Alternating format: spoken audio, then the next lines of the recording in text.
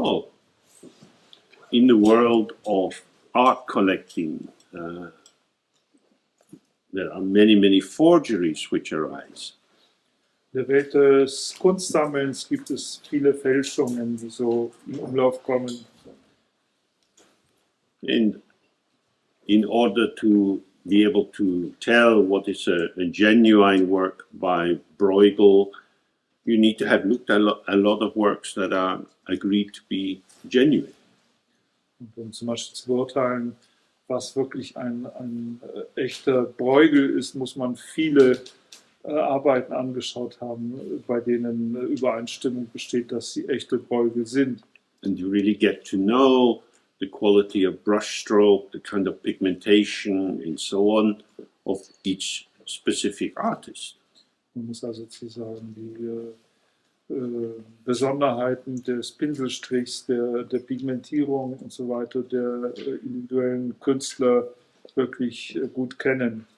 On the basis of seeing the genuine, you can then see, oh, this is not genuine. Auf der Grundlage des Erkennens von Echten kann man auch erkennen, was nicht echt ist.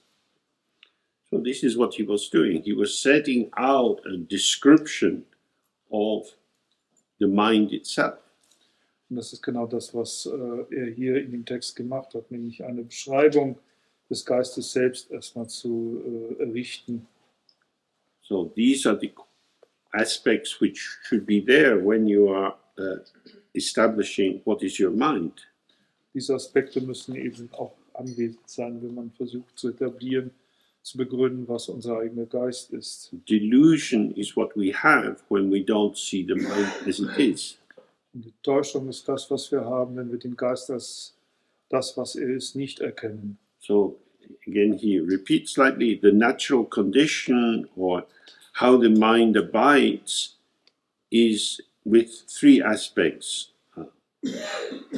And here they're translated as nature, immediacy and energy. Was er dann also hier wiederholt, ist, dass die natürliche Sandsweise, wie der Geist verweilt, drei Aspekte besitzt. Und diese Aspekte werden hier übersetzt als Natur, Unmittelbarkeit und Energie. These technical terms are a little difficult to translate precisely. The first ngo means how it is, which means empty. Diese technischen Begriffe hier sind etwas schwierig zu übersetzen. Der erste davon, das Novo, bedeutet sowas wie etwa wie es ist. In the second, Rangjin, is the quality of emptiness. Und wie es ist bedeutet leer. Und der zweite Begriff, Rangjin, ist die Qualität der Leerheit. The quality of emptiness is display, is a showing. Und die Qualität der Leerheit ist das sich zeigen, die Schau sozusagen. In the third aspect, Tukche, which generally means compassion, here means the movement of particular forms of energy within the field of clarity. Und der dritte Begriff, Tukje, bedeutet im Allgemeinen Mitgefühl, aber in diesem Kontext bedeutet er die Bewegung von speziellen Energiemustern innerhalb von Klarheit. So, in the break, most people got up and moved about a bit. In der Pause haben sich die meisten hier erhoben und haben sich irgendwo umher bewegt. Go out of the room and the passageway is a little bit narrow and people are getting tea or looking at books, and so we have to move through other people. Wir gehen da raus und die Gänge sind hier etwas eng und es stehen Leute auf den Gängen, sie holen sich Tee oder sie betrachten Bücher, sodass wir wirklich sozusagen uns durch die Leute hindurch bewegen müssen. So, from inside myself, I want to get to the toilet. Also aus meinem inneren Selbst will ich jetzt auf die Toilette kommen. The other people in the passageway are obstacles to my progress. Und die anderen Leute in dem Gang sind sozusagen Hindernisse auf meinem Weg zum Fortschritt. So that's the position from starting as an individual. Das ist eine Positionierung, wo man sich selbst als ein Individuum als Anfangspunkt setzt. Or we can start from being here-ness. Wir können aber auch aus dem Punkt hier zu sein, also sozusagen dieses Hiersein beginnen. Here we are together. Wir sind hier zusammen We're already relating. und wir haben bereits eine Beziehung. So as we move together in these narrow spaces, we are exhibiting different modes of relating. Und während wir uns also dann in diesen engen Räumen miteinander bewegen, zeigen wir verschiedene Modalitäten des aufeinander Bezogenseins. We pass someone and we can see that they're just being a little quiet, so we don't do anything. Then someone else smiles and we say a few words and we continue. Wenn wir dann also vorbeigehen, wir sehen vielleicht jemanden, der sehr still und in sich zurückgezogen ist, dann tun wir vielleicht nichts und wir sehen jemand anderen, der vielleicht lächelt, wir wechseln ein paar Worte. There we have the movement in a field of belonging. Wir haben hier also eine Bewegung in einem Feld von Zusammengehörigkeit. The field of belonging is reconstituting itself moment by moment. Und dieses Feld von Zusammengehörigkeit stellt sich sozusagen von Augenblick zu Augenblick immer neu her. And so how we move towards someone or away from them has to be allowed to emerge from the meeting with the other. Und die Art und Weise, wie wir auf jemanden zugehen oder uns von ihm entfernen, muss gewissermaßen aus der Art und Weise entspringen, wie wir zusammen sind. We show our availability or non-availability through posture, gesture, speed of speech and so on. Wir zeigen gewissermaßen unsere Verfügbarkeit oder eben Nichtverfügbarkeit an durch unsere Haltung, durch unsere Gesten, durch die Geschwindigkeit, unsere Sprache und so weiter. That's to say, the world is showing itself. Diese Weise zeigt sich die Welt selbst. And the pathways open through that world, Und Wege öffnen sich durch diese Welt, which you cannot know by thinking about how it might be. die man nicht kennen kann, indem man darüber nachdenkt, wie es denn sein könnte. But we find ourselves being constituted, not just out of ourselves, but co-emergently in relation to the interaction in the field. Sondern wir finden uns selbst sozusagen konstituiert, nicht durch das, wie wir in uns selbst sind, sondern durch unsere Wechselwirkung in dem Feld. So, what we take as individuals are our nodal points of emergence in a field that we are always already part of. Was wir also als Individuum betrachten oder Individuen betrachten, sind nichts anderes als unsere wechselseitigen Knotenpunkte in diesem Aufkommen, in diesem Erscheinen in einem Feld von gegenseitiger Wechselwirkung. And this is a field which cannot be secured. Ein Feld, das nicht sicher festgestellt werden kann. It's always moving. Und es bewegt sich stets. We've no idea when you end today what the traffic will be like going home or if the train will be delayed. Wir haben keine Idee, wie zum Beispiel der Verkehr sein wird, wenn das hier zu Ende ist heute, wenn wir nach Hause fahren wollen, oder ob der Zug, den wir nehmen wollen, vielleicht eine Verspätung haben wird.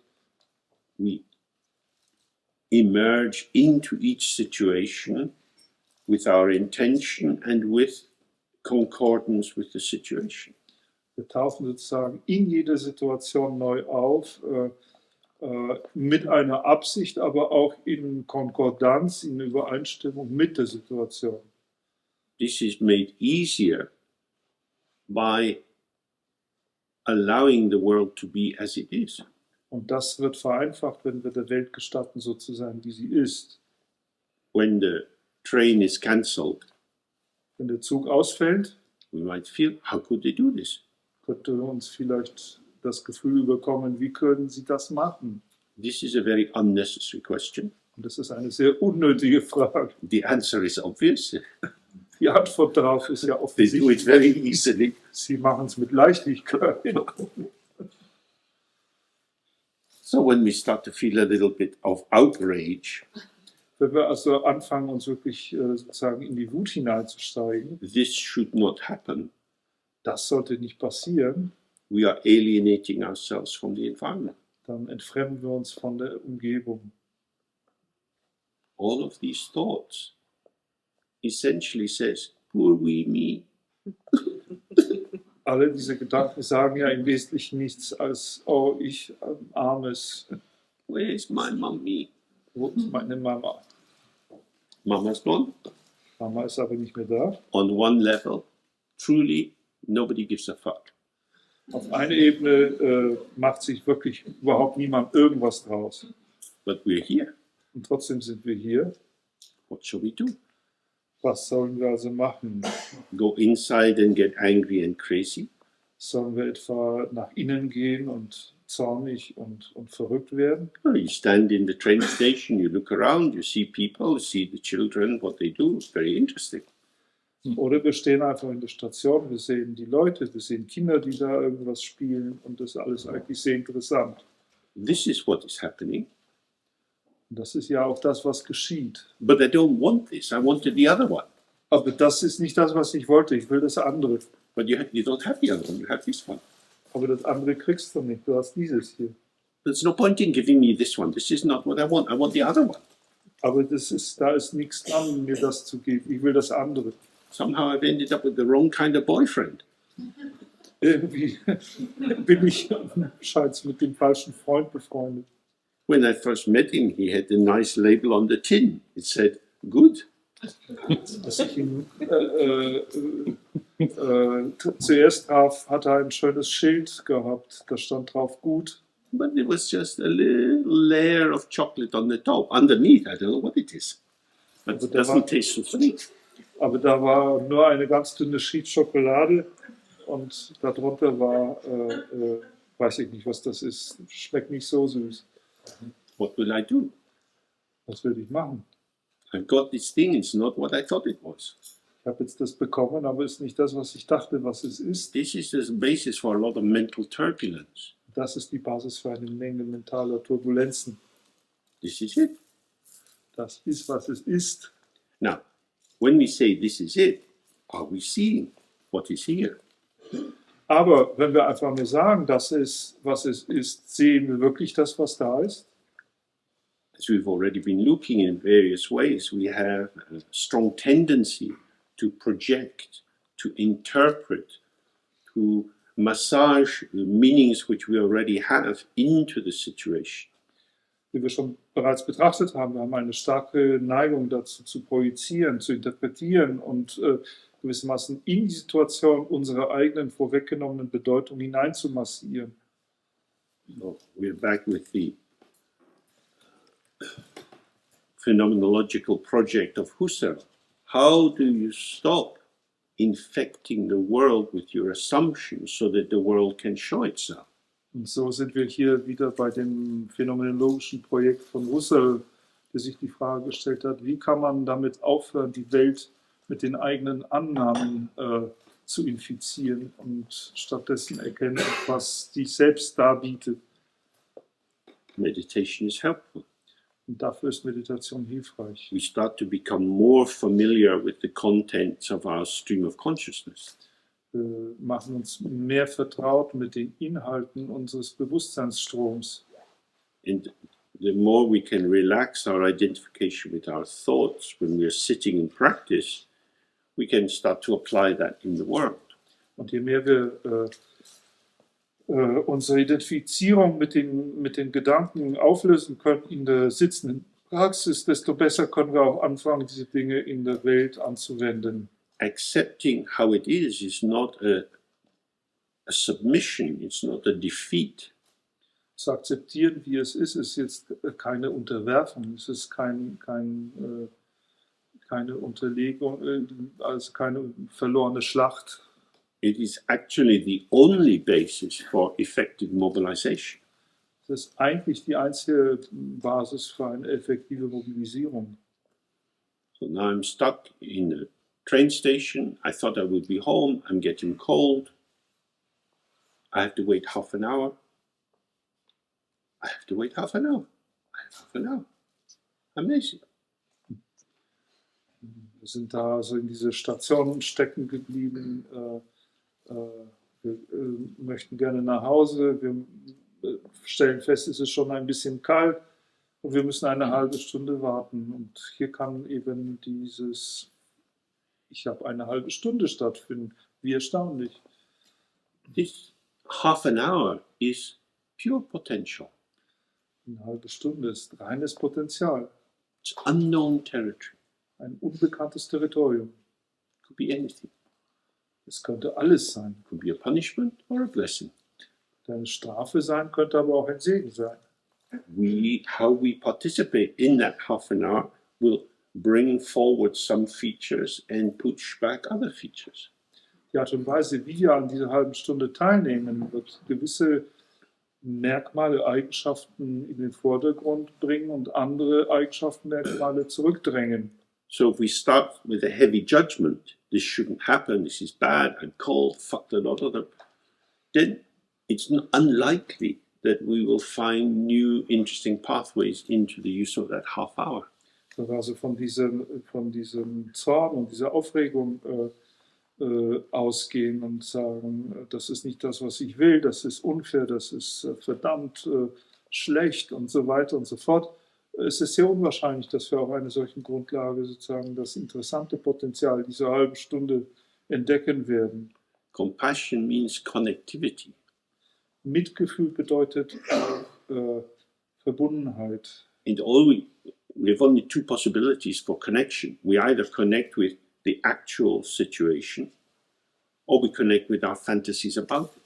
Und dazu haben wir nur zwei Möglichkeiten. Entweder verbinden wir uns mit der tatsächlichen Situation oder wir verbinden uns mit unseren Fantasien darüber, wie sie ist. So our actual condition is that everything from the very beginning is always already connected through the inseparability of these three modalities.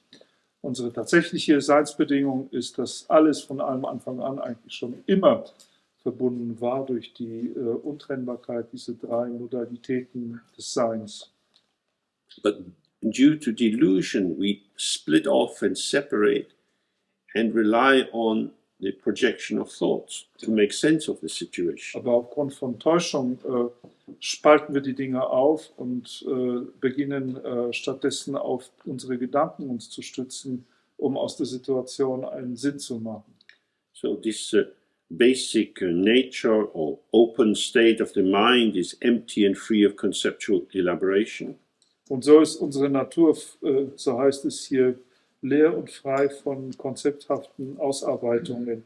Its immediacy or quality is clarity effortlessly arising. Seine Unmittelbarkeit ist die Klarheit, die mühelos entsteht. And its energy unceasingly arises as diversity. Und seine Energie entsteht unaufhörlich als Mannigfaltigkeit, als Vielheit. Diversity here is in the symbolic way. At this point, somebody might hold up a crystal and have some light shine through it, so that you see the refraction of the white light into the spectrum colors. Auf der symbolischen Ebene könnte an dieser Stelle jemand einen Kristall hochhalten und es mit Licht bestrahlen, sodass wir dann sehen können, wie das weiße Licht aufgebrochen wird in all Spektralfarben. This diversity is contained within the wholeness of the white light. Und diese Diversität oder Mannigfaltigkeit, die Vielheit oder Vielfältigkeit ist enthalten in der Einheit des weißen Lichts. It's a showing of the potential of the white light. Das ist das Zeigen des Potenzials des weißen Lichts. So in the same way, as we encounter the movements of the field of clarity, we can be manifesting in many different ways.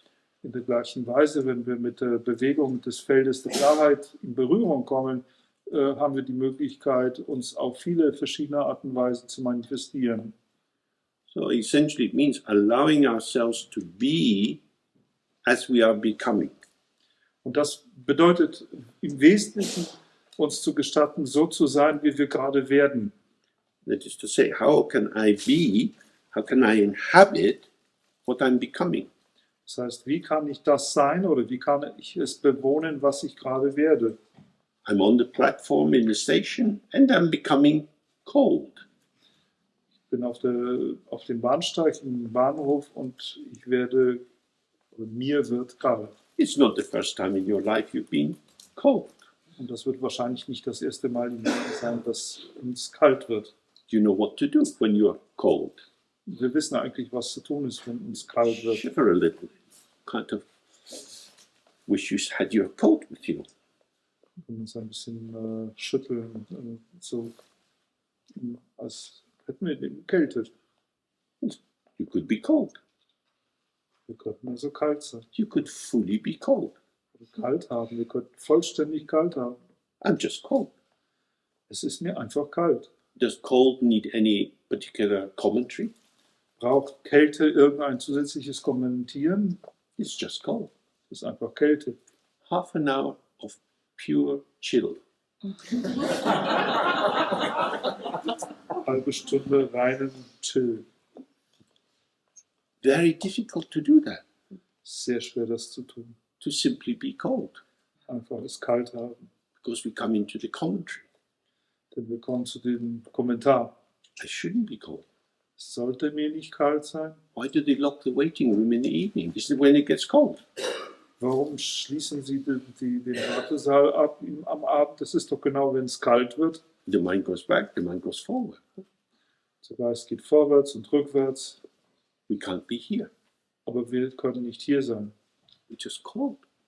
Einfach nur kalt. So this is what this means. It's very simple.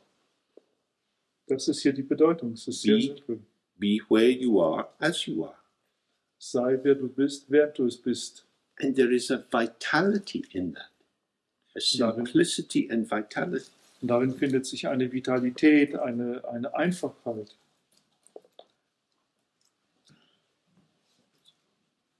And it's unpredictable. Und es ist ein bisschen unvorhersagbar. Although from the very beginning the mind itself abides as the presence of these perfectly pure three modes, which are the modes of the Buddha's mind, the Dharmakaya, Sambhogakaya, and the Manakaya, it is instantaneously obscured by the adventitious impurity of the three forms of ignorance. Due to this, one's own nature is not known by oneself. Dann heißt es im Text, obwohl von einem Anfang an der Geist in der Gegenwart diese vollkommen reinen drei Modi, tibetisch Kusum, drei Körper auch genannt, also das, was als Buddhas Modalitäten von Dharmakaya, Sambhogakaya und Nirmanakaya bezeichnet wird, verweilt, ist er augenblicklich verdunkelt durch die zufälligen Unreinheiten der drei Formen von Unwissenheit, Ignoranz. Auf diese Weise oder aufgrund dessen wird von uns selbst die eigene Natur nicht erkannt. It's like being on a horse and losing your seat, so you fall off. Or riding a bicycle and losing your balance and you collapse off into a ditch. Das ist wie auf dem Pferd reiten und praktisch seinen Halt im Sitz zu verlieren, dann fällt man herunter. Oder wenn man ein Fahrrad fährt und Gleichgewicht verliert, dann landet man vielleicht auch im Graben. You always say if you fall off the horse, the first thing you have to do is get back on the horse. Und das heißt ja immer, das Erste, was du tun musst, wenn du von einem Pferd fällst, ist, wieder auf den Pferderücken zu steigen. If you don't do that, you start to develop thoughts about the horse. Wenn man das nicht tut, dann fängt man an, Gedanken darüber zu entwickeln, wie das Pferd ist. And you don't ride a conceptual horse, you ride an actual horse. Und wir reiten aber nicht ein begriffliches Pferd, sondern ein tatsächliches Pferd. So it's the same with ignorance. This natural integration of all experience is already present, but for whatever reason we become fixated on a moment of self and other. Und das Gleiche ist mit unserer Erfahrung, sozusagen die natürliche Integration ist schon immer anwesend gewesen, aber aus irgendwelchen nicht weiter erklärbaren Gründen werden wir in einem Augenblick auf irgendeine Trennung zwischen selbst und anderen fixiert. So you have a kind of trauma reaction, Und dann haben wir eine Art Traumareaktion. which involves a retraction. Und das beinhaltet einen Rückzug, ein sich zusammenziehen. And then you can come to a conclusion. Und dann könnte man zu einer Schlussfolgerung gelangen. So you get a little puppy and you love your little puppy. Wir haben einen kleinen Hund und lieben diesen kleinen Hund. And then you find it's chewed the toe off your new ballet shoes. Und dann finden wir raus, dass der Hund aber die Zehen unserer neuen Ballettschuhe zerbissen hat. So you don't like your puppy anymore. Und dann mögen wir unseren Hund nicht mehr. This is a horrible puppy. Furchtbarer Hund. I'm not going to ballet with these shoes. Everyone will laugh at me. In solchen Ballettschuhen kann ich nicht gehen. Alle werden mich auslachen. So when you start to have this conceptual elaboration, you re-identify the object, which separates in a way that separates you from it. Und wenn wir sozusagen auf der Grundlage von solchen konzepthaften Ausarbeitungen anfangen zu operieren, dann findet eine Reidentifizierung des Objekts statt, die dazu führt, dass wir dieses Objekt abtrennen. Subject and object start to drift apart because the space is being filled by thoughts. Subjekt und Objekt beginnen auseinander zu driften, weil der Raum mit Gedanken gefüllt wird. So he describes this now in some detail. So firstly, there is co-emergent ignorance, by which one's innate recollection of or presence in the natural condition of mind as the three modes does not arise. Und jetzt wird das ein bisschen im Detail beschrieben. Erstens die Art und Weise der Täuschung. Erstens, da ist die also gleichzeitig entspringende Ignoranz, Unwissenheit, aufgrund welcher die eigene eingeborene Sammlung oder Erinnerung von und Gegenwart in der natürlichen Seinsweise des Geistes als die drei Modi nicht aufkommen kann. So this innate recollection is the natural clarity of just being oneself, being present. Und diese eingeborene Erinnerung oder Sammlung ist die natürliche Qualität, einfach man selbst zu sein und gegenwärtig zu sein. It doesn't involve any split. Und beinhaltet keine Spaltung. The split comes when we move into an opinion about it. Eine Spaltung taucht auf oder tritt auf, wenn wir uns hin zu einer Meinung darüber bewegen. So to return to the example, you're in the railway station and the first experience arises, I'm cold. Also um zu dem Beispiel zurückzukehren, wir sind in der Bahnstation und dann entsteht die Erfahrung, es ist mir kalt. This is a recognition of the current quality of your embodiment in the situation. Das ist sozusagen ein Erkennen der gegenwärtigen Qualität unserer Verkörperung in der Situation. I'm here, I'm cold. Ich bin hier und es ist mir kalt. Oh, this is really cold. Und dann kommt, es ist wirklich kalt. As the thoughts start to elaborate, you take up a position with regard to the coldness. Während sich die Gedanken sozusagen mehr und mehr ausarbeiten, beziehen wir eine Position in Bezug auf die Kälte. I am cold, Es ist mir kalt, but now I'm suffering from coldness. aber jetzt leide ich unter Kälte. I'm being attacked by coldness. Jetzt werde ich von der Kälte angegriffen. This is too much. Das ist zu viel des Guten. The cold is me. Kälte, das bin ich. My condition is being projected out and returned to me as other. Mein eigener Zustand wird nach außen projiziert und kehrt zu mir zurück als das andere. Does that example make sense? Kann das Beispiel für euch Sinn machen? Because it's very important. Sehr wichtig. What is me is being discounted because I don't want it to be me. Was ich bin, wird hier sozusagen verworfen, weil ich es nicht sein will. So this suddenly occurring ignorance is the self-positioning in terms of how one is. Dass diese plötzlich erscheinende Ignoranz eine Positionierung im Sinne dessen, wie man ist, bedeutet. When something is, it doesn't need to be asserted. Wenn etwas ist, dann muss es ja nicht bestätigt oder sichergestellt werden.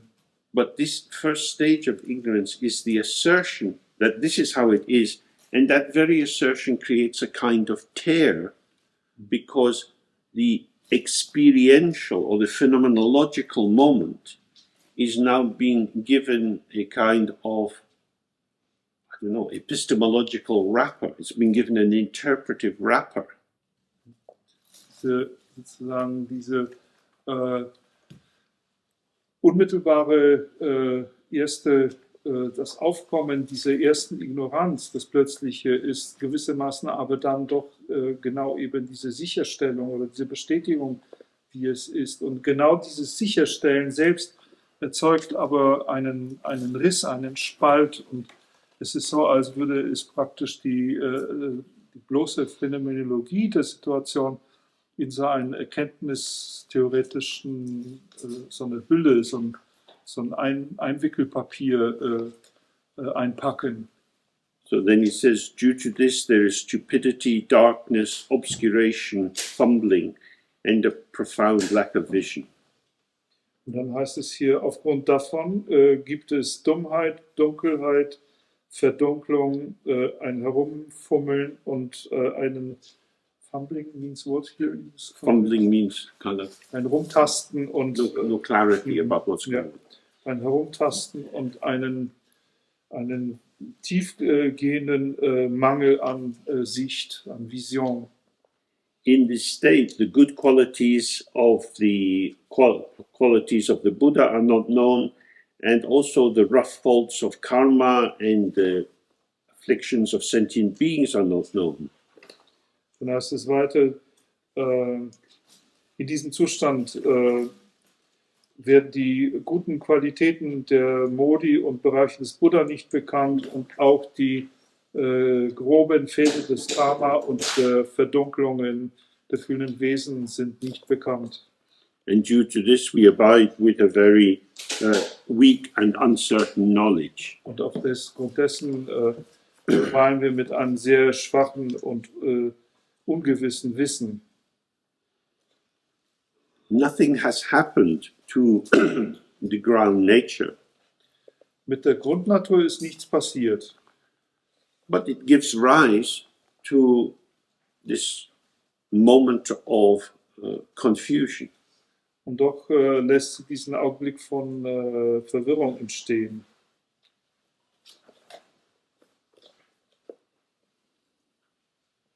We don't sit with that confusion. Wir sitzen aber nicht mit dieser Verwirrung. As we start to emerge from it, we become active. Wie wir daraus sozusagen hervorgehen, werden wir aktiv. All we had to do was relax. The moment of confusion would pass and everything would be as it is. Was wir eigentlich alles, was wir zu tun hatten, alles was zu tun war, wäre einfach damit zu verweilen und es würde sich entspannen und diese Augenblicke von Verwirrung würden vergehen.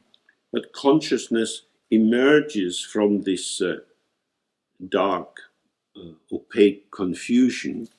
Aber Bewusstsein entsteht aus diesem dunklen, undurchdringlichen Verwirrung. And starts to make sense of what is going on. Und beginnt zu versuchen, aus dem, was vor sich geht, einen Sinn zu machen. And he says, then due to the arising of subtle habits of attachment to this previously arisen ignorance, and due to the unpredictable influence of the objects of the six senses, consciousness appears to be internal and unpredictable, and then events and conditions are believed to be real. Dann heißt es hier weiter, dann aufgrund des Erstehens von subtilen Gewohnheiten, von Festhalten, wird diese zuvor aufgekommene Ignoranz, Festhalten an diese zuvor aufgekommene Ignoranz und aufgrund der unvorhersagbaren Einflüsse von Objekten der sechs Sinne beginnt das Bewusstsein als innerlich und unvorhersagbar zu erscheinen. Und dann werden Ereignisse und Bedingungen für real gehalten. And what's important is to see this is not a kind of story like the book of Genesis or something.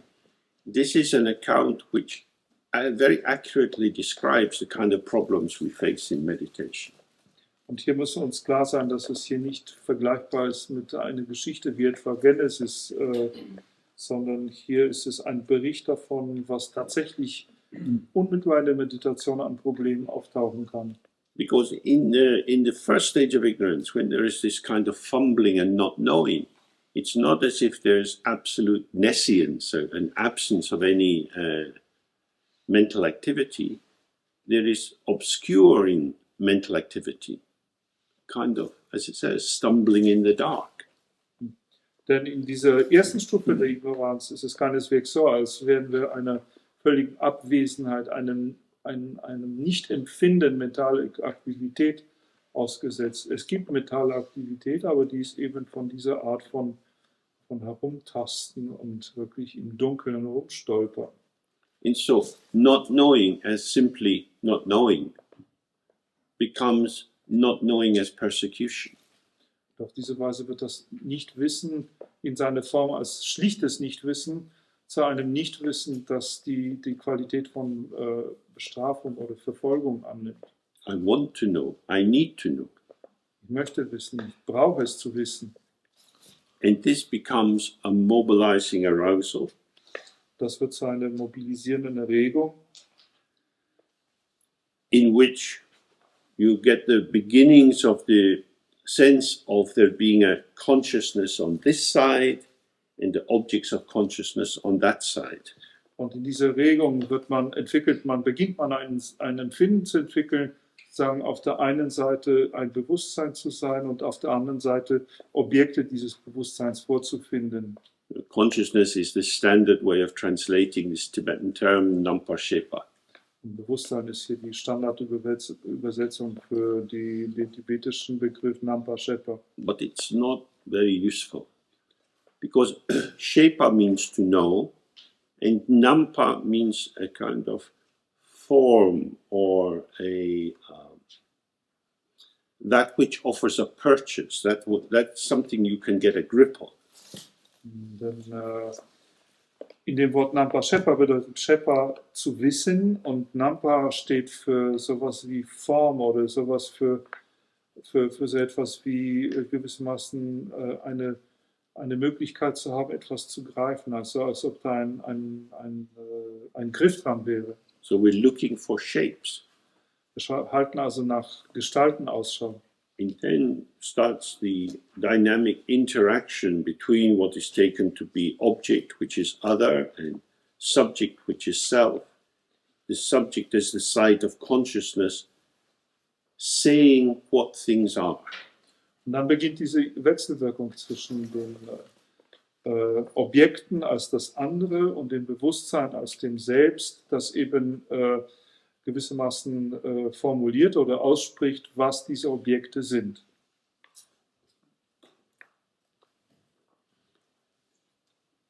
And so with the events and conditions being taken as real, there is grasping at objects as good and bad, followed by accepting and rejecting them.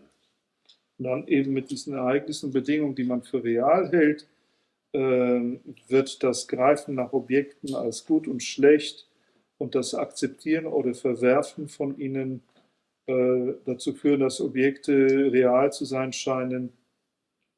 Okay, soweit waren wir noch nicht. And these objects seem to be real, and so one abides with the three afflictions of stupidity, aversion and desire. Genau, das kommt jetzt dann. Die Objekte scheinen dann real zu sein und man verweilt mit den drei Plagen von Dummheit, Abneigung und Begierde. There are real things, and I either like them or don't like them. Es gibt dann also diese realen Dinge da draußen und entweder ich mag sie oder ich mag sie nicht. I want more or less of them. Ich möchte mehr davon oder weniger davon. What are they? Our own mental confectionery. Was sind sie aber? Sie sind nichts anderes als unsere eigenen mentalen Konfektionen. They are elaborated by the energy of the mind, Sie werden durch die Energie des Geistes herausgearbeitet, but there is nothing there in itself. aber nichts ist da, was an sich Bestand hätte. So, we look out the window, we can see the tree. Wir können aus dem Fenster nochmal schauen, den Baum betrachten. It's easy to see a tree, it's quite big. Es ist einfach, diesen Baum zu sehen, denn er ist ziemlich groß. There is no tree. Aber da ist kein Baum. There's only tree and land. Because the tree has the roots in the land, in the ground. And if the land wasn't there, the tree would fall over and be dead. Denn es gibt nur einen Baum und das Land. Der Baum hat seine Wurzeln in dem Land. Wäre das Land nicht da, dann könnte der Baum auch nicht stehen. Er würde umfallen. My intelligence in recognizing that there is a tree is the sign of my stupidity. Meine Intelligenz zu erkennen, dass dort ein Baum steht, ist zugleich auch das Zeichen meiner Dummheit. This is really important to recognize. Und das ist wirklich wichtig zu erkennen. The whole world is the one integrated field of dependent co-emergence. Die ganze Welt ist ein einziges integriertes Feld von Koemergenz in Abhängigkeit, von Entstehung in Abhängigkeit. The tree depends on the soil depends on somebody not chopping it down, that depends on this being designated a garden, and so on and so on and so on. So many link signifiers are inseparable from the continuing existence of the tree. Der Baum, der hängt davon ab, dass er auf dem Boden steht. Der Boden ist da, weil man ihn nicht weggekarrt hat und weil jemand vielleicht beschlossen hat, dass hier ein Garten sein soll und so weiter und so fort. Es gibt so viele miteinander verwobene, verknüpfte Bedeutungsträger, die gewissermaßen dafür sorgen, dass es eine fortgesetzte, kontinuierliche Existenz dieses Baumes geben kann. So, the moment or the event of being able to identify this is a tree Dieser Augenblick der Fähigkeit zu identifizieren, dass es sich hierbei um einen Baum handelt, in terms of its own logic is an act of intelligence. ist natürlich im Bezugsrahmen der eigenen inneren Logik ein Akt der Intelligenz. But the structure which gives selective attention to the tree as if it were a thing existing in itself, extrapolating it from its vital lived context, that is the affliction of stupidity. Aber diese Struktur, die uns erlaubt, diesen Baum gewissermaßen herauszuschneiden aus seinem eigenen Kontext, ihn zu extrapolieren und ihn als ein Baum für sich, als ein separates Ding zu betrachten, ist in Wirklichkeit ein Zeichen unserer Dummheit. So, in Tibetan language is a very sweet language. The word for the concept is a namtok. And this nam is the same as in namche for consciousness. Again, it means a formation or a shape. So, concepts are shapes that shape. And they are the feeders, the nurturing of consciousness. Tibetisch ist wirklich eine sehr süße Sprache. Zum Beispiel das Wort für Konzept oder Begriff ist Namtok. Und Namtok ist das Nam dasselbe wie Namche, also das, was man als Bewusstsein bezeichnet, so dass man sagen kann, und Bewusstsein heißt auf Tibetisch sowas wie Formung. Und sodass in Namtok, in diesem Konzept, auch das Form für Formung ist, sozusagen, das ist das Formen des Formers, gewissermaßen das, was diese Feedback-Schleife für uns beschließt. This is a tree. The concept of tree seems to catch what is there. And that catchability of what is there feeds our confidence that I am conscious that there is a tree. Diese Aussage, das ist ein Baum, es scheint ein Konzept zu sein, das uns erlaubt, gegriffen zu bekommen, was da ist. Und genau dieses Greifen und gegriffen haben ist dasjenige, was dem Bewusstsein das Gefühl vermittelt, dass er erkannt hat, was da ist. So Oder es erkannt hat, was da ist, Entschuldigung. Like Ouroboros, this primordial snake that eats its own tail, the concept and the consciousness make an unvirtuous circle going round and round, feeding off each other.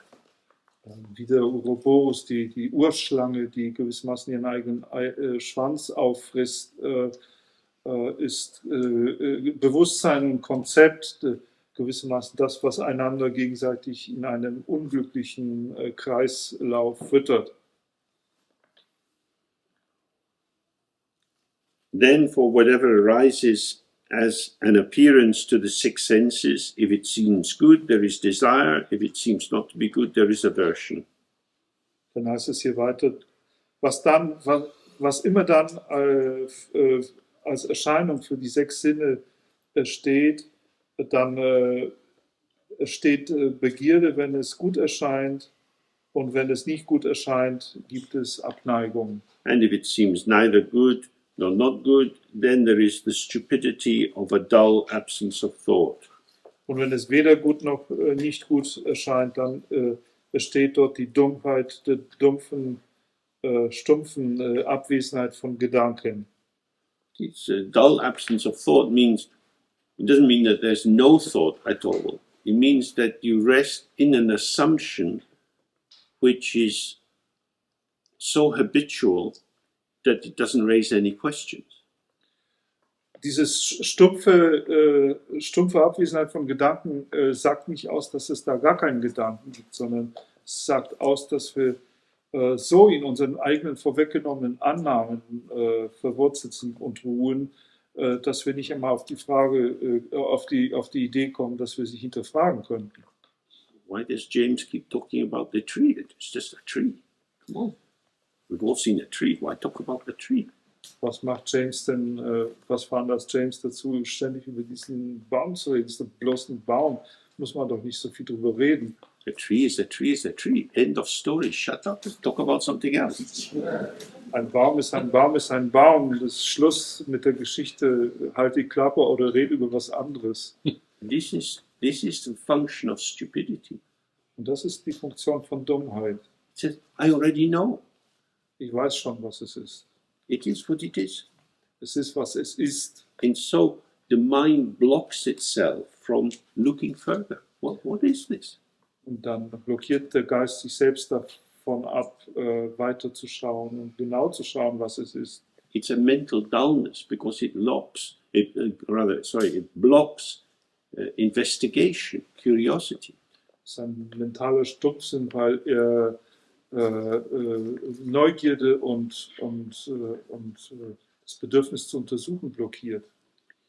In that way, there is desire and aversion, accepting and rejecting, encouraging and inhibiting. This is called the ignorance of identification. Dann heißt es hier, in dieser Weise gibt es Begierde und Abneigung, Annehmen und Ablehnen, Ermutigung und Behinderung. Dies wird als die Unwissenheit oder Ignoranz der Identifizierung bezeichnet. I am real and I have my interests and prejudices. The objects of the world are real and they have their varying qualities. And the interaction of these two generates this ignorance. Etwa so, dass wir uns sagen, ich bin real und habe meine Urteile und Vorurteile und all das. Und die Objekte der Welt sind auch real und das ist sozusagen die Basis diese Urteile. The Tibetan name for this kind of ignorance is kuntutakpa, which means the continuing application of science to everything. Der tibetische Name davon ist Kuntutakpa und das bedeutet die fortgesetzte Anwendung von Zeichen auf alles. Everything is mediated through identification and interpretation. In anderen Worten, alles wird vermittelt durch Identifizierung und Interpretation. So through this we become the lords of the world. Und auf diese Weise werden wir zu den Herren der Welt. We walk around telling the world what it is. Wir spazieren umher und erzählen der Welt, was sie ist. This is a house, this is a car, this is a dog. Das ist ein Haus, das ist ein Auto, ein Hund. This is what parents do with small children. They give them a little book and they say, what is that? Das ist genau, was die Eltern mit den kleinen Kindern machen. Sie geben ihnen ein Buch und dann zeigen sie auch etwas und fragen, was ist das? And the child goes, woof. Say, yes, that's a dog.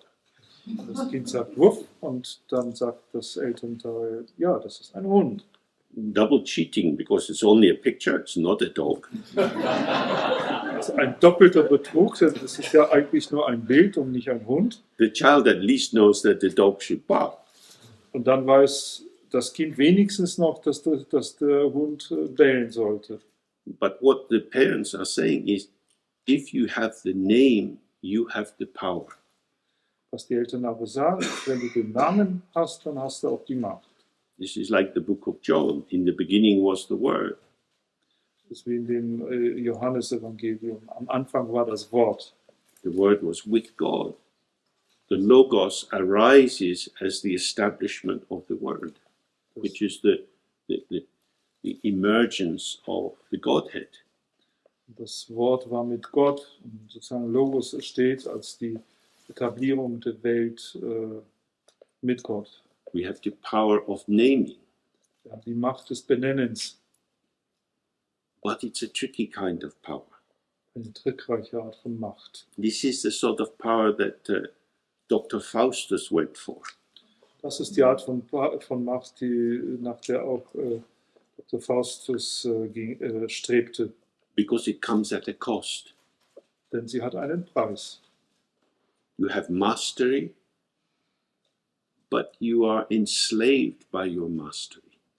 Du erlangst zwar Meisterschaft, aber gleichzeitig bist du durch deine Meisterschaft auch versklavt. We live trapped inside the prison of science. Wir leben sozusagen eingeschlossen in dem Gefängnis von Zeichen. In the freshness of the presentation of each moment becomes more and more distant from us as we drown in the sea of signifiers. Und die Frische von Augenblick zu Augenblick sich darbietenden Präsentierung von dem, was da ist, versinkt mehr und mehr und entfernt sich mehr und mehr dadurch, dass wir in ein Meer von Bedeutungsträgern versinken. From this emerges the third ignorance. Und aus diesem Prozess entsteht dann die dritte Art von Ignoranz. So it says, in this way, from the root of ignorance, the 6 afflictions arise without control, and so we are travelers, wandering in the 6 realms of samsara and experiencing the sorrows of each of them. This is called the ignorance of not understanding cause and effect. Dann heißt es hier, in dieser Weise, aus dieser Wurzel der Ignoranz, entstehen die 6 Plagen, ohne darüber Kontrolle zu haben. Und so werden wir zu Wanderern, Joa, die in den 6 Daseinsbereichen herumwandern und die Sorgen eines jeden von ihnen erfahren. Dies wird als die Ignoranz von Nichtverstehen von Ursache und Wirkung bezeichnet. This demonstrates the way the 3 forms of ignorance ripen into the result of samsara. Und das zeigt die Art und Weise, wie 3 Formen von Ignoranz zu dem Resultat von Samsara anreifen. So, from a moment of confusion, Von einem Augenblick von Verwirrung, leading to an anxious retraction, die zu einem sich ängstlich zurückziehen führt, generating mental perturbation, und die eine mentale Störung generiert, there manifests an active engagement of a seeming subject in a seeming world of objects. manifestiert sich ein aktives Engagement eines scheinbaren Subjekts in einer Welt von scheinbaren Objekten. And as an individual, we then move through the world selecting, making our choices to have this or not have that. Und das Individuum bewegen wir uns durch unsere Welt in der Form von Selektionen, indem wir Wahlen treffen. Wir wollen mehr von diesem und weniger von jenem haben. We are asserting our intelligence and our embodied sense of our sensations and likes and dislikes. Wir stellen sicher, dass wir sozusagen ein verkörpertes Wesen sind mit unseren Vorlieben und Abneigungen, die sich auch durch unseren Körper ausdrücken. I want to live life on my terms. Ich möchte das Leben sozusagen zu meinen Bedingungen leben. But when I do that, I'm the only one on my terms. Aber wenn ich das mache, dann bin ich wiederum der Einzige, der zu meinen Bedingungen lebt. So I alienate myself from what's around me. Dann entfremde ich mich von allem, was um mich herum ist. Let's all go out and eat together. Lass uns dann lieber doch rausgehen und etwas zusammen machen. Vegans at that table, meat eaters at that table, fish eaters at that table, people who like chili in the corner. Die Veganer essen an diesem Tisch, die Fleischesser an diesem, die Fischesser an diesem und die auch noch extra scharfe Sachen brauchen, die essen da an dieser Ecke. It's very difficult in England to invite people to eat because people eat such individual things and they make it a marker of who they are. I don't eat that. Why the fuck not? It's good. What's wrong with you? But you can't say that. I respect your integrity. Es ist sehr schwer, Leute in England zum Essen zu haben, denn jeder isst auf eine sehr individualisierte Art und Weise und sie markieren sozusagen ihre Identität mit der Art von Nahrung, die sie zu sich nehmen. Und selbst wenn man irgendwas gekocht hat, was jeder eigentlich essen kann, man kann es ihnen einfach nicht sagen. Warum zum Teufel kannst du das nicht essen, weil das würde ja dann ihre Integrität verletzen. I'm just me. This is how I am. Ich bin bloß ich, das ist wie ich bin. So the understanding of karma says, no, this is generated by decision after decision after decision after decision. All these little micro moves start to build up this edifice which demonstrates you and imprisons you simultaneously. Aber das ist falsch. Es ist das, was eben Karma heißt, dass wir von Entscheidung zu Entscheidung, gewissermaßen mit Hilfe all diese kleinen Mikroentscheidungen, diese Form selber geschaffen haben, die zugleich uns selbst demonstriert und gefangen hält. So in brief, samsara is our experience of being intoxicated by the belief that self and other are separate and both have their own internal defining essence. Dann in Worten in kurz gesagt ist Samsara nichts anderes als die Berauschung an der Idee, dass Subjekt und Objekt gewissermaßen getrennt wahrhaft existieren, dass beide gewissermaßen ihre eigenen inneren, intrinsischen, definierenden Merkmale haben. So we do a little meditation. Wir machen ein bisschen Meditation. The function of the meditation is to help us release this intoxication. Und die Funktion der Meditation ist uns zu helfen, dieses Berauschtsein zu entlassen. What looked like medicine is in fact poison. Was wie Medizin aussieht, ist in Wirklichkeit Gift. And what feels like poison is in fact medicine. Und was wie Gift ausschaut, ist in Wirklichkeit Medizin. I'm going to sit here and not do anything. Ich werde hier sitzen und nichts tun. Why? Warum? Not very interesting. Scheint mir nicht sehr interessant zu sein. Looks like poison to me.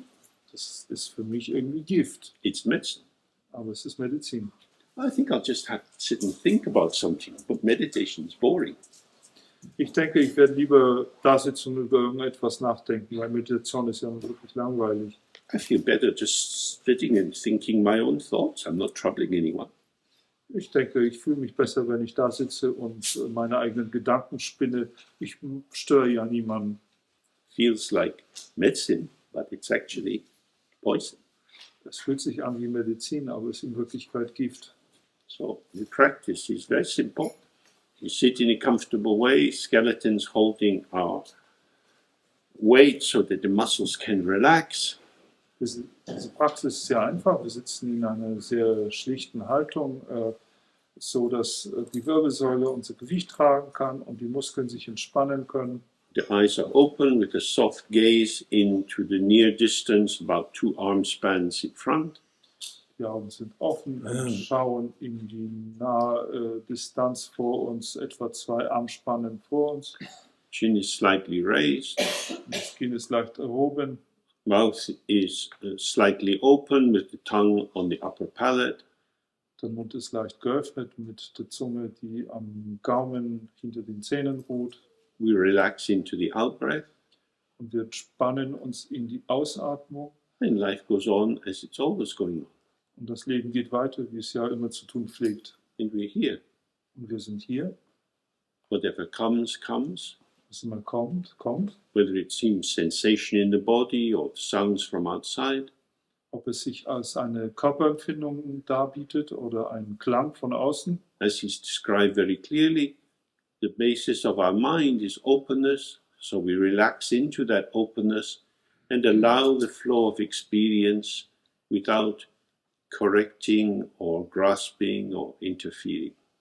Wie es sehr klar heißt, ist der Grund unseres Geistes die Offenheit und wir entspannen uns in diese Offenheit und erlauben, was immer aufkommt, aufzukommen, ohne in irgendeine Weise einzugreifen oder das Bedürfnis zu haben, es zu verbessern, zu korrigieren, einzugreifen.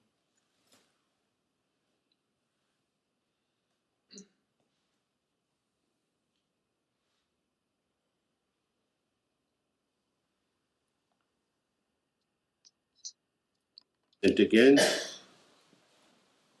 Das ist eine Praxis, die man wieder und wieder machen kann. it's very helpful and it's the basis of the main practices in Dzogchen. Es ist sehr hilfreich und die Grundlage für die Hauptpraktik in Dzogchen, Because through it we can gradually have the sense of this natural purity of awareness.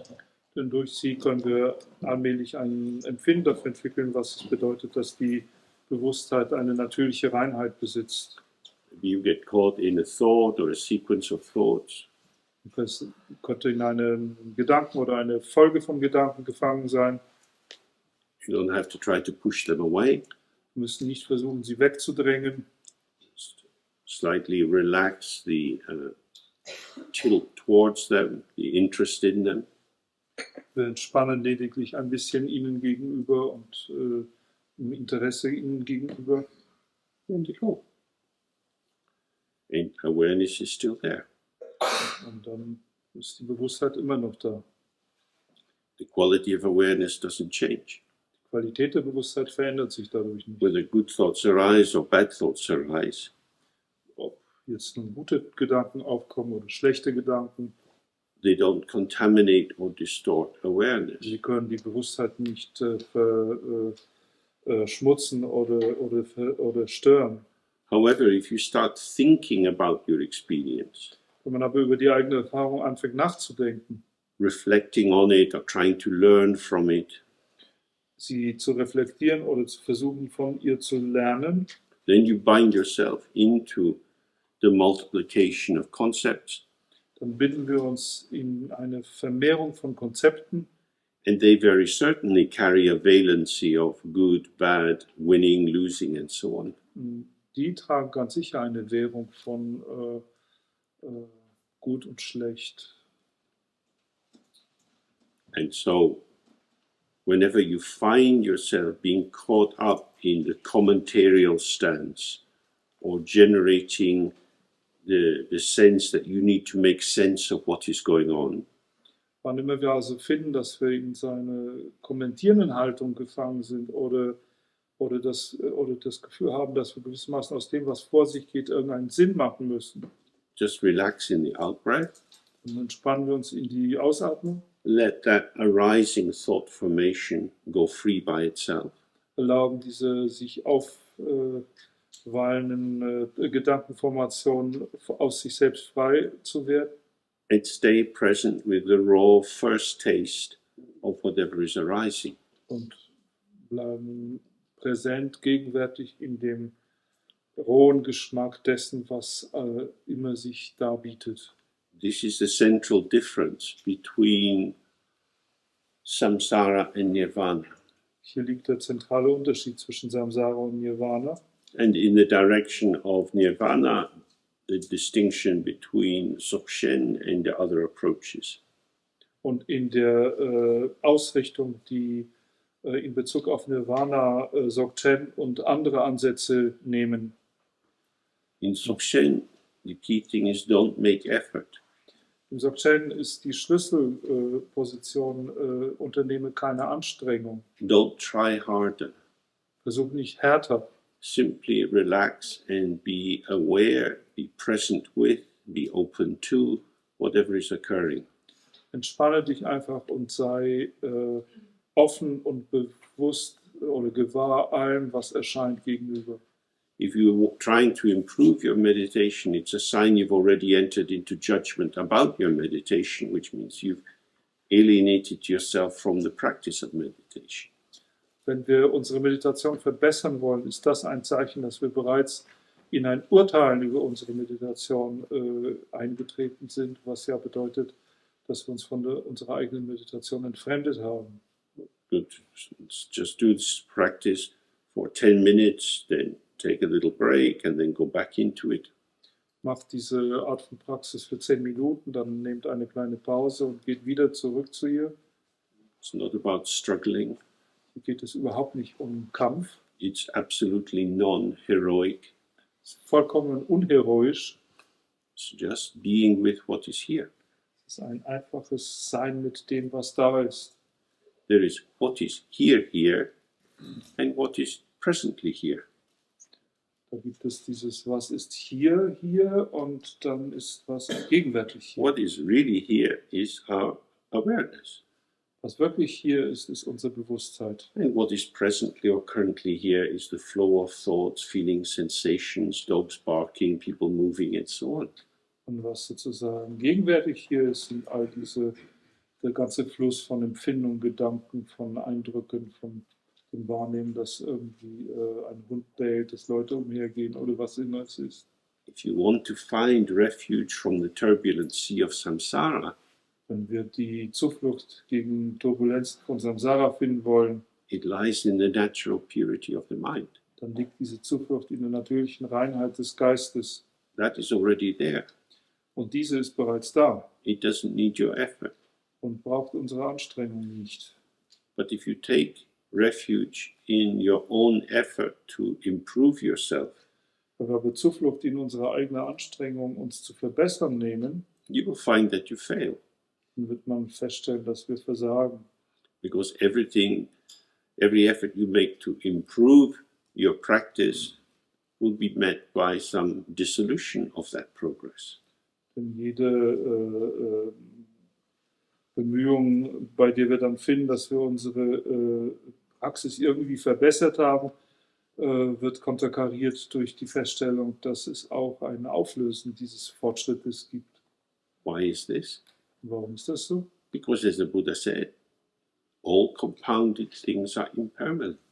Es ist so, weil, wie es der Buddha schon sagte, alle zusammengesetzten Dinge unbeständig sind. The realm of cause and effect, of construction, of creation, of elaboration, creates patterns which are of their very nature transient. Dieser Bereich von Konstruktion, von Schöpfung, von Bemühung, von Hervorbringung, schafft natürlich Muster, aber sie sind sozusagen aus ihrer eigenen Natur heraus von einer transienten Natur, sind vorübergehend. So again, we encounter something very paradoxical. Wir begegnen hier also etwas sehr Paradoxem. You are not necessary for your own enlightenment. Du bist nicht notwendig für deine eigene Erleuchtung.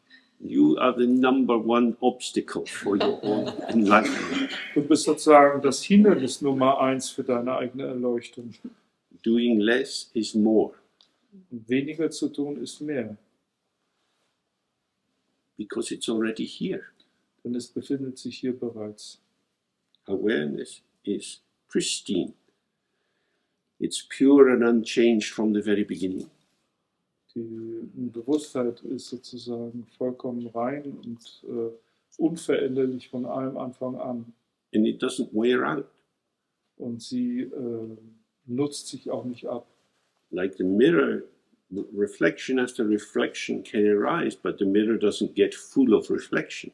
So wie der Spiegel, der fähig ist, eine Spiegelung nach der anderen zurückzuwerfen, aber nie davon irgendwie überfüllt wird, dass der spiegeln muss. The mirror always has space, Der Spiegel hat immer Raum, because the mirror's very quality is its spacious receptivity and hospitality. das ist ja seine ureigentliche Qualität des Spiegels, seine raumhafte Offenheit und Gastfreundschaft. Sometimes our mind, this open awareness, looks kind of active subject, and sometimes it feels more like receptive object. Manchmal fühlt sich unser offener Geist mehr wie ein aktives Subjekt an, manchmal fühlt er sich mehr wie ein empfängliches Objekt an. These are just the various flavors of how manifestation occurs. Das sind einfach nur die verschiedenen Gerüche oder Geschmäcker, wie Manifestationen sich zeigen. It's not a problem to be sorted. Und es ist kein Problem, das gelöst gehört.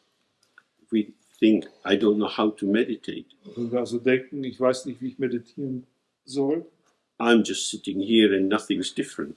ich sitze bloß hier und nichts ist anders, Why should it be different? dann müssen wir uns fragen, warum sollte es denn anders sein? If you want to imagine that you are a goddess or Padmasambhava or Chenrezig, you can do that. Wenn du unbedingt das Bedürfnis hast, dir vorzustellen, du bist eine Gottheit wie Padmasambhava, Chenrezig oder sonst was, dann kannst du es natürlich machen. That will give you something to do.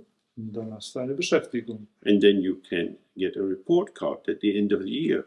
Und dann kannst du am Ende des Jahres einen Bericht schreiben. I have done so many mantras. Ich habe so und so viele Mantras gesprochen, I've done so many prostrations. so und so viele Verbeugungen verübt. Good, very good. Sehr gut, sehr gut. You have done all of that. Du hast das wirklich alles gemacht? Good. You are very good. Sehr gut, du bist wirklich sehr gut. And where is your mind? Wo ist dein Geist? Who was doing the prostrations? Wer machte diese Verbeugung? I am doing the prostration. I am doing prostrations. I'm very tired, but I'm going to do more prostrations. Ich mache die Verbeugung, ich mache die Verbeugung. Ich bin sehr müde, aber ich werde noch mehr Verbeugung machen. The only one who has ever done any prostration is the mind itself. Der Einzige, der je eine Verbeugung gemacht hat, war der Geist selbst. How does it do prostrations? Wie macht aber der Geist die Verbeugung? By remaining very still and not moving, prostrations arise in the manner of a dream. Indem man sehr still und unbewegt bleibt, erscheinen Verbeugungen in der Art und Weise eines Traums. This is the union of pristine or primordial purity, original purity, and the effortlessly arising quality of clarity. Das ist sozusagen die Einheit der ursprünglichen oder der makellosen Reinheit und der mühelos erstehenden Klarheit. How are we going to find their inseparability if we insert ourselves like a cuckoo in the nest? Wie wollen wir denn deren Untrennbarkeit finden, wenn wir uns selbst wie ein Kuckucksei in das Nest setzen? But if I don't do it, it won't get better. Wenn ich es nicht tue, wird es doch nicht besser. I have to do it. Ich muss es machen. This is the road to confusion. Das ist der Pfad zur Verwirrung. You don't have to do it. Es sind nicht wir, die das zu tun haben. What you have to do is to learn to not do it. Was du zu tun hast, ist zu lernen, es nicht zu tun. You have to learn to be useless. Du musst lernen, unnütz zu sein. This is very strange. Das ist sehr seltsam. How could it be better to be useless than to be useful? Wie könnte es denn besser sein, unnütz zu sein, als nützlich zu sein? It's a great yogi, Chetsangpa. His name means, Chatral means work finished or no activity, free of activity. Du glaubst, diesen großen Yogi Chetsangpa, dessen Name nichts anderes bedeutet als das Ende von Aktivität. I was lucky enough to spend some time with him many years ago. Ich hatte das Glück, mit ihm ein bisschen Zeit, vor vielen Jahren zu verbringen. He sat at the front of a little room in a small monastery in Jor Bungalow in Darjeeling. Er saß vor seinem kleinen Zimmer in diesem kleinen Kloster in Darjeeling. And he just sat all day. Und da saß er den ganzen Tag. People would come, maybe talk with him a little bit. Leute pflegten zu kommen, vielleicht mit ihm ein bisschen zu sprechen. Then he would look very bored and person thinking, better go. Und pflegte dann sehr gelangweilt zu schauen. Und dann dachten sich die Leute, ja, vielleicht ist es besser, ich sollte wieder gehen. Just was sitting there. Und saß und saß. What should he do? Was sollte er denn machen? It's very interesting. What is so important to do? Das ist sehr interessant. Was gibt es denn so Wichtiges zu tun? Because if the teaching is correct, all that we need is already here. Und wenn die Lehre korrekt ist, dann ist alles, was wir brauchen, schon hier. If the teaching is correct, what covers up what is already here is our activity of trying to uncover what is already here. Wenn die Lehre korrekt ist, dann ist das, was es behindert, dass wir die Tatsache, dass alles schon da ist, auch enthüllen, genau unsere Aktivität, die versucht zu enthüllen, dass alles schon da ist. You know that there is a diamond in the ground. Wir wissen, dass es da im Boden einen Diamanten gibt. So you start to dig a hole. Und wir beginnen, ein Loch zu graben. You dig down and down and down. Graben, graben, graben. You put the shovel in the ground, you take it, put the earth up. Wir stoßen die Schaufel in den Boden und dann schmeißen wir die Erde auf einen anderen Haufen. At the end of the day, you're very tired. Am Ende des Tages sind wir sehr müde, You didn't find the diamond. haben den Diamanten aber nicht gefunden. Why not? Because the diamond was under the place where you were piling up all the new earth. Warum? Weil der Diamant sich genau an der Stelle befand, wo wir die ganze neue Erde aufhäufen. This is what we do. Und das ist das, was wir tun. This is very subtle kind of practice. Das ist eine sehr subtile Form von Praxis.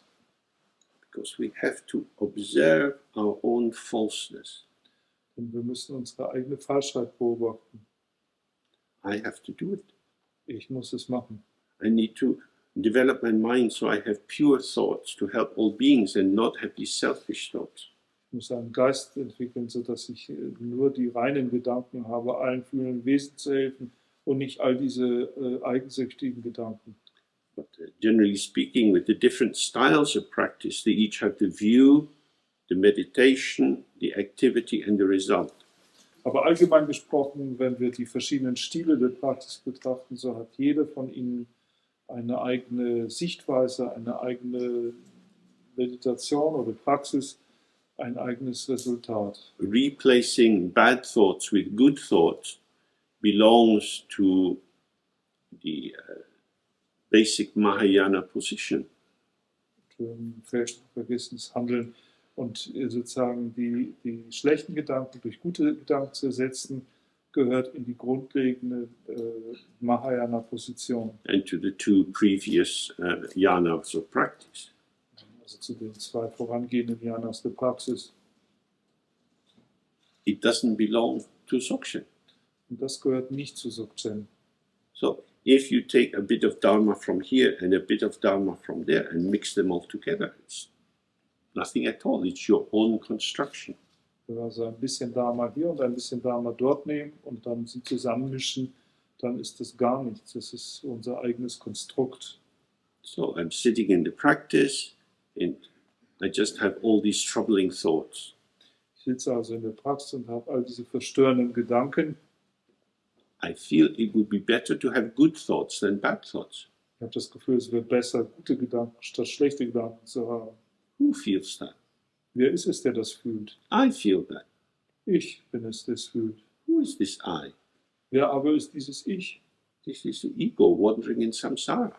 Das ist das Ego, das im Samsara umherwandert. Now the thing about the ego is it's prone to make bad choices. Das Problem mit dem Ego ist, dass es die Neigung hat, schlechte Wahlentscheidungen zu treffen. That's why we are wandering in samsara. Und das ist in erster Linie der Grund, warum wir in Samsara umherwandern. The primordial Buddha, Kuntuzangpo, said, relax into the natural ground which is there and complete from the very beginning. Der ursprüngliche Buddha Chetsangpa sagte, entspanne dich in den ursprünglichen Grund, der von Anfang an vorhanden war. We think, good idea. But before I do that, I'll just tidy things up a little bit. Wir denken, eine gute Idee, aber bevor ich das mache, ist es vielleicht doch besser, wenn ich ein bisschen sauber mache. Because imagine if I relax and open and I become enlightened and all the Buddhas come to meet me and they see, oh, these dirty thoughts. You're not really a Buddha, are you? Jetzt stell dir vor, ich entspanne mich und öffne mich und werde zu einem Buddha. Und dann kommen all die anderen Buddhas und gucken mich an und sehen all die dreckigen Gedanken und sagen dann womöglich, ja, das ist ja nicht wirklich ein Buddha. So always good to do a bit of spring cleaning and you don't need to wait for the spring. You can do it every month and every day. I'm going to improve my mind. Es ist immer gut, einen Frühjahrsputz zu machen und wir brauchen ja nicht unbedingt aufs Frühjahr zu warten. Wir können es ja sogar jeden Monat oder sogar jeden Tag machen. Ich will jetzt meinen Geist verbessern. So now the three wheels are turning. Und jetzt drehen sich die 3 Räder. My mind, myself as the cleaner of my mind, and the activity of cleaning. Mein Geist, ich als der Reiniger, als die Reinigungskraft meines Geistes und der Akt der Reinigung. These are the 3 factors which drive the continuity of samsara. Das sind aber die 3 Faktoren, die die Kontinuität von Samsara antreiben. So the central point is practice according to the view. Trust that the impermanent nature of all phenomena means that the mind effortlessly cleans itself.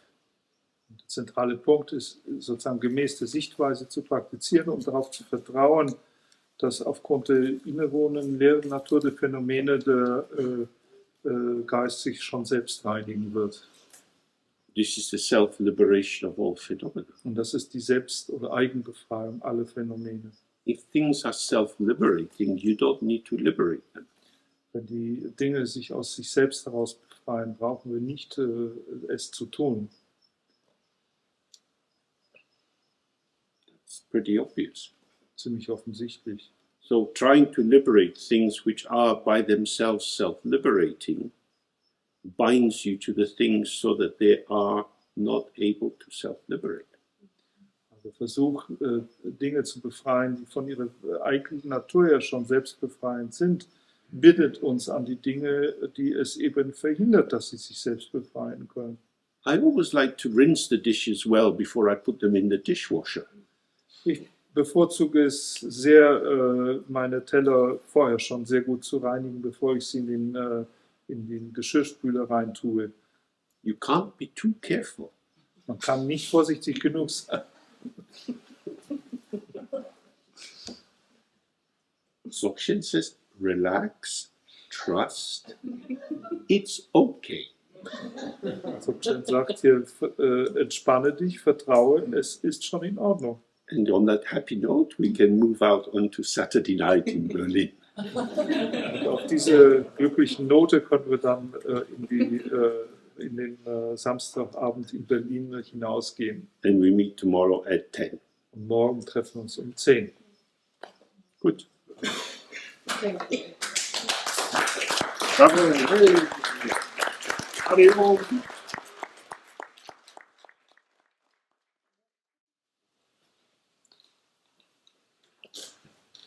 So I hear that this is a very auspicious day, German Reunification Day. Ein sehr verheißungsvoller Tag der deutschen Einheit.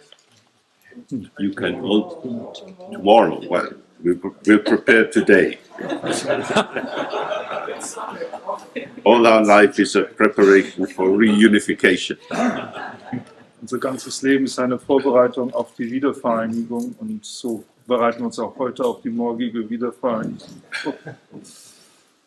Because things can only be reunified if basically they have remained a unity, though seemingly divided due to the arising of causes and circumstances.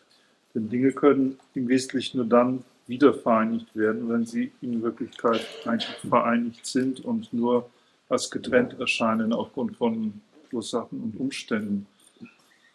From what I can gather during the intense periods,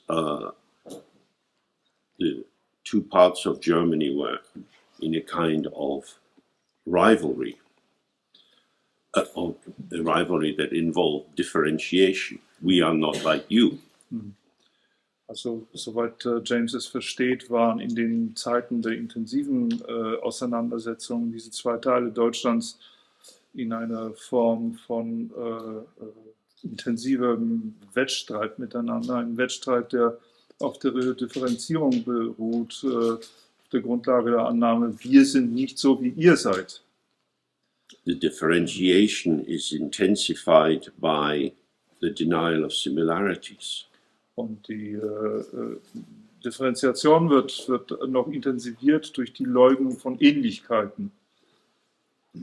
This is very similar to what we were looking at yesterday. Und das ist sehr ähnlich wie das, was wir gestern angeschaut haben. That ignorance involves not seeing how things actually are. Nämlich, dass Ignoranz, Unwissenheit beinhaltet, tatsächlich nicht zu sehen, wie die Dinge wirklich sind. There is the integrity of our experience. Es gibt da die Ganzheit unserer eigenen Erfahrung. But when we privilege one part of it and ignore the other parts, it is as if there is a tear or a separation. Aber wenn wir gewisse Teile privilegieren und andere Teile unserer Erfahrung ignorieren, erscheint es so, als ob es da einen Riss oder eine Trennung gäbe. So when we do this open sitting practice, this is a reunification. Wenn wir also diese von Offenheit gekennzeichnete sitzende Praxis ausüben, dann ist das die Wiedervereinigung. We do it with our eyes open, with our senses open. Wir praktizieren mit unseren Augen geöffnet und auch mit geöffneten Sinnen. We're not in retreat, we're not going into a special meditation space. Wir befinden uns in keinem Rückzug, wir gehen nicht in einen besonderen meditativen Raum. As we sit, we have experiences arising.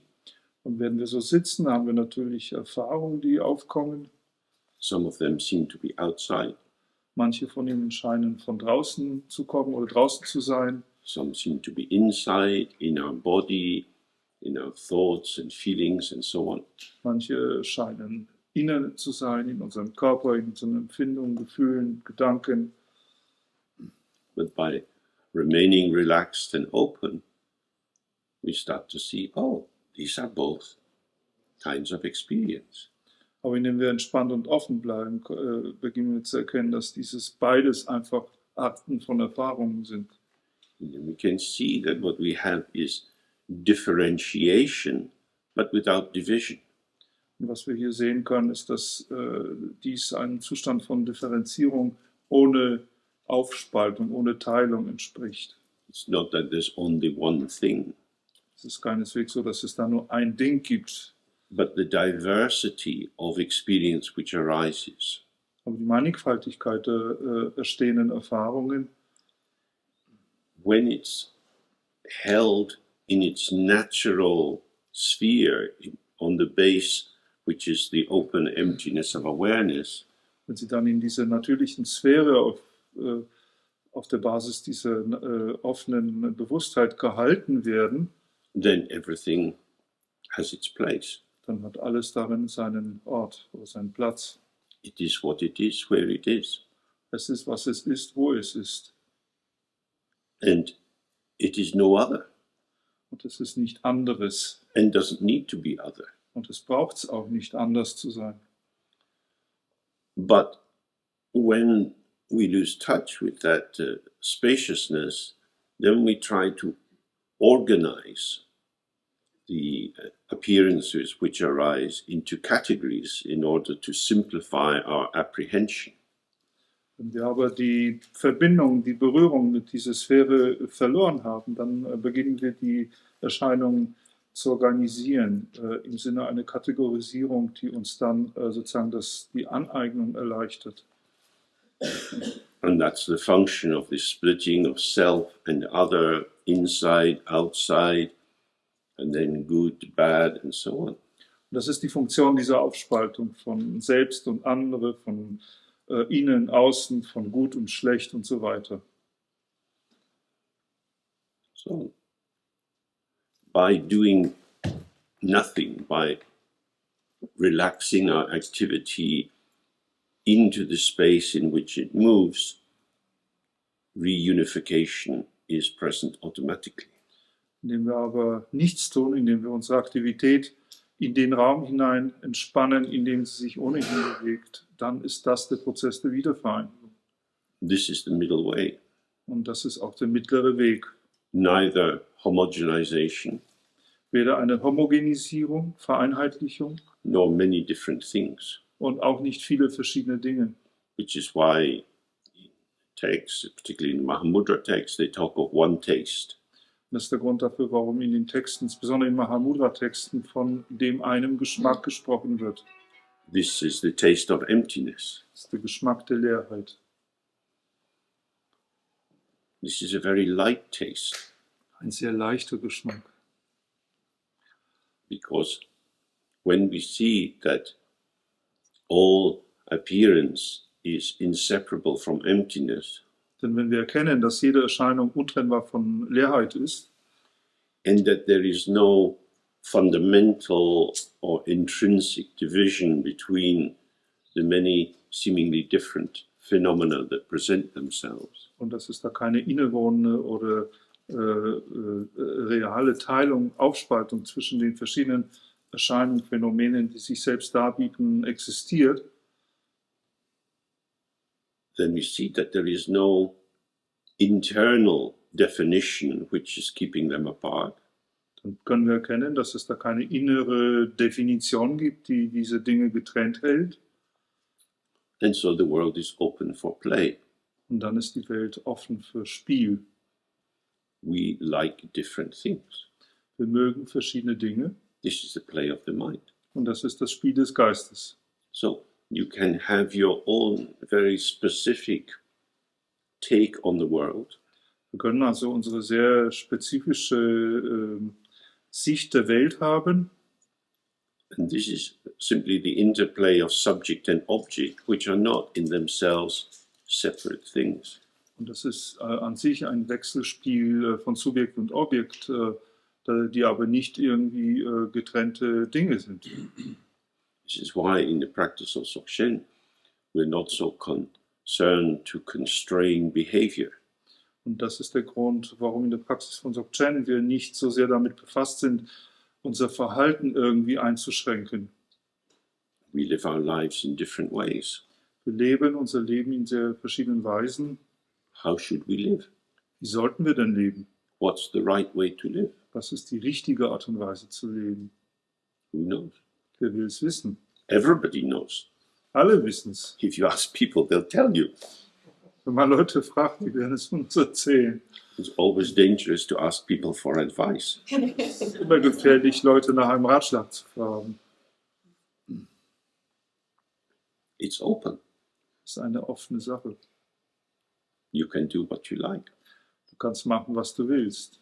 But surely we need some constraint. Sicherlich brauchen wir irgendeine Art Beschränkung. If we didn't control ourselves, wouldn't our impulses lead us astray? Wenn wir uns nicht kontrollieren würden, würden uns denn unsere eigenen Impulse nicht auf Abwege bringen? But what is an impulse? Aber was ist denn ein Impuls? It is a decontextualized tendency. Es ist eine Tendenz, die aus ihrem eigenen Kontext entrissen wurde. When the subject is in the world, Wenn das Subjekt in der Welt ist connected with the world, und mit dieser Welt verbunden ist, the world provides modification to the movement of the individual. dann stellt die Welt einen Mechanismus der Modifizierung für die Bewegung des Individuums bereit. You don't need to have a rule book in your head. Man braucht also kein Regelbuch im Kopf zu haben. If you see other people's faces, they will show you how you're getting on. Wenn du die Gesichter anderer Leute siehst, dann werden sie dir zeigen, wie du mit ihnen klarkommst. We are part of a living interactive system. Wir sind ein Teil eines lebenden, interaktiven Systems. And if we go seemingly excessively in one direction, the rebalancing will be offered by the world. Wenn wir scheinbar in eine bestimmte Richtung zu exzessiv gehen, wird die Wiederherstellung des Gleichgewichts uns durch die Welt angeboten. If we stay in connection, Wenn, vorausgesetzt, wir in Verbindung bleiben. if we have developing through the meditation, if we have the capacity to be equally aware of my situation and your situation. Wenn also aufgrund unserer Meditation wir die Fähigkeit entwickeln, gleichzeitig über die eigene Situation und über die Situation der anderen bewusst zu sein, gewahr zu sein, Then in this shared field, the various factors move together and find their balance. dann werden sich in diesem gemeinsam geteilten Feld verschiedene Faktoren gemeinsam bewegen und gemeinsam ihr Gleichgewicht herstellen. But if I start from inside myself, Wenn ich aber sozusagen von meinem Inneren her komme oder beginne, privileging the information which appears to be mine through my sensation, proprioception, and so on, indem ich die Information bevorzuge oder privilegiere, die scheinbar die meine ist, was ein Gefühl ist, das durch die eigene Wahrnehmung und Gedanken und so weiter hervorgebracht wird. then I move towards the world with an agenda. Dann gehe ich auf die Welt mit einer Agenda zu. And when we invest in an agenda, it narrows the scope for negotiation. Und wenn wir bereits sozusagen in eine Agenda investiert haben, dann verengt es den verhandelbaren Bereich. So, co-emergence, the arising of all the factors of the field at once, Koemergenz, also das gleichzeitige Entstehen von allen Faktoren im Feld sozusagen auf einen Schlag, provides us with the liberation from this isolating bubble of me first. stellt ja auch die Befreiung aus dieser isolierten Blase von Ich zuerst dar oder bereit. It's not about trying to be hyper altruistic. Und hier geht es auch nicht darum, irgendwie hyper altruistisch zu sein, You first. so nach dem Motto, sie zuerst. That is just the other side of the dualistic move. Das ist nichts anderes als die andere Seite dieser dualistischen Bewegung. But we, Wir, inclusion, seine Inklusion, which means being attentive to the nuances of what is occurring. das ist sozusagen ein Gespür dafür oder Aufmerksamkeit für die Nuancen, die erscheinen. So the self-liberation of all phenomena arises in this integrated sphere, because what is dissolving again and again is the fulcrum point where we could tilt towards seeing separate entities. So, what is self-liberating or self-dissolving is the tension which is around in the fulcrum point, where you could tilt towards seeing there being individual separate entities, or in the other direction, staying with the openness. Was hier aufgelöst wird oder selbst befreit wird, ist die Spannung, die sozusagen an dem Angelpunkt entsteht, wo einerseits die Tendenz bestehen könnte, eben separate Phänomene oder Erscheinungen zu sehen, oder auf der anderen Seite eben die offene Dimension zu erkennen. So this is why when we do meditation and we're just sitting, wenn wir also Meditation machen, sitzen wir einfach. If we find ourselves being caught up in a chain of thoughts, wenn wir finden, dass wir in eine Kette von Gedanken befangen sind, the key thing is, don't take up a position in relation to that. Ist der Schlüsselpunkt hier, keine Position sozusagen in Bezug darauf zu nehmen. Not judging it as bad, not thinking you have to try harder. Nicht Urteile zu fällen, dass das schlecht sei, oder nicht zu denken, dass wir uns härter noch bemühen müssen. But just stay closer to what is occurring. Wir müssen sozusagen noch enger dran an dem Erscheinen dranbleiben. Being present with it in the way the mirror is present with the reflection. Und sozusagen mit dem, was erscheint, gegenwärtig sein, in der gleichen Art und Weise, wie der Spiegel gewissermaßen mit seiner Spiegelung gegenwärtig ist. And as the thought dissolves, the openness is there. Und wenn der Gedanke sich auflöst, dann ist die Offenheit auch wieder da. And then another thought comes. Dann kommt ein anderer Gedanke. Comes in the openness. Dieser Gedanke kommt in die Offenheit. How big is this openness? Wie groß ist nun diese Offenheit? Open, open, open. It's infinitely open. Es ist offen und offen und offen, und es ist unendlich offen.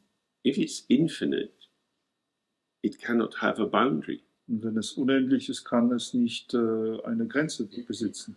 There is no other. Und dann gibt es auch das andere nicht. If there is no outside, wenn es aber keinen Außen gibt, how will it occur that we are invaded by these thoughts?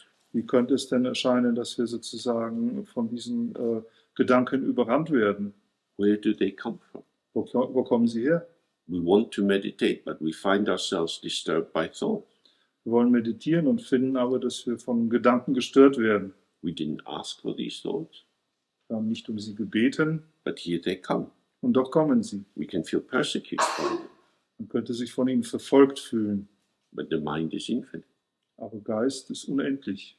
It means they're not coming from outside, because there's no outside. Das bedeutet, dass sie nicht von außen kommen, da es ja kein Außen gibt. The thoughts are the way the mind shows itself. Die Gedanken sind die Art und Weise, wie sich der Geist selbst zeigt. Like wispy clouds seemingly appearing out of the blue of the sky and dissolving back in again. Die Wolken, die scheinbar aus dem Blauen heraus erscheinen und dann sich wieder im blauen Himmel auflösen. So, there's no need to remove the thought. Es gibt also keinen Grund zu versuchen, die Gedanken zu beseitigen. When we enter into judgment about the thought, this is simply a thought commenting on another thought. Wenn wir also in ein Urteilen über die Gedanken eintreten, dann ist es nichts anderes als ein Gedanke, der einen anderen Gedanken kommentiert. Our individual self is a series of thoughts. Unser individuelles Selbst ist ja überhaupt nur eine Abfolge von Gedanken. That's what we are.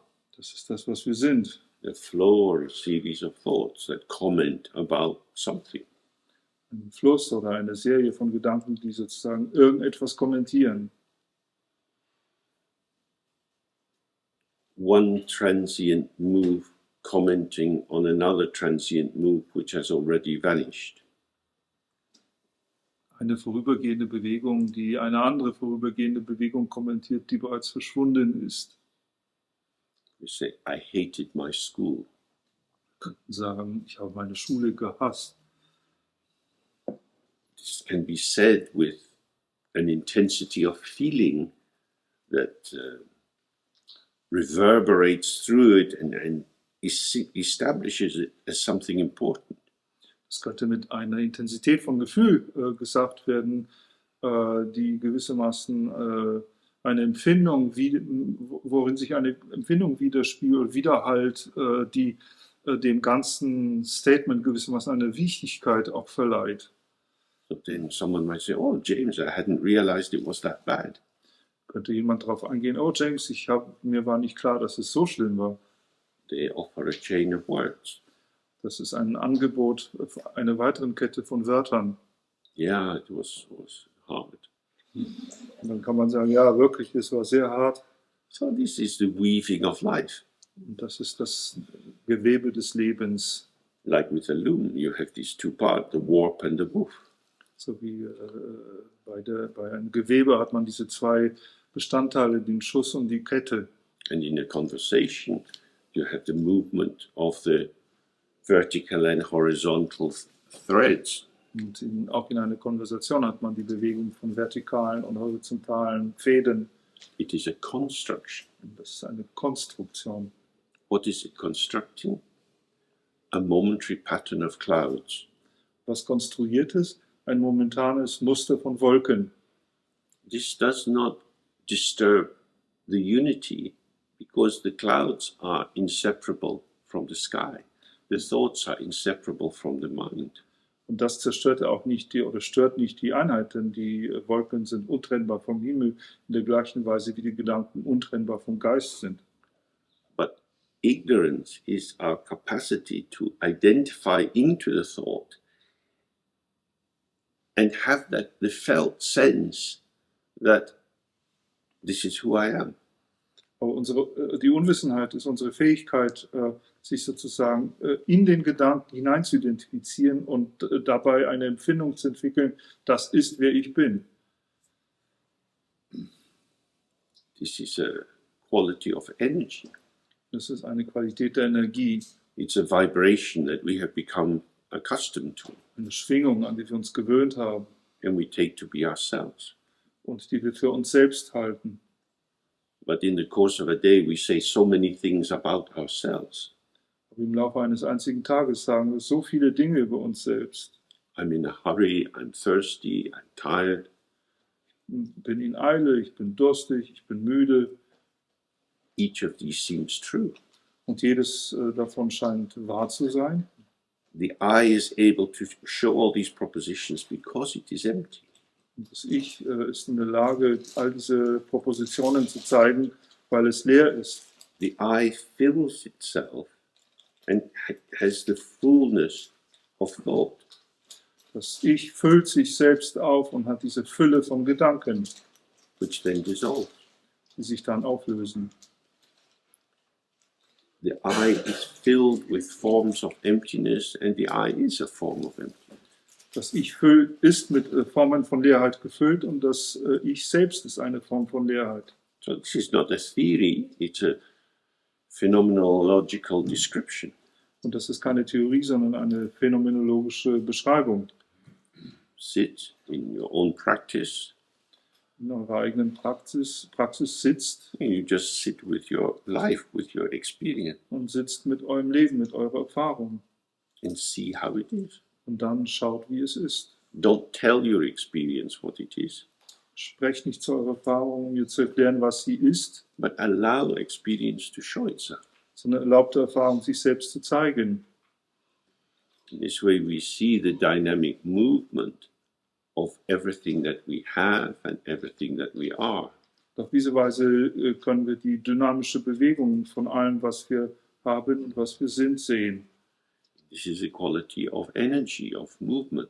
Das ist eine Qualität der Energie, der Bewegung, It's ungraspable. ungreifbar. Just moving, moving, moving, like a current moving in a stream.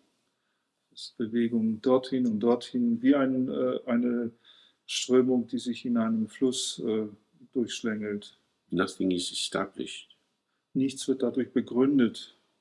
If somebody thinks, I hate myself, Wenn jemand zum Beispiel denkt, ich hasse mich, I might decide, I'm going to kill myself. I can't bear myself any longer. könnte dann entscheiden, ich werde mich töten, ich kann mich selbst nicht mehr ertragen. It's certainly possible to commit suicide. Many people do it every year. Es ist sicherlich möglich, sich selbst umzubringen. Viele Leute tun das. This is intolerable. Das ist nicht auszuhalten. What is intolerable? Was aber ist es, das nicht auszuhalten ist? Experience. Es ist Erfahrung. That life is not the way I want it to be. Nämlich, dass das Leben nicht in der Weise passiert, wie ich es gerne hätte. I feel hopeless. Ich bin hoffnungslos. What is hopelessness? Aber was ist Hoffnungslosigkeit? We probably all felt hopeless from time to time. Wahrscheinlich fühlen wir uns alle hoffnungslos von Zeit zu Zeit. It's a mood. Es ist eine Stimmung. Mood is like morning mist, Und die Stimmung ist wie ein Morgennebel. pervasive, but without any substance. Scheint alles durchzudringen, aber hat keine Substanz. But when we dissolve into that mood of sadness or depression or hopelessness, Wenn wir uns aber in diese Stimmung von Trauer, von Traurigkeit, von Hoffnungslosigkeit, von Depression auflösen, the mist-like shapelessness seems to extend forever. dann scheint diese nebelgleiche Formlosigkeit sich sozusagen für immer und überall auszudehnen. It's difficult to manage. Und schwierig zu managen. We can usually manage our anger. Gewöhnlich sind wir in der Lage, unser Ärger zu kontrollieren oder managen. Because anger seems to have more of a shape. Denn Zorn hat oder Ärger scheint mehr eine Form zu haben. But moods of alienation, anomie, dissolving of my sense of who I am, it's more difficult. Aber diese Stimmung von Entfremdung, von Auflösung meiner Empfindung, wer ich bin, sind schwieriger. If you sit and talking with somebody who's extremely depressed, it's very difficult to find them. Wenn man mit jemandem zusammensitzt und spricht, der sehr, sehr deprimiert ist, ist es sehr schwer, die Person überhaupt zu finden. Nothing we say seems to touch them or reach them. Nichts von dem, was wir sagen, scheint sie zu erreichen oder zu berühren. The depression just dissolves any secure or reassuring shapes that are nearby. Die Depression scheint alle rückversichern, alle Sicherheit gewährenden Formen, Gestalten aufzulösen, die zur Hand wären. This is an experience we also can have in meditation. Das ist eine Erfahrung, die wir auch in Meditation haben können. If you relax and open, sometimes people feel that they are dissolving away. Wenn man sich entspannt und öffnet, fühlen manche Menschen manchmal, dass sie sich auflösen dabei. I don't know who I am anymore. Ich weiß nicht, wer ich bin. My familiar reference points are losing the sense of security that they had previously offered to me. Normalen Bezugspunkte scheinen diese Empfindung von Sicherheit, die sie mir normalerweise vermittelt haben, zu verlieren. I'm all at sea. Wie in einem Meer. If you're right out on the ocean, you lose sight of the coast. Wenn man ins Meer hinausfährt, dann verliert man irgendwann mal die Sicht der Küste. How will you get your bearing? Wie will man da irgendwie eine Richtung einschlagen? Yeah, from the point of view of Dzogchen, the only reasonable refuge in that situation is space. Vom Standpunkt des Dzogchen aus ist die einzige vernünftige Zuflucht in einer solchen Situation der Raum selbst. But normally we cling to our fantasy of substance. Aber normalerweise haften wir an unsere Fantasie von Substanz. When the moving elements of water, fire and wind are turning and turning, and our life is becoming more shapeless. Aber die bewegten Elemente von Wasser, Feuer und Wind ihre Richtung wechseln und wieder wechseln, dann scheint unser Leben gewissermaßen an Form zu verlieren, formlos zu werden. We seek earth. Und dann suchen wir das Erdelement. We seek something secure, something to rely on. Wir suchen etwas Sicheres, etwas, worauf wir uns stützen können. The problem with the earth element is you have to keep rebuilding it. Das Problem mit dem Erdelement ist, dass wir sozusagen fortfahren müssten, es immer wieder aufzubauen. It offers the fantasy of stability, Und das bietet uns auf diese Weise die Fantasie von Stabilität. but it's all we construct are just sandcastles next to the waves. Aber alles, was wir konstruieren können, sind nichts wie Sandburgen, die wir am wellenbespülten Strand konstruieren. The ego seeks earth. Das Ego ist es, das die Erde sucht. I am, I exist. There's something definite about me. Ich bin, ich existiere, da gibt es etwas sehr Bestimmtes in Bezug auf mich. But it's actually whole. Aber in Wirklichkeit ist es hohl, Our basic nature is space. denn unsere grundlegende Natur ist Raum. Space is ungraspable and yet ever present. Und der Raum ist ungreifbar und doch stets gegenwärtig. So the reunification of ourselves involves learning to trust space. Und so ist die Wiedervereinigung in uns, das Lernen, auf den Raum Vertrauen zu setzen. Space element is not going to knock out Earth. Das Raumelement wird die Erde keineswegs K.O. schlagen. It's not about getting spaced out. Es geht also nicht darum, sozusagen ausgespaced zu sein. Life can continue in a very precise way. We do the many things that are required of us. Das Leben kann in einer sehr präzisen Weise weitergehen und wir können all die Dinge tun, die von uns erwartet oder verlangt werden. But this is movement in space, and we are the movement and the space. Aber das ist eine Bewegung im Raum und wir sind die Bewegung und der Raum zugleich. So whatever problems we arise for us, outer problems, inner problems, Das heißt, was immer an Problemen für uns entsteht, seien es äußere Probleme, seien es innere Probleme, before we expend a lot of energy in trying to sort the problem, bevor wir also eine Menge Energie dafür aufwenden, bei dem Versuch, diese Probleme zu lösen, we can just relax and see where is the problem located. können wir entspannen und erstmal schauen, wo ist das Problem eigentlich lokalisiert. It's already in space. Es ist bereits im Raum. Things have to be done, Dinge müssen getan werden, but we can do it without excessive investment. aber wir können sie tun ohne ein exzessives Investieren. Anything can be overinvested. Man kann ein übermäßiges Investieren in alles tun. Religious life can be overinvested.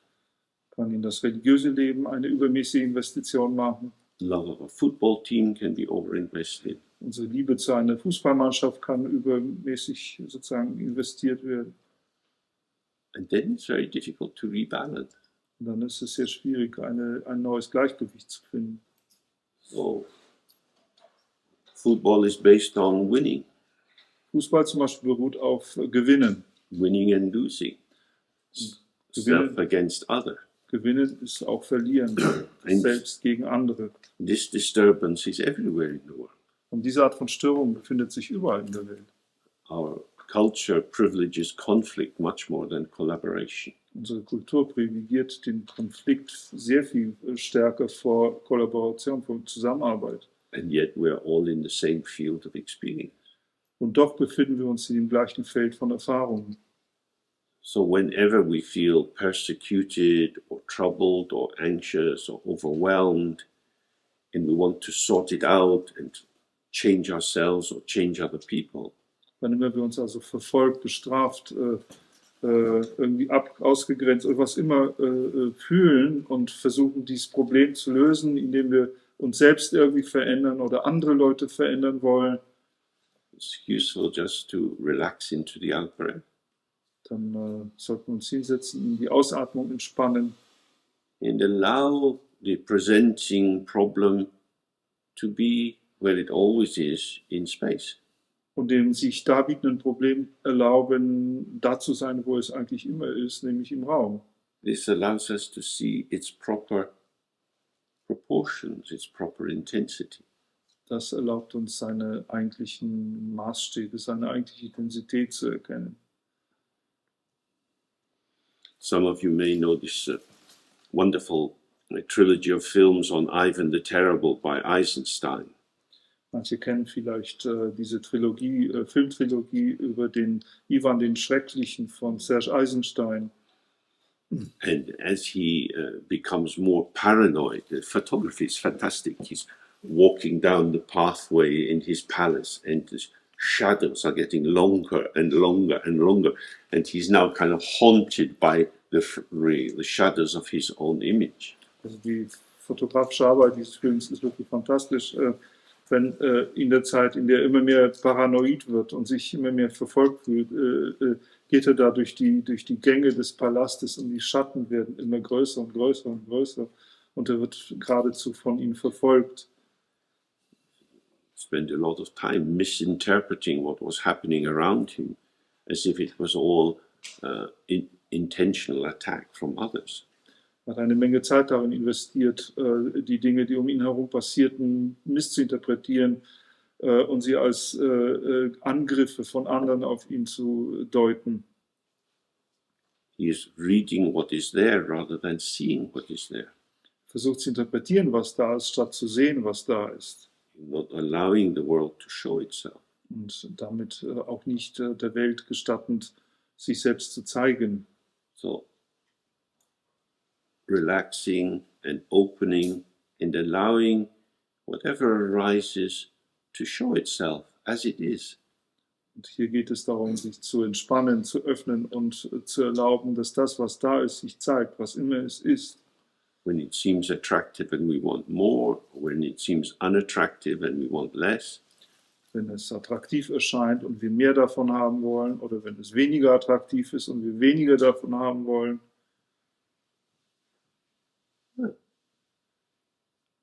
The feeling tone of attraction or aversion, is this in response to an intrinsic quality in the thought? Dieses Gefühl von Anziehung oder Abneigung, ist das etwas, was eine innewohnende Qualität des Gedankens entspricht? Or is it a transaction? Is it an interpretation of what is there? Oder ist das eine Transaktion, eine Interpretation dessen, was da ist? I don't like this. I shouldn't have thoughts like that. Ich mag dieses nicht, ich sollte Gedanken wie diese nicht haben. What is the thought?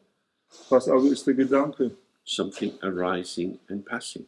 Es ist etwas, was entsteht und vergeht. This is its actuality. Das ist seine Tatsächlichkeit.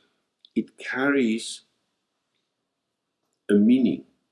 Aber trägt eine Bedeutung mit sich. Or rather, it carries a pattern which is open to interpretation. Oder besser gesagt, trägt ein Muster, das für Interpretationen offen steht. You then make your interpretation. Und dann machst du deine Interpretation. Your interpretation is not intrinsic in the object. Aber diese Interpretation, deine Interpretation, ist nicht dem Objekt innewohnend. So in the practice, we're trying to relax our tendency to make sense of things, to allocate meaning towards what is arising. In unserer Praxis versuchen wir unsere Tendenz, Sinn aus Dingen zu machen und Bedeutung in den Dingen, die entstehen, hinzuzufügen. And just allow the thought to be a thought. Zu vermindern und einfach dem Gedanken gestatten, bloß ein Gedanke zu sein. What is a thought when you don't tell it what it is? Was ist aber ein Gedanke, wenn wir ihm nicht sagen, was er ist? Most of us have no idea what this means. Die meisten von uns haben keine Idee, was das überhaupt bedeutet. Because we exist as this eternal commentary. Weil wir als dieser interne Kommentar existieren. Relax the effort. Entspannt die Anstrengung. It is what it is. Es ist, was es ist. Arising, passing, coming, go. Es steht, vergeht, kommt, geht. But what will I hold on to? Aber woran soll ich mich dann festhalten? What do you need to hold on to? Was brauchst du denn, um dich festzuhalten? It's like if you, with some small children, they get a bit frightened of going in the sea. So wie mit kleinen Kindern, die sich ein bisschen fürchten, ins Meer zu steigen. I'm going to drown, no, help me, no. Ich werde ertrinken, hilf mir. But half an hour later, they're splashing around. Eine halbe Stunde später paddeln sie herum. Because now they've allowed themselves to make friends with the water. Denn jetzt haben sie sich gestattet, Freundschaft mit dem Wasser zu schließen. At first, their fear was telling the water what it was. It's dangerous. Am Anfang hat ihr Furcht dem Wasser erzählt, was es sein soll. Es ist gefährlich und so weiter.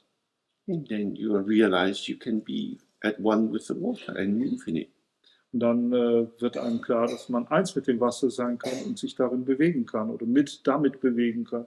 Then it's very difficult to get them out of the water. You say, it's time to go home. No, just another time. It's good. Und dann ist es wieder schwer, sie aus dem Wasser zu holen. Denn wenn man sagt, man ist Zeit nach Hause zu gehen, dann möchte sie noch einmal schwimmen. So this is where we are. We stand on the edge of the beach looking at emptiness, but not quite sure. Das ist, wo wir sind. Wir stehen sozusagen am Strandrand und schauen auf die Leerheit und sind uns aber nicht so sicher. We've heard that this is where all the Buddhas come to have a bath. Wir haben schon davon gehört, dass es der Ort ist, an dem alle Buddhas zum Baden gehen. But we are not quite sure. Wir sind uns da nicht so sicher. We stand on the beach thinking about what the water might be like.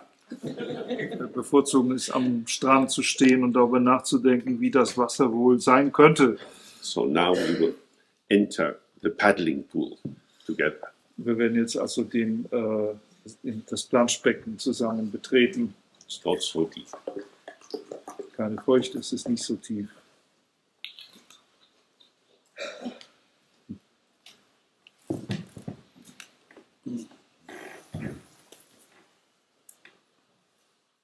One of the great songs from the 1960s has the line, "My world is empty without you, babe." Eine der großartigen Lieder aus den 1960ern hat die Zeile, meine Welt ist leer ohne dich, Baby. This is a song that we sing all the time, Ein Song, den wir die ganze Zeit über singen. except we sing, "Myself is empty without you, thought." Nur, dass wir die Zeile anders singen. Wir singen, meine Welt ist ohne dich leer, du Gedanke. This is why we merge with thoughts. Und das ist der Grund, warum wir so mit den Gedanken We merge, we fuse into them, warum yeah, wir so mit den Gedanken verschmelzen. because our self is empty. Denn wir selbst sind leer. So the first stage of ignorance that we were looking at yesterday is the confusion about what emptiness is. Und die erste Stufe von Ignoranz, so wie wir das gestern angeschaut haben, ist die Verwirrung darüber, was Ignoranz ist.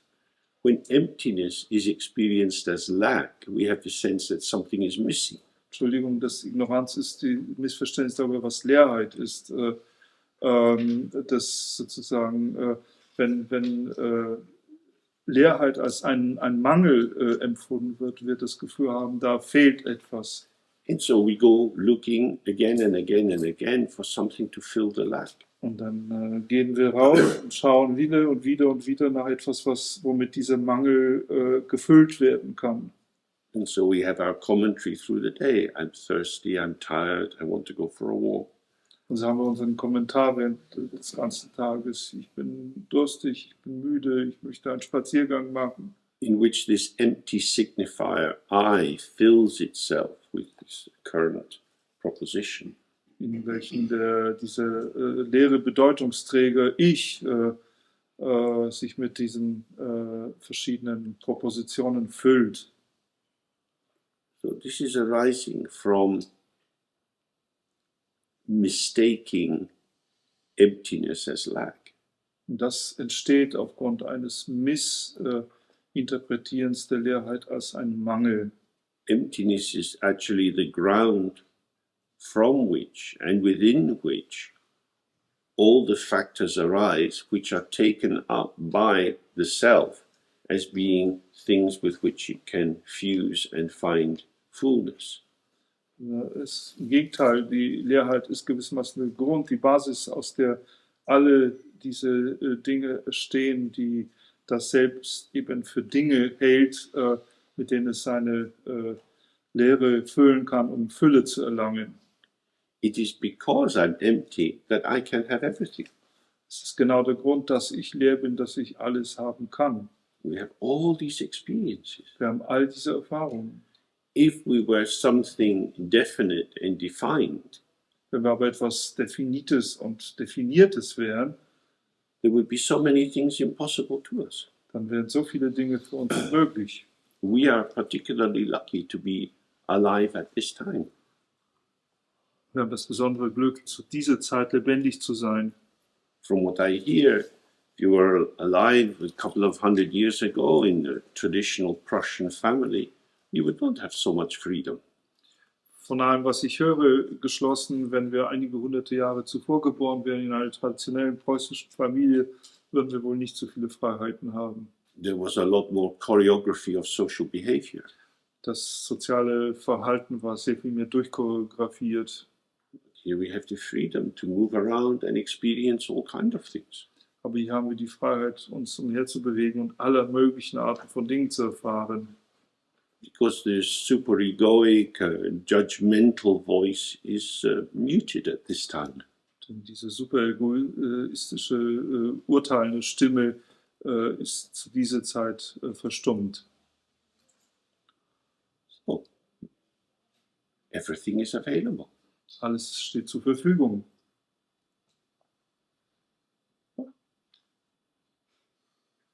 Because we are empty. Weil wir leer sind. When societies tighten up and have a lot of role definitions, say for gender, women must behave this way and this way and this way. Wenn aber eine Gesellschaft sich sozusagen wieder verengt und sehr enge Rollendefinitionen fasst, wie zum Beispiel für das, was es bedeutet, eine Frau zu sein, auf welche Weise eine Frau sich zu benehmen hat und so weiter, then the girl child is being filled with society, with society's notions about what it means to be a girl. Dann wird ein Mädchen als Kind schon mit den Begriffen oder Vorstellungen der Gesellschaft aufgefüllt, was es denn bedeutet, ein Mädchen zu sein. One of the things which has come about with the different waves of feminism has been the impossibility, really, of men telling women what they are. Eine der Eigenschaften dieser großen Wellen des Feminismus war, zu sagen, also die Unmöglichkeit kundzutun, dass Männer den Frauen sagen wollen, was sie sind. Some men may try, but they're not going to be very successful. Manche Männer mögen es vielleicht versuchen, aber sie werden keinen großen Erfolg haben. Women can find out what it means to be them. Frauen können heute herausfinden, was es bedeutet, eben Frau zu sein. You can be a woman in your own way. Du kannst eine Frau in deiner eigenen Art und Weise sein. What would that mean? Aber was bedeutet das? Well, you have to find out. Das muss man eben rausfinden. Because it's not already decided. Denn es ist noch nicht bereits vorentschieden. There isn't a template or a program inside determining what that would be. Es gibt keine Schablone oder Programm, das bestimmen würde, was es denn bedeuten soll. You take yourself out into life and you find sometimes you go this way, sometimes you go that way. Man bringt sich selbst ins Leben hinein und findet heraus, dass man manchmal in diese Richtung geht und dann in diese andere Richtung geht. All of this is possible for me because I am not predetermined, predefined. Und all das ist für mich möglich, weil ich nicht vorbestimmt, vordefiniert bin. My richness is my emptiness. Mein Reichtum ist meine Leerheit. It's amazing. Erstaunlich. And the more constrained we are, whether it's due to societal domination or our own neurotic structures, we lose that freedom. Und je eingeschränkter wir sind, sei es durch eine mehr von der Gesellschaft herkommende soziale Domination oder durch unsere eigenen inneren neurotischen Strukturen, in jedem Fall verlieren wir unsere Freiheit. Because when we offer ourselves into the flow of life, Denn wenn wir uns selbst dem Fluss des Lebens anbieten, we find that Today I am like this. Finden wir heraus, dass wir heute so sind. I was not like this yesterday, and I don't know how I will be tomorrow.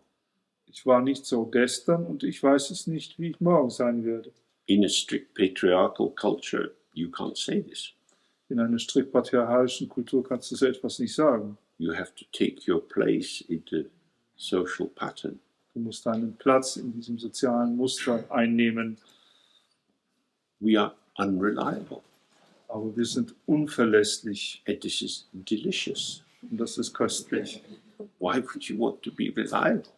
Warum wollte man verlässlich sein? The Buddha said, all things arise due to causes in interdependent origination. Der Buddha sagte, alle Dinge entstehen aufgrund von Ursachen in einem wechselseitig abhängigen Hervorbringung. I am a nodal point in an energetic field suffused by vectors beyond count. Ich selbst bin lediglich ein Knotenpunkt in einem energetischen Feld, das eingetaucht ist in einer Zahl von Vektoren, die jenseits von Zahl ist. How could I possibly know how I'll be tomorrow? Wie könnte ich denn überhaupt wissen, wie ich morgen sein werde? I don't know how I'll be in 5 minutes' time. Ich weiß nicht einmal, wie ich in 5 Minuten von hier gerechnet sein werde. I find myself saying this. Ich beobachte mich selbst dieses Sagen. I arrive here, I don't have a script of what I'm going to say. Ich bin hier angekommen und hatte kein Skript in der Tasche, was ich sagen werde. But I look around and I see your lovely faces and I find myself burbling away. Aber ich schaue mich um und sehe eure lieblichen Gesichter und dann bemerke ich, dass ich eben all diese Blasen von mir absondere. This is our life. Das ist unser Leben. We find ourselves doing something. Wir stellen fest, dass wir etwas tun. Our self comes after the fact of our existence. Und dieses Wir selbst kommt sozusagen schon nach der Tatsache unserer Existenz. Our existence precedes our sense of what we're up to.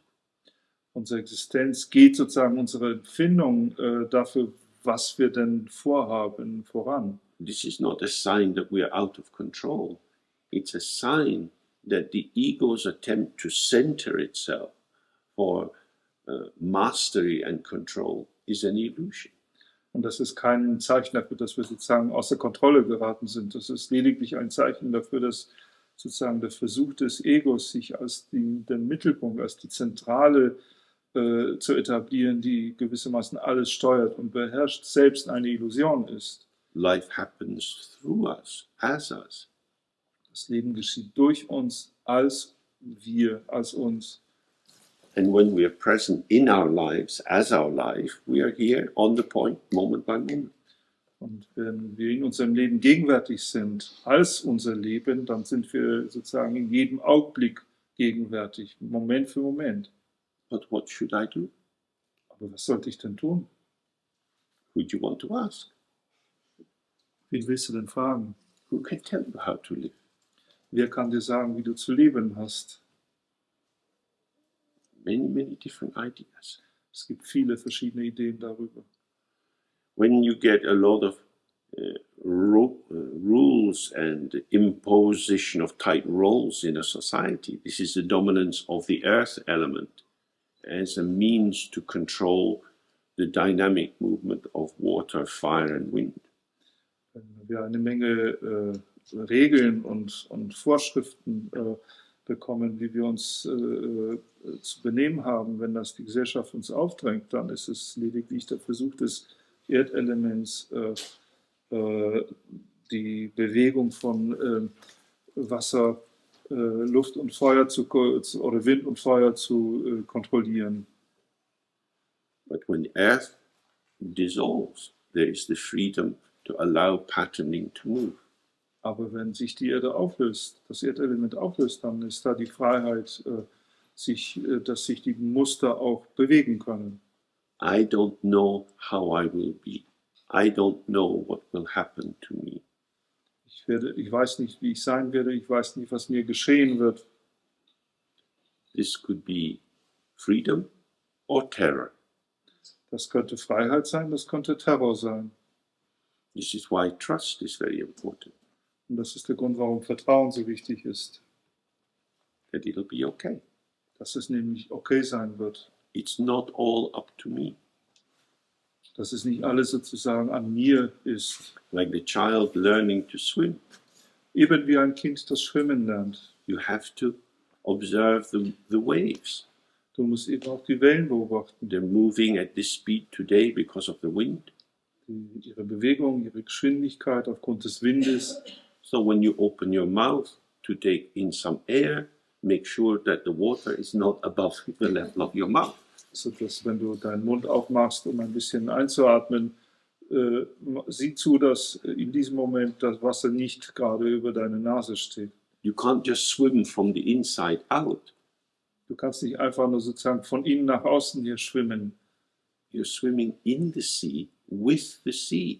Du schwimmst im Meer mit dem Meer. The sea is neutral. It's neither friend nor enemy. Und das Meer ist neutral. Es ist weder ein Freund noch ein Feind. But if you treat it as a friend, it will be friendly. Aber wenn du es freundlich behandelst, dann wird es freundlich sein. And if you try to dominate it, you'll get a big splash. Und wenn man versucht, es zu dominieren, dann kriegt man einen ziemlichen Platter. So, not knowing is the invitation to attend. Also das Nichtwissen ist auch zugleich eine Einladung zu beachten. Because very often when we know, we assume, and then we don't look. Denn sehr oft, wenn wir glauben zu wissen, dann ist es eine Annahme, die uns veranlasst, nicht mehr zu schauen. Both wisdom and compassion are about connectivity. Aber sowohl Weisheit als auch Mitgefühl handeln von Verbundenheit, Konnektivität. Being present in our actuality as it is and collaborating with whatever is occurring. In unserer tatsächlichen So-Sein, gegenwärtig zu sein und mit allem, was erscheint, zusammenzuarbeiten. So,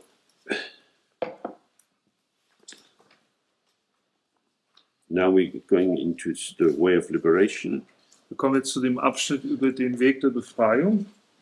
From beginningless time, the ground has been naturally pure as nature, immediacy, and energy, the three modes effortlessly arising. Seit anfangsloser Zeit war der Grund, die Basis natürlich rein als die Natur, die Unmittelbarkeit und die Energie, die drei Modi, die mühelos erstehen. This is the openness and the clarity and the precise movement, which is actuality. Man könnte auch sagen, das ist die Offenheit, die Klarheit und die präzise Bewegung, die das So-Sein ist. Accordingly, by understanding one's own nature, the clarity of self-recollection rises like the sun and dispels the darkness of co-emergent ignorance. Gemäß oder entsprechend, indem man die eigene Natur versteht, steht die Klarheit der Selbsterinnerung oder Besinnung wie die Sonne und zerstreut die Dunkelheit der koemergenten Ignoranz. So this is just what we are looking at. Und das ist genau, was wir gerade anschauen. You relax into the openness, and then you have the clarity of seeing what is the actual situation of what is occurring. Das ist das sich entspannen, die Offenheit und dann die Klarheit zu sehen, zu sehen, was gerade tatsächlich erscheint. The thought is empty. Gedanke ist leer. This is clarity. Und das ist Klarheit. The tree is empty, the house is empty, the people are empty, I am empty. Das Haus ist leer, der Baum ist leer, die Leute sind leer, ich bin leer. And with this we have the self-recollection of emptiness as the ground rather than emptiness as lack. Und damit haben wir dann eine Selbstbesinnung, eine Selbsterinnerung der Leerheit als Grund oder Basis, statt dass sie als eine Art Mangel interpretiert wird. Oh, it's open, empty, there's nothing here. Es ist offen, es ist leer und es ist nichts da. This is like the sun, it radiates its light in all directions. Wie die Sonne, die ihre Strahlen in alle Richtungen aussendet. It's unobstructed clarity. Eine ungehinderte Klarheit. Whatever is occurring are the shimmering, empty forms of the clarity of my own mind. Was immer erscheint, sind die schimmernden, leeren Formen der Klarheit unseres eigenen Geistes. And so, the first level of ignorance, which was to ignore our open nature, dissolves by itself. Und so löst sich die erste Ebene der Ignoranz, die darin bestand, die eigene Natur zu ignorieren, aus sich selbst heraus auf. By recognizing the ceaseless, multifarious display of the innate energy of awareness, appearance is self-arising and self-liberating, and this dispels the ignorance of identification. Indem wir die unaufhörliche, mannigfache Schau der innewohnenden Energie der Bewusstheit erkennen, wird die Erscheinung selbsterstehend und selbstbefreiend, und dies zerstreut die Unwissenheit, Ignoranz der Identifizierung. So, with the ignorance of identification, we say this is a watch. Mit der Unwissenheit oder Ignoranz der Identifizierung sagen wir zum Beispiel, das ist eine Uhr. And this carries with it the sense that the watchness of the watch is in the watch. Das trägt mit sich sozusagen diese Empfindung, dass die Uhrenhaftigkeit der Uhr in der Uhr selbst innewohnend ist. Now I'm saying, when you recognize, I am saying this is a watch. The watchness of the watch is my mind. Wenn wir aber, was hier gesagt wird, ist, wenn wir erkennen, dass es wir selbst sind, die sagen, dass es eine Uhr ist, dann sehen wir, dass die Uhrenhaftigkeit dieser Uhr in unserem Geist ist. This is the movement of my mind which generates the experience of the watch. Es ist die Bewegung unseres Geistes, welche die Erfahrung dieser Uhr als Uhr generiert. I'm not an isolated thing in a world of things, Und nicht ein isoliertes Ding in einer Welt voller Dinge. but I am the shimmering intelligence or flow of energy which is a player or a collaborator in this ceaseless flow of the emergence of patternings, including what I call a watch. Ich bin selbst ein sozusagen schimmerndes Muster von Energie, die eine Art Spieler oder Mitarbeiter in diesem Fluss von Mustern ist, die uns eben auch erlaubt zu sagen, dass dieses hier eine Uhr ist. Staying with the experience that everything is the self-arising and self-dissolving display of your own mind, that second form of ignorance dissolves. Und indem wir mit dieser Erfahrung bleiben, dass alles, was erscheint, aus sich selbst heraus erscheint und aus sich selbst heraus auch aufgelöst wird, wird auch diese zweite Stufe der Unwissenheit, Ignoranz aufgelöst. Then he says, because the ignorance of identification has been purified, the root of the life force of bad actions has been cut, and so the ignorance of not understanding cause and effect is self-purified. Und dann heißt es hier, weil die Unwissenheit, Ignoranz der Identifizierung gereinigt wurde, wurde die Wurzel der Lebenskraft von schlechten Handlungen durchgeschnitten und auf die Weise die Unwissenheit, Ignoranz des Nichtverstehens von Ursache und Wirkung ist selbst gereinigt. If you think of your own life, of some time when you've done something that you might now regret, Wenn man also jetzt an sein eigenes Leben denkt, wenn man an etwas denkt, was man zu irgendeinem Zeitpunkt getan hat, das man jetzt bedauert, why did I do that? warum habe ich das gemacht? Because there was an I to do it. Weil es da ein Ich gab, das eben dieses tat. An I that was acting on the world, a world separate from the I. Und dieses Ich war sozusagen etwas, was auf die Welt einwirkt, die von diesem Ich getrennt ist. An I It is intentionally choosing selective attention. Und dieses Ich wählt absichtsvoll eine selektive Aufmerksamkeit. I know you're in a relation with that person, but I'm going to try to get you into bed with me. Ich bin, du bist in einer Beziehung mit dieser Person, aber ich werde versuchen, dich in mein Bett zu bekommen. Because I really like you, I like you, I like you. Weil ich dich ja so mag, so mag, so mag. You and me. Forget everything else. Oh, ich vergiss alles andere. So, this is what happens. There is a decontextualizing of the situation. Das ist das, was geschieht. Es passiert eine Entreißen der Situation aus ihrem Kontext. Whether it's stealing or exploiting, all bad karma arises from making one element the total figure and receding everything else into the background. Ob es sich hier um Diebstahl, um Ausbeutung handelt, es handelt immer davon, eine bestimmte Figur sozusagen zu der Hauptfigur zu machen und alles andere in den Hintergrund treten zu lassen. So what he's saying is, when you recognize that this is your own mind at work, Wenn du aber erkennst, so heißt es hier, dass das dein eigener Geist ist, der da wirkt, your mind tells you this person is so special. dann ist es dein eigener Geist, der dir sagt, diese Person ist so besonders. That's an idea.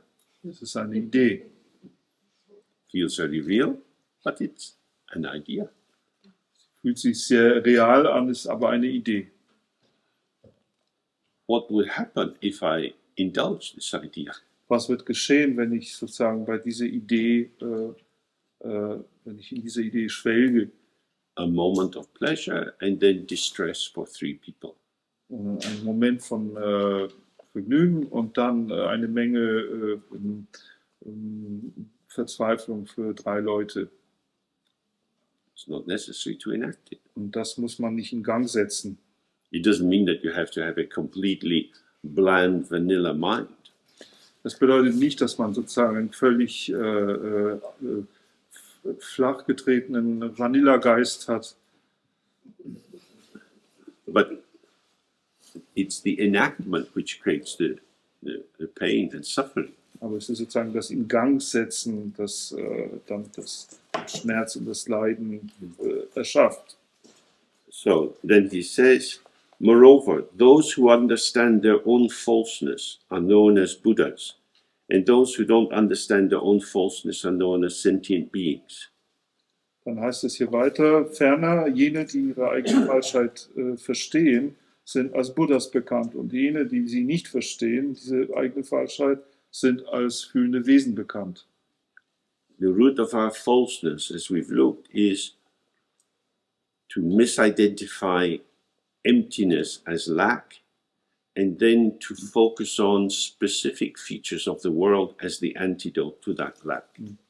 Also die Wurzel dieser Falschheit ist die Leerheit als eine Art Mangel zu identifizieren und sich dann auf all die Merkmale der Welt zu konzentrieren, auf all die Dinge der Welt zu konzentrieren, als ein Gegenmittel gegen diesen Mangel.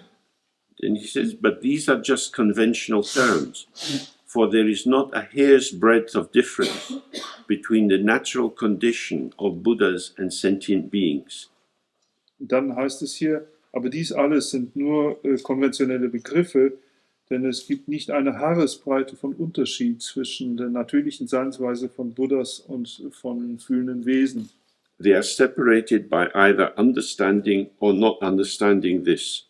Sie sind getrennt lediglich durch das Verstehen oder Nicht-Verstehen davon.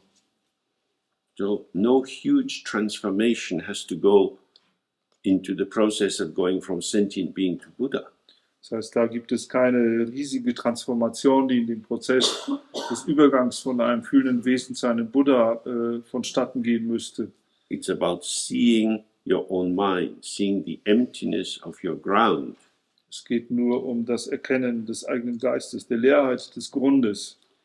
Then he said, in the middle of samsara and nirvana, there is just the letter R, which is the symbol of emptiness. This is the actual truth. Dann heißt es hier, inmitten von Samsara und Nirvana ist nur der Buchstabe A, also das Symbol der Leerheit da. Das ist die tatsächliche Wahrheit. Oh, this is very profound. Und das ist sehr tiefgründig.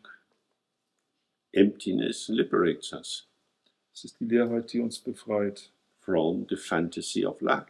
Und zwar von der Fantasie des Mangels. Because lack is filled by the three poisons.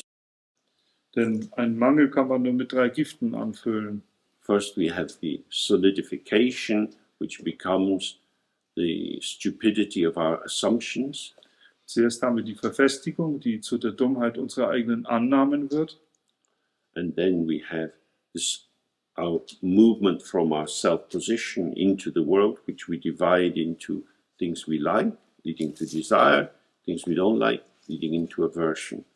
Und dann haben wir sozusagen die Verfestigung, die Bewegung unserer eigenen Verfestigung als Ich in die Welt hinaus, die zu der Teilung der Welt in die Dinge, die wir mögen, führt, die wir dann eben auch begehren oder die zu Begierde führen, und dann in die Dinge, die wir nicht mögen, die zur Abneigung führen. If you're interested in history or politics, sociology, economics, you can take this understanding into these areas and it will illuminate everything. Und wenn wir an Geschichte, Politik, Wirtschaft, Soziologie oder was immer in diese Richtung interessiert sind, können wir diese Art von Verständnis mitnehmen, und dann wird das sozusagen eigentlich alles beleuchten. In Canada now, there's a whole new inquiry into the exploitation of the early indigenous population, the native peoples. Kanada findet im Moment eine ganz neue Forschung über die Ausbeutung der frühen Ureinwohner. Same in Australia. Und das gleiche in Australien auch. The governments which allowed the exploitation of children, taking them away from their parents, putting them in orphanages, was based on all kind of thoughts about who these people are and what they need. Die Regierungen, die zum Beispiel die Kinder ihren Eltern entrissen und in Waisenhäuser, Kinderheime steckten, die basiert natürlich auf einer ganzen Menge von Ideen und Gedanken darüber, was diese Ureinwohner brauchen. It's better for the child to be in an orphanage than to be with the parents because the father is sniffing petrol all day. Es ist besser für das Kind, in einem Kinderheim zu sein, als mit den Eltern, weil der Vater zum Beispiel den ganzen Tag Petroleum schnüffelt. So why is the father sniffing petrol all day? Warum aber schnüffelt der Vater Petroleum? Because he's living on a reservation with no good work to do and got no education and has lost his entitlement to hunt in his traditional area. Das ist, weil er in einem Reservat lebt und nichts zu tun hat den ganzen Tag und seine Berechtigung verloren hat, in seinem Gebiet zu jagen, auf die traditionelle Art und Weise. By ignoring the causal chain of events that leads to this situation, you can put a little circle around the man and say, inadequate father, danger to the family, we take the child into the orphanage. Indem man sozusagen die kausale Kette ignoriert, die die Situation geführt hat, kann man einen kleinen Kreis um den Vater machen und sagen, es ist eine inadäquate Familie, ein inadäquater Vater, der für die Familie sozusagen eine Gefahr darstellt. Wir nehmen das Kind in ein Kinderheim. Because the legal entitlement coming from the central government office, which allows the child to be removed from the family, is in the lineage of the government's illegal action in stealing the land from the tribal people. Denn diese legale Berechtigung der Regierung, der zentralen Regierung, eine solche Verfügung zu erlassen, dass zum Beispiel Kinder auch ihren Familien weggenommen werden können und in Kinderheime gesteckt werden können, ist ein Teil einer Linie von illegalen Tätigkeiten der Regierung, nämlich zuerst den Einwohnern, den Ureinwohnern das Land gestohlen zu haben und diese Leute in Reservate gesperrt zu haben. But in order for the government to act with a felt sense of legitimacy, they have to forget their own history. Aber damit die Regierung mit einem Gefühl von der eigenen Legitimation handeln kann, müssen sie natürlich eine Menge ihrer eigenen Geschichte vergessen. And that then leads to this reification about this is a drunken father. This is all he is. Und das führt zu dieser Verdinglichung von zum Beispiel jemandem als den Trunkenboldvater, das ist alles, was er ist sozusagen. He is like this because his essential nature is substandard. Er ist so, weil seine essentielle Natur minderwertig ist. You see these stories all over the world. Diese Geschichten kann man in der ganzen Welt verfolgen. This is why the Bodhisattva turn, wanting liberation of all beings, is so important. Und das ist der Grund, warum sozusagen die Hinwendung zum Bodhisattva-Gedanken, dem Wunsch, alle Wesen zu befreien, so wichtig ist. If ignorance just made people sit and rock their heads all day, it wouldn't be so bad. Wenn Ignoranz lediglich die Leute dazu veranlassen würde, einfach dumm rumzusitzen und den ganzen Tag mit dem Kopf zu wackeln, das wäre nicht so schlimm. But ignorance allows people to act out the most exploitative and reductive fantasies onto other people. Aber Ignoranz gestattet Leuten wirklich die im schlimmsten Maße ausbeutenden und Menschen auf nichts reduzierenden Maßnahmen und Fantasien auszuagieren. So if you want to help other sentient beings, the first thing we have to do is to examine our own falseness, how we delude ourselves, what bizarre assumptions we build our life on, and release them into the openness of the Buddha mind. Wenn wir also anderen fühlenden Wesen helfen wollen, dann müssen wir zunächst uns hinsetzen und mal die eigene Falschheit einer Untersuchung unterwerfen, rausfinden, auf welchen bizarren Annahmen unser eigenes Leben beruht, diese bizarren Annahmen in die Offenheit des Raumes entlassen und unseren eigenen Geist kennen. Okay, so we take a break for 20 minutes now. Wir haben jetzt dann 20 Minuten Pause.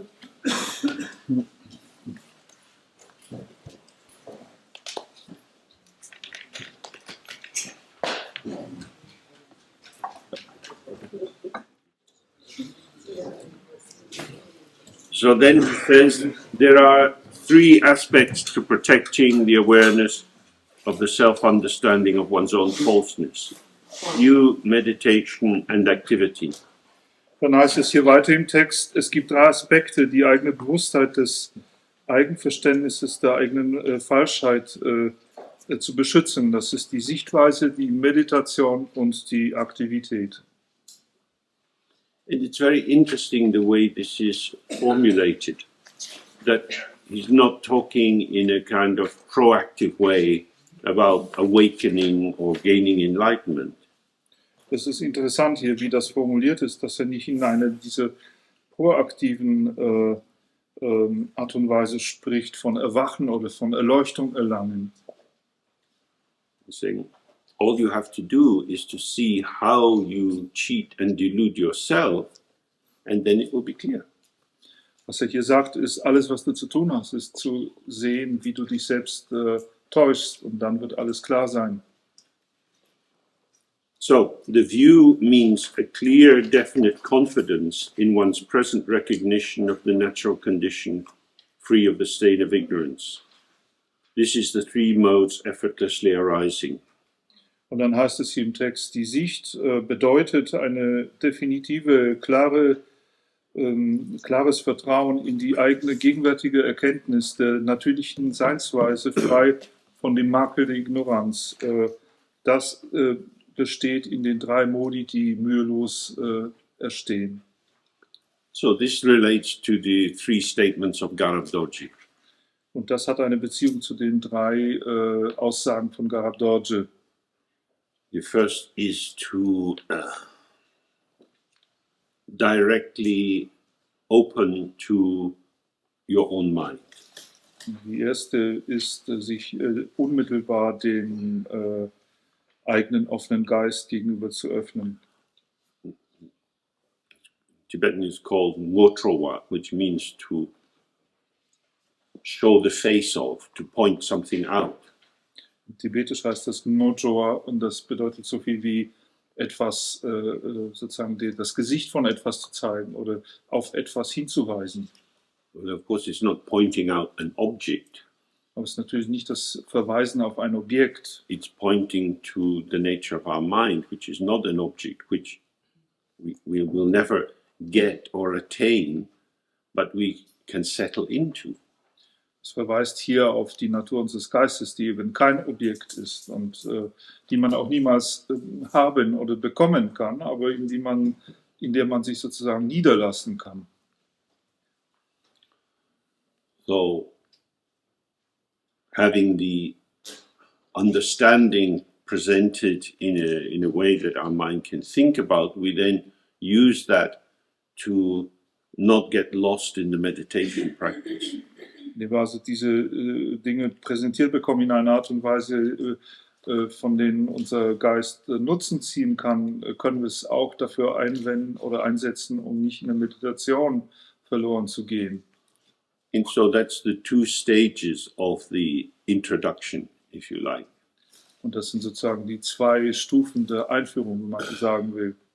First, you get the instructions or the way of looking that we've been covering.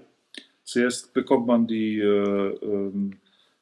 Sichtweise, die Art und Weise, es anzuschauen, das, worüber wir gesprochen haben.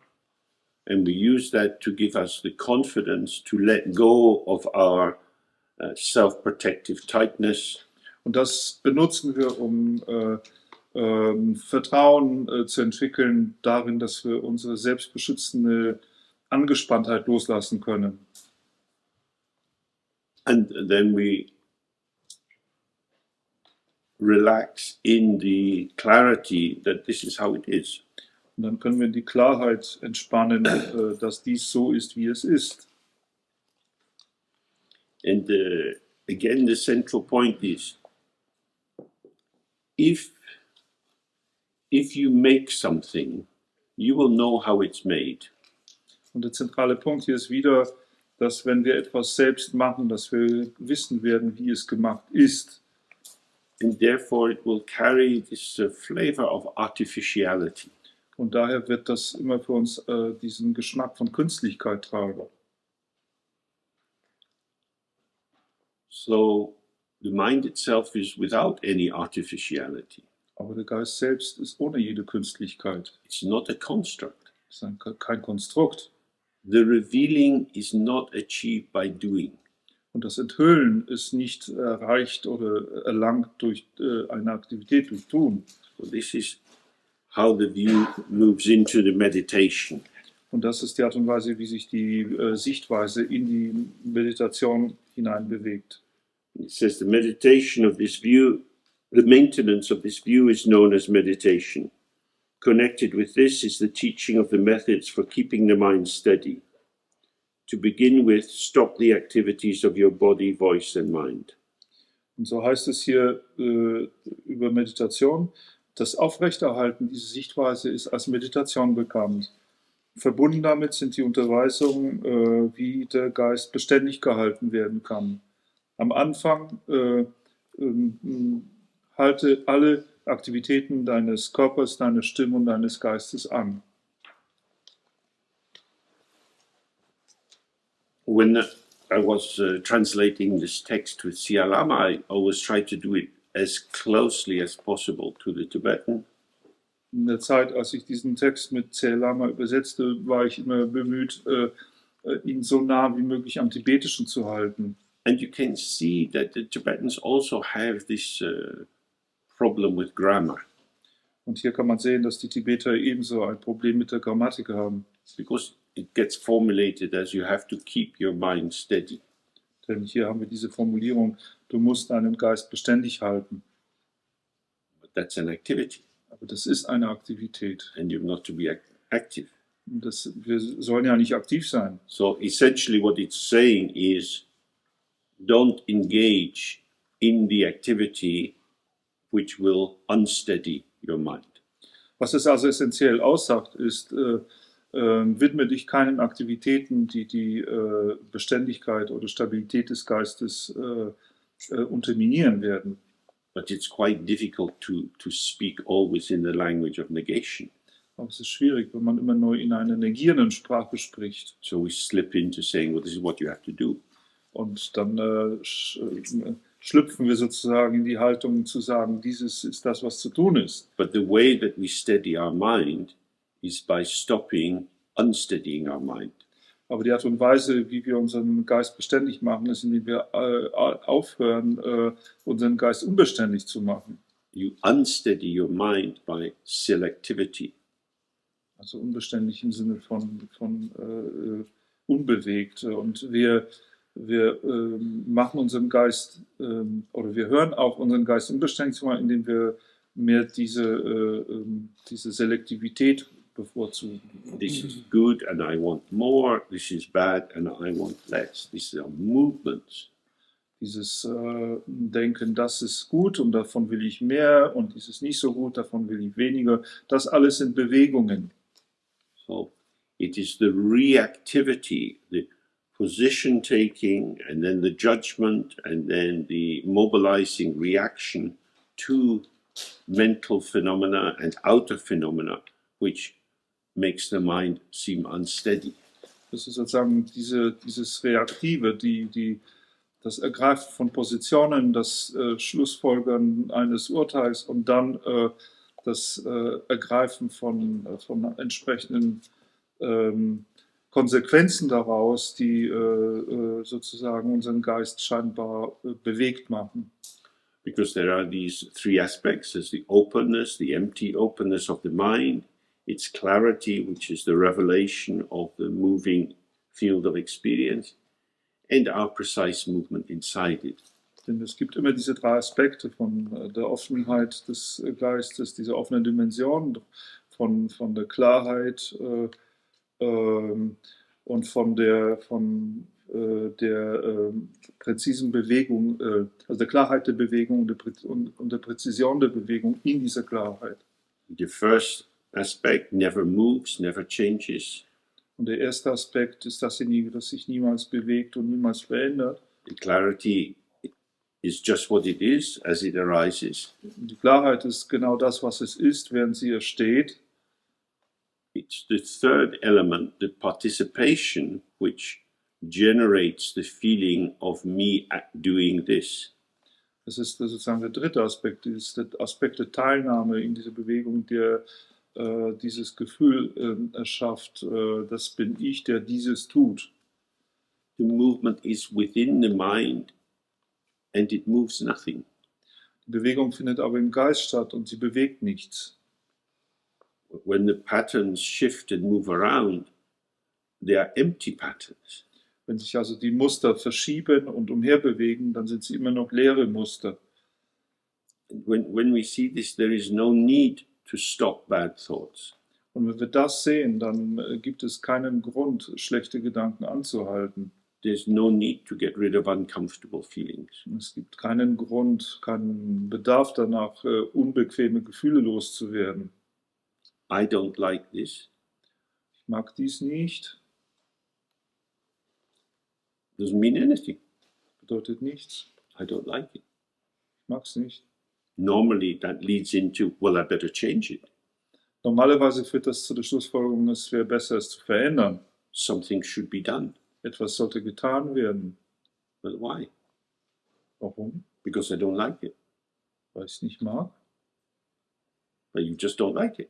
Na gut, dann magst du es halt nicht. Something's happening which is uncomfortable. Es geschieht irgendetwas, was unbequem ist. This means you're uncomfortable. Und das bedeutet, du bist unbequem.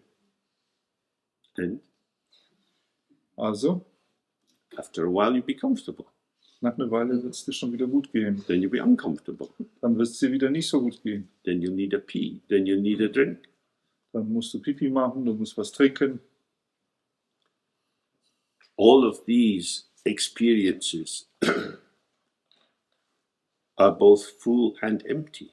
All diese Erfahrungen sind zugleich voll und leer. So, in the meditation, you can see for yourself that when you take yourself seriously, movement occurs.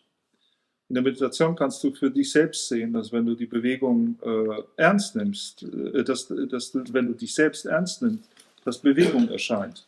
And when you relax a little and see it as illusion, you don't need to do so much. Und wenn du aber dich entspannst und alles als Illusion siehst, dann brauchst du nicht so viel zu unternehmen. It's like this. So ist das. How should it be? Wie sollte es denn sein? You've already displaced yourself from where you are by imagining some other situation that would be better. Dann hast du dich schon bereits von dem Platz, wo du bist, wegbegeben und indem du dir vorstellst, dass es eine bessere Situation geben könnte. The problem is not that maybe you feel dull and unable to meditate.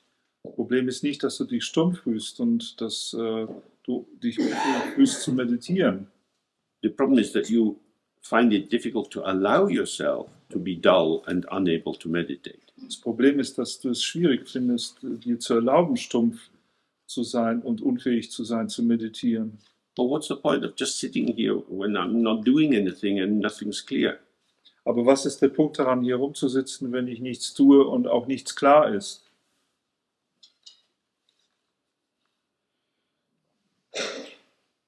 What's wrong with this? Was ist aber daran falsch? It shouldn't be like this, Es sollte nicht so sein. but it is like this. Aber es ist so. This is how it is. Es ist, wie es ist. Well, I don't like how it is. Aber ich mag es nicht, wie es ist. Then you will be forever trying to change situations to give you the situation that you want. Dann wirst du aber für immer in der Lage sein, Situationen verändern zu müssen, damit du endlich eine Situation bekommst, die du möchtest. Okay, you can be queen for the day. You can have what you want. Gut, du kannst also für den Tag die Königin sein. Du kannst haben, was du willst. So, what do you want? Was willst du also? I don't know. Ich weiß es nicht. That's the problem. Das ist unser Problem. The mind is moving. Denn der Geist bewegt sich. We're not happy with the object, but then the subject shifts anyway. Wir sind mit dem Objekt unglücklich, aber dann verschiebt sich das Subjekt sowieso. So, staying open to the mind as it is. Also hier geht es darum, dem Geist gegenüber offen zu bleiben, so wie er ist. So what we have to renounce is our script or our rule book that shows us how to evaluate what is going on. Was wir hier also aufgeben müssen, ist unser Skript oder unser Regelbuch, das uns zeigt, wie wir die Dinge auszuwerten, um das zu bekommen, was wir möchten. If you go to the land of gold, everything is gold. Wenn wir aber in ein Land von Gold gehen, dann ist alles Gold. If you go to the land of illusion, everything is illusion. Und wenn wir in ein Land der Illusion gehen, ist alles Illusion. But some illusions are better than others. Aber manche Illusionen sind eben besser als die anderen. Some clouds in the sky are much nicer than other ones. Manche Wolken im Himmel sind schöner, viel schöner als die anderen. So this is how we can observe our own falseness or self-deception. So können wir unsere eigene Falschheit oder unsere eigene Selbsttäuschung beobachten. What we are enacting is dissatisfaction. Was wir hier inszenieren, ist unsere Unbefriedigtheit. That's never quite right. Dass nämlich nie etwas so richtig ist. That some adjustment has to be made. Dass immer irgendwelche Anpassungen vorzunehmen sind. Because if it's okay, then the ego is redundant. Denn wenn alles in Ordnung ist, wird das Ego überflüssig. You don't need to get in and make all your prissy little adjustments. Dann braucht man da eben nicht hineinzugehen und unsere kleinen pingligen Anpassungen vorzunehmen. Because it's okay. Denn es ist in Ordnung. So we just sit and relax. It's okay. Dann sitzen wir einfach und entspannen. But Dad, I'm bored. Aber dann fühle ich mich so gelangweilt. Are we there yet? Am I enlightened? Is this it? Sind wir schon da? Bin ich schon erleuchtet? Das ist das Gleiche. Oh, we've been in the car for an hour. Oh, wir waren schon eine Stunde im Auto. Where is enlightenment anyway? Aber wo ist diese Erleuchtung ohnehin? It's our life. So ist unser Leben. Just read a book or look out of the window. You've never been here before. Look at the scenery. Boring. Lesen ein Buch oder schauen aus dem Fenster. Wir beklagen uns, dass es langweilig ist, obwohl wir noch nie hier waren und noch nie richtig hingeschaut haben. It's quite difficult for children to be passive. Für Kinder ist es sehr schwierig, passiv zu sein. Because they are highly participatory. They like to get involved in things. Sie sind sehr sozusagen auf Teilnahme ausgerichtet. Sie mögen in Dinge hineingezogen werden. So this is the issue of the meditation, is relaxing and going through the reading that boredom or dissatisfaction or disappointment means that things should be changed. Das ist der Punkt an der Meditation, zu entspannen und sich sozusagen mit der Frage auseinanderzusetzen, dass für uns das Empfinden von gelangweilt sein oder unbefriedigt sein immer nach sich zieht, dass wir das Gefühl haben, dass Dinge verändert werden müssten. And this is why this approach to meditation is so radical. Das ist der Grund, warum dieser Ansatz der Meditation gegenüber so radikal ist. Because it says, whatever comes, comes. Er sagt, was immer kommt, kommt. Weird states arise, okay. Seltsame Zustände kommen auch, in Ordnung. But also, whatever goes, goes. Very happy, blissful states vanish. Aber auch, was immer geht, geht. Also auch unsere sehr glücklichen Verzückungszustände, auch die verschwinden. Allowing the mind to be as it is. Das ist dem Geist zu erlauben, zu sein, wie er ist. Means that the ego is entitled to become its own size. Das bedeutet, dass man dem Ego erlaubt, sozusagen seine eigentliche Größe wieder einzunehmen. Because the ego is always a DIY construction. Dieses Ego ist ohnehin immer nur eine Do-it-yourself-Konstruktion. We cobble ourselves together. Wir basteln uns sozusagen zusammen. We are like the child of a family of drunken parents. Wir sind wie ein Kind in der Familie von betrunkenen Eltern. The child has to get up by themselves, make their own breakfast, get to school on time. Das Kind muss selbst aufstehen, muss für sich selbst das Frühstück machen und muss selbst dafür sorgen, dass es rechtzeitig in die Schule kommt. Come home, no food in the fridge, know where mom hides her 10 € note, take that, go to the shops and so on. Dann kommt das Kind heim und findet, dass der Kühlschrank leer ist. Es muss rausfinden, wo die Mama die 10 € versteckt hat, dass die dann diesen Schein nehmen, in den Laden gehen, einkaufen und so weiter. This develops the feeling, it's all up to me. Und das entwickelt irgendwie das Gefühl, das liegt alles, oder es ist alles in meiner Zuständigkeit. Nobody's looking out for me. Niemand schaut nach mir. And in my work in therapy, I had many patients who had this kind of background. Und in meiner Therapiearbeit hatte ich viele Patienten, die einen solchen Hintergrund hatten. And they find it very difficult to trust the therapist. Und sie finden es sehr schwierig, dem Therapeuten zu vertrauen. The idea that someone's on their side, that someone will be genuinely concerned about them, will speak to them in terms of their benefit, this is very unusual. Die Idee, dass jemand auf ihrer Seite steht, dass jemand entschlossen ist, zu ihrem Wohl zu arbeiten, dass jemand sozusagen so spricht, wie es ihnen nützen könnte, ist für sie sehr, sehr ungewöhnlich. And of course, as we've touched on before, if I relax my self-reliance and open up a little bit, I'm now more exposed and more vulnerable to the vagaries of experience, because other people may not be kind.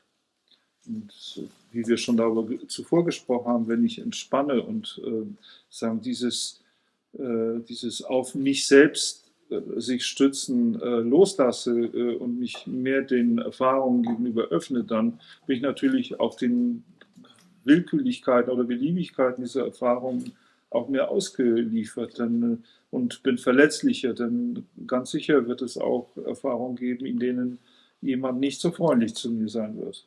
So we often find that we carry a basic mistrust. Und wir finden heraus oft, dass wir so ein grundlegendes Misstrauen in uns tragen. And that's why texts say faith and devotion is so important.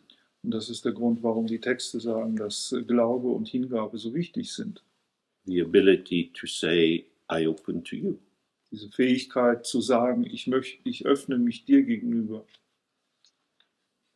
And part of that is the understanding of the nature of the mind we've been looking at.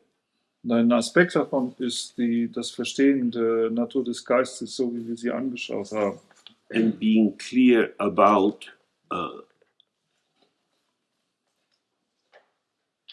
what aspects of ourselves are vulnerable. Und Klarheit darüber zu erlangen, welche Aspekte unseres Selbst verletzlich sind. Vulnerable, the word means able to be hurt, open to being hurt. Denn das Wort verletzlich, verletzbar heißt auch die Fähigkeit, Verletzungen zu empfangen. The basic openness of the mind is described as Vajra, indestructible. It never gets hurt. Die grundlegende Offenheit des Geistes ist aber oft auch als Vajra beschrieben, als das Unzerstörbare, das niemals verletzt werden kann. The field of experience arises as it is, and we can already start to wish that it was different. Das Erfahrungsfeld, das entsteht so, wie es ist, und an diesem Punkt können wir schon den Wunsch anfangen zu entwickeln, dass es anders sein sollte. But it's on the level of our participation that we feel more liable to be hurt. Aber das ist auf der Ebene unserer Teilnahme, dass wir uns mehr sozusagen den möglichen Verletzungen ausgesetzt fühlen. Now, in order to reintegrate or to awaken to our natural integration, the key thing we need is to settle into the openness of the mind. Um eine Reintegration zu finden oder zu der natürlichen Integration zu erwachen, ist der Schlüsselpunkt in dieser Offenheit des Geistes, sich niederzulassen. What stops us doing that is the fear that we won't be protected. Was uns davor abhält, das zu tun, ist die Angst, dass wir dann keinen Schutz mehr haben. So we're kind of we live along this spectrum, and we hear the teaching and says one area of our spectrum is indestructible. Und wir leben sozusagen auf dieser Spektrallinie und irgendwo in einem Teil des Spektrums hören wir die Lehren, dass ein Aspekt von uns unzerstörbar ist. In the other movement is because its movement is going to change. Und die andere Bewegung, weil sie Bewegung ist, dass es sich verändern wird. And some of these movements generate a flavor of happy or sad. Manche dieser Bewegungen generieren den Geschmack von Glück oder Traurigkeit. This is the radiance of the indestructible openness. Und das ist die Ausstrahlung dieser unzerstörbaren Offenheit. But when we forget that openness, the hopes and fears, the liking and not liking, the safety and danger all seem intensely real. Aber wenn wir diese Offenheit vergessen, dann erscheinen alle diese Hoffnungen und Befürchtungen, unsere Vorlieben und Abneigungen sehr, sehr intensiv und real. That's why this text, it says, if sick, then sick. If dying, then die. Darum heißt es in diesen Texten, wenn du krank bist, dann bist du krank. Und wenn du stirbst, dann sterbe. This can sound like madness. Das klingt irgendwie wie Verrücktheit. If I'm sick, why wouldn't I go to the doctor? Wenn ich krank bin, warum sollte ich nicht zum Arzt gehen? Because you want to be sick. Weil du krank sein willst. Nobody wants to be sick. Niemand will krank sein. That's because most people don't know how to be sick. Das liegt daran, weil die meisten Leute nicht wissen, wie man krank ist. You can be sick in a histrionic manner. Histrionic means? Histrionic means like it's over the top. Oh, I'm so terrible. I can't. Okay. Also man könnte sozusagen in einer hysterischen Art und Weise krank sein. I'm having one of my terrible headaches. I get a life. Also sehr übertrieben. So you can be sick in that way, or you can deny that you're sick and push through. Man könnte natürlich auch leugnen, dass man krank ist und versuchen sozusagen, sich hindurchzukämpfen. Or you can be sick. Oder wir können einfach krank sein. You sit with your body and you feel, what is this? Back pain, headaches, cold, nerves being disturbed by a cancerous growth, whatever it is. This is your life. Wir können sitzen, uns im Körper fühlen, wir können sehen, dass da was vor sich geht. Rückenschmerz, Kopfweh, unsere Nerven von einem Krebsgeschwür gestört. Was ist, das ist unser Leben. It's not that we shouldn't get help. Hier geht es nicht darum, keine Hilfe zu bekommen. But we can at least spend a little bit more time with the experience of sickness.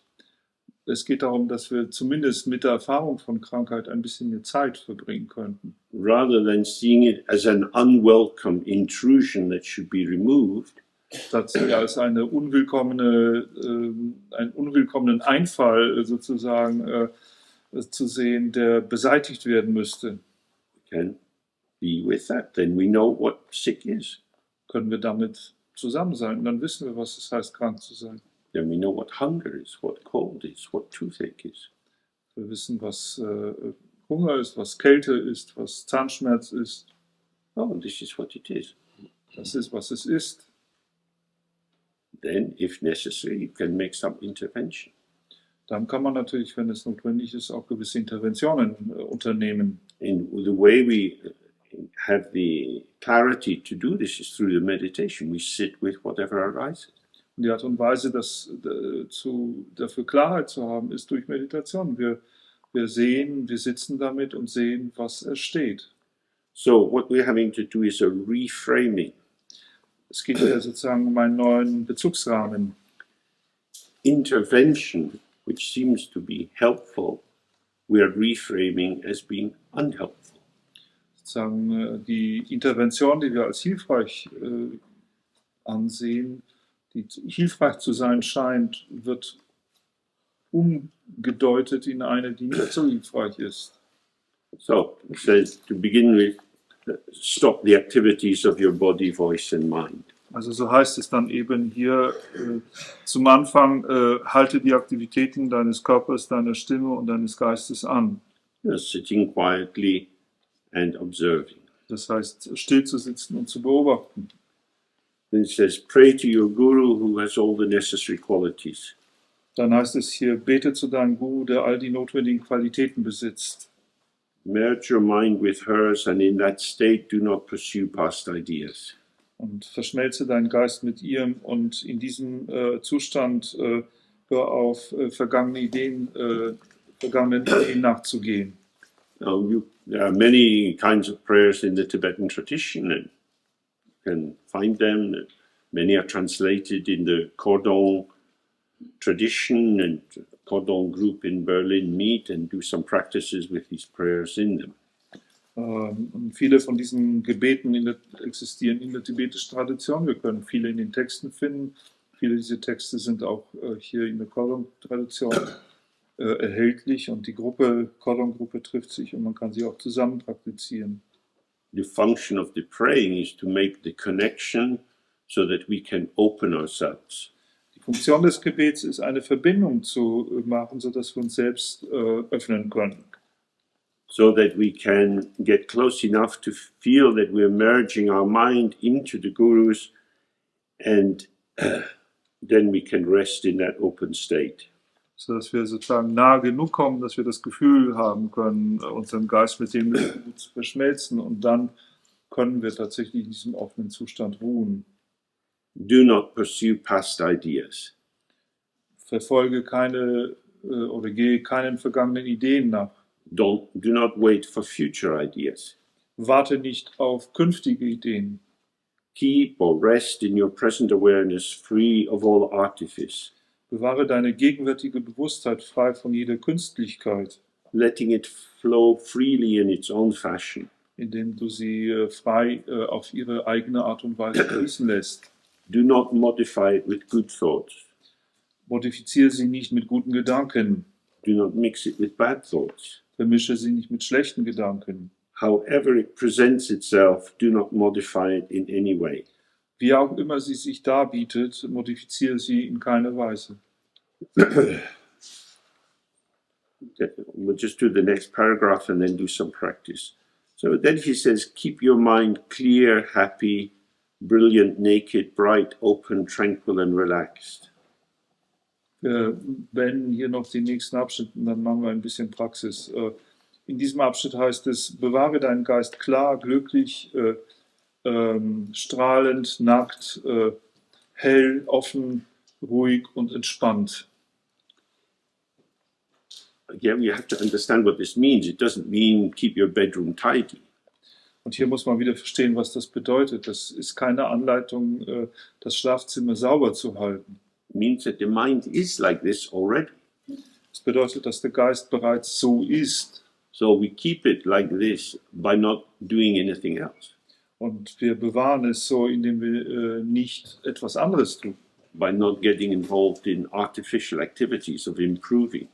Indem wir zum Beispiel nicht in künstliche Aktivitäten der Verbesserung beteiligt sind. Keep this open ground nature as void happiness. Bewahre diese Grundnatur als leeres Glück. The immediacy of emergence as clear happiness. Die Unmittelbarkeit des Erscheinens als klares Glück. And let energy be unimpeded. Und erlaube der Energie unbehindert zu sein.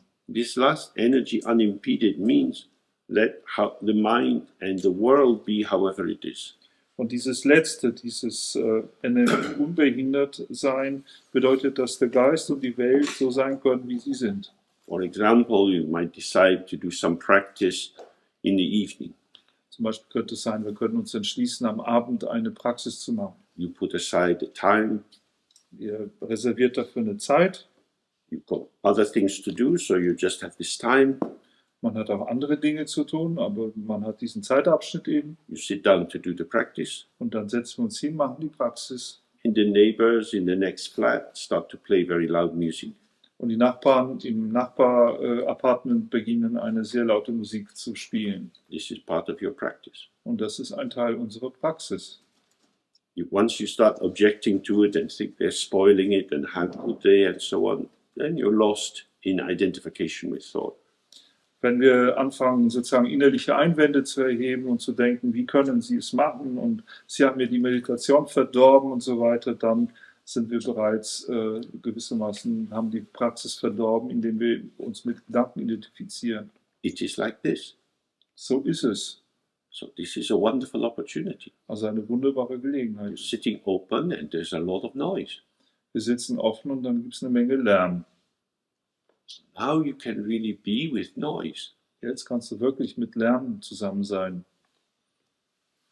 You don't merge into it and sing along with the song. Verschmilzt nicht damit, singst nicht sozusagen den Song mit. Don't take up a negative position about it. Du nimmst auch keine negative Haltung dem gegenüber. The sound fills the space of the mind. Und der Klang erfüllt den Raum des Geistes. And then it stops. Und dann hört es auf. And something else comes. Und dann kommt irgendetwas anderes. So that's what it means about let energy be unimpeded. Das ist das, was es bedeutet, die Energie ungehindert sein zu lassen. Everything is our mind. Alles ist unser Geist. Sometimes our mind looks like motor cars, like houses, like birds. Sometimes it looks like apples. And sometimes it looks like thoughts. Manchmal sieht unser Geist aus wie Autos oder wie Häuser oder wie das Singen eines Vogels. Und manchmal sieht er aus wie ein Apfel und manchmal wie ein Gedanke. This is the energy of the mind. Das ist die Energie des Geistes. It is empty. It comes from emptiness. Und sie ist leer und kommt aus der Leerheit. No, it doesn't come from the fucking neighbors. Nein, es kommt von den verdammten Nachbarn. This is what we have to think. Oh, so where does this judgment about the neighbors come from? Das ist das, was wir beachten müssen. Wo kommt dieses Urteil über die Nachbarn? This is the radiance of the Dhammakaya. Das ist die Strahlkraft des Dhammakaya. So even if you go into a rant in your head about these neighbors, Und selbst wenn wir sozusagen in unserem Geist in eine Hasstirade gegen diese Nachbarn verfallen, the radiance is showing this form. selbst dann zeigt die Strahlkraft einfach diese Form. Your mad, angry, crazy mind is the mind of all the Buddhas. Unser verrückte, zornige, durchgedrehte Geist ist der Geist aller Buddhas. Really? Can this be true? Kann das überhaupt wahr sein? Where else does it come from? Aber woher sollte es sonst herkommen? Well, I was brought up to be respectful of other people. Nun, ich habe eine Erziehung genossen, wo ich Respekt vor anderen Leuten beigebracht bekommen habe. I have certain standards and principles, but these people, they're not like me. Ich habe gewisse Standards und Prinzipien, aber diese Leute sind nicht so wie ich. So this is the line of samsara. Da haben wir die Linie des Samsara. Thought, riding on thought, building up positions from which you can make your judgment. Das ist sozusagen ein Gedanke, der auf dem Nächsten reitet und der auch wiederum auf dem Nächsten reitet und der Positionen aufbaut, die uns sozusagen ein Urteil erlauben, von dem wir uns dann sozusagen aufrichten können. Und So it's as if there is a horizontal line of the progression of thoughts through time. es ist also hier so, als gäbe es eine horizontale Linie von einer Abfolge von Gedanken durch die Zeit, which allows you to build on your memories and so on. und die gestattet uns sozusagen auf unseren Erinnerungen aufzubauen. But there's also, if you like, the vertical line of the immediate manifestation. Aber hier gibt es auch, wenn man so sagen will, eine senkrechte Linie von unmittelbarer Manifestation. What I'm hearing is noise. Was ich hier höre, ist Lärm. What I'm thinking is neighbors. Was ich denke, sind Nachbarn. The noise is noise. Lärm ist Lärm. I only know the neighbors are making the noise because I'm thinking about where did the noise come from. Ich weiß nur deswegen, dass das die Nachbarn sind, die diesen Lärm machen, weil ich darüber nachdenke, woher dieser Lärm kommt. Sound just comes. Sound is sound. Klang kommt einfach. Klang ist Klang. Doesn't have a little label. Klang selbst hat keine kleine Etikette drauf. We put the label on. Es sind wir, die diese Etikette draufkleben. And then on the basis of that we build up our irritation and annoyance and so on. Und auf dieser Grundlage bauen wir unsere Irritation und unsere Verärgerung auf und so weiter. So when the text says whatever comes, comes, Wenn also im Text heißt, was immer kommt, kommt, means we attend to what comes. dann muss man einfach beachten oder dabei sein, was kommt. When it says don't enter into artificiality, that means don't elaborate this story about it's the neighbors and you should call the police and why does nobody else complain? Und wenn es dann heißt, trete nicht in die Künstlichkeit ein, dann heißt es einfach, wir sollten nicht irgendwie diese ganze Geschichte aufbauen, dass es die Nachbarn sind und warum sich keiner sonst beschwert und dass man die Polizei holen sollte und so weiter. Because if you just stay with the sound as sound, your mind will relax more and open and will become more bright and clear and you will be more happy.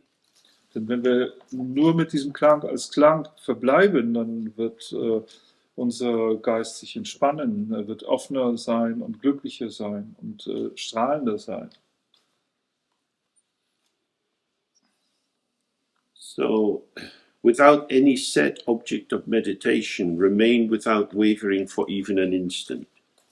Ohne ein gesetztes Objekt der Meditation zu sein, bleibe ohne Schwanken, ohne auch nur für einen Augenblick zu schwanken. So there are many different kinds of meditation. In most meditation practices, before you sit down, you know what you're going to do. Es gibt also viele Arten von Meditation und in den meisten Arten weiß man schon, bevor man sich hinsetzt, was man tun wird. I'm going to visualize something, or I'm going to observe my breath, or scan through my body. Ich werde etwas visualisieren oder ich werde meinen Atem beobachten oder ich werde durch meinen Körper hindurch leuchten. But in this practice, we're just going to be open to whatever comes. Aber in dieser Praxis werden wir einfach offen sein, dem gegenüber, was immer aufkommt. We're not establishing anything except hospitality to everything which occurs. And this is the basic state of awareness. That's what awareness does. It's hospitable. Wir etablieren hier gar nichts. Wir sind lediglich willkommen heißen gegenüber allem, was erscheint. Und das ist ja das, was Bewusstheit ist. Bewusstheit ist im Wesentlichen einfach gastfreundlich zu sein. Okay, so we can do this, go into the practice now, and we do it by merging our mind into the mind of the Guru, the teachers, all the teachers we have, the mind of all the Buddhas. Wir können das tun, indem wir jetzt in der Praxis, indem wir unseren Geist auch mit dem Geist des Guru verschmelzen, der ja auch zugleich der Geist aller Buddhas ist. We do this by imagining in the space in front of us, about an arm and a half's length, a white letter R. Und wir tun das, indem wir vor uns im Raum etwa eine 1,5 Armlängen entfernt ein weißes A visualisieren oder uns vorstellen. This R represents emptiness, which is the nature of everything. Und dieses A repräsentiert die Leerheit, die auch die Natur von allem ist. It's the basis of awakening. Die Basis fürs Erwachen. And it's surrounded by 5-colored light. Umgeben ist es von 5-farbigem Licht, which represents the 5 wisdoms that shine out of emptiness. Und das repräsentiert die 5 Weisheiten, die aus der Leerheit ausstrahlen. And the purity of the 5 elements which constitute all the forms we encounter. Zugleich aber auch die Reinheit der 5 Elemente, die aus denen jegliche Form, denen wir begegnen, bestehen. You can imagine that in our own heart also there is a white R. Wir können uns vorstellen, dass in unserem eigenen Herzen sich ebenfalls ein weißes A befindet. These are both forms of light. Und beide sind Formen von Licht. And then, in a relaxed, open way, we make the sound of R 3 times. Und dann auf eine entspannt offene Art und Weise machen wir diesen Klang von A 3-mal. R allows all preoccupations and tensions to dissolve so that there's just the unification of the I in the heart and the I in the sky in front of you. Und das erlaubt, dieser Klang von A erlaubt allen unseren Vorbesetztheiten, Beschäftigungen, Anspannungen sich aufzulösen, sodass es da nichts weiter gibt als die Einheit dieser beiden A's. In that openness there is no difference between them. Und in dieser Offenheit gibt es zwischen den beiden A's keinen Unterschied. And then they just dissolve the way a rainbow dissolves in the sky. Und dann lösen sie sich auf in der gleichen Art und Weise, wie ein Regenbogen sich im Himmel auflöst. And we sit in the openness which is inseparable from the mind of the Buddhas, and whatever comes, comes. Und dann sitzen wir in dieser Offenheit, die untrennbar ist vom Geist aller Buddhas, und was immer dann kommt, kommt.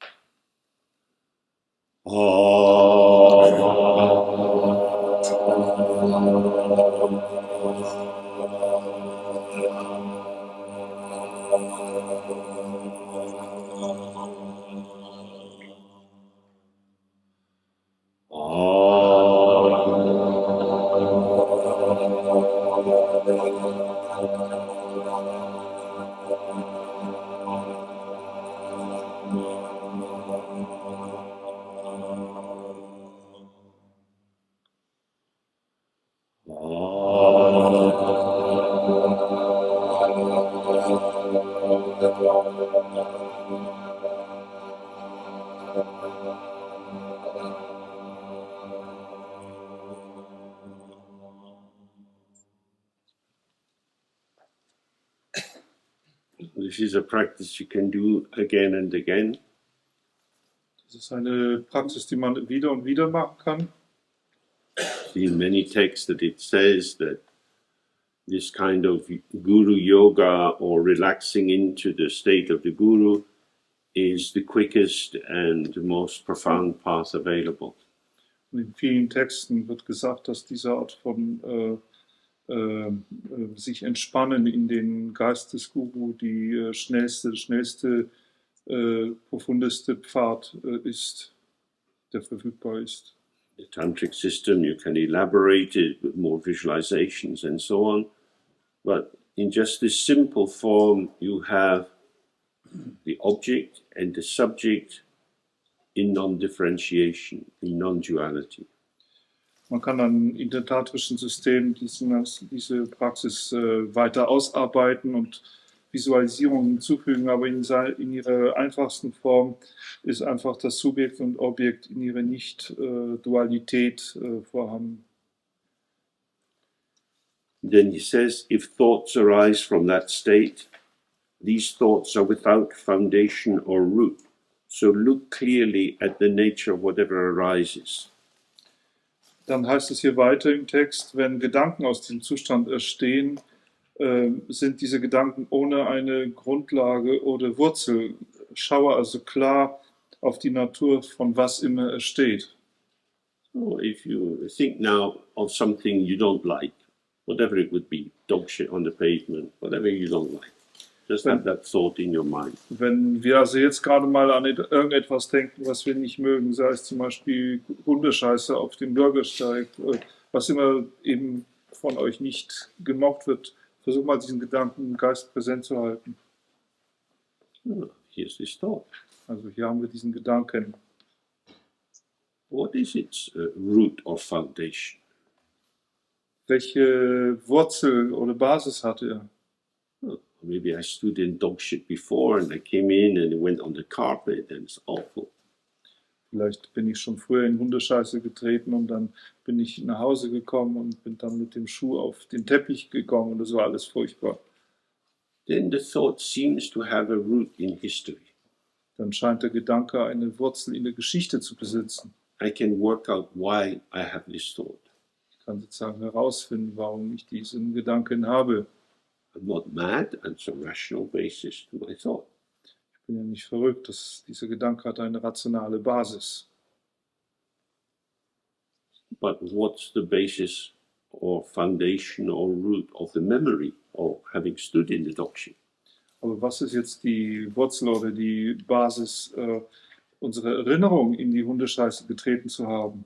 That's also a thought, an associated thought. Das ist auch ein Gedanke, ein damit verbundener Gedanke. Thought arises and then it's gone. Ein Gedanke kommt auf und dann ist er auch wieder weg. Did it embed in anything? Hat der Gedanke auf irgendetwas gewurzelt oder war er in irgendwas eingebettet? Sometimes we become a bit obsessional about a thought. We return to it again and again. We can't get it out of our mind. Manchmal werden wir ein bisschen besessen von einem Gedanken, kommt obsessive Weise wieder und wir können ihn nicht aus unserem Geist vertreiben. And this repetition seems to increase its density. Und diese Wiederholung scheint die Dichtheit dieses Gedankens zu erhöhen. But what is it resting on? Aber worauf beruht er denn? It's there and it seems to have an impact or a power. Er ist da und er scheint auch eine Wirkung oder eine Macht zu besitzen. And then it's gone. Und dann ist er weg.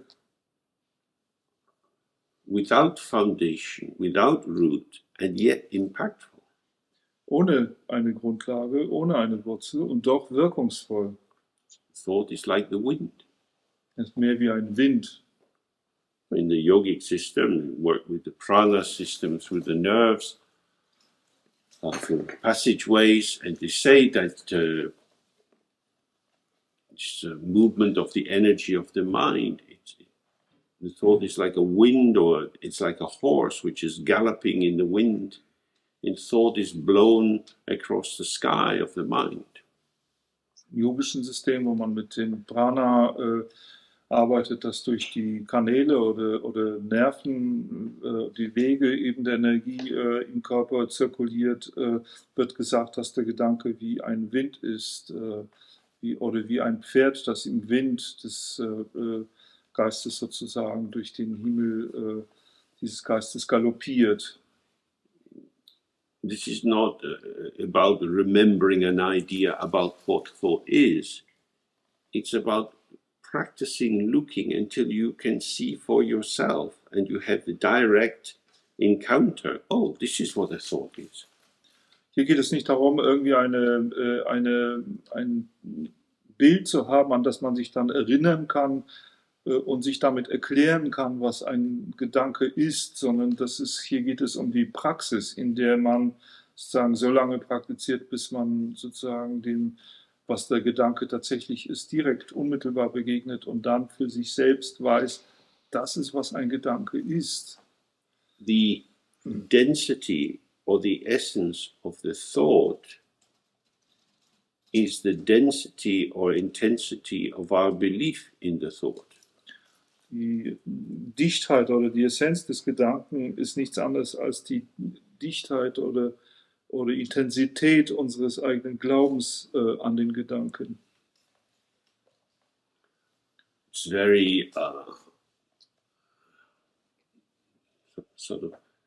it's very sad in a pathetic way, but also very interesting to watch a small child have a temper tantrum. Es ist natürlich einerseits sehr traurig, auf eine pathetische Art und Weise traurig, aber gleichzeitig auch interessant, ein Kind dabei zu beobachten, wie es einen Jähzornanfall hat. They can't win, Sie können nicht gewinnen, but they won't give up. aber sie wollen auch nicht aufgeben. And so it gets cranked up more and more and more. Und so kurbeln sie es mehr und mehr an. And the child is vanishing into a tunnel of lostness. Und das Kind verschwindet in einem Tunnel des Verlorenseins. Maybe throwing themselves on the ground, crying very loudly, not letting you touch them. Vielleicht schmeißt es sich selbst auf den Boden oder schreit, weint ganz laut und lässt sich auch nicht berühren. And what's it all about? Und um was geht's da? You say, you can't get the chocolate till I pay for it, and then we're out of the shop. Es geht vielleicht darum, dass man dem Kind gesagt hat, du kannst die Schokolade nicht haben, bis ich sie bezahlt habe und wir aus dem Laden raus sind. But it's my chocolate. Aber es ist meine Schokolade. This is your chocolate. Oh, yeah. You know these stories. Wir brauchen da nicht weiterzumachen, ihr kennt die Geschichte. And it's the over-invested moment. Das ist sagen, der übermäßig investierte Augenblick. It's not about the chocolate. Es geht überhaupt nicht um die Schokolade. It's that one idea is flowing into another idea, into another, and it's getting bigger and bigger and bigger. Eine Idee fließt in die andere und wieder die in die nächste und so weiter und das wird größer und größer und größer. You're caught by the thought.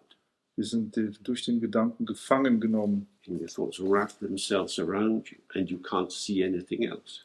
Die Gedanken wickeln sich um uns und wir können nichts anderes mehr sehen. So this is very, very interesting. Sehr interessant. Because this is what happens to us. Das ist das, was uns passiert. The situation with the chocolate could be resolved if the child was in a slightly different mood. Die Sache mit der Schokolade könnte aufgelöst werden, wenn das Kind in einer etwas anderen Stimmung wäre. They just say, okay, Dann würde es vielleicht sagen, in Ordnung, trot along, fine, good, okay. dann kaufen wir sie, bezahlen sie und dann gehen wir raus und dann habe ich sie. But once this intense investment starts, the subject and the object hook into each other, and that inseparable tension generates this storm. Aber wenn also dieses übermäßige Investment beginnt und sich sozusagen das Subjekt und das Objekt so ineinander verhaken, dann generiert diese unauflösliche Spannung, diesen Sturm. And you see it with smaller infants, you know, when they're starting to walk and they fall over. And very often they look around. Kann man sehr gut beobachten bei Kleinkindern, die gerade am Beginn ihres Laufens sind, dass sie versuchen zu laufen, dann umfallen, dann schauen sie sich erstmal so in die Runde um. Because they don't quite know what is the status of this. Denn sie können nicht so recht ausmachen, was jetzt der Status dieser Situation ist. Oh, you had a big fall. Yeah.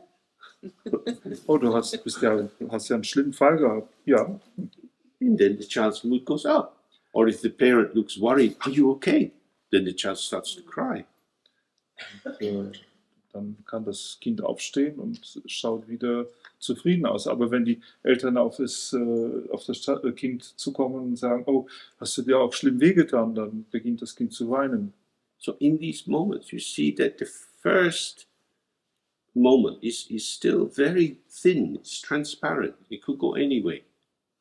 Man kann also beobachten, dass dieser Anfangsaugenblick immer noch sehr, sehr dünn ist und sehr transparent ist und sein Potenzial in alle möglichen Richtungen hat. But once the interpretive line is established, you get more and more investment and you get a big reading and a whole emotional state arises.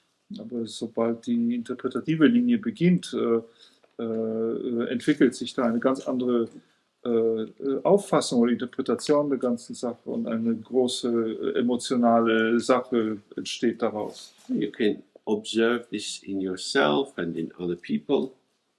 Das ist etwas, was wir bei uns selbst und bei anderen beobachten können.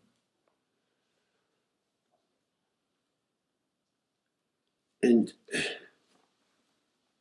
allow yourself to really see whether the thought has some inner truth or essence. Und wir müssen uns selbst gestatten, wirklich zu sehen, ob der Gedanke überhaupt irgendeine innere Wahrheit oder Essenz besitzt.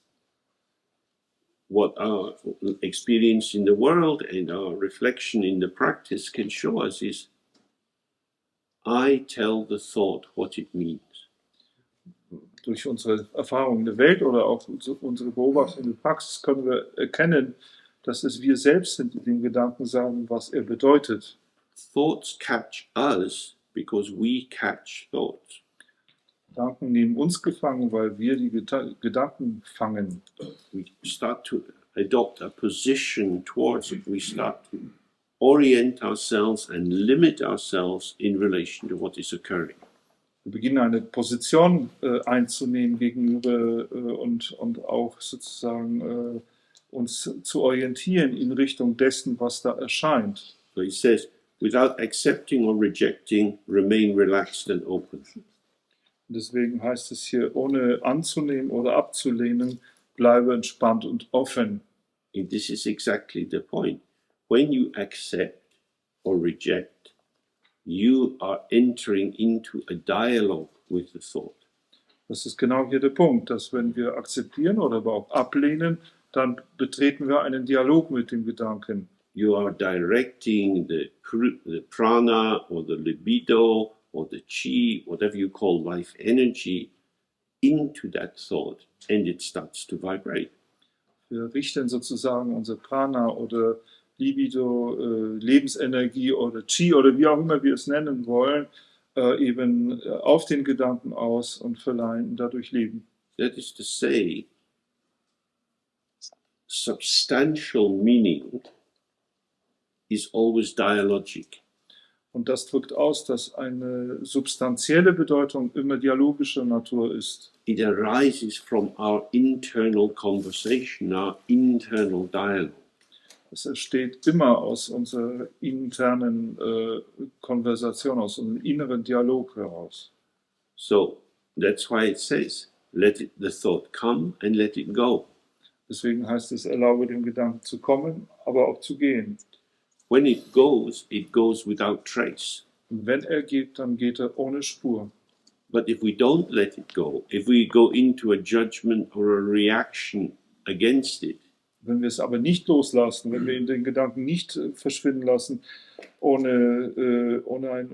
dann geht es in die Richtung von Urteil. Thought links on to thought. Und dann verknüpft sich ein Gedanke mit dem nächsten. And you get this build-up. Und dann hat man dieses sich aufbauen. You get entrained. Und sozusagen hineingezogen. And then you get this whole package deal. Und dann kriegt man dieses ganze Paket, Package Deal.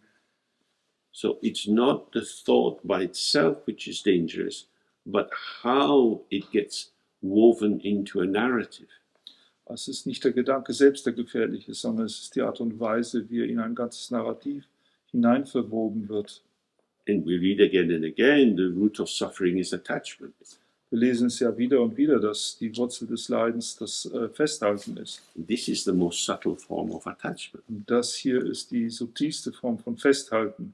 where we won't let the thought go free. Ein Festhalten, bei dem wir den Gedanken nicht frei loslassen. Why are you here? What do you want? Can I make some use of you? Wir fragen eher, warum bist du hier? Was willst du? Kann ich aus dir irgendeinen Nutzen ziehen? Leave it alone. Lass ihn einfach in Frieden. If you practice too intensely, the problem of many wild, excited thoughts will develop. So remain loose and free. Dann heißt es hier weiter, wenn du zu intensiv praktizierst, entsteht das Problem von vielen wilden, aufgeregten Gedanken, die sich entwickeln, und solltest du entspannt und frei bleiben. On the other hand, if you are too relaxed, the problem of sinking and dullness will develop. So remain alert in the presence of awareness. Andererseits, wenn du zu entspannt bist, entsteht das Problem von Absinken und Stumpfheit. Bleibe also wach in der Gegenwart der Bewusstheit. Again, this is the middle way. Not too tight, not too loose. Wieder haben wir hier den mittleren Weg, nicht zu angespannt, nicht zu locker. So if you're coming back from work and you're caught up in what was happening there, best to have a shower, maybe put on some music and dance, and then do practice. But don't try to do the practice which requires a very subtle, finessed attention when you're already agitated. Also wenn man zum Beispiel aus der Arbeit kommt und sehr noch mit den Dingen oder von den Dingen der Arbeit bewegt ist, ist es keine gute Idee, sofort zu praktizieren, sondern es ist vielleicht gut, eine Dusche zu nehmen, ein bisschen Musik aufzulegen, vielleicht zu tanzen und dann die Praxis zu machen. Und dann aber nicht zu versuchen, eine sehr, sehr raffinierte, sehr feine Anpassung erforderliche Praxis zu machen, wenn man sowieso schon einen bewegten Geist hat. And in the same way, if you're very tired, then have a snooze. Und wenn wir sehr müde sind, dann sollten wir vielleicht erstmal ein bisschen schlafen. Struggling to meditate because you feel you have to when you're not actually available doesn't make any sense. Darum zu kämpfen, zu meditieren, nur aus dem Pflichtgefühl, weil wir müssen, ohne dass wir tatsächlich wirklich verfügbar sind, macht nicht sehr viel Sinn. It's not about rules and compliance. It's about collaboration with your actual lived situation. Es geht hier also nicht um Regeln und um Gehorsam, sondern es geht darum, mit der tatsächlichen gelebten Situation zu kollaborieren. And now we go to collaborate with the lived situation of the stomach. Jetzt werden wir dann dazu schreiten, mit der lebendigen Situation des Magens zu kollaborieren. And we meet back at 2:30. Und wir werden uns hier wieder um 2:30 treffen.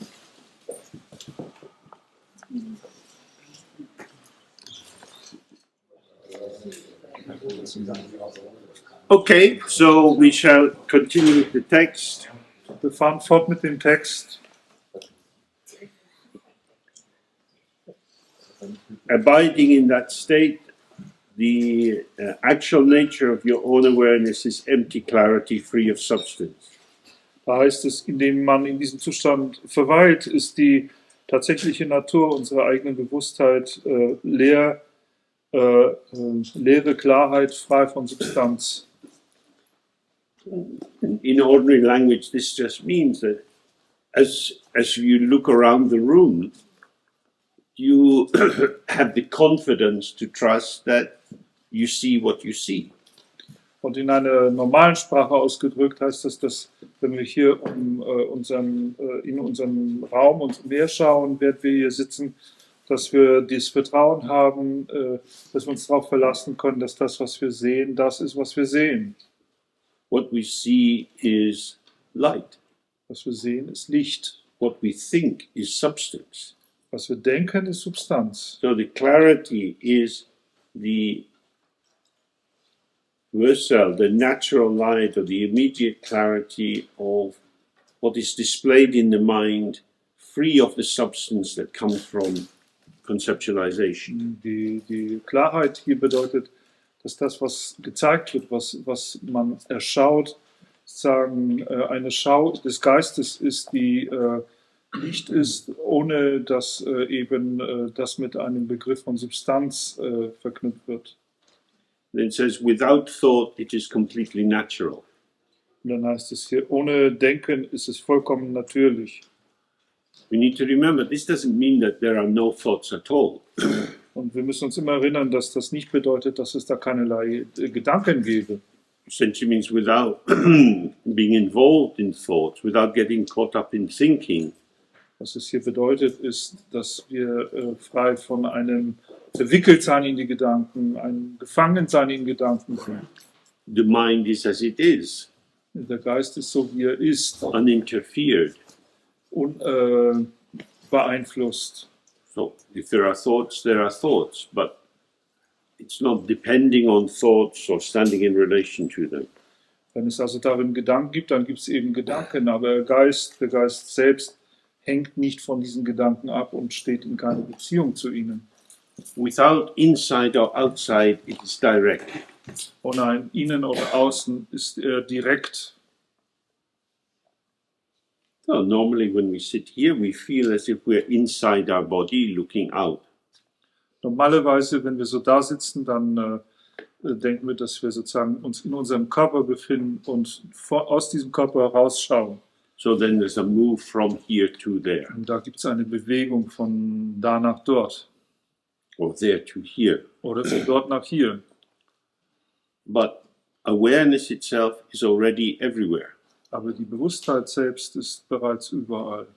And the less we rely on thoughts to make sense of what's going on, we have the immediate disclosure of the completeness of the field. Und, je weniger wir uns auf Gedanken stützen, um aus dem, was vor sich geht, Sinn zu machen, desto unmittelbarer ist sozusagen die Art und Weise, wie sich das, was sich enthüllt, auch offenbart wird. The mind is not touched by any fault or good quality whatsoever. It's not obscured by any good or bad actions whatsoever. Dann heißt es hier, der Geist wird nicht durch irgendeinen Fehler oder eine gute Qualität, was immer diese sei, berührt. Er wird nicht verdunkelt durch irgendeine gute oder schlechte Handlung, was immer diese sei. This is a repetition of what's been stated before. Und das ist eine Wiederholung von dem, was bereits gesagt wurde. Buddhist texts have a lot of repetition. Buddhistische Texte zeichnen sich durch viele Wiederholungen aus. And that's because the people who write these texts have great respect for the power of stupidity. Und das liegt daran, dass die Leute, die solche Texte schreiben, einen großen Respekt vor der Macht der Dummheit haben. That we are sealed in our assumptions. Nämlich, dass wir in unseren Annahmen eingesiegelt sind. And what is being said is in many ways quite shocking. Und das, was hier gesagt wird, ist auf vielerlei Weise schockierend. And so we want to brush it off because it's too disturbing. Und so wollen wir das mehr oder weniger beiseite schieben, weil es uns zu sehr verstört. As you say, the mind is not bound, it's not freed. It's naked, quiet, without stain, unobscured. It's not made or altered by anyone. Dann heißt es hier, der Geist ist nicht der Geist ist nicht gebunden und er wird auch nicht befreit. Er ist nackt, still, ohne Makel und unverdunkelt. Er wird durch niemanden gemacht oder verändert. So, a normal response to this is, well, doesn't sound like me. Die normale Reaktion auf so etwas ist zu sagen, das klingt nicht so, wie ich mich fühle. This must be the Buddha. I'm not the Buddha. Das muss wohl auf den Buddha zu treffen und ich bin kein Buddha. And so we can turn the Dharma into a way of diminishing ourselves. Und so können wir den Dharma dazu verwenden, uns selbst herabzusetzen. But I am disturbed. I am bound. I'm not free. Denn wir werden sagen, aber ich bin verstört, ich bin gefesselt, gebunden, ich bin nicht frei. Whenever we find our mind going in that direction, we have to stop and see, oh, this is a thought. Wann immer unser Geist diese Richtung einschlägt, müssen wir ihn anhalten und sagen, das ist ein Gedanke. Using this thought, I tell myself who I am. Und indem ich diesen Gedanken benutze, sage ich mir selbst, wer ich bin. But who am I? Aber wer bin ich denn? Then we sit with whatever's occurring. Und dann sitzen wir mit was auch immer erscheint. And we see that all these definitional thoughts that squeeze us and keep us in a small box, Und dann können wir erkennen, dass alle diese definierenden Gedanken, die uns zusammenquetschen und in eine kleine Box hineinpressen, they are impermanent. dass diese Gedanken unbeständig sind. So, like in a Hollywood movie where the hero is in prison, Wie in einem Hollywood-Film, wo der Held im Gefängnis sitzt. in order to get out, they have to start observing the movement of the guards. Um herauszukommen, muss er als erstes anfangen, die Bewegungen der Wachen zu beobachten. And the guards go around in a regular pattern. Die Wachen machen ihre Runden in einem regelmäßigen Muster. So there is a period of 10 seconds when you can nip out the door and down the passage. Da gibt es einen Zeitabschnitt von 10 Sekunden, wo man aus der Tür schleifen kann und einen freien Weg vorfindet. So we have this same. We have our tendency to be caught up in our thoughts. Und wir haben das Gleiche. Wir haben unsere Neigung, in den Gedanken gefangen zu sein. The thoughts tell us who we are. Die Gedanken sagen uns, wer wir sind. They are the prison guards. Das sind die Gefängniswächter. Awareness is always free but appears to be imprisoned. Bewusstheit ist immer frei, aber sie scheint gefangen zu sein. We find the freedom in the gap between the imprisoning thoughts. Und wir finden die Freiheit in der Lücke zwischen den uns gefangen haltenden Gedanken. It doesn't need to be a big gap, Braucht man keine große Lücke. but we need to be present to see what is there when there is a gap. Aber wir müssen gegenwärtig sein und sehen, was da ist, wenn sich mal eine Lücke bietet. As long as we rely on our habitual interpretation, we won't find any gap. Solange wir auf unsere gewohnheitsmäßigen Interpretationen uns verlassen, werden wir überhaupt keine Lücke vorfinden. And there is always turbulence in our world. In unserer Welt gibt es immer Turbulenzen. I was just hearing that there is some news that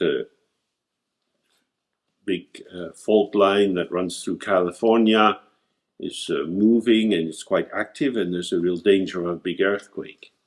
Ich hörte gerade, dass es Neuigkeiten gibt, dass entlang dieses Grabens, das durch Kalifornien läuft, Bewegungen gerade stattfinden, dass eine gewisse Gefahr von großem Erdbeben besteht. And so people have a lot of fear. Dann haben die Leute natürlich eine Menge Angst. And so we can hold some sense of their situation in our meditation practice and in our prayers. Wir können also ein gewisses Empfinden dafür, wie sich die Menschen dort fühlen, auch in unserer Meditationspraxis und in unseren Gebeten wachhalten.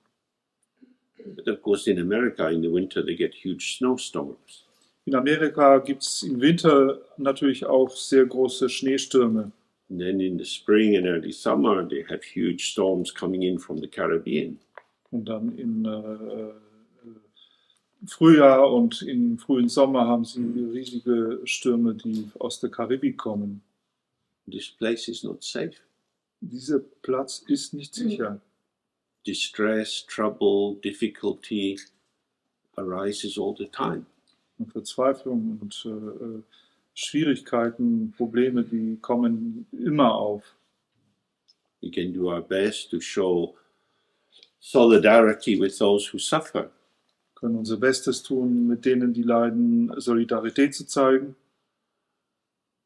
The circumstantial causes of suffering are things like earthquakes and buildings falling down and storms and wars. Die umstandbezogenen Ursachen für das Erfahren von Leiden können natürlich Erdbeben, Stürme, zusammenbrechende Häuser oder auch Kriege sein. One crisis goes down and then another crisis arises. Eine Krise beruhigt sich und dann kommt eine neue Krise auf. So we're never free of crisis. Wir sind niemals frei von Krisen. The root cause of the suffering, though, is not the crisis. Aber die Wurzelursache des Leidens ist nicht die Krise. It's that we are not settled in ourselves. Sie beruht daran, dass wir nicht in uns selbst angesiedelt sind. And he says, when a clear, direct actualization of that primordial, unartificial, effortless truth arises, then for whatever arises from that state, be it bliss, clarity, and absence of thoughts, or sinking and excitement with good and bad thoughts, or thoughts of the afflictions, or grasping thoughts that arise with the appearances and sounds that arise due to the objects of the six senses, take whatever arises as the object of meditation. Dann kommt Folgendes. Wann immer die unmittelbare Aktualisierung dieser ursprünglichen, ungekünstelten, mühelosen Wahrheit steht, dann nimm für alles, was aus diesem Zustand entsteht, sei es Freude, Klarheit und Abwesenheit von Denken, sei es Absinken, sei es Aufregung mit guten oder schlechten Gedanken oder Gedanken der Plagen oder greifenden Gedanken, die aufgrund von Erscheinungen und Klängen entstehen, die aufgrund von den Objekten des sechs Sinne aufkommen. Nimm alles, was immer erscheint, als das Objekt der Meditation. So, clarity, bliss, and no thought, these are called jnans or meditation experiences, which can arise when the mind becomes more calm. Diese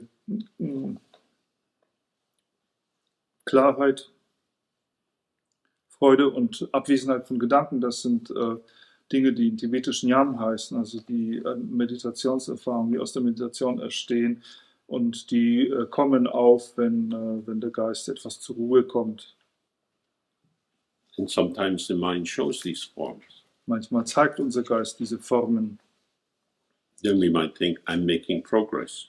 Dann könnte uns die Idee aufkommen, wir machen einen Fortschritt. Then the next day we experience sinking and drowsiness or excitement and dispersion. Und nächsten Tag erfahren wir vielleicht ein Absinken und Stumpfsinn oder eine Aufregung und Zerstreuung. Whatever arises, he says, take that as the object of meditation. Was immer da aufkommt, sagt er, nimm es als ein Objekt der Meditation. Meditation means being open and present with whatever arises. Meditation bedeutet, offen und gegenwärtig zu sein mit allem, was aufkommt. Our ordinary worldly attention increases and decreases according to the intensity of the impact of the object. Unsere gewöhnliche weltliche Beachtung steigert sich oder vermindert sich gemäß dem Eindruck, der sozusagen für uns von dem Objekt, der Intensität des Eindrucks, die für uns von dem Objekt ausgeht. This is obvious. You walk down the street and most of what you encounter is almost invisible to you. You have no memory recall of it at all. Das ist relativ offensichtlich, denn wir brauchen nur angucken, wenn wir eine Straße entlang gehen, ist das meiste, dem wir begegnen, sozusagen von absolut geringstem Interesse für uns und wir haben nicht die geringste Erinnerung daran, dass wir das überhaupt gesehen haben. But if something strikes us as interesting, we attend to it and it registers. If it strikes us as dangerous or disturbing, we pay attention and it registers. Wenn etwas aber uns als sehr interessant berührt, dann beachten wir es und registrieren es auch. Und wenn etwas als gefährlich oder bedrohlich erscheint, dann beachten wir es auch und registrieren es. So, what he's saying very clearly is, this is not how to proceed. Und was er hier ganz klar sagt, das ist nicht die Art und Weise, wie wir vorgehen sollten. Because otherwise you're always on the dimmer switch, tuning in, tuning out, tuning in, tuning out. Denn sonst haben wir sozusagen immer eine Hand auf dem Dimmer und fahren ihn hoch und wieder runter, hoch und runter. We give equal welcome equal openness to everything which occurs. Wir gewähren allem, was erscheint, gleichermaßen ein Willkommen und eine gleiche Offenheit. So if one thought arises and then another thought arises that says, I don't like this. Wenn also ein Gedanke aufkommt und dann kommt der nächste Gedanke auf, der sagt, ich mag das nicht, To the first thought we say, welcome. To the second thought we say, welcome. dann willkommen heißen wir den ersten Gedanken willkommen und auch den zweiten. We don't have to activate ourselves on the basis of the second thought. Wir müssen uns nicht sozusagen auf der Grundlage dieses zweiten Gedankens irgendwie aktivieren. Because it's only by not mobilizing in response to the thought that you can see the emptiness of the thought. Denn es ist nur aufgrund eines Nicht-Mobilisiert-Seins auf der Grundlage des Gedankens, dass wir eben die Leerheit dieses Gedankens überhaupt erkennen können.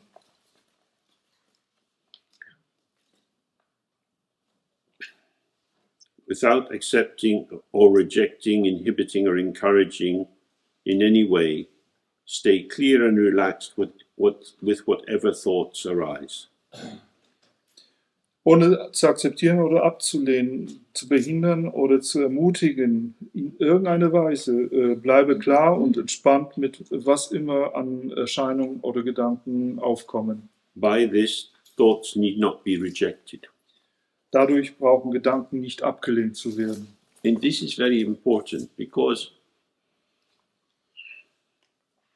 you get lots of adverts for courses on meditation in everyday life. Und das ist sehr wichtig, denn wir bekommen eine ganze Menge Werbung für Kurse über Meditation im Alltag. Meditation, which is not about daily life, is not much use. Nun, Meditation, die nicht vom Alltag handelt, ist sowieso nicht sehr nützlich.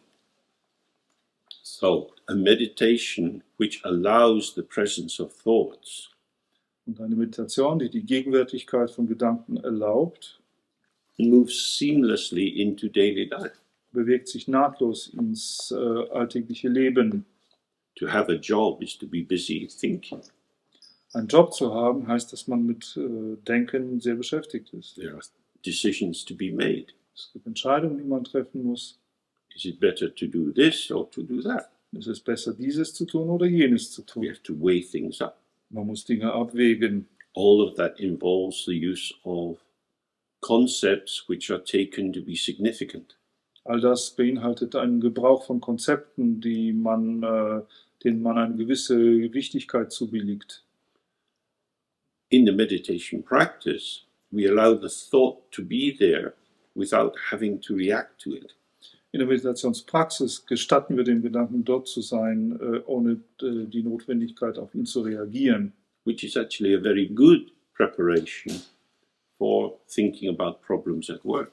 Was in der Tat eine gute Vorbereitung darauf ist, auch über Probleme bei der Arbeit nachzudenken. It diminishes the intensity of our automatic reactivity. Das vermindert die Intensität unserer automatischen Reaktionswilligkeit. So, the movement of allowing thoughts is helpful in every situation. Also diese Bewegung, Gedanken zu gestatten, ist in allen Situationen hilfreich. Mind itself is not mere emptiness, for its innate clarity arises naturally as the Dharmakaya, or natural mode. Hier heißt es weiter, der Geist selbst ist nicht eine bloße Leerheit, denn seine innewohnende Klarheit entsteht auf natürliche Weise als der Dharmakaya oder der natürliche Modus. The Dharmakaya is the mind of the Buddha. Dharmakaya ist der Geist des Buddha This is our mind. und das ist unser Geist. We get used to thinking in terms of hierarchies and that the Buddha is very high, way above us. Wir sind an ein hierarchisches Denken gewöhnt und in diesem Denken ist der Buddha sehr hoch, weit über uns. But in order to awaken to our own nature, we need to understand what the Buddha is. Aber um zu unserer eigenen Natur zu erwachen, müssen wir verstehen, was der Buddha ist. The Buddha is awareness, aware of its own ground. Der Buddha ist eine Bewusstheit, die sich ihres eigenen Grundes gewahr ist. All the qualities of the Buddha arise from that. Und alle Qualitäten des Buddha entstehen aus diesem. So this capacity is already intrinsic to us. Und diese Fähigkeit ist bereits innewohnend in uns. And then he says, at all times, whether eating, sleeping, moving or sitting, you must unwaveringly maintain the state of non-meditation. Dann heißt es hier, zu allen Zeiten, ob du isst, schläfst, dich bewegst oder sitzt, musst du ohne Schwanken den Zustand der Nicht-Meditation aufrechterhalten. Non-meditation is a technical term that means not having any specific structure of meditation that you follow. Nicht-Meditation ist hier ein technischer Begriff und heißt, über keine bestimmte, spezifische Struktur von Meditation zu verfügen, der man folgt. So when I was sitting having lunch, chatting with different people, Als ich draußen saß und beim Mittagessen mit verschiedenen Leuten sprach, then the little baby arrives and playing around with the baby. dann kam ein kleines Baby dazu und konnte mit dem Kind ein bisschen spielen. Each of these situations has its value. In fact, each has the same value. Jede dieser Situationen hat ihren Wert, in der Tat sogar den gleichen Wert. We give our full awareness to the situation. Wir geben unsere volle Bewusstheit für die Situation. And this is non-meditation. Und das ist nicht Meditation. What is worthy of our attention? Das, was unserer Beachtung wert ist, Everything. alles. Everything. Es ist alles. So we're open to whatever is there. Wir öffnen uns also dem gegenüber, was immer da ist. Otherwise, again, we're hiding bits of ourselves because think this is a bit boring. Why would I bother?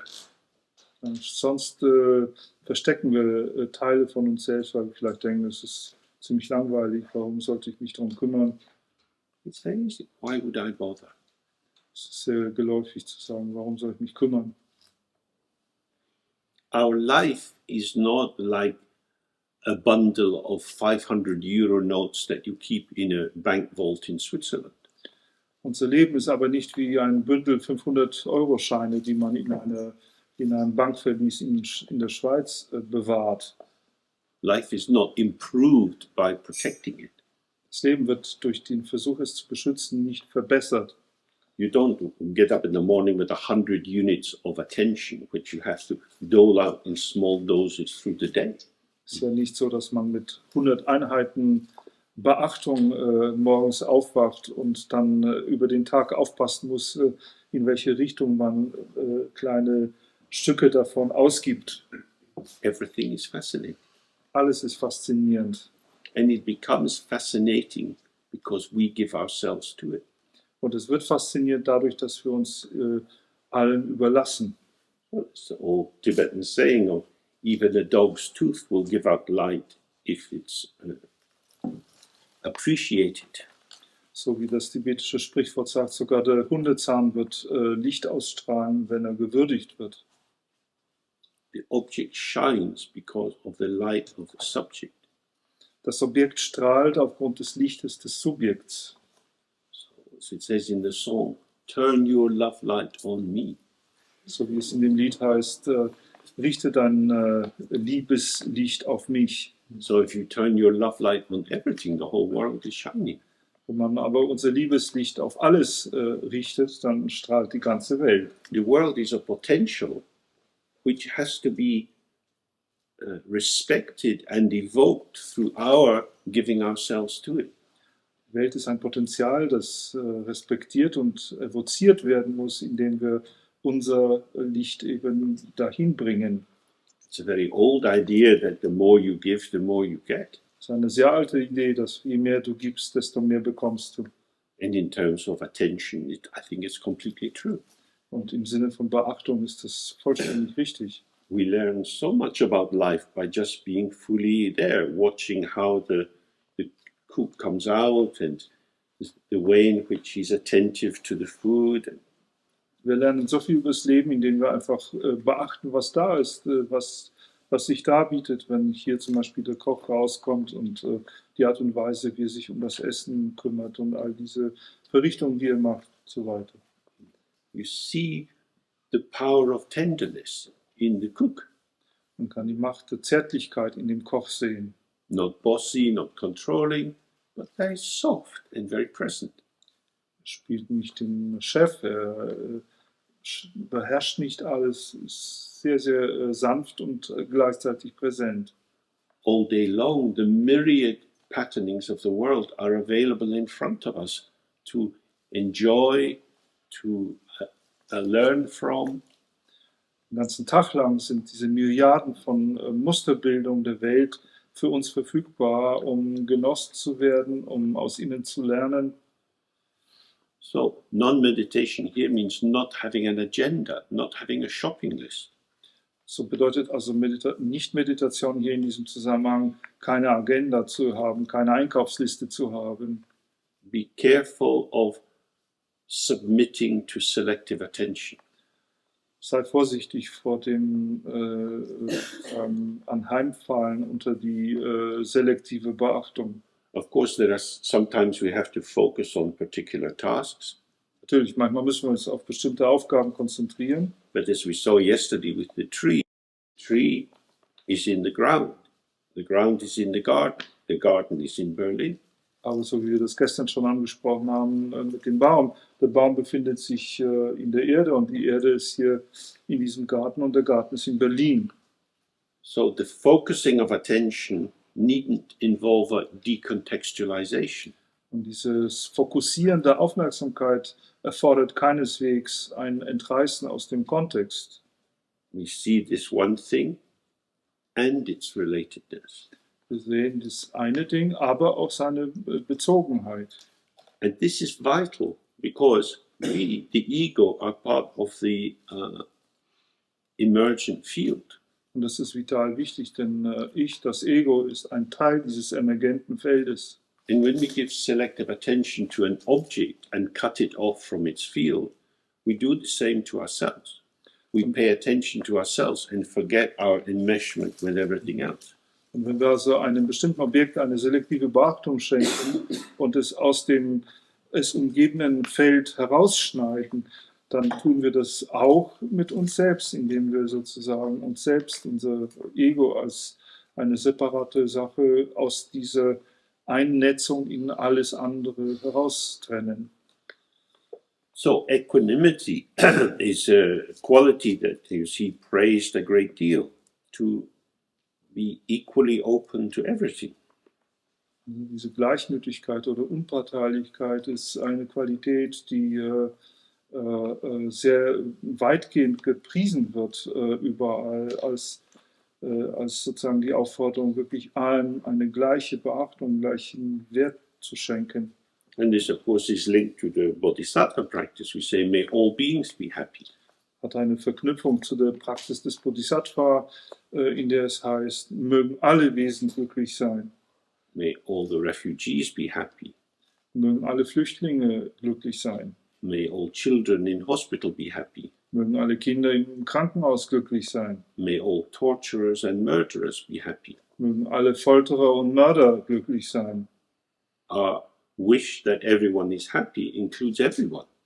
Unser Wunsch, dass jeder glücklich ist, bedeutet eben jeder. It's not our wish for their happiness is not a reward for their having been a good person. Unser Wunsch für ihr Glück ist nicht eine Belohnung dafür, dass sie eine gute Person sind. It's a very profound basis in Buddhism that there are no intrinsically bad people. Es ist eine sehr profunde Basis im Buddhismus, dass es keine innewohnend schlechten Leute gibt. Selfishness, cruelty, murderous intention arises from ignorance. Egoismus, Selbstbezogenheit, Grausamkeit, all diese Dinge, die entstehen aus dieser schlechten Intention, mörderische Intention entstehen aus Unwissenheit. Seeing this, recognizing that all beings have Buddha nature, we can have an equal attention to everyone. Indem wir das sehen und erkennen, dass alle Wesen zugleich auch über Buddha-Natur verfügen, können wir gleiche Beachtung für jeden oder für alle haben. If you find that you lose recollection of your natural clarity, then as explained above, you will be obscured by ignorance. Dann heißt es hier weiter, wenn du findest, dass du die Erinnerung deiner natürlichen Klarheit verlierst, wie es zuvor erklärt worden ist, dann wirst du von Unwissenheit verdunkelt sein. No matter how much virtue of your compounded body and voice you perform, it does not pass beyond the first level of co-emergent ignorance. Ganz gleich, wie viel Tugend du mit deinem zusammengesetzten Körper und mit deiner Stimme verrichtest, wird diese nicht über die koemergente Ignoranz hinausgehen. So then it says, now, why is this the case? Jetzt heißt es also, warum ist das der Fall? The essence of ignorance is wavering, forgetfulness, obscuration, dullness, unconsciousness, non-recollection, carelessness and laziness.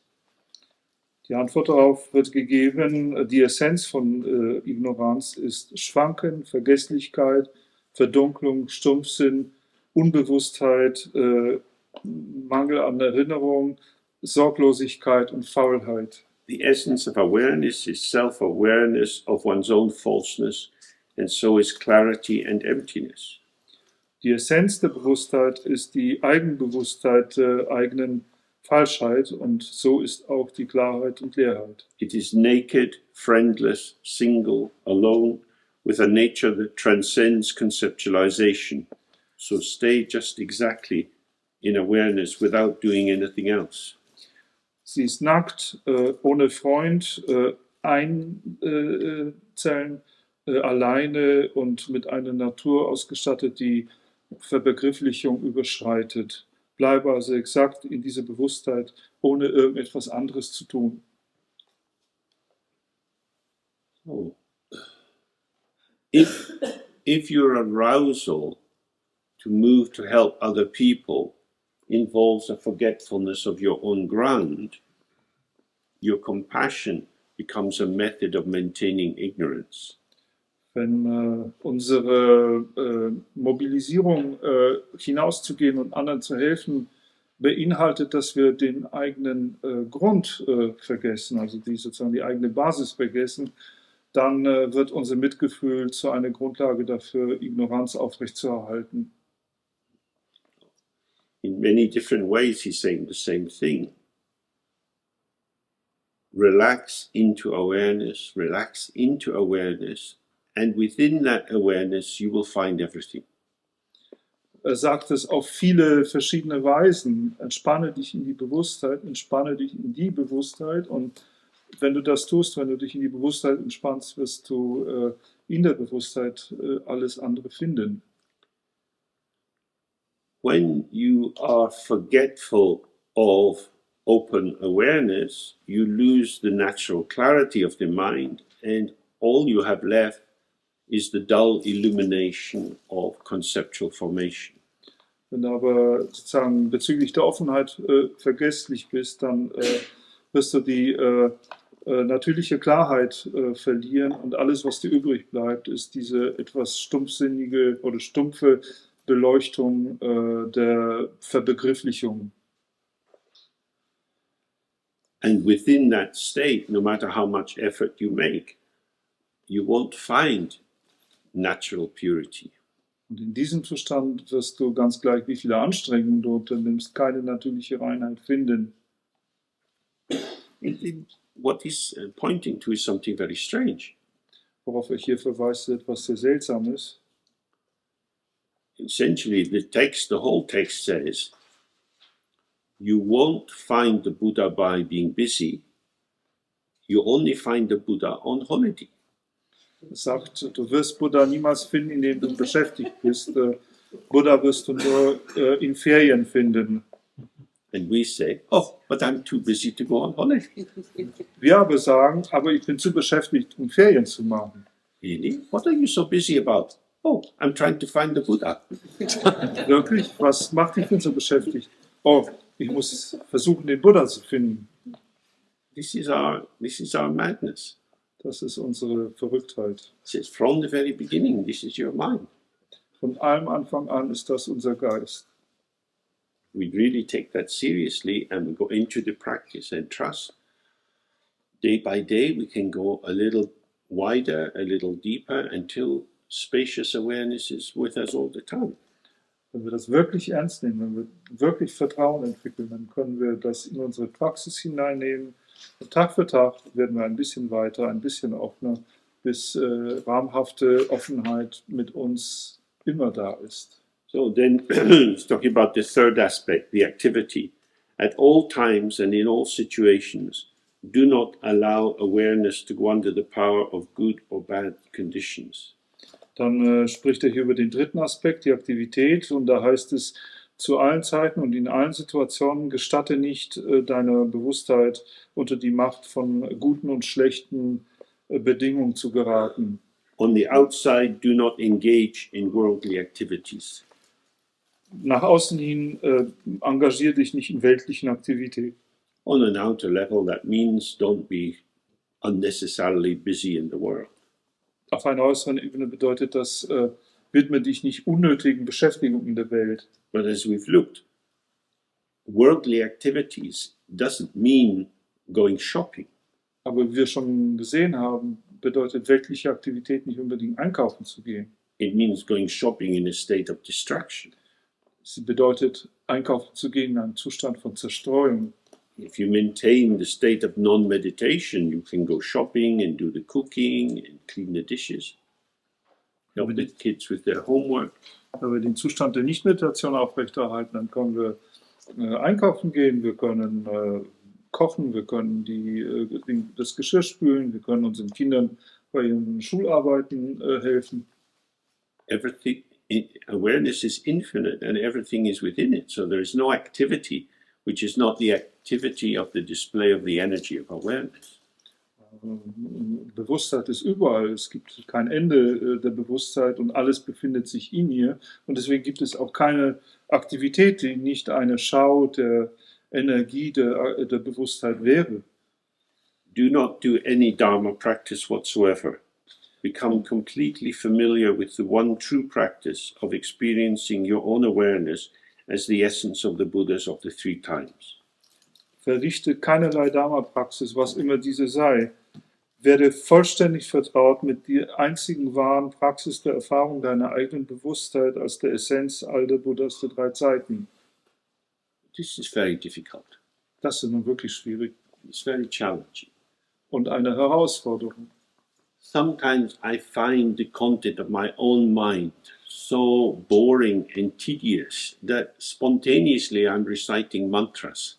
Manchmal finde ich den Inhalt meines Geistes so langweilig und so mühsam, dass es spontan anfängt, Mantras zu rezitieren. Because the mantra means mind protector.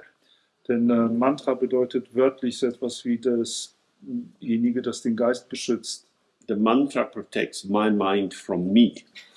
Das Mantra beschützt meinen Geist vor mir. This is not Dzogchen. Das ist nicht Dzogchen.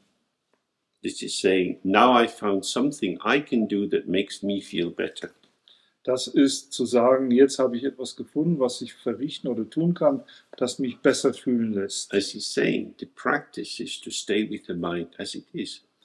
Wie es schon oft gesagt wurde, die Praxis ist aber, mit dem Geist so zu verweilen, wie er ist. This is the one true practice of all the Buddhas. Und das ist die eine wahre Praxis aller Buddhas. Remember the story of Buddha Shakyamuni. Das ist eine Geschichte von Buddha Shakyamuni erinnern. Spent his 6 years on the Naranjana River practicing different kinds of yoga, asceticism and so on. Und verbrachte 6 Jahre am Naranjana-Fluss, in dem er dort verschiedene Formen von Askese und Yoga praktizierte. One day he realized he wasn't making any progress, so he decided he would be very nice to himself, and he got some kusha grass and made a soft seat. Und nach 6 Jahren stellte er fest, dass er nun keinerlei Fortschritt machte und entschied sich wirklich mal freundlich zu sich selbst zu sein und machte sich einen Sitz aus Kusha-Gras und nahm Sitz ein. By chance or luck or good karma, a girl came from the local village and gave him some rice pudding. Durch Zufall oder Glück oder ein gutes Karma kam ein Mädchen aus dem nahegelegenen Dorf und gab ihm etwas Reispudding. So sitting there, my bum is comfortable, my belly's full. Er saß also dort, sein Hintern hatte es angenehm, sein Magen war gefüllt. What will I do? Was werde ich jetzt tun? I've tried so many things. I'm not going to do anything. Ich habe so viele verschiedene Dinge ausprobiert, ich werde gar nichts tun. So then the Maras, the demons arise in frightening forms, erotic forms, and so on, in trying to pull him into engagement. Und dann kommen die ganzen Maras auf in erschreckenden dämonischen Formen, in erotischen Formen, in allen möglichen Formen kommen sie und versuchen ihn in irgendeine Art von Engagement zu schieben. But he is unmoving. Touches the earth. I'm as stable as the earth. I don't move. Aber er ist unbewegt. Er berührt die Erde und sagt, ich bin so stabil wie die Erde, ich bewege mich nicht. The mind is moving, but the mind is not moving. Es ist der Geist, der sich bewegt, aber der Geist ist nicht bewegt. By not being disturbed with the movement of the mind, the stillness of the mind remains manifest in the presence of movement. Indem man durch die Bewegung des Geistes nicht verstört ist, kann sich die Stille, die Ruhe des Geistes offenbaren als sagen, unbeeinflusst von der im Geist stattfindenden Bewegung. And this was the non-duality through which the Buddha awakened. Und das war die Nicht-Dualität, durch welche der Buddha erwachte. And this is just what's being presented here. Und das ist genau das, was auch hier präsentiert wird. So the one true practice of experiencing your own awareness as the essence of all the Buddhas of the three times. Also das ist die eine wahre Praxis, deine eigene Bewusstheit als die Essenz der Buddhas der drei Zeiten zu erfahren. But if you imagine that the Buddha would always have happy, shiny thoughts, and you see your own thoughts are not happy and shiny, then you have a conclusion that I'm not practicing properly, and then you want to go off and find some other practice. Wenn wir aber die Vorstellung haben, dass der Buddha immer nur schöne, strahlende Gedanken hatte und wenn wir dann dabei finden, dass unsere Gedanken aber keineswegs immer schön und strahlend sind, kommen wir schnell zu der Schlussfolgerung, dass wir eben offensichtlich nicht diese Erfahrung machen und suchen nach Lösungen, Auswegen, indem wir nach etwas anderem suchen. Because I want to get some signs of progress. Ich möchte ein bisschen Zeichen von Fortschritt sehen. But the focus is on the unchanging mind. Aber der Fokus ist der auf einen sich nicht verändernden Geist. And funnily enough, the unchanging mind doesn't progress. Seltsamerweise ist dieser sich nicht ändernde Geist frei von Fortschritt. The ego wants progress. Es ist das Ego, das einen Fortschritt möchte. It wants a return on its investment. Er möchte gerne für seine Investition mal Dividenden sehen. Why should I bother if I don't have a gain? Warum sollte ich mich darum kümmern, wenn ich da keinen Gewinn drauf mache? Dzogchen says, quite right, don't bother. Und Dzogchen sagt, du hast völlig recht, kümmere dich nicht drum.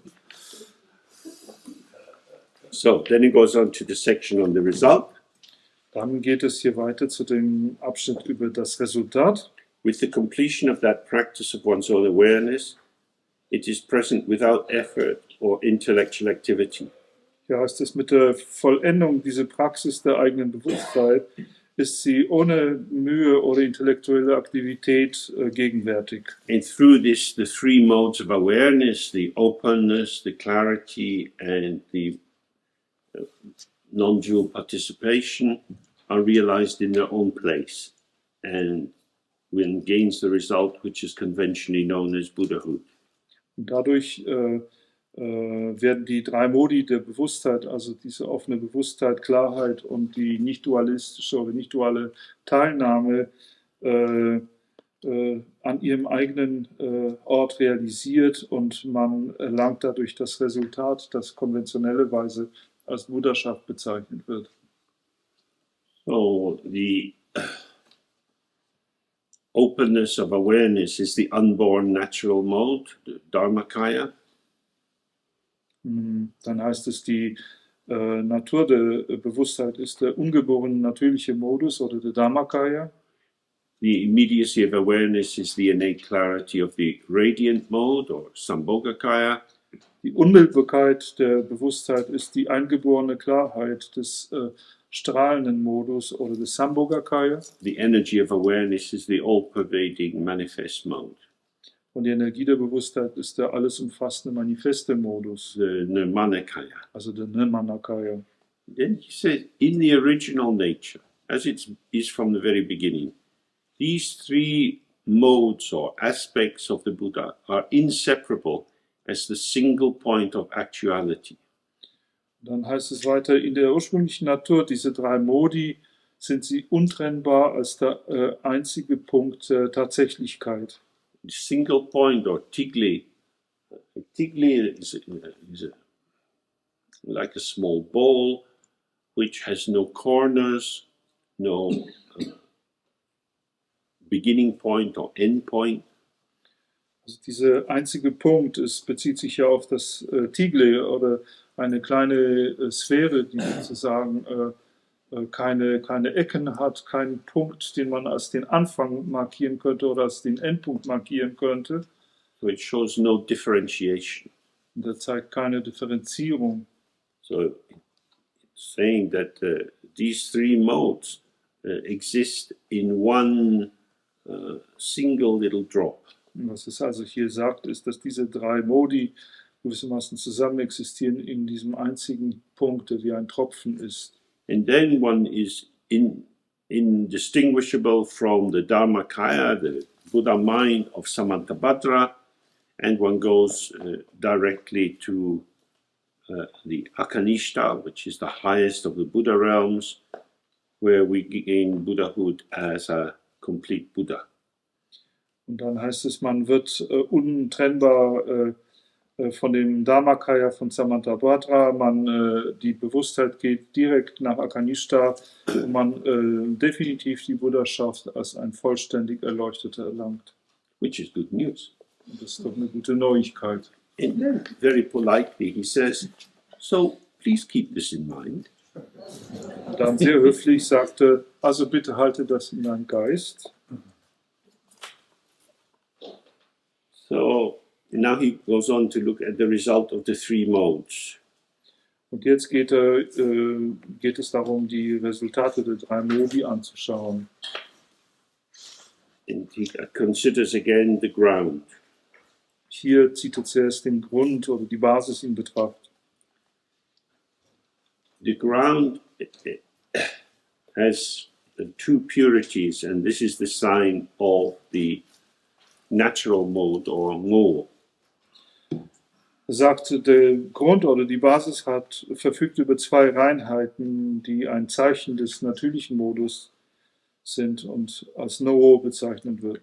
The first is primordial or natural purity. In Tibetan, this is Kada. Das erste ist die ursprüngliche oder natürliche Reinheit, in Tibetisch Kada. It says, from beginningless time, the ground has been naturally pure. Das sagt hier, seit anfangsloser Zeit war der Grund oder die Basis auf natürliche Weise rein. Its essence is empty, devoid of self-substance. Seine Essenz ist leer und frei von Eigensubstanz. It's free of all interpretations. Ist frei von allen Interpretationen. It's not an object of the intellect. Er ist kein Objekt fürs Intellekt. And it transcends causes and conditions. Und überschreitet Ursachen und Bedingungen. It's beyond thought and expression. Er ist jenseits von Gedanke und Ausdruck. It is clarity as the sphere of awareness. Er ist Klarheit als die Sphäre der Bewusstheit. From beginningless time, it has been naturally perfectly pure. Seit anfangsloser Zeit war er auf natürliche Weise vollkommen rein. So, this is like the natural emptiness of the mirror. Das ist wie die natürliche Leerheit des Spiegels. the mirror has never shown any picture or image of the mirror. Der Spiegel zeigt niemals ein Spiegelbild oder ein Bild des Spiegels. It is from the very beginning empty of any self-substance. Ist von einem Anfang an leer von jedweder Eigensubstanz. So this is its natural purity. Das ist eine natürliche Reinheit. Then, secondly, there is stainless purity. Als zweites gibt es da die makellose Reinheit. It says the stains of the adventitious forms of three forms of ignorance are removed by the three forms of awareness, revealing the void clarity of awareness free of obscuration. Da ist es, die Makel der zufälligen drei Formen von Unwissenheit werden beseitigt durch die drei Modi der Bewusstheit, die leere Klarheit von Bewusstheit frei von Verdunklung offenbaren. So you look in the mirror, see your face, and you think, oh, I look a bit rough. Schauen vielleicht in den Spiegel und sehen unser Gesicht und denken vielleicht, oh, ich sehe ein bisschen derb aus. Oh, many emotions and commitment to change one's lifestyle. Da gibt es natürlich viele Emotionen und Schwüre, den eigenen Lebensstil zu verändern. But in one instant you can cut the root of all these troublesome thoughts. Aber man kann natürlich in einem Augenblick die Wurzel all diese bedrängenden Gedanken abschneiden. This is not me, this is a reflection. Das bin nicht ich, das ist nur eine Spiegelung. I don't think it's me at all. Ich glaube, es hat mit mir nichts zu tun. Some imposter is pretending to be me. Irgendein Angeber gibt vor, ich zu sein. Seeing the illusory nature, the empty nature of the arising, Wenn wir die leere Natur, illusorische Natur des Erstehens erkennen, the stain which seemed to be embodied in the shape of the presentation, the thought, feeling, and so on, which was being grasped at as truly real, wird der Makel, der verkörpert ist durch die Art und Weise der Präsentation, der Form, die sich darstellt und die als real, als wahrhaft vorhanden ergriffen wird. this is an illusion. Diese Makel ist eine Illusion. I am taking this as real. Ich nehme es als wahrhaft, There is no truth to it. aber es besitzt keine eigene Wahrheit. The reflection doesn't mark the mirror.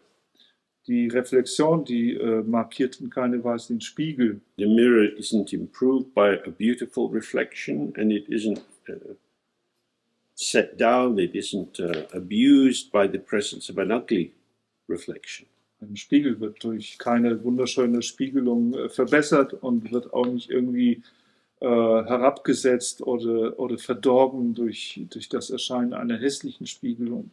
So this is not the purity that's achieved by removing the impurity.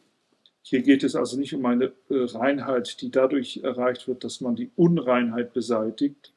This is seeing the purity of the impurity. Sondern die beruht in dem Erkennen der Reinheit in der Unreinheit. There has never been an impurity. Es gab niemals eine Unreinheit. Ignorance generates delusions, and in the delusion, I'm a bad person and I need to try harder.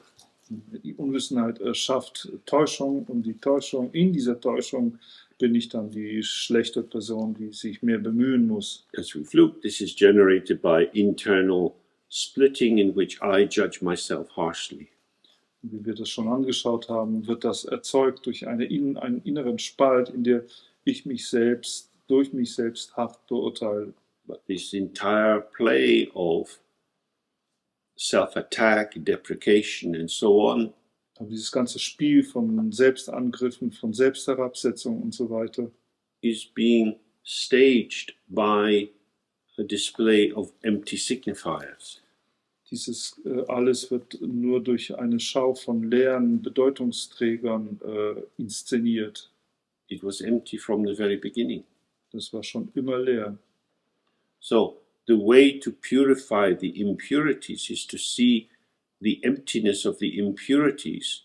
And in being empty, there is no substance to what we take to be the impurity. Also die Art und Weise, Unreinheit zu bereinigen, ist die Leerheit von diesen Unreinheiten zu sehen und dadurch zu sehen, dass es keine Basis dafür gibt, sozusagen, dass es überhaupt keine Basis für Unreinheit gibt. The self-liberation of phenomena is their purity. Die Eigenbefreiung von Phänomenen, von Erscheinungen ist ihre Reinheit. One's innate clarity is raw, steady, naked, single, unconfined, and alone. Die eigene eingeborene Klarheit ist roh, unbewegt, nackt, einzeln, unverborgen und allein. Alone doesn't mean lonely. Allein heißt hier nicht einsam. The aloneness of the mind is the infinity of awareness. Die Alleinheit des Geistes ist die Unendlichkeit der Bewusstheit. Within this awareness there arises the field within which I am. Und innerhalb dieser Bewusstheit steht das Feld, innerhalb dessen ich mich befinde. I'm in the field with other people. Und ich bin in diesem Feld mit anderen Leuten. It's not that I'm in the field as an individual. Es ist nicht so, dass ich in diesem Feld als ein Individuum bin. As a separate person, my separate personness is generated by my own deluded conceptualization. Das Empfinden einer getrennten Person, meine Getrenntheit als Person ist generiert durch die Täuschung der Konzeptualisierung. We are always connected with others. Wir sind immer mit anderen verbunden. In this room, we sit together, we breathe in, we breathe out. In diesem Zimmer sitzen wir zusammen, wir atmen ein, aus. The air from my breath goes out and in your nostrils. Die Luft aus meinem Atem kommt raus und geht auch in eure Nasenlöcher. And down your throat and into your lungs. Und dann runter die Kehle und dann in die Lungen. Crossing over the barrier, some of this air goes into your bloodstream. Und indem es die Schranke überschreitet, geht auch einiges von dieser Luft auch in euren Blutstrom. It goes into your feet, Und in eure Füße, into your heart, in euer Herz, into your brain, in euer Gehirn and into the private bits you keep in your knickers. und in die kleinen privaten Teile, die wir in unseren Unterhosen verstecken. What was in me is now in you. Was in mir war, ist jetzt in euch. Round and round and round and round. Und das geht so im Kreis. Of course, as we breathe in, we also breathe in very fine particles of skin, which are falling off us moment by moment.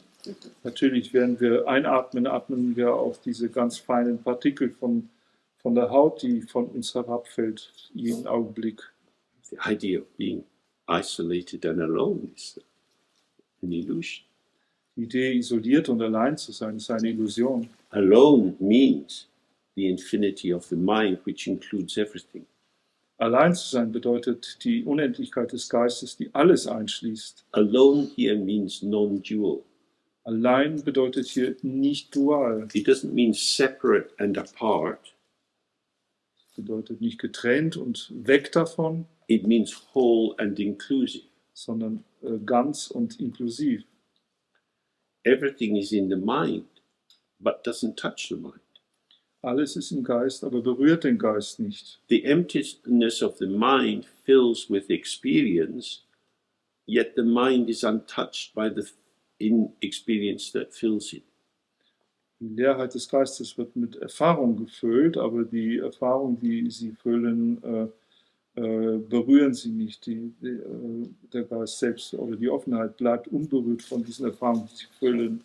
So our awareness is both completely pure, completely untouched, and yet intimately connected with everything.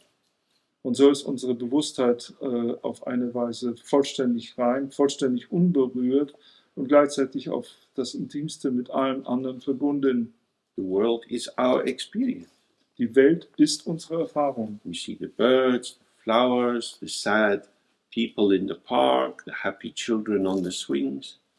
Wir sehen die Vögel, wir sehen die Blumen, wir sehen die traurigen Leute im Park, wir sehen die glücklichen Kinder auf der Schaukel.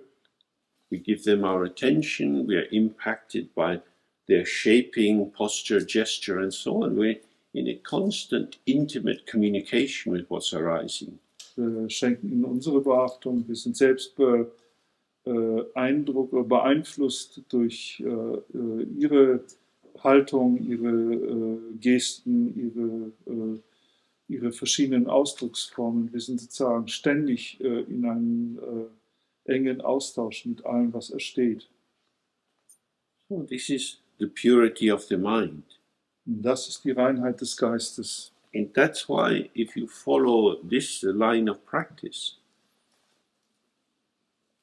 you should never give up on yourself. Das ist der Grund, warum, wenn man dieser Art von Praxis folgt, niemals sich selbst aufgeben sollte. Feeling hopeless, worthless, limited, frightened. Niemals sich hoffnungslos, wertlos, beschränkt oder erschrocken fühlen sollte. These are experiences which arise. Das alles sind Erfahrungen, die aufkommen. Without rejecting them and pretending that they're not there. Oder sie abzulehnen oder so zu tun, als seien sie nicht da. And without merging into them and believing that they are the real truth of our existence. Und ohne in sie hineinzuschmelzen und zu glauben, dass sie die wahre Wahrheit unserer Existenz sind. They are there as temporary patternings of experience. Sind sie da als zeitweilige Musterformungen in unserer Erfahrung. When we get caught up in our fears and anxieties, as he said just before, then we should loosen, relax the intensification of our identification and just allow the anxiety to be there. Wenn wir zum Beispiel in unsere Befürchtungen und Ängste hinein verfangen sind, dann sollten wir, wie es schon hier ausgedrückt worden ist, uns lockern und diesen Ängsten und Befürchtungen erlauben, einfach da zu sein. But when I get anxious, my heart starts beating and I feel a bit sweaty and tense and I can't think straight. Wenn ich ängstlich werde, dann schlägt mein Herz vielleicht schneller und ich werde ein bisschen verschwitzt und stelle fest, dass ich nicht wirklich geradlinig denken kann. This is wonderful news. Und das ist doch eine gute Nachricht. You have all the symptoms of anxiety. Wir haben alle Symptome der Ängstlichkeit. Perfect. Wundervoll. You're anxious. Wir haben Furcht. For a while. Für eine Weile. If you take it as a sign that something is wrong, if you take it as a definition of yourself, you're doing something artificial. Wenn du das als Zeichen nimmst, dass irgendwas mit dir faul ist, wenn du das als eine Definition deiner selbst benutzt, dann machst du da nur etwas Künstliches. We just relax and accept I'm anxious. Wir entspannen uns und akzeptieren, ich habe Furcht. Then the anxiety goes by itself. Und dann geht die Furcht von alleine. What did it mean that I was anxious? Was hat es denn bedeutet, dass ich Furcht hatte? When I would ask my teacher Siya Lama that kind of question, he would say, when you see Samantabhadra, the big number one Buddha, you ask him, but don't ask me. Wenn ich solche Art Fragen meinem Lehrer Siya Lama gestellt habe, dann sagt er immer, wenn du den Samantabhadra siehst, sozusagen der Buddha Nummer 1 ist der große Buddha, dann frag ihn, frag mich nicht. So, let's do a little practice. Lass uns ein bisschen Praxis machen. We do again the 3R, visualizing the white eye in front of us, and relax and open, sit with whatever is arising. Wir machen wieder diese 3 A's, indem wir das weiße A vor uns und in uns visualisieren. Und dann entspannen wir uns und öffnen uns und bleiben offen in allem, was erscheint.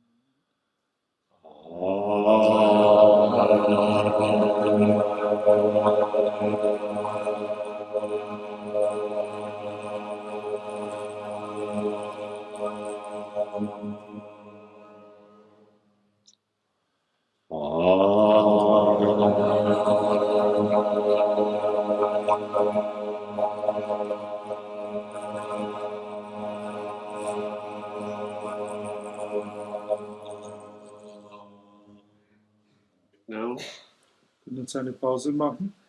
and as I mentioned before, this book of some of the collected writings of Sia Lama is available now in English and German. Wie es schon zuvor erwähnt hat, ist jetzt das Buch mit den gesammelten Schriften oder Werken des Sia Lama jetzt inzwischen auch in deutscher Sprache wie auch in Englisch erhältlich.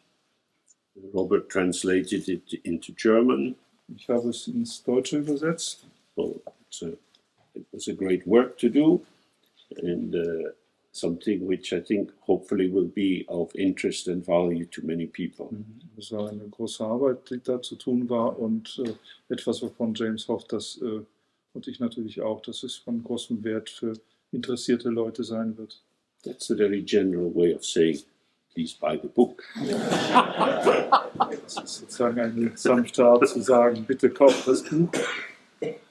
Okay, we have a break for 20 minutes. Wir haben jetzt 20 Minuten Pause. Okay. So, he then deals with the issue of how we understand the world that we're operating in.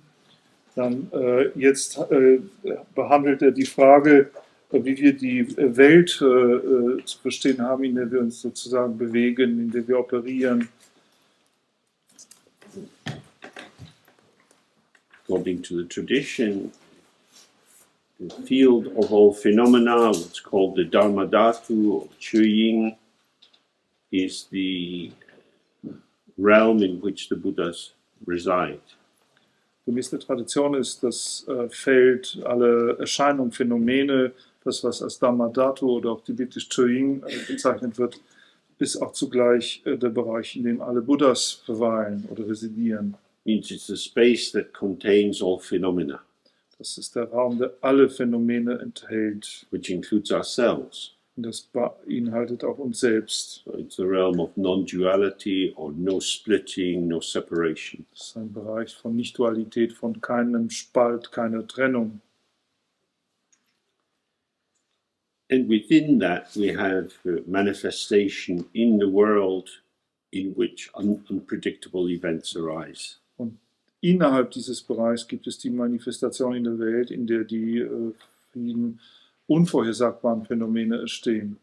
So the reliability and certainty of residing in the inseparability of space and awareness, or emptiness and awareness, Also diese Verlässlichkeit und Sicherheit in diesem Feld, in dem alle Phänomene residieren, also dem Feld der Bewusstheit zu sein, is the basis for our freedom and flexibility to respond to different situations. ist die Basis für unsere Freiheit und die Flexibilität, auf alle aufkommenden Situationen und Dinge auch einzugehen und zu antworten. All that we've been looking at is how to use meditation as a kind of massage to relax the tensions and rigidities that we carry with us. Alles, was wir hier angeschaut haben, ist im Grunde genommen die Frage, wie können wir Meditation als eine Art Massage verwenden, die uns erlaubt, all die Erstarrungen und Anspannungen, die wir in uns tragen, zu entspannen, loszulassen. And this flexibility is in the service of the other.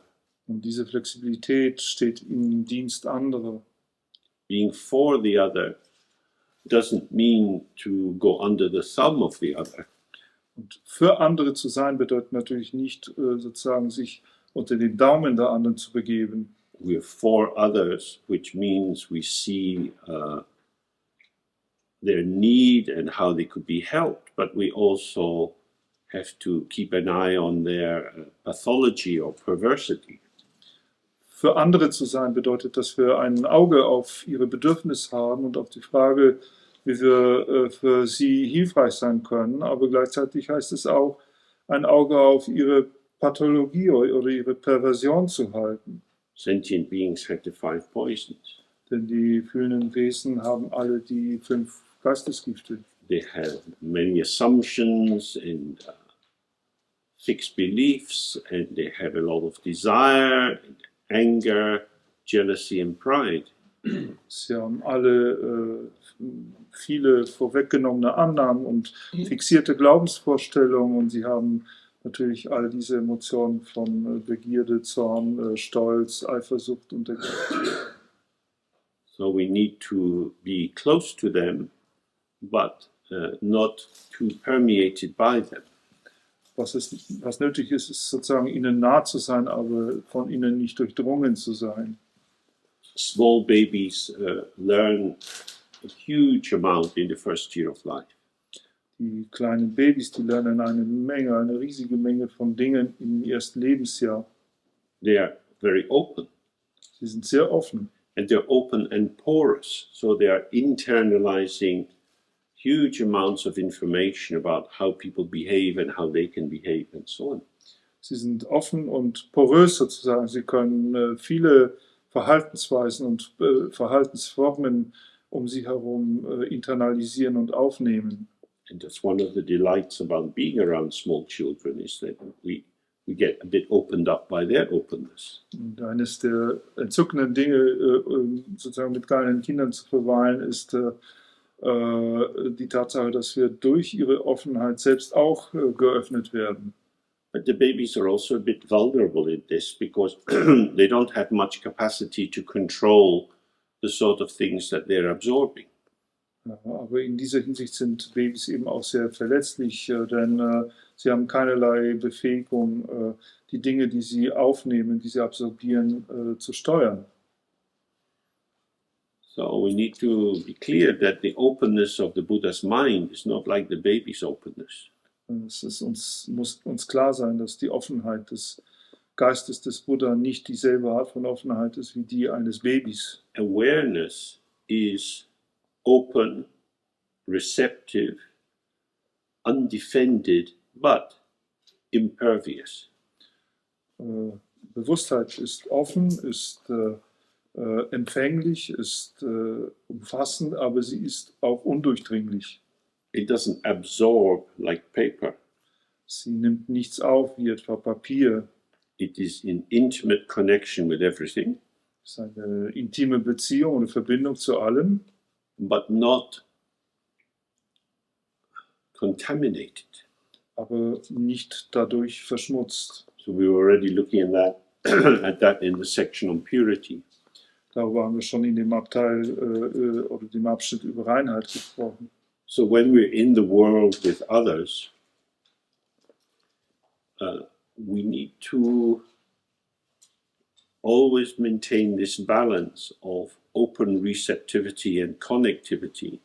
Wenn wir also mit anderen zusammen sind, dann müssen wir immer dieses Gleichgewicht wahren zwischen einerseits offener Empfänglichkeit und auch Verbundenheit. Without going under the power of the other.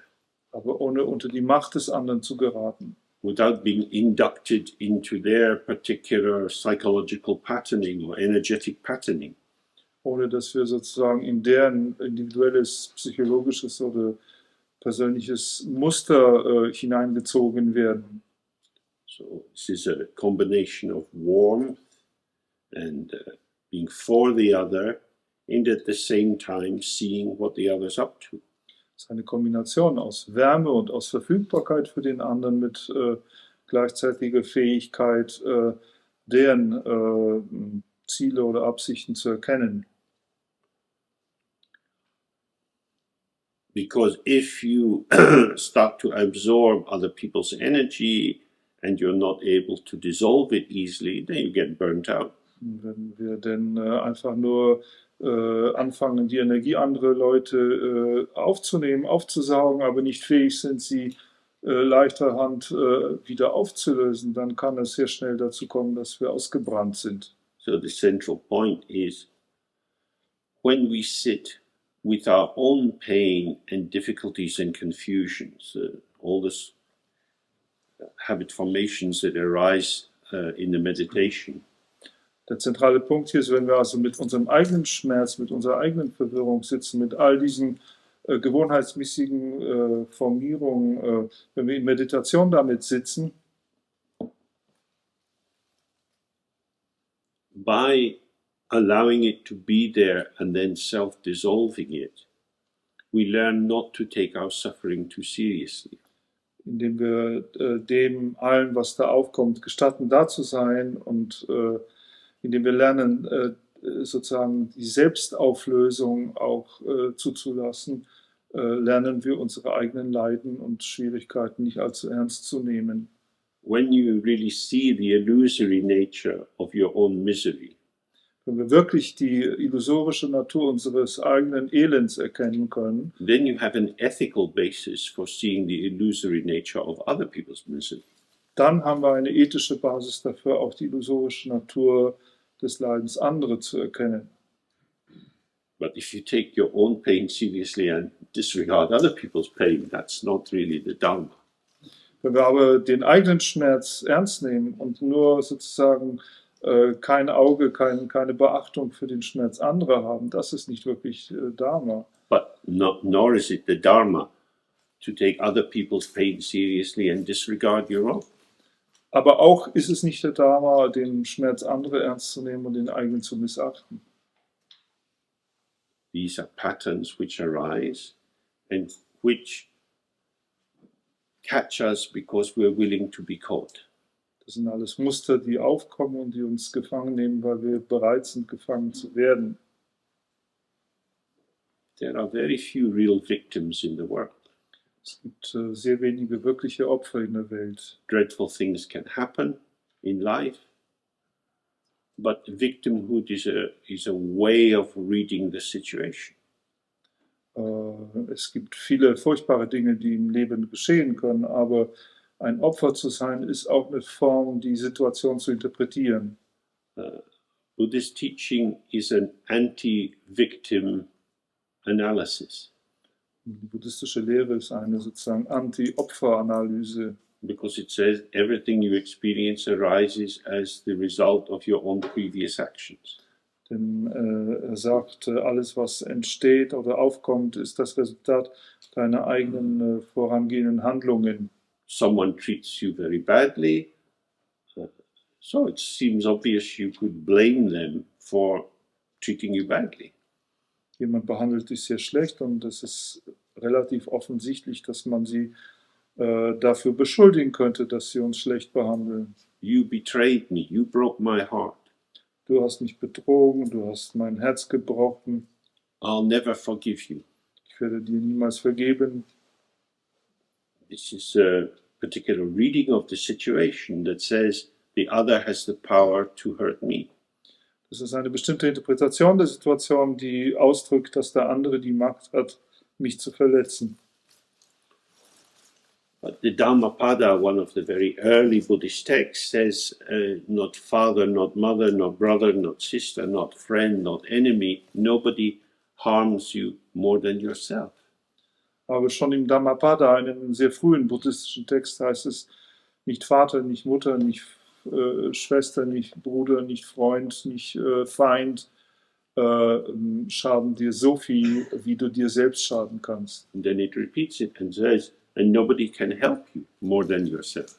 Und dann wiederholt es diese Formulierung mit dem Unterschied, dass es sagt, auch niemand anders kann dir so viel helfen wie du dir selbst. This puts your life back in your hand. Und das bringt unser Leben in unsere eigene Hand zurück. So part of compassion is treating other people to the dignity of being responsible for their own situation. Ein Aspekt des Mitgefühls ist, andere so zu behandeln, dass sie die Würde erlangen können, für ihre eigene Situation verantwortlich zu sein. If we see that somebody needs rescuing, that is placing them in a particular situation. Wenn wir den Eindruck haben, dass jemand eine Errettung braucht, dann positionieren wir diesen anderen auch in eine bestimmte Lage. So when we take the Bodhisattva vow and say we will save all sentient beings, Wenn wir also das Bodhisattva-Gelübde nehmen und versprechen, alle fühlenden Wesen zu retten, really what this means is I will be available to help other people help themselves. was es dann wirklich bedeutet, ist zu sagen, ich werde für andere verfügbar sein und ihnen helfen, sich selbst zu helfen. Because the way to awaken is to see the ground of your own being. Denn der Weg zum Erwachen ist, den Grund, die Basis des eigenen Seins zu sehen, zu erkennen. So how could you help someone else see the ground of their being? Wie könnten wir jemandem helfen, den Grund oder die Basis seines Seins zu erkennen? You can't do it for them.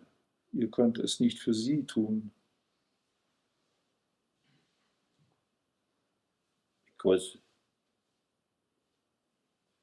that would be ridiculous. How could that be possible? das wäre lächerlich. Wie sollte das möglich sein? They have to see it. Sie müssen es sehen And it is possible for them to see it. und es ist für sie auch möglich, es zu sehen. We can see other things about people that they can't see. Wir können natürlich andere Dinge in Bezug auf andere Leute sehen, die sie selbst nicht sehen können. For example, I can see the back of Robert's head. Zum Beispiel kann James den hinteren Teil meines Kopfes sehen. And even if Robert was to practice yoga for 20 years, he would not be able to see the back of his head. Aber ich selbst wenn ich 20 Jahre lang Yoga praktizieren würde, würde ich nicht in der Lage sein, den Hinterkopf anzuschauen. But it may well be that Robert has no need to see the back of his head. Möglicherweise habe ich aber auch keinen Bedarf danach, meinen Hinterkopf zu sehen. One photograph is probably enough. Wahrscheinlich ist ein Foto genug. But we need to see our own nature. Wir müssen aber unsere eigene Natur erkennen. How do we do that? Wie machen wir das? By entering the practice. Indem wir in die Praxis eintreten. Nobody can do it for us. Und diese Praxis kann niemand für uns ausführen. But what we can do is try to provide the beneficial situations that will make that possible. Was wir aber tun können, ist die nützlichen, die wohltuenden Situationen bereitzustellen, die es ermöglichen werden. So on an outer level, we can, if we have some excess money, we can make donations to help build retreat centers and so on. Auf einer äußeren Ebene, wenn wir zu viel Geld haben, können wir zum Beispiel Spenden geben, um zu helfen, Retreatzentren aufzubauen und so weiter. We can help to support teachings being made available through websites and so on. Wir können helfen, die Verfügbarkeit von Unterweisung sicherzustellen, indem man die Finanzierung von Websites und so weiter sicherstellt. I'm not at all technical as a person, so I am helped very much by quite a range of people who help to put audio and video recordings edited up on the website. Ich selbst zum Beispiel bin überhaupt nicht technisch versiert und mir wurde sehr viel von verschiedensten Leuten geholfen, Lehren, Audio- und Videoform auf eine Website zu bringen. Oh, all of these things are helping others because many people now can look at the videos. Und all diese Dinge sind auch hilfreich für andere, denn viele Leute sind jetzt in der Lage, diese Videos anzuschauen. But the main way to help other people is to not project onto them. Aber die Hauptsache, wie man anderen helfen kann, ist nicht auf sie Dinge zu projizieren. To offer other people the welcome that allows them to reveal themselves to us, which is simultaneously to reveal themselves to themselves. Sondern stattdessen ihnen ein Willkommen zu gewähren, zu geben, das ihnen erlaubt, sich selbst sozusagen für uns zu präsentieren, zu enthüllen, darzubieten, in einer Art und Weise, die ihnen hilft, auch sich selbst, für sich selbst erkennbar zu werden. Our own falseness is our own not seeing of ourselves. Unsere eigene Falschheit besteht darin, nicht unser eigenes Selbst zu sehen. As he said, all the problems that we have spread out from this basic fault of turning the wrong way, of disregarding the ground of our being. Wie es hier gesagt wird, alle Probleme breiten sich sozusagen von diesem einen Punkt aus, unser eigenes Selbst nicht zu erkennen, beziehungsweise uns von dem Grund unseres Seins abzuwenden. So this is the real basis of compassion. Und das ist die wirkliche Basis von Mitgefühl. Because if we are not clear, then helping other people is simply a method of mixing our opacity with theirs. Denn wenn wir nicht klar sind, ist der Versuch, anderen zu helfen, nichts anderes als ein Weg, unsere eigenen Mangel an Durchsichtigkeit mit ihrem Mangel an Durchsichtigkeit zu mischen. The blind lead the blind in a merry dance. Das ist sozusagen wie der Blinde, der den Blinden führt in einen Reigentanz. So, compassion arises from wisdom, and the focus of this kind of text is on wisdom. Mitgefühl entsteht also aus Weisheit und der Fokus von solchen Texten wie diesem liegt auf der Weisheit. From this point of view of Dzogchen, you don't need to develop compassion because it is the natural quality of the mind. Und von diesem Standpunkt des Dzogchen ist es auch nicht nötig, Mitgefühl eigens zu entwickeln, denn Mitgefühl entsteht automatisch aus dieser Erkenntnis des eigenen Geistes. As the limits installed by our self-referential mental activity start to dissolve, we find ourselves being more available for other people. Wenn sich die Beschränkungen dieser selbstbezüglichen Aktivität anfangen aufzulösen, finden wir heraus, dass wir ohnehin für andere zunehmend verfügbar werden. And then we start to find that we don't need to know what to do. Und dann beginnen wir zu erkennen, dass wir gar nicht zu wissen brauchen, was zu tun ist. Most human interactions don't require technical knowledge. Die meisten menschlichen Wechselwirkungen erfordern kein technisches Wissen. They require an availability and a goodwill and an ability to be close with the other person. Sie erfordern Verfügbarkeit und einen guten Willen, eine Bereitschaft, mit der anderen Person nahe zu sein. So this flows out of the openness of the mind. Und das fließt aus der Offenheit des Geistes heraus. So although we don't focus on talking about love or compassion or wishing other people well, it's implicit in the practice. Das heißt, obwohl wir jetzt nicht viel davon reden, Mitgefühl zu entwickeln, Liebe zu entwickeln und anderen Wohl zu wünschen, sind all diese Aspekte implizit in dieser Praxis. Selfishness arises from the fact of having a limited self and trying to increase its welfare and protect it from danger. Egoismus entsteht aus der Vorstellung, ein begrenztes Selbst zu haben und aufgrund dieser Vorstellung zu versuchen, das Wohlergehen dieses begrenzten Selbst zu verbessern und zu beschützen. And the less we have a sense that we need to protect ourselves, the more available we are for others. Und je weniger wir das Empfinden haben, dass es da irgendetwas für uns selbst zu beschützen gibt, desto verfügbarer werden wir für andere. And the more we allow other people to show themselves, the more precisely we can find a way of meeting them. Und je mehr wir anderen Menschen erlauben, sich selbst zu zeigen, desto tiefer werden die Möglichkeiten, ihnen zu begegnen. So, then he gives again a little summary of how to do the practice. Und dann gibt es hier wieder eine kleine Zusammenfassung, wie die Praxis zu tun ist. So he says, and we're jumping on a little bit, because I've just given a summary. He says, at the beginning of each practice session, you must remember to develop very pure bodhicitta of both aspiration and actual practice. Und wir springen hier ein bisschen und da heißt es an einer Stelle, am Anfang einer jede Praxis muss man sich daran erinnern, Bodhicitta zu entwickeln und den Wunsch, den positiven Wunsch, warum wir diese Praxis machen. This means both the intention to benefit other beings and to engage in a practice which, by generating merit which is shared with others, will bring about an actual benefit for them. Das bedeutet, excuse me, I was just distracted. Okay, so it's both the aspiration to benefit beings. Also sowohl der Wunsch oder die Aspiration, anderen zu helfen, den Nutzen zu bringen, and performing actual benefit for others by engaging in a practice which generates merit, which can then be dedicated to the other.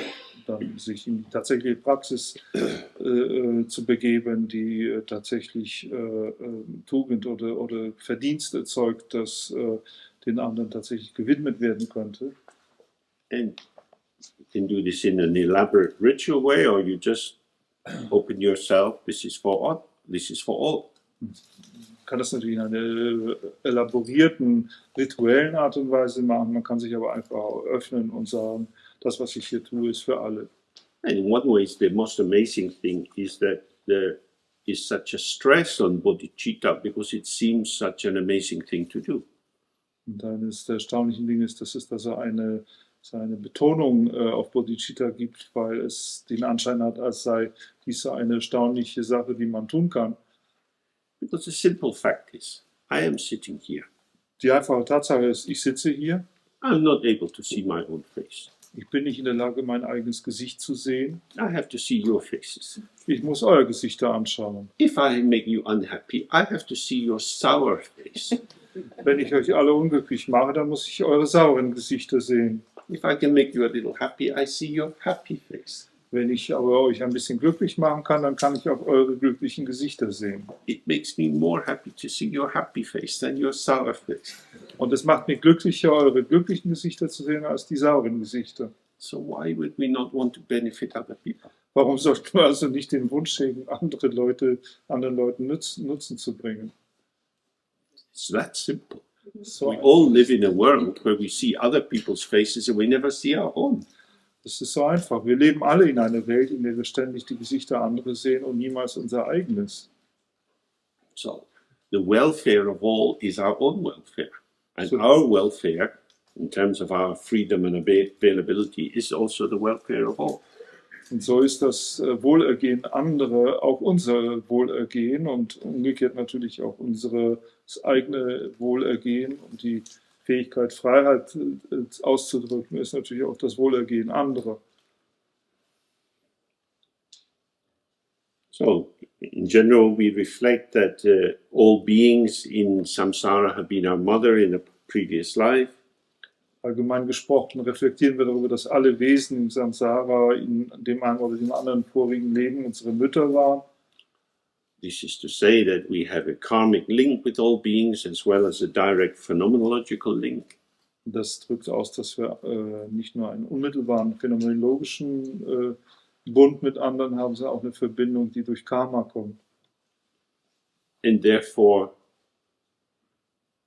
we meet other people with a debt of obligation. Und daher begegnen wir anderen oder treffen wir auf andere mit einer bereits bestehenden Schuld von Verpflichtungen. We're linked to all beings and we owe them a debt of gratitude. Nicht nur sind wir mit anderen Wesen verbunden, sondern wir schulden ihnen auch unsere Dankbarkeit.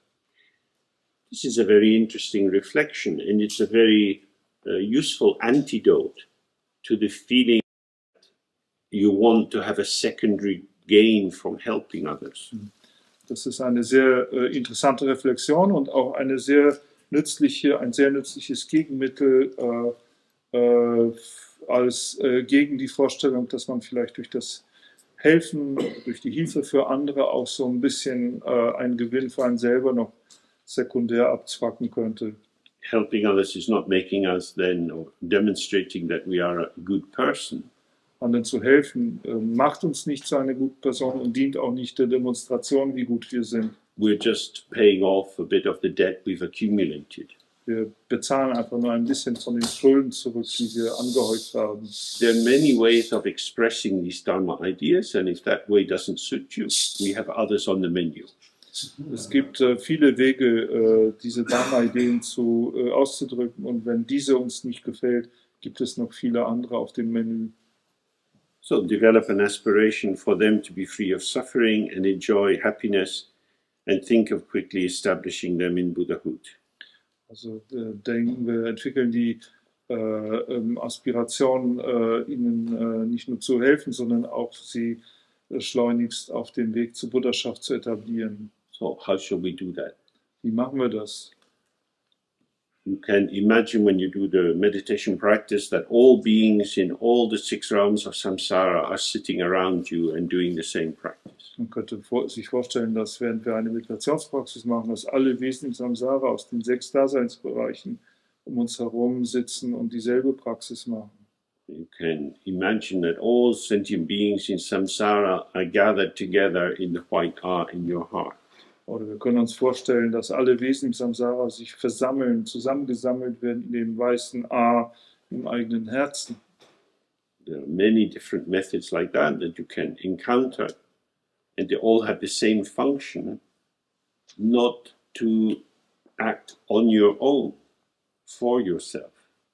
Es gibt viele solche Methoden wie diese, und sie haben alle die gleiche Funktion, nämlich nicht sozusagen auf eigene Rechnung und nur für sich selbst zu handeln.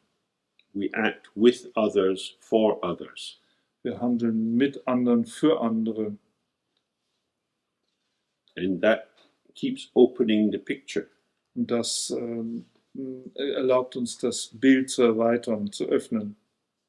In order to really be compassionate, you have to have a big pot inside you. Um wirklich mitfühlend zu sein, muss man auch in sich einen großen Topf haben.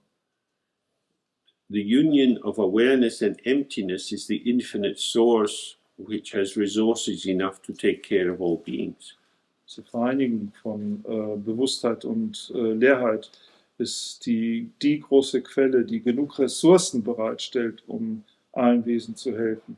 So compassion flows out of that awareness. Also das Mitgefühl fließt aus dieser Bewusstheit heraus.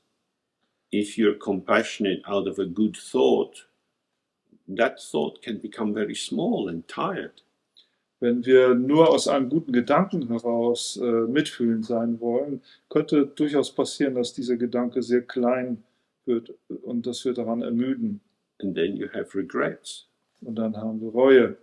And you, who were the rescuer, now turn into the victim. Und wir, die wir eigentlich die Retter sein wollten, verwandeln uns in das Opfer. So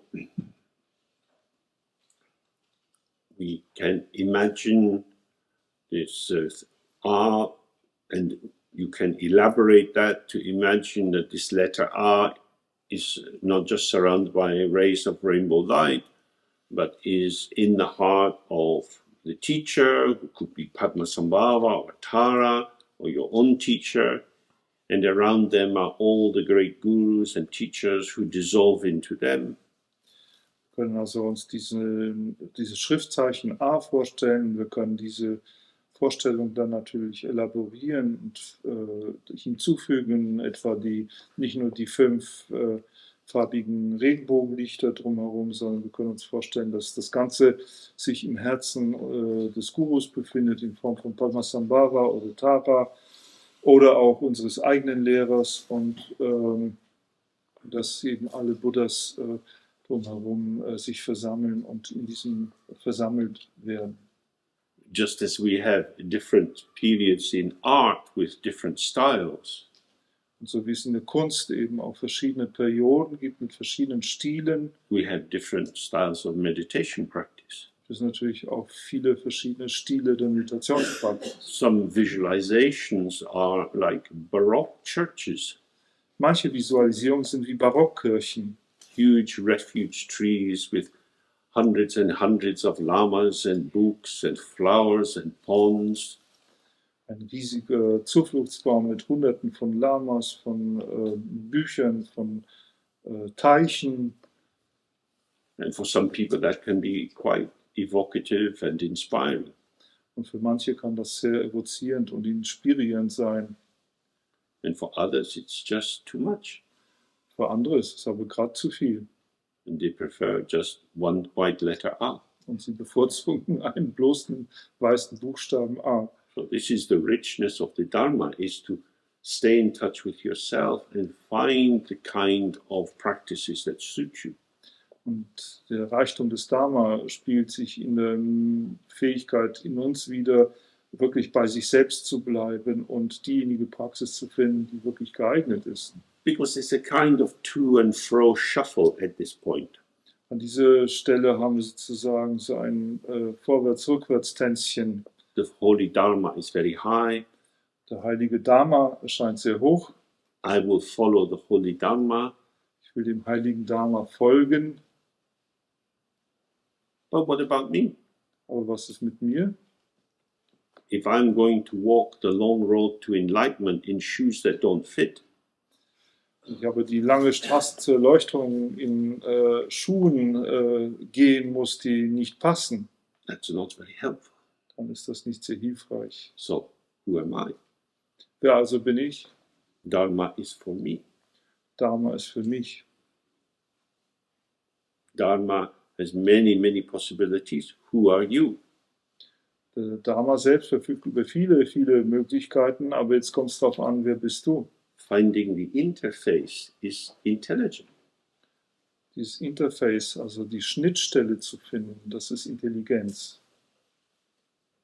It's not about squeezing yourself to fit a form that isn't right. Es geht hier nicht darum, sich selbst zusammenzuquetschen, um in eine Form zu passen, die nicht richtig ist. Because that won't be helpful. Das wird nicht hilfreich sein.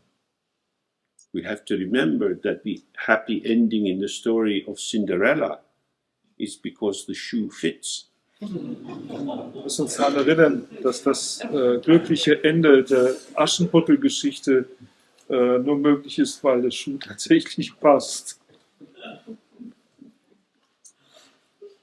So, then we, if you're visualizing the Guru, you can see light coming from the forehead, from a white letter Om, from the throat, the red letter A, and from the heart, a blue letter Hung, and then coming simultaneously, and these purify all faults and limitations.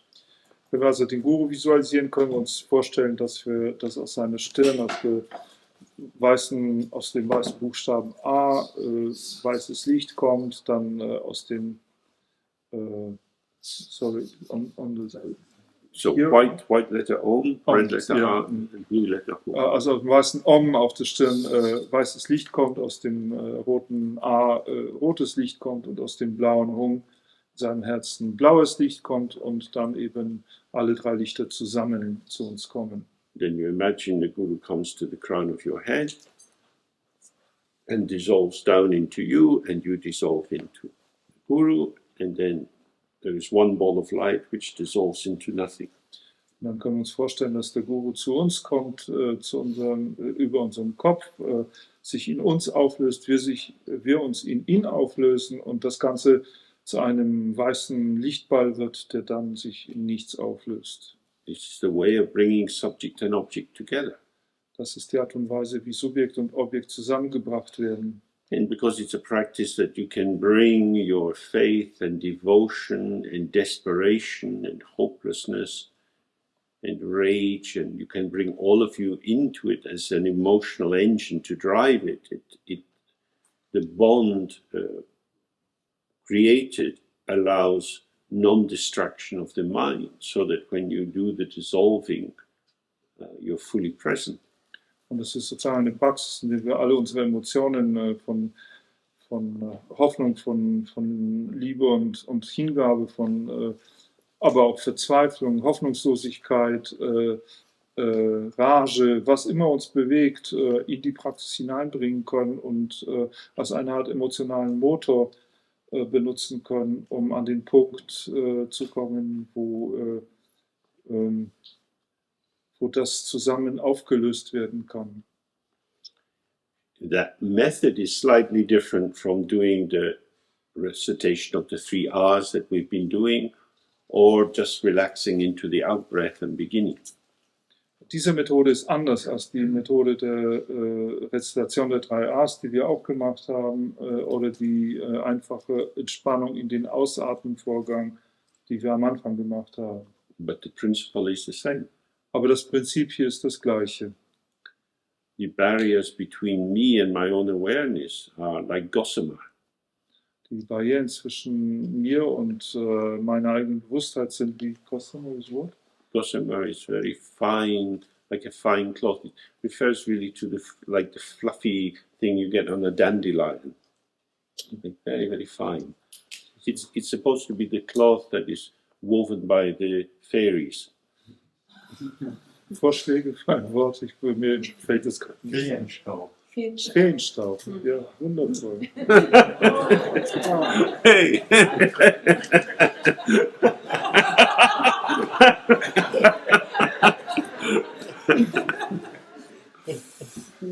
Eine Fee kam's.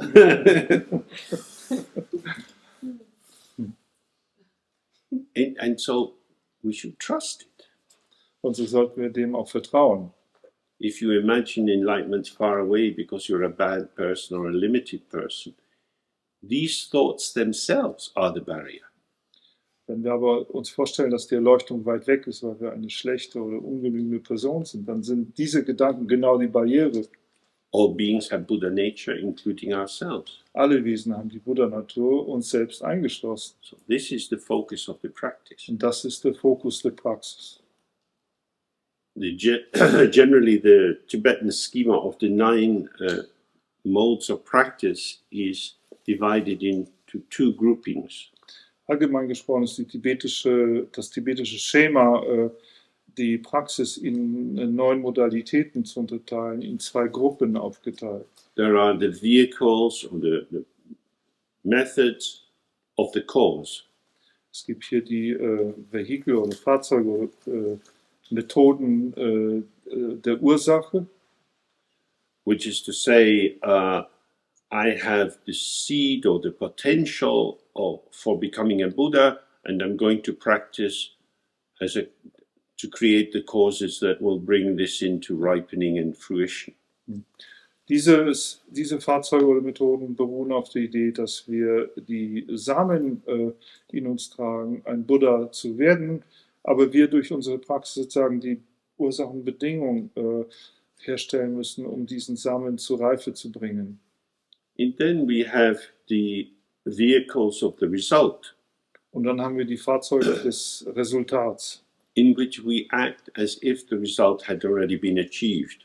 in welchen wir so handeln, als sei das Resultat bereits erlangt. So we visualize, I am Tara, or I am Padmasambhava. Das heißt, wir visualisieren, dass wir Tara sind oder Padmasambhava sind. This is who I really am. Das ist, wer ich wirklich bin. Or relax into unborn open awareness. In an instant we are present in the Dharmakaya. Oder sich in die offene, ungeborene Bewusstheit aufzulösen und dadurch sind wir in einem einzigen Augenblick im Dharmakaya. Of course, when we do these practices of the result, we encounter obscurations. Natürlich, wenn wir das als Resultat praktizieren, dann begegnen wir auch Verdunklungen. But instead of the obstacles being between me and where I want to get to my enlightenment, Aber statt dass man diese Hindernisse als etwas betrachtet, was zwischen mir und dem Platz, wo ich hinkommen will, also der Erleuchtung, betrachtet, these are obstacles which are potentially destructive from my experience of being the Buddha. sind das einfach Hindernisse, die potenziell ablenkend sind davon, Buddha zu sein. So they are like wasps at a picnic. Sie sind ein bisschen wie die Wespen bei einem Picknick. You go and sit in a nice park and you get your food out and zzz, I just want you to relax. I've been working all week. It's fucking bad. ist sozusagen, man geht in einen schönen Park und packt seine ganzen schönen Lebensmittel aus und dann kommen sie und brummen um uns herum und dann fängt man an zu fuchteln und zu sagen, verdammt, ich habe die ganze Woche so hart gearbeitet, jetzt verpisst euch. So then your friend says, listen, we're having a picnic, it's fine, it's just a couple of hours, don't worry. Und ein Freund sagt uns dann vielleicht, hör mal zu, es ist alles in Ordnung, wir sind hier zu einem schönen Picknick und sind einfach nur ein paar Wespen, mach dir keine Sorgen. Don't focus on them, they're not causing any trouble. Fokussiere dich nicht so auf sie werden keine Schwierigkeiten machen. Then we settle back in. Und dann sind wir zurück in der Praxis. But then, why is my mind like this? Und dann brummen sie wieder und wir denken, warum ist mein Geist so? So this is how obstacles arise in the practice. Das ist die Art und Weise, wie Hindernisse in der Praxis auftauchen. And what we have to do is either you try to keep them out. So if you were doing a tantric practice at first, you visualize a big tent or a net of vajras all around you and then a wall of blazing fire and so on. Was wir zu tun haben, ist, sie entweder rauszuhalten, das wäre wie in der tantrischen Praxis, wenn man ein Zelt aus Vajras oder eine Wand aus Vajras visualisiert und davor eine Wand aus Feuer und so weiter. But in the Dzogchen practice, we allow the obscuration to be there. Aber in der Dzogchen-Praxis erlauben wir den Verdunklungen da zu sein. They're just part of the mind. Sie sind einfach nur ein Teil des Geistes. And by not giving a strong negative attribution to them, they show that they are just empty and permanent phenomena. Und indem wir es vermeiden, ihnen eine starke und negative Attribuierung zu geben, zeigen sie selbst, dass sie lediglich vorübergehende Phänomene sind. So when we have the sense that we relax into the original enlightened state of our mind, we're not doing some amateur dramaticals. Wenn wir also das Empfinden haben, dass wir in unsere ursprüngliche, natürliche, erleuchtete Natur des Geistes auflösen, dann ist es nicht so, dass wir da irgendwie eine dramatische Inszenierung vollführen. We're simply waking up to how it's always been from the very beginning. Wir wachen lediglich auf zu dem Zustand, der schon von einem Anfang da war. So, whether we dissolve into the state of the Guru or relax into the lights through the 3R or simply relax in the open breath, we're now just here. Und ganz gleich, ob wir jetzt uns sozusagen in die Einheit mit dem Guru auflösen oder ob wir jetzt in den offenen Raum auflösen oder in den offenen Atem auflösen, am Ende sind wir einfach da. So then he gives the instruction for the meditation. Dann gibt es hier Instruktionen zur Meditation. Don't go after past ideas. Folge nicht vergangenen Ideen nach. Don't wait expectantly for future ideas. Warte nicht erwartungsvoll auf künftige Ideen. Free your present awareness from effort and contrivance. Befreie deine gegenwärtige Bewusstheit von Anstrengung und Künstlichkeit. Oh, an idea was there and it's gone. Eine Idee war da und ist vergangen. What will be gained by going after it? Was werden wir gewinnen, wenn wir ihr nachfolgen? Why did I have that thought? Oh, I must remember to do that. Warum hatte ich diesen Gedanken? Oh, ich muss mich daran erinnern, es zu tun. It's gone. Aber es ist gegangen. Whatever value it had is gone. Was immer es an Wert hatte, ist bereits vergangen. Other thoughts will arise. Andere Gedanken werden aufkommen. Oh, but that one was really important. Aber dieser Gedanke war doch wirklich wichtig. All just thought.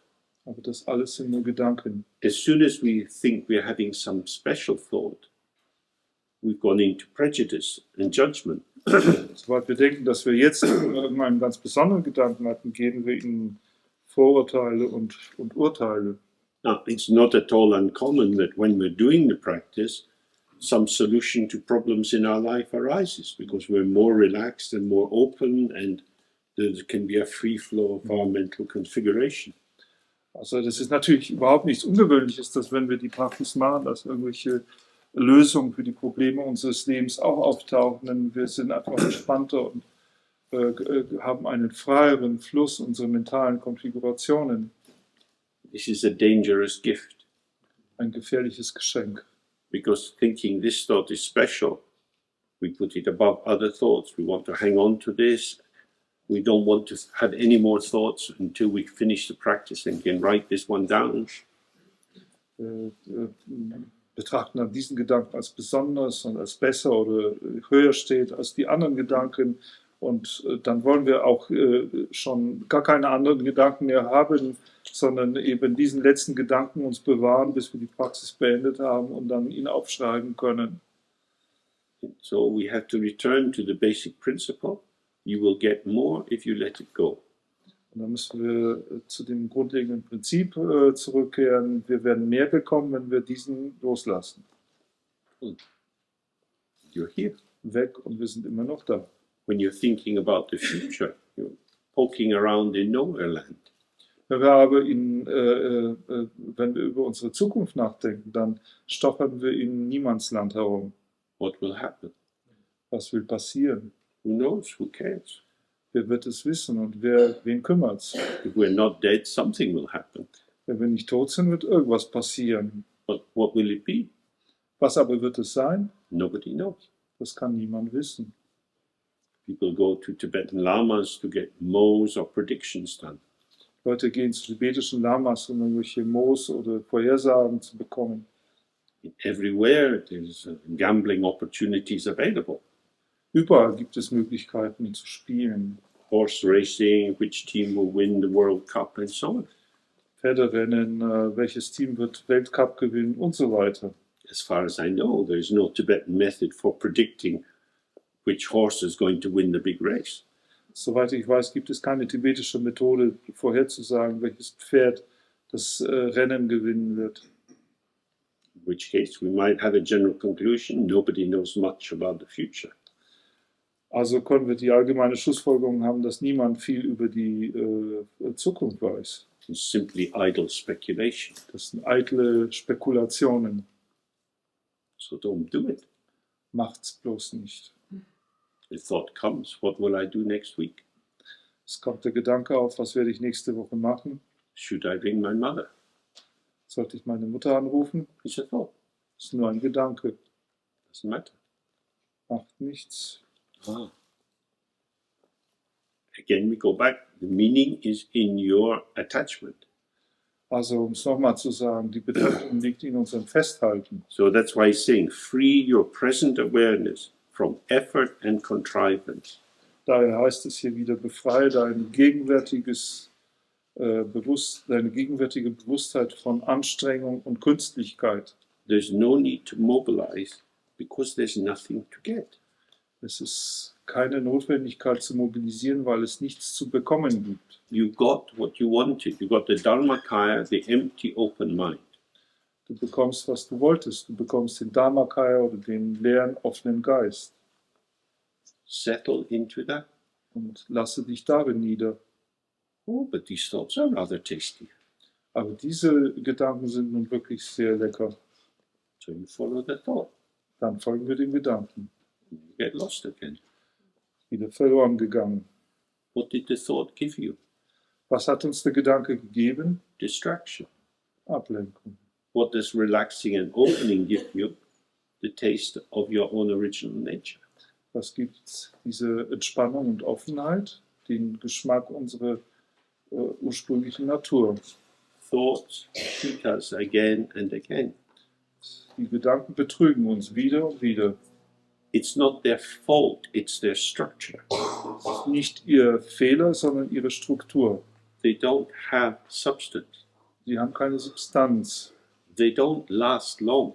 Und sie verweilen auch nicht lange. They are unreliable. Sie sind unzuverlässig. You can spend your whole life on little one-night relationships. Man kann sein ganzes Leben mit kleinen Ein-Nachts-Beziehungen verbringen. There's always people waiting to do something special. Es gibt immer Leute, die darauf warten, irgendwas Besonderes zu machen. But it might get a bit tiring. Aber das könnte etwas ermüdend werden. A little bit of stability might be better. Und ein bisschen Stabilität könnte besser sein. The most stable relationship you'll ever have is with your own mind. Und die stabilste Beziehung, die man überhaupt haben kann, ist die mit dem eigenen Geist. And that's because you are your own mind, Und das liegt daran, dass wir unser eigener Geist sind. free of duality. Frei von Dualität. Nobody to talk to at 2 o'clock in the morning Niemand muss dir die Ohren vollreden um 2 Uhr nachts. because they won't let you get to sleep because they're upset. Denn sie wollen dich nicht schlafen lassen, weil sie aufgebracht sind. That's one of the aspects of coupledom.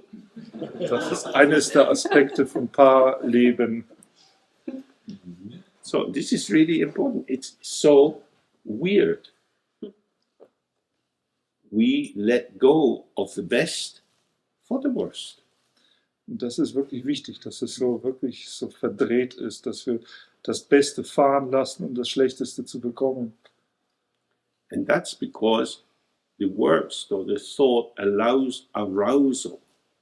Das liegt daran, dass der Gedanke, das Schlechteste, uns eine Erregung erlaubt. The grasping, the mobilization, the sense of importance, the prejudicial judgments about this being better than that. It gives the ego something to do, and awareness does not do that.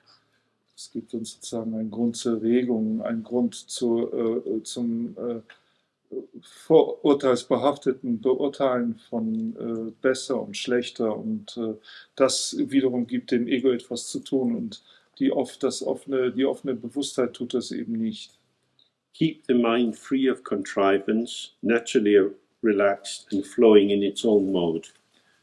Bewahre deinen Geist frei von Künstlichkeit, auf natürliche Weise entspannt und in seinem eigenen Modus fließend. Contrivance is a kind of artificiality. Diese Künstlichkeit oder Gemachtheit ist eben eine Form von Künstlichkeit. So, for example, if you find you're very tired and you're sleepy, you might kind of straighten yourself and tighten yourself in and focus. Zum Beispiel, wenn wir uns sehr schläfrig fühlen, könnte es sein, dass wir sozusagen uns versuchen aufzurichten und gewissermaßen zu sammeln, körperlich und zu fokussieren. And it will allow your attention to be a little bit more alert. Und dann gestattet das der Achtsamkeit oder Beachtung sehr viel wacher zu sein. But it's artificial. Aber sie ist künstlich. Instead of gently tuning into focused attention, Statt dass wir uns sanft in eine fokussierte Beachtung hineinstimmen finding yourself in a state of focused attention, und uns selbst in einem Zustand von fokussierter Aufmerksamkeit finden, you coerce yourself. versuchen wir uns selbst zu zwingen. And this artificiality is unhelpful. Und diese Künstlichkeit ist nicht hilfreich. It can't be sustained Sie kann ohnehin nicht aufrechterhalten werden and it's distorting. und sie verzerrt.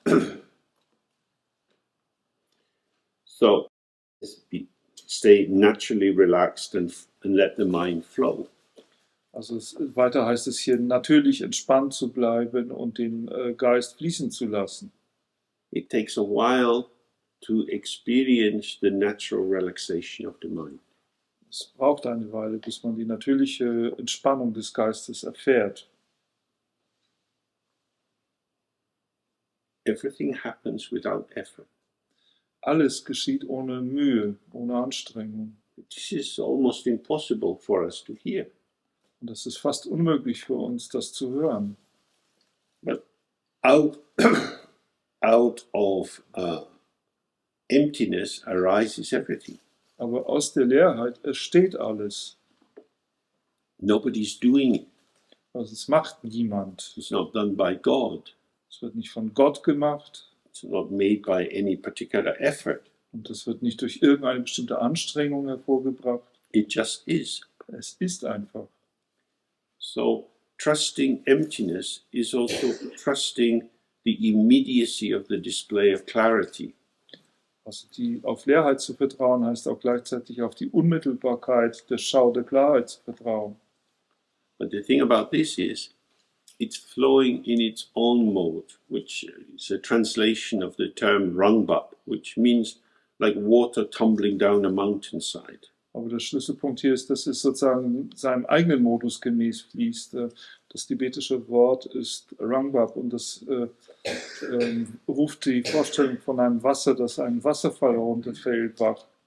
It is not directed or controlled or shaped. Es ist nicht etwas, was wir selbst irgendwie ausgerichtet, kontrolliert oder geformt haben. This is referring to what we looked at before as whatever comes, comes. Das bezieht sich auf das, was wir zuvor angeschaut haben, nämlich das, was immer kommt, kommt. So we're relaxed and we let everything happen as it does. Wir sind also entspannt und lassen alles geschehen, so wie es kommt. At first you might feel a little bit mad or out of control. Am Anfang könnte es sein, dass wir uns ein bisschen verrückt oder ein bisschen außer Kontrolle fühlen. My mind will it collapse? What is all this stuff? Mein Geist wird vielleicht kollabieren. Was ist denn das ganze Zeug? The key thing is not to try to make sense of it. Der Schlüsselpunkt hier ist nicht zu versuchen, daraus Sinn zu machen. The point is in the clarity, which refers to the mere facticity of emergence. Der Punkt liegt hier in der Klarheit, die sich auf die Faktizität, auf die Tatsächlichkeit des bloßen Aufkommens, Erscheinens referiert oder berichtet. So, again, with the same example, if you look outside, you see all the trees and bushes and the leaves. Wieder mit dem gleichen Beispiel, wenn wir nach Hause schauen, sehen wir all diese Bäume und Büsche und Blätter. The immediacy of the givenness is the vitality of the mind. Die Unmittelbarkeit des Gegebenen ist die Vitalität des Geistes. We don't have to count the leaves or take them off or organize them in a collector's book. Wir haben nicht die Aufgabe, die Blätter irgendwie einzeln zu nehmen, sie irgendwie zu zählen oder sie in einem Sammelbuch irgendwie zu ordnen. On one level, you could say the garden is a complete jumble. Man könnte auf einer Ebene sagen, der Garten ist sozusagen ein völliges Durcheinander. All kind of things are coming together. Alle Arten von Dingen kommen da zusammen. And it's like this. Und das ist so. It's not organized in a kind of horticultural garden way. Es ist nicht organisiert in einer Art wie sozusagen ein Pflanzengarten, eine Pflanzenschule organisiert wäre. So you don't have too much sense of an imposed organization. Das heißt, wir haben hier nicht allzu viel Empfinden von einer aufgesetzten Organisation. But the plants are allowed to find their way. Sondern man gestattet den Pflanzen ihren eigenen Weg zu finden. Some have space to thrive and get a lot of sunshine. Others are a bit cramped in the shade and with something big over them. Manche Pflanzen finden den Weg in die Sonne und werden groß. Andere sind irgendwo zwischen irgendwelche dunklen Ecken gefetzt und können sich nicht entfalten. Und große Pflanzen sind über ihnen. This is as it comes. Wie es kommt. This is what it means with the mind. There is clarity because there is facticity. This is here. Das ist genau wie mit dem Geist. Es gibt Klarheit, weil es eine Faktizität, eine Tatsächlichkeit gibt dessen, was da ist. But it's not organized according to any program. Aber es ist nichts, was irgendwie gemäß einem Programm organisiert wäre. And if the normal tilt of your personality is to look for prediction and patterning so that you know what's what, it's a little bit disturbing. Und wenn unsere normale Neigung, unsere Persönlichkeit ist, nach Mustern und Vorhersagbarkeit zu suchen, dann könnte unser Geist ein bisschen desorientiert sein. Especially if you live in the city, it's a completely artificial environment. Insbesondere wenn wir in einer Stadt leben, dann leben wir in einer vollständig künstlichen Umgebung. Straight roads. Gerade Wege. Buildings with sharp edges. Gebäude mit scharfen Ecken. Rooms like this with sharp edges. Räume wie dieser mit scharfen Ecken. If you look around this room, and then you look out at the trees, and it's incredible. Wenn man sich in diesem Zimmer umschaut und dann aber rausschaut und die Bäume anschaut, das ist unglaublich. You don't find straight lines out there. Da draußen finden wir keine geraden Linien. You find nothing but straight lines in here. Aber hier finden wir nichts als gerade Linien. When you get used to an urban environment and straight lines, it creates this fantasy of control. Wenn wir eine städtische Umgebung gewöhnt sind und uns an gerade Linien gewöhnt haben, erschafft das die Fantasievorstellung von Kontrolle. And these are planned environments, housing estates. Das sind natürlich alles geplante Umgebungen. Das sind praktisch Hausbaugesellschaften.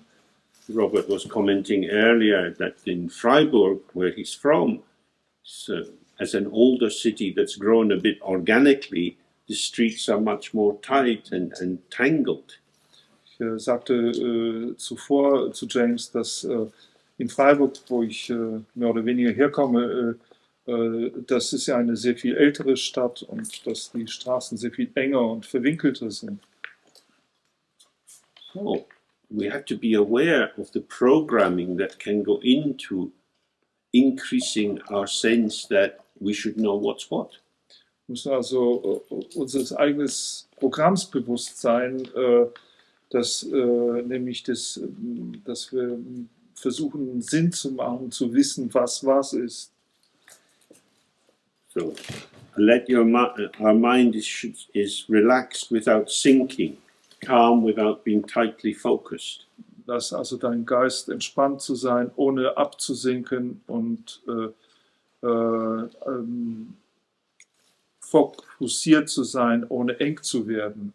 Sinking is when you start to lose your clarity and almost falling asleep and the body feels a bit heavy and it gets a bit hazy. Das Sinken ist ein Zustand, in dem wir sozusagen unsere Klarheit verlieren und unser Geist ein bisschen dunkler wird und ein bisschen sich fast so anfühlt, als würden wir einschlafen und auch der Körper so ein bisschen schwer wird. You want to be calm without being tightly focused. It means you're not doing it through intense effort. Wir wollen auch eine Ruhe aufrechterhalten, die aber frei von einem engen Fokus ist, also frei von der Prägung durch eine Anstrengung. So this is very similar to learning to ride a bicycle. Es ist ähnlich wie zu lernen, Fahrrad zu fahren. When you start to sit on a bicycle, you don't really have a sense of what balance is. Wenn wir beginnen, Fahrrad zu fahren, auf einem Fahrrad zu sitzen, haben wir eigentlich kein wirkliches Empfinden dafür, wo die Balance liegt. And so you've got a tendency to fall to one side or the other. Und so bekommt man oder entwickelt man die Neigung, entweder zu der einen oder zu der anderen Seite zu kippen. And the body tenses in its fear of falling over. Der Körper verspannt sich in seiner Angst, umzufallen. And loses its flexibility. Verliert seine Flexibilität. Which gives you a rigidity that is less able to actually work with the circumstances. Und das gibt uns eine Starrheit, eine Rigidität, die uns weniger fähig macht, mit den tatsächlichen Umständen zu arbeiten. But once you start to have a sense of that balance, aber hat man erst einmal ein Gefühl für die Balance gefunden, it's something that you work with. Dann ist es etwas, womit man arbeitet. It's not something that you have. Es ist nicht etwas, was man einfach hat. Because it's not stable. Denn das ist nichts Stabiles. It's dynamic. Es ist etwas Dynamisches. The balance is maintained through micro adjustments. Diese Balance wird aufrechterhalten durch Mikroanpassungen. These are adjustments, as it were, within the state of balance. Wenn man so will, könnte man sagen, das sind Anpassungen, die innerhalb eines Zustands von Gleichgewicht stattfinden. So it's not a kind of crude adjustment, but it's more subtle. Das sind keine groben Anpassungen, das sind subtile Anpassungen. So if that image makes sense, that's the quality we want to bring into the practice. Und wenn also für euch dieses Bild Sinn macht, dann ist es das, was die Qualität, die wir auch in unsere Praxis bringen wollen. Because if you try to adjust yourself by moving yourself around and, tightening up your muscles or deepening your breath. If you do that in a strong way, then again you've got subject, object, and the connection between them.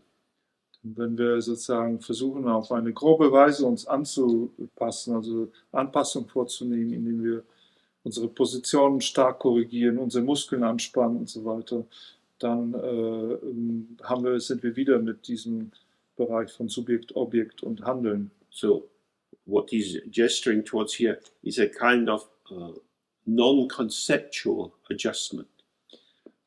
Worauf das hier alles verweist, ist eine Art nicht konzepthafte Anpassung. Kind of feeling tone. Das ist ein Gefühl, ist eine Gefühlstönung. So with that you get more and more sense of when you're grounded and when you're relaxed. Und damit bekommt man mehr und mehr ein Empfinden dafür, wann man geerdet sozusagen ist und entspannt ist. So, grounded, relaxed, and open. Geerdet, entspannt und offen. This is not a fixed state. You're not a thing. Es ist kein fixierter Zustand. Wir sind ja kein Ding. You're not sitting like a stone on the seat. Wir sitzen ja nicht wie ein Stein auf einem Sitz. You're alive, so all sorts of movements are occurring. Wir sind am Leben, also werden alle möglichen Arten von Bewegungen aufkommen. But by staying present in this, these micro adjustments don't tear or disrupt the flow of experience. Aber indem wir gegenwärtig darin sind, werden diese kleinen Mikroanpassungen nicht den Fluss der Erfahrung unterbrechen oder auseinanderreißen. Without striving, remain tranquil. Ohne Bemühung bleibe ruhig. We've just been looking at that. Without grasping, stay loose. Ohne Festhalten bleibe locker. Without sinking, stay sparkling and alert. Ohne abzusinken bleibe sprühend und wach. Maintain clarity, free of dullness, sharpness, free of obscuration. Halte eine Klarheit aufrecht, die frei von Stumpfsinn, aber auch von Schärfe und Verdunklung ist. So, this kind of instruction we need to take very gently and softly massage it into us. These are not finger-wagging instructions that you must do this. Rather, these are encouragements to find your way. Und solche Art von Instruktionen muss man sozusagen nicht als etwas auffassen, was mit dem Finger wedeln ist und mit dem Ausspruch begleitet ist, das musst du machen, sondern das sind Instruktionen, die man sanft in sich hineinmassieren muss und verstehen muss, das sind Hinweise darauf, wie wir unseren Weg finden. Each of us must find our own way. Wir müssen jede von uns muss unseren eigenen Weg finden. Nobody can do it for us. Und niemand kann das für uns erledigen. But these are kind of tips or bits of advice about how to stay in the saddle, to stay in the movement of the mind without moving with the mind. Das sind alles Tipps oder Ratschläge, wie man im Sattel bleibt, wie man sozusagen mit der Bewegung des Geistes bleiben kann, ohne in der Bewegung des Geistes zu sein. This is why we do these practices again and again, if possible a few times a day, every day, for months and years. Das ist der Grund, warum wir solche Praktiken jeden Tag wieder und wieder machen, ein paar Mal am Tag am besten für Monate und Jahre. If you look around the world, you see young girls who want to be ballet dancers. In der Welt begegnet man jungen Mädchen, die gerne Balletttänzerinnen werden wollen. A dancer's life is pretty much finished at 35 and often before. Das Leben eines Tänzers oder einer Tänzerin ist mit 35 fertig und oft schon vorher. A high likelihood of getting some degree of anorexia. Es gibt ja eine hohe Wahrscheinlichkeit, bis zu einem gewissen Grad zumindest Anorexie zu entwickeln. Certainly getting problems with the ankles and the joints later. mit Sicherheit hohe Wahrscheinlichkeit, Knöchel- und Gelenksprobleme später zu bekommen. But people go to ballet classes 2-3 times a week. Aber Leute gehen in diese Ballettunterrichtsklassen 3-mal in der Woche And practice and practice und and practice üben und üben und üben for something that lasts so little time. für etwas, was so kurz bestehen bleibt. This is the original nature which lasts forever. Das aber ist die ursprüngliche Natur, die für immer bleibt. And if this teenage girl is going to have to learn to go on her points, which is quite painful, we can learn to do the practice. Also wenn eine Teenagerin hingeht, um zu lernen, auf den Zehen zu tanzen, was ja auch ziemlich schmerzhaft ist, dann können wir unsere Praxis machen. Maintain clarity free of dullness, sharpness, and sharpness free of obscuration. We did that. Remain naked, free of covering. Bleibe nackt, ohne Bedeckung. This is very important. Das ist sehr wichtig. Because clearly there are certain feeling tones or thoughts which can seem to catch us or swamp us. Denn sicherlich gibt es Gefühlstönungen oder Empfindungen, die scheinbar uns fangen oder sozusagen versumpfen lassen können. We feel that this is happening to me and we notice some kind of shift. Wir haben das Gefühl, das geschieht mir und wir bemerken eine gewisse Art von Verschiebung. But we also have these more subtle states which are insidious. Wir haben aber auch diese subtileren Zustände, die heimtückisch sind. That seem to creep in and take us over. Die scheinen sozusagen hineinzukriechen und uns zu überwältigen. Or tiredness can be like that. Müdigkeit kann so sein. Get a bit vague and hazy. Wir werden ein bisschen vage und verschwommen. Suddenly we are pervaded by this sort of feeling. Und plötzlich sind wir von diesem Gefühl durchdrungen. So when he's saying, stay naked, don't get covered, this subtle mood is a difficult covering to get free of. Wenn es also hier heißt, bleibe nackt und unbedeckt, dann ist die Bedeckung durch diese Art von Stimmung schwer loszuwerden. We have to very gently intensify clarity. Wir müssen auf eine sehr sanfte Weise die Klarheit intensivieren. So we're sitting, get into that state, the gaze is open. Wir sitzen, wir geraten in diesen Zustand, der Blick ist offen. Take a breath, and then you can, as it were, breathe out through your eyes. Wir nehmen einen Atemzug und man könnte sagen, wir atmen dann durch unsere Augen aus. Just bringing up the energy in your body through your eyes. Dass wir bringen die Energie in unserem Körper hoch durch unsere Augen. There's a little bit more brightness. Dann ist da ein bisschen mehr Helligkeit. Hazy feeling is still there, but there is bright and hazy. Das verschwommene Gefühl ist auch da, aber zumindest ist jetzt hell und verschwommen zusammen da. And gradually the haziness passes away. Und allmählich wird die Verschwommenheit weggehen. We stay with the brightness. Und wir bleiben mit der Helligkeit. The mind is always naked. That's why before he's saying it's alone, it's singular.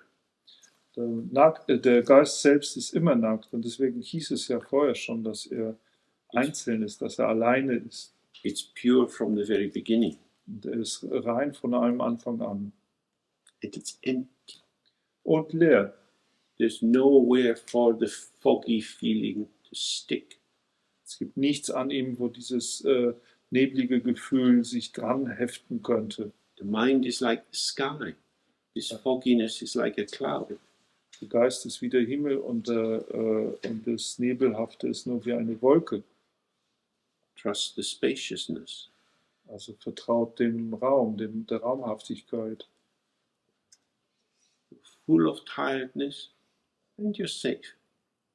You're full of sadness, you feel like crying, maybe water comes out of your eyes, and you're safe. Wir sind voller Müdigkeit und doch sicher. Oder wir sind voller Trauer und vielleicht fühlen wir sogar, wie Wasser aus unseren Augen läuft. Und doch sind wir sicher. So in this way, trust the practice, go back again and again whenever you get distracted, relax and open and welcome. Auf diese Weise sollten wir der Praxis vertrauen und zurückgehen, wann immer wir abgelenkt werden und immer wieder zurückgehen und willkommen heißen. Without developing thoughts, remain clear. Ohne Gedanken zu entwickeln, bleibe klar. By remaining like that, you will experience freedom from craving for the meditation experiences of clarity, non-thought, and happiness. And you will have non-distraction without any object to maintain, and the immediate presence of emptiness and clarity. This is called calm abiding, or shine, or shamatha. Wo ist das? Oh ja. Mhm. Indem du so verweilst, wirst du die Freiheit von Greifen nach den meditativen Erfahrungen von Klarheit, Nichtdenken und Glück erlangen, und du wirst die Nichtablenkung haben ohne ein Objekt, das aufrechterhalten werden muss, und die unmittelbare Gegenwärtigkeit von Leerheit und Klarheit. Dies wird als das ruhige Verweilen bezeichnet, oder Shine oder Shamatha.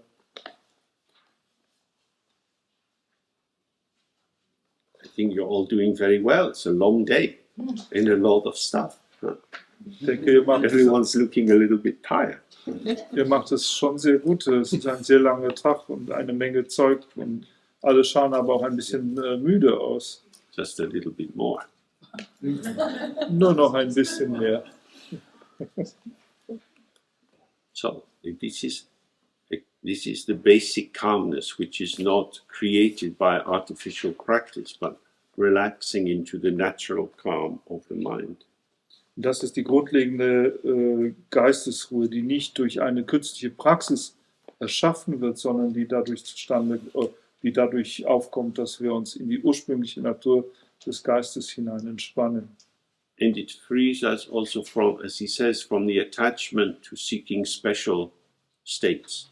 Und das befreit uns, wie es hier heißt, auch von dem Haften an der Suche nach irgendwelchen besonderen Zuständen. We can read in meditation books about all kinds of special experiences people have, visions and colors and this and that.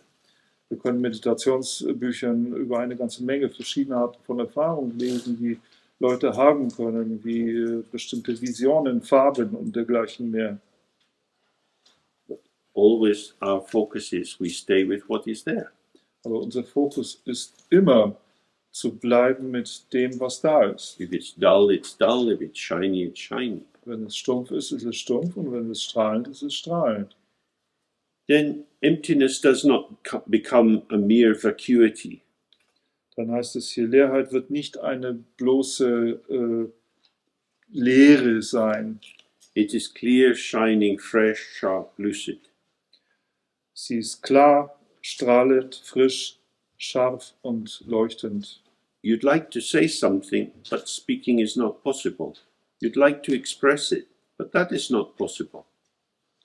Du würdest gerne etwas sagen, aber das Sprechen ist nicht möglich. Du würdest gerne es ausdrücken, aber auch das ist nicht möglich. At home in the emptiness of the mind and nothing to say. Wenn man zu Hause ist in der Leerheit des Geistes, gibt es nichts zu sagen. We can talk about houses and flowers and pizzas, but we can't really talk about the mind. Wir können über Häuser und Blumen und Pizzas reden, aber es gibt nicht viel über den Geist zu sagen. So it becomes very peaceful.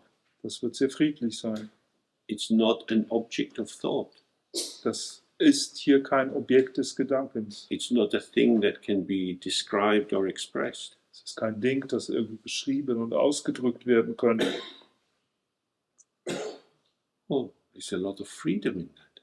Und darin ist eine Menge Freiheit. That is to say, we can't take this quality and pull it through the usual pathways of our cognitive functioning. Und wir können diese Qualität nicht ergreifen und sie gewissermaßen durch die verschiedenen Pfade unserer gewöhnlichen kognitiven Aktivität ziehen. It is radically other than what we are used to. Das ist radikal anders als das, woran wir gewöhnt sind.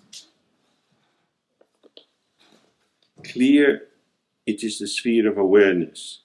In the actual nature of emptiness, clarity is present like a manifesting quality. This is the actual nature of your awareness. Thus, the actual nature of your awareness is directly and completely seen. This is called seeing fully, Platon, or Vipassana. Hier heißt es weiter, klar ist sie die Sphäre der Bewusstheit. In der tatsächlichen Natur der Leerheit ist die Klarheit gegenwärtig wie eine manifeste Qualität. So ist also die tatsächliche Natur deiner Bewusstheit unmittelbar und vollständig gesehen. Dies wird als vollständig Sehen, Lakton oder Vipassana bezeichnet. It's quiet and open. This room is not something you can describe. Wenn wir still und offen sitzen, dann ist dieses Zimmer nicht etwas, das man wirklich beschreiben könnte. As soon as you start to describe it, you enter another room. Sobald wir anfangen, dieses Zimmer zu beschreiben, haben wir bereits ein anderes Zimmer betreten. When you relax, the whole room comes at once. Wenn wir uns entspannen, dann kommt das ganze Zimmer zu uns auf einen Schlag. When we try to describe something, it comes one word after another after another. Wenn wir es versuchen zu beschreiben, dann kommt ein Wort nach dem anderen nach dem anderen. So this linear or serial description is always an evacuation from the thing that's being described. Diese lineare oder serielle Beschreibung ist immer sozusagen auch gleichzeitig ein Entleeren dessen, was wir zu beschreiben betrachten. We can experience this directly for ourselves. Wir können das unmittelbar für uns selbst erfahren. Take a simple rose, put it on the table. Nimm eine einfache Rose, stelle sie auf den Tisch. Give yourself to the rose. Und gebe dich dieser Rose hin. Open to the indescribable beauty of the flower. Offen für die unbeschreibliche Schönheit der Blume. See it from your heart. Betrachte sie von deinem Herzen aus. Then try to say what you see. Und dann versuche zu sagen, was du siehst. It's possible. Das ist nicht möglich. That doesn't mean that you didn't have the experience of the rose. Das bedeutet nicht, dass wir die Erfahrung der Rose nicht hatten. It means that the rose is welcoming you home. Bedeutet, dass die Rose uns nach Hause willkommen heißt. Oder zu Hause willkommen heißt. And you can't say. Und da kann man nichts sagen. You can't say. It's indescribable. It's inexpressible. Unbeschreiblich oder unausdrückbar. But it is absolutely present. Und doch ist es absolut gegenwärtig. You're fully alive. You're so touched and moved. Du bist voll lebendig, du bist so berührt und bewegt. What can you say? It's lovely. Was kannst du sagen? Oh, es ist niedlich. It's not lovely. Das ist nicht niedlich, das ist... So this is what we have in the meditation. Das ist das, was wir in der Meditation haben. The fact that we can't chop it up into pieces and make it into patterns, some Dharma collage to show mummy when we get home from school, doesn't mean it's meaningless or that it's crazy. Tatsache, dass wir das nicht irgendwie in Stücke aufschlitzen können, einteilen können und dann vielleicht irgendwie eine Dharma-Collage daraus basteln können, die wir dann Mama zeigen, wenn wir nach Hause kommen. Die Tatsache, dass wir das nicht tun können, bedeutet nicht, dass es irgendwie bedeutungslos oder verrückt ist. Regarding what is known as meditation or staying in balance, awareness, the inseparable merging of calm abiding and insight or seeing fully, is nakedly clear, original and untainted. bezüglich dessen, was als Meditation oder als im Gleichgewicht bleiben bezeichnet wird, Nyamchak, ist die Bewusstheit das untrennbare Verschmelzen von ruhigem Verweilen und Einsicht oder vollkommenem Sehen auf nackte Weise klar, ursprünglich und unbeschmutzt. And he says this is the natural state of the Buddha. Und dann heißt es hier, das ist der natürliche Zustand des Buddha. So we should rest in this. Und wir sollten darin ruhen. And to not move out of this is called meditation.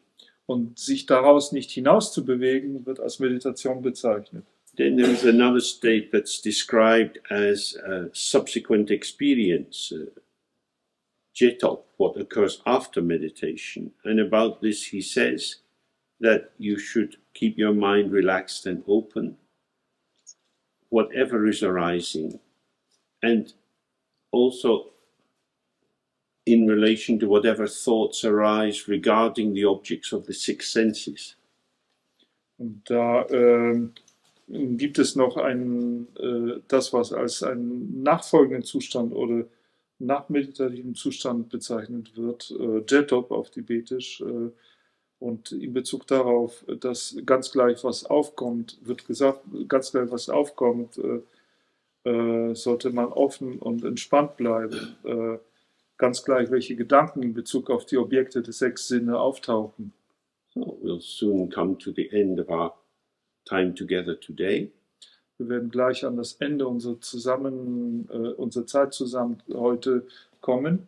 And we go out into the lovely evening. Und wir werden in diesen lieblichen Abend hier hinausgehen. We have a sensation of touch. We can feel our clothes as our arms move inside the sleeve and so on. Wir haben zum Beispiel Berührungsempfindung. Wir können fühlen, wie unsere Arme von den Ärmeln berührt werden, während wir uns bewegen. There are smells, subtle tastes in our mouth, sounds, shape and color. Es gibt Gerüche, es gibt subtile Geschmäcker in unserem Mund, es gibt Klänge und Farben. Without falling asleep into a kind of automatic pilot, Ohne dass wir sozusagen einschlafen und uns einer Art Autopiloten überlassen while you walk along the road thinking about something else. und auf der Straße entlang zu laufen, während wir über irgendetwas anderes nachdenken. Stay present in your senses, Bleibe gegenwärtig in deinen Sinnen and without the addition of a running commentary. und ohne den Zusatz eines fortlaufenden Kommentars. And then you experience the self-arising clarity of the immediacy of the sensation as it comes with the union of the senses and the world. Dann erfahren wir sozusagen die aus sich selbst entstehende Unmittelbarkeit der Klarheit, der Dinge, wie sie erstehen, gemeinsam mit den Sinnen. I'm not sure. I think it was just a little bit too long. Okay, sorry. Try once again. Okay, so we stay. Did you get the first bit? Maybe, I don't Maybe, know. okay. Just, I have no reference. But the book says don't go after past thoughts. Das Buch sagt, geh nicht den vergangenen Gedanken nach. So we don't want to fall asleep in assumptions. Yes. And just walk along the street thinking about something else and letting our body run on automatic pilot. Yes, also das Erste, was er sagt, habe ich ja schon übersetzt. Wir wollen nicht irgendwie sozusagen einschlafen in unseren eigenen vorweggenommenen Annahmen und einfach die Straße in einer Art Autopilot-Zustand entlanglaufen, werden wir an ganz was anderes denken. Nor do we go to the other side and run a commentary about what's going on in order to be more conscious of it. Und wir gehen auch nicht auf die andere Seite des Extrems, ständig einen Kommentar über das, was vor sich geht, zu betreiben, um zu wissen, um dabei zu sein, was vor sich geht. but we just stay freshly present in the senses. Wir bleiben frisch und gegenwärtig in den Sinnen. So again, we have it vanished, but we had a little painting of Kuntuzangpo and Kuntuzamo. Oh, there it is, up there. And when these deities are depicted in union, this is also a symbol of the six senses and the world. Hier haben wir zum Beispiel diese Darstellung von Kuntuzangpo und Kuntuzango in Vereinigung. Und wenn diese Vereinigung, also wenn Gottheiten in diese Vereinigung dargestellt werden, dann ist es auch ein Symbol des Zusammenhangs zwischen den sechs Sinnen und der Welt. So when we are alive and in our senses, everything is pleasure. Wenn wir lebendig sind und in unseren Sinn sind, dann ist alles eine Freude. Not the pleasure of saying, oh, this is really good. Es ist nicht die Art von Freude, wenn wir sagen, es ist wirklich gut, but the pleasure of the vitality of being alive. Sondern das ist die Freude der Vitalität, am Leben zu sein, lebendig zu sein.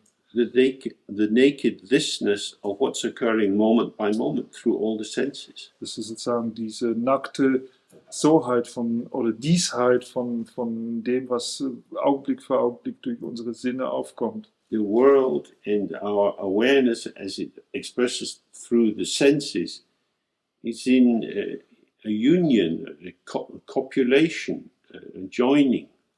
Die Welt, wie sie sich durch unsere Sinne darstellt und unsere Bewusstheit sind sozusagen in einer Einheit, in einer Kopulation, in einer Verbindung. We are alive. It's amazing. Es ist lebendig, es ist erstaunlich. And so the more we give ourselves to the world, the more we are vitalized by it. Je mehr wir uns sozusagen der Welt überlassen, desto stärker werden wir auch durch die Welt vitalisiert. So when we kind of switch off and we're thinking our thoughts, wandering through the streets. Wenn wir es aber so abschalten und einfach nur unsere Gedanken denken, wenn wir durch die Straßen laufen. This is such a tragedy. Das ist eine solche Tragödie. What are you going to get from the thought? Was wirst du denn von diesem Gedanken eigentlich bekommen? But the cars, the sound of people talking, the people spilling out of the cafe onto the pavement, the posture, the gesture, the smell of the beer drifting in the breeze. Aber die Klänge, die Autos.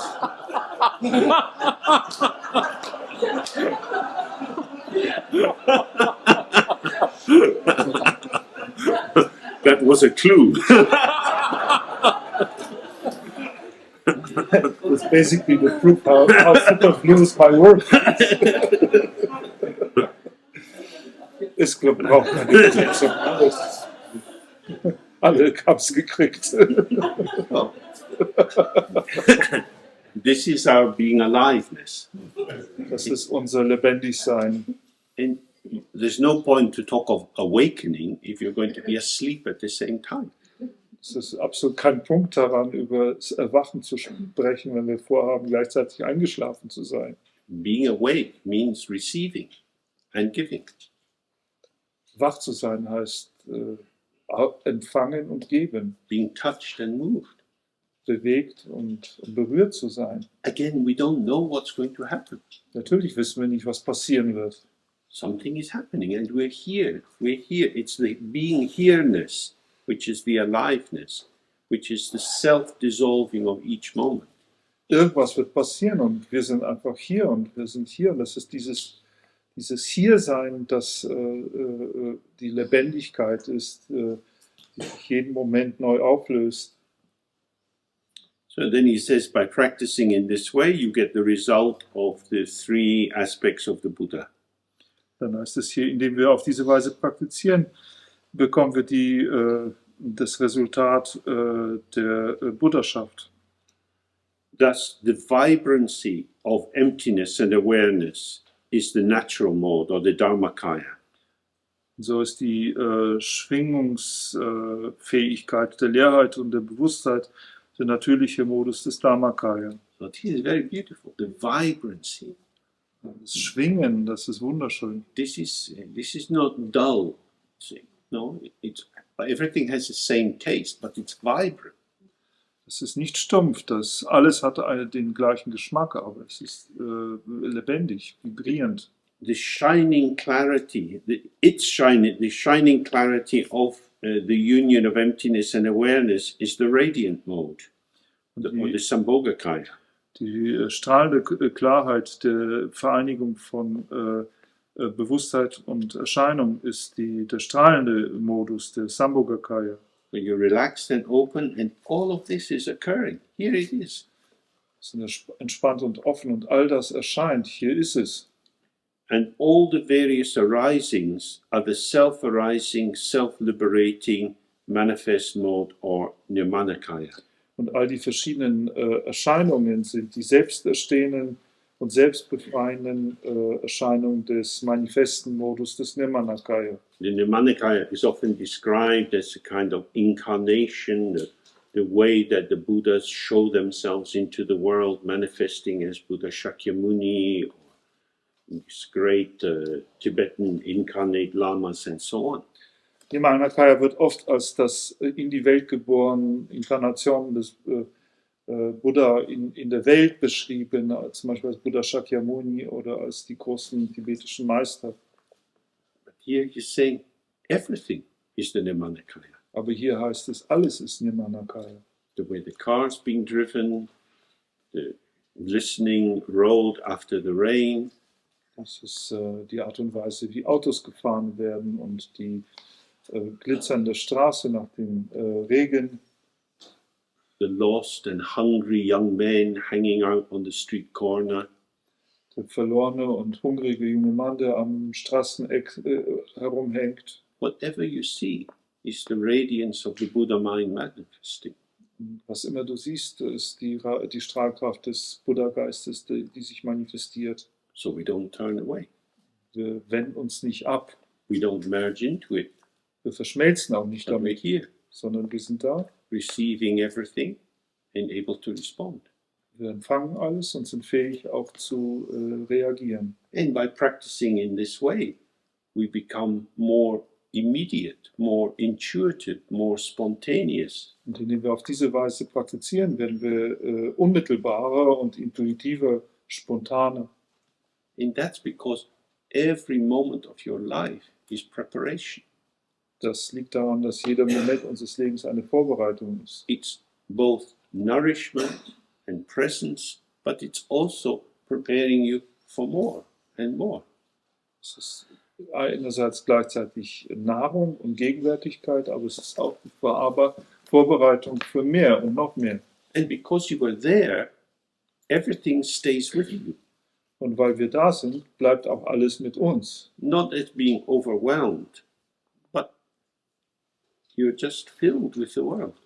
Nicht als in der Form von Überwältigung, sondern einfach in der Form von der Welt gefüllt zu sein, erfüllt zu sein. So when you come to work with other people, everything can pour through you. Wenn wir zu der Arbeit mit anderen kommen, dann kann alles durch uns hindurch gegossen werden. If you're talking with a friend who's dying, you find something to say. Wenn wir mit einem Freund sprechen, der gerade am Sterben liegt, dann finden wir auch etwas zu sagen. Playing with a small child, you find a way to do it. Wenn wir mit einem kleinen Kind spielen, dann finden wir einen Weg, wie wir das machen können. Because we have access to all the richness of everything we've seen. Denn wir haben Zugang zu all dem Reichtum von allem, was wir gesehen haben. Most of the time in our ego cells, we are very under-resourced. Die meiste Zeit sind wir in unserem Ego selbst sehr unterversorgt mit Ressourcen. We reject so much of the world. Wir verwerfen so vieles von der Welt. And then we have not so much available. Und dann haben wir nicht allzu viel zur Verfügung. Okay. So, in the evening you have some time, you can do some more practice. And we meet together tomorrow morning for the final session, which is looking at meditation problems. Und heute Abend habt ihr vielleicht ein bisschen Zeit, noch ein bisschen zu üben, zu praktizieren.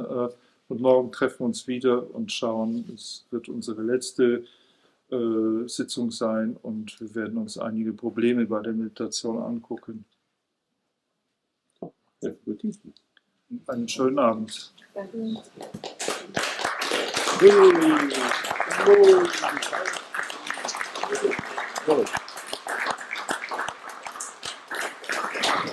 Okay, so we start with some practice. We can do the Guru Yoga with the 3R and then just sit with whatever occurs. Wir beginnen wieder mit etwas Praxis. Wir können dieses Guru-Yoga mit den 3 A's machen und dann anschließend mit dem, was immer erscheint, sitzen.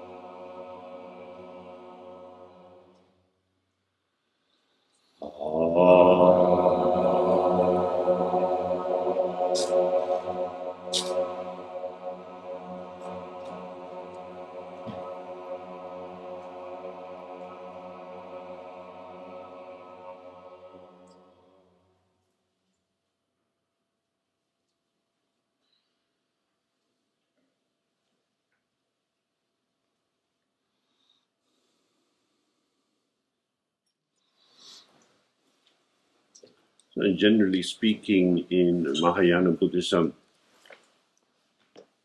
we begin with taking refuge and striking Bodhisattva commitment, and at the end we dedicate the merit.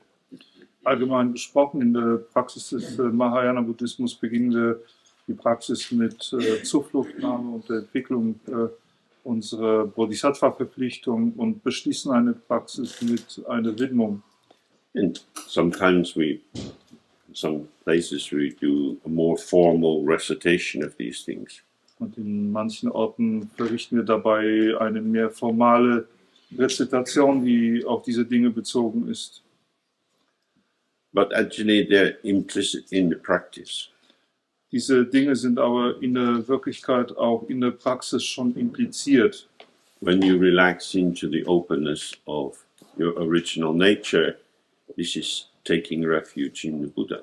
Wenn wir uns in die Offenheit unserer ursprünglichen Natur hinein entspannen, dann ist das eine Zufluchtnahme in Buddha. As Chetsangpa was setting out yesterday, in that state contains the 3 kayas, the 3 bodies of the Buddha, and so complete refuge is there. Chetsangpa gestern ausgeführt hat, enthält dieser offene Zustand die 3 Kayas, die 3 Körper des Buddha, und damit ist die vollständige Zuflucht auch anwesend. Moreover, the mind, when it's open, has no limit to it. It includes all phenomena, all beings. Mehr noch, der Geist, der offen ist, schließt natürlich alle Phänomene oder Erscheinungen ein und damit schließt er auch alle Wesen ein. And so the welfare of others is not a kind of optional extra, it's contained within the practice. Und so ist das Wohlergehen anderer nicht etwa ein optionales Zusatzding, sondern ist in dieser Praxis enthalten. All beings are the domain of our own mind, or are within the mandala of the Buddha mind. Alle Wesen sind innerhalb des Bereichs des eigenen Geistes, oder anders gesagt, in dem Mandala des Buddha-Geistes. And since everything which arises is self-liberating, there are no accumulations to be distributed. Und da alles, was entsteht, auch selbstbefreiend ist, gibt es keine Anhäufungen, die man dann widmen oder verteilen könnte. Because everything is already shared by being co-emergent in the same moment. Denn alles wird bereits dadurch geteilt, dass es koemergent gleichzeitig entspringen ist im gleichen Moment. So it's not as if there's contradictions between the different styles of practice. We can just recognize how in some practices there are very elaborated forms that set everything out in detail, and other practices are very unelaborated. Es ist also nicht so, dass es da Widersprüche zwischen den verschiedenen Praxisstilen gäbe. Der einzige Unterschied ist, dass manche Praktiken sozusagen diese Dinge sehr stark elaborieren und andere sind sehr, sehr unelaboriert. Non-duality means that there is nothing private or secret or hidden away. Nicht-Dualität bedeutet auch, dass es dann nichts Privates oder Geheimes oder Verstecktes gibt. Separation arises when we enter into the domain of ignorance. Trennung kommt auf, wenn wir den Bereich der Ignoranz betreten. So relaxing again and again into the state of openness and maintaining it in the morning and the evening and in all situations is the way to fulfill the welfare of all beings. Das ist die Offenheit, sich zu entspannen und diese Entspannung am Morgen und Abend und zwischendurch die ganze Zeit über aufrechtzuerhalten, ist die Art und Weise, wie man sozusagen das Wohlergehen aller Wesen sicherstellt. So then he continues with the last section, advice on practice for great meditators. Dann wird hier fortgefahren mit dem letzten Abschnitt, Ratschlag an für die Praxis großer Meditierender. Om Mani Padme Hum Kri, and then the Lama speaks again. You male and female great meditators who stay in mountain retreats for fixed periods of years, listen for a moment to what I, a beggar, have to say. Da heißt es Om Mani Padme Hum Kri und Rinpoche sprach wieder, ihr männlichen und weiblichen großen Meditierenden, die in Bergklausuren für eine festgelegte Anzahl von Jahren euch aufhaltet, hört für eine Weile an, was ich Bettler euch zu sagen habe. He's speaking there because you can spend a lot of time doing meditation practice, but miss the central point. Er spricht hier, weil man eine Menge Zeit damit verbringen kann, Meditationspraxis auszuüben und dennoch dabei den zentralen Punkt zu verfehlen. So even these great practitioners who are living in caves and doing many hours of practice every day, Über diese großen Praktizierenden, die in irgendwelchen Berghöhlen leben und viele Stunden pro Tag der Meditation widmen. if that practice is not grounded in emptiness, it's very difficult to make real progress. Wenn ihre Praxis aber nicht in der Leerheit gründet, ist es sehr schwer, wirklich einen Fortschritt zu erlangen. Because the real progress is to realize that there is no progress. Denn wirklicher Fortschritt ist zu realisieren, dass es überhaupt keinen Fortschritt gibt. This is already set out in the Heart Sutra. Das ist bereits im Herzsutra beschrieben. But because of our desire to have progress and change, we maintain ourselves in the domain of cause and effect. Aber aufgrund unserer Begierde, Fortschritt und Veränderung zu erfahren, halten wir uns selbst in dem Bereich von Ursache und Wirkung auf. So he said, up until now, all of us have been revolving in the great ocean of suffering that is samsara. For a long time we have experienced very intense suffering and have wandered round through the 6 realms one by one. In this way we have had to undergo unimaginable sufferings of birth and death. And the reason for all this is that we have not understood the nature of our own awareness due to ignorance. Und so heißt es hier, bis jetzt sind wir alle in dem großen Ozean des Leidens, der das Samsara ist, umhergewandert.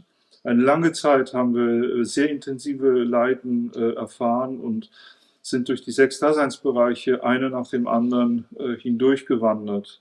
Auf diese Weise hatten wir unvorstellbare Leiden von Geburt und Tod zu erfahren. Und der Grund für all das ist, dass wir die Natur unserer eigenen Bewusstheit aufgrund von Ignoranz nicht verstanden haben. Obvious that there's a great deal of suffering in the world. Es ist relativ offensichtlich, dass es eine Menge Leiden in dieser Welt gibt. And there are many organizations, official ones, non-governmental organizations, charities, and so on that try to help. Es gibt viele Organisationen, sowohl offizielle als auch Nichtregierungsorganisationen, gemeinnützige, wohltätige Organisationen, die versuchen zu helfen. In the traditional example, if you have a tree and you want to get rid of it, Traditionell gibt es das Beispiel, wenn man einen Baum hat und man möchte diesen Baum loswerden, you can start to pull off the leaves one by one.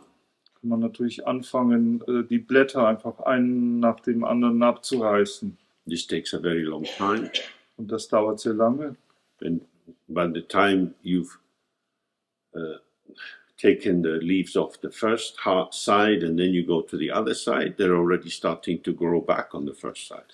Und bis man es geschafft hat, auf einer Seite des Baums die Blätter zu beseitigen und auf die andere Seite zu wechseln, beginnen die auf der ursprünglichen Seite schon wieder nachzuwachsen.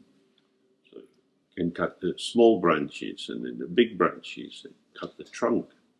Man könnte natürlich einfach erstmal die kleinen Zweige abschneiden und dann die größeren Äste und dann anfangen, den Baumstamm abzuschneiden. But even if you cut the trunk, little new shoots will start to come up between the bark and the first layer of wood. Und selbst wenn man den Baumstamm abschneidet, werden zwischen der Rinde und dem eigentlichen Holz dann kleine Sprösslinge wieder hervorgehen. So the most important thing is to cut the root. Das Wichtigste ist also, die Wurzel durchzutrennen. If you cut the root, the tree dies. Wenn wir die Wurzel durchtrennen, wird der Baum sterben. The root of all suffering is ignorance. Die Wurzel von allem Leiden ist Unwissenheit, Ignoranz. You can focus on changing the patterns of the contents of your mind. Wir können uns natürlich darauf fokussieren, die Muster der Inhalte unseres Geistes zu verändern. And in the Abhidharma area of Buddhist philosophy and understanding, there are many descriptions of the psychological components that generate either pleasure or pain. Und im Abhidharma-Abschnitt der buddhistischen Philosophie gibt es viele Darlegungen darüber, welche verschiedenen Komponenten des Geistes Schmerz und Freude erzeugen. So you can focus on developing your love and compassion and reducing your selfishness and anger. Also sich darauf fokussieren, unsere Liebe und Mitgefühl zu entwickeln und unseren Egoismus und Zorn zu vermindern. But new situations arise which provoke us. Aber es werden neue Situationen aufkommen, die uns provozieren werden. And the work never comes to an end. Und diese Arbeit hat nie ein Ende. So this is the problem with samsara. Das ist das Problem mit Samsara. Samsara is the flow of experience. Samsara ist der Fluss von Erfahrung. There is no end to the flow of Und experience. es gibt kein Ende für den Fluss der Erfahrung. The mind and all experience is described as being unborn and unceasing. Der Geist und seine Erfahrung werden immer als ungeboren und unaufhörlich beschrieben. It's unborn, so there's nothing happening. Er ist ungeboren, das heißt, es geschieht nichts. And yet the flow of illusory experience never ends. Und doch hört der Fluss von illusorischen Erfahrungen niemals auf. That's why the texts say there is no end to samsara. Deswegen heißt es in den Texten, Samsara hat kein Ende. Samsara is not a place or a constructed building that you could take to pieces. Samsara ist kein Ort oder kein errichtetes Gebäude, das man sozusagen in Stücke zerlegen könnte. It arises as the misunderstanding, the deluded interpretation of the status or nature of the flow of experience. Samsara entsteht sozusagen als ein Missverstehen, als eine Täuschung bezüglich des Statuses oder der Natur des Flusses von Erfahrung. So, there are endless problems that people have. Probleme, die Leute haben können, sind endlos. And there are endless numbers of charities that deal with the blindness in Africa and children born with hair lips and so on. Viele verschiedene karitative Organisationen, die mit Blindgeborenen in Afrika oder mit Leuten, die mit Hasenscharte geboren werden, versuchen zu helfen. These are clearly good activities. Offensichtlich sind das gute Aktivitäten They're worthy of support, und sind sicherlich der Unterstützung wert. but they operate as taking the leaves off the tree. Aber ihre Operationsweise ist die wie eben das Beseitigen von einzelnen Blättern vom Baum. Because the one definite thing about our life is that it's going to end. Denn eine definitive Tatsache unseres Lebens ist, dass es zu einem Ende kommen wird. Death is what we're born with. Der Tod ist das, womit wir geboren werden. So we've got to die somehow. Irgendwie müssen wir also sterben. So every now and then, in order to help this process along, some new disorder arises, like HIV. Und von Zeit zu Zeit, um diesem Prozess sozusagen wieder auf die Sprünge zu helfen, entstehen neue Krankheitssyndrome, wie zum Beispiel AIDS In Ebola and so on. oder Ebola und so weiter. New diseases can manifest very quickly. Und neue Formen von Krankheiten können sich sehr schnell zeigen. So there has to be some cause for death. Der Tod braucht eine Ursache. So when you're helping people who have a disorder, this is very good, but it's not dealing with the root problem. Leuten zu helfen, die eine bestimmte Krankheit haben, ist sicherlich sehr gut, aber es behandelt nicht das Hauptproblem. Somebody says, I am suffering, we feel we want to help them. Wenn jemand uns sagt, ich leide, dann entsteht in uns das Gefühl, dass wir dieser Person helfen wollen. If the person has the capacity to be really helped, then the beginning of helping begins with the question, who is the one who is suffering? Wenn die Person tatsächlich die Befähigung dazu hat, Hilfe zu empfangen, dann würde die Hilfe immer mit der Frage beginnen, wer ist derjenige, der Hilfe braucht oder leidet? I am suffering. Ich leide. But who is this I? What is this subjectivity? What is the mind that suffers? Aber wer ist dieses Ich oder was ist diese Subjektivität? Wo befindet sich der Geist, der da leidet? Understanding the mind is the way to bring an end to suffering, because it's through understanding the mind that the fantastic imaginary constructs of samsara come to an end. Das Verstehen des Geistes ist diejenige Instanz, die das Ende des Leidens bewirkt, denn sozusagen durch das Verstehen des Geistes kommen die verschiedenen fantastischen, imaginären Konstrukte des Samsara zu einem Ende. For example, I'm getting old, Zum Beispiel, ich selbst werde alt, I'm getting fat. ich werde fett, The mind itself is not old or fat. aber der Geist selbst ist weder alt noch fett. The mind has no qualities like that. Dem Geist wohnen keine solchen Qualitäten inne. So if I can find my mind and settle in my mind, all the problems of old age, sickness and death are solved. Wenn ich das meinen Geist finde und in meinem Geist mich niederlassen kann, dann sind alle Probleme von Alter, Krankheit und Tod gelöst. But this body is like a car driven very fast by a drunk driver. It's going to smash into a wall at a certain point. Aber dieser Körper, der ist wie ein Auto, das von einem betrunkenen Fahrer sehr schnell gefahren wird. An irgendeinem Punkt wird er gegen eine Wand fahren. When we get up in the morning, we plan various journeys for the day, but the main journey we're on is the journey to death. Wenn wir am Morgen aufstehen, dann planen wir für den Tag verschiedene Bewegungen, verschiedene Reisen, aber die Hauptreise, auf der wir ohnehin sind, ist die Reise zum Tod. Who is it who dies? Wer aber ist es, der stirbt? When we look at the mind itself, encounter the unborn openness of awareness. Wenn wir unseren Geist selbst anschauen, dann begegnen wir dieser ungeborenen, offenen Bewusstheit. We also encounter the fact that the contents of our experience are changing all the time. Wir begegnen aber auch der Tatsache, dass die Inhalte unserer Erfahrung sich stets ändern. That they are born and then they die. Sie werden geboren und dann sterben sie.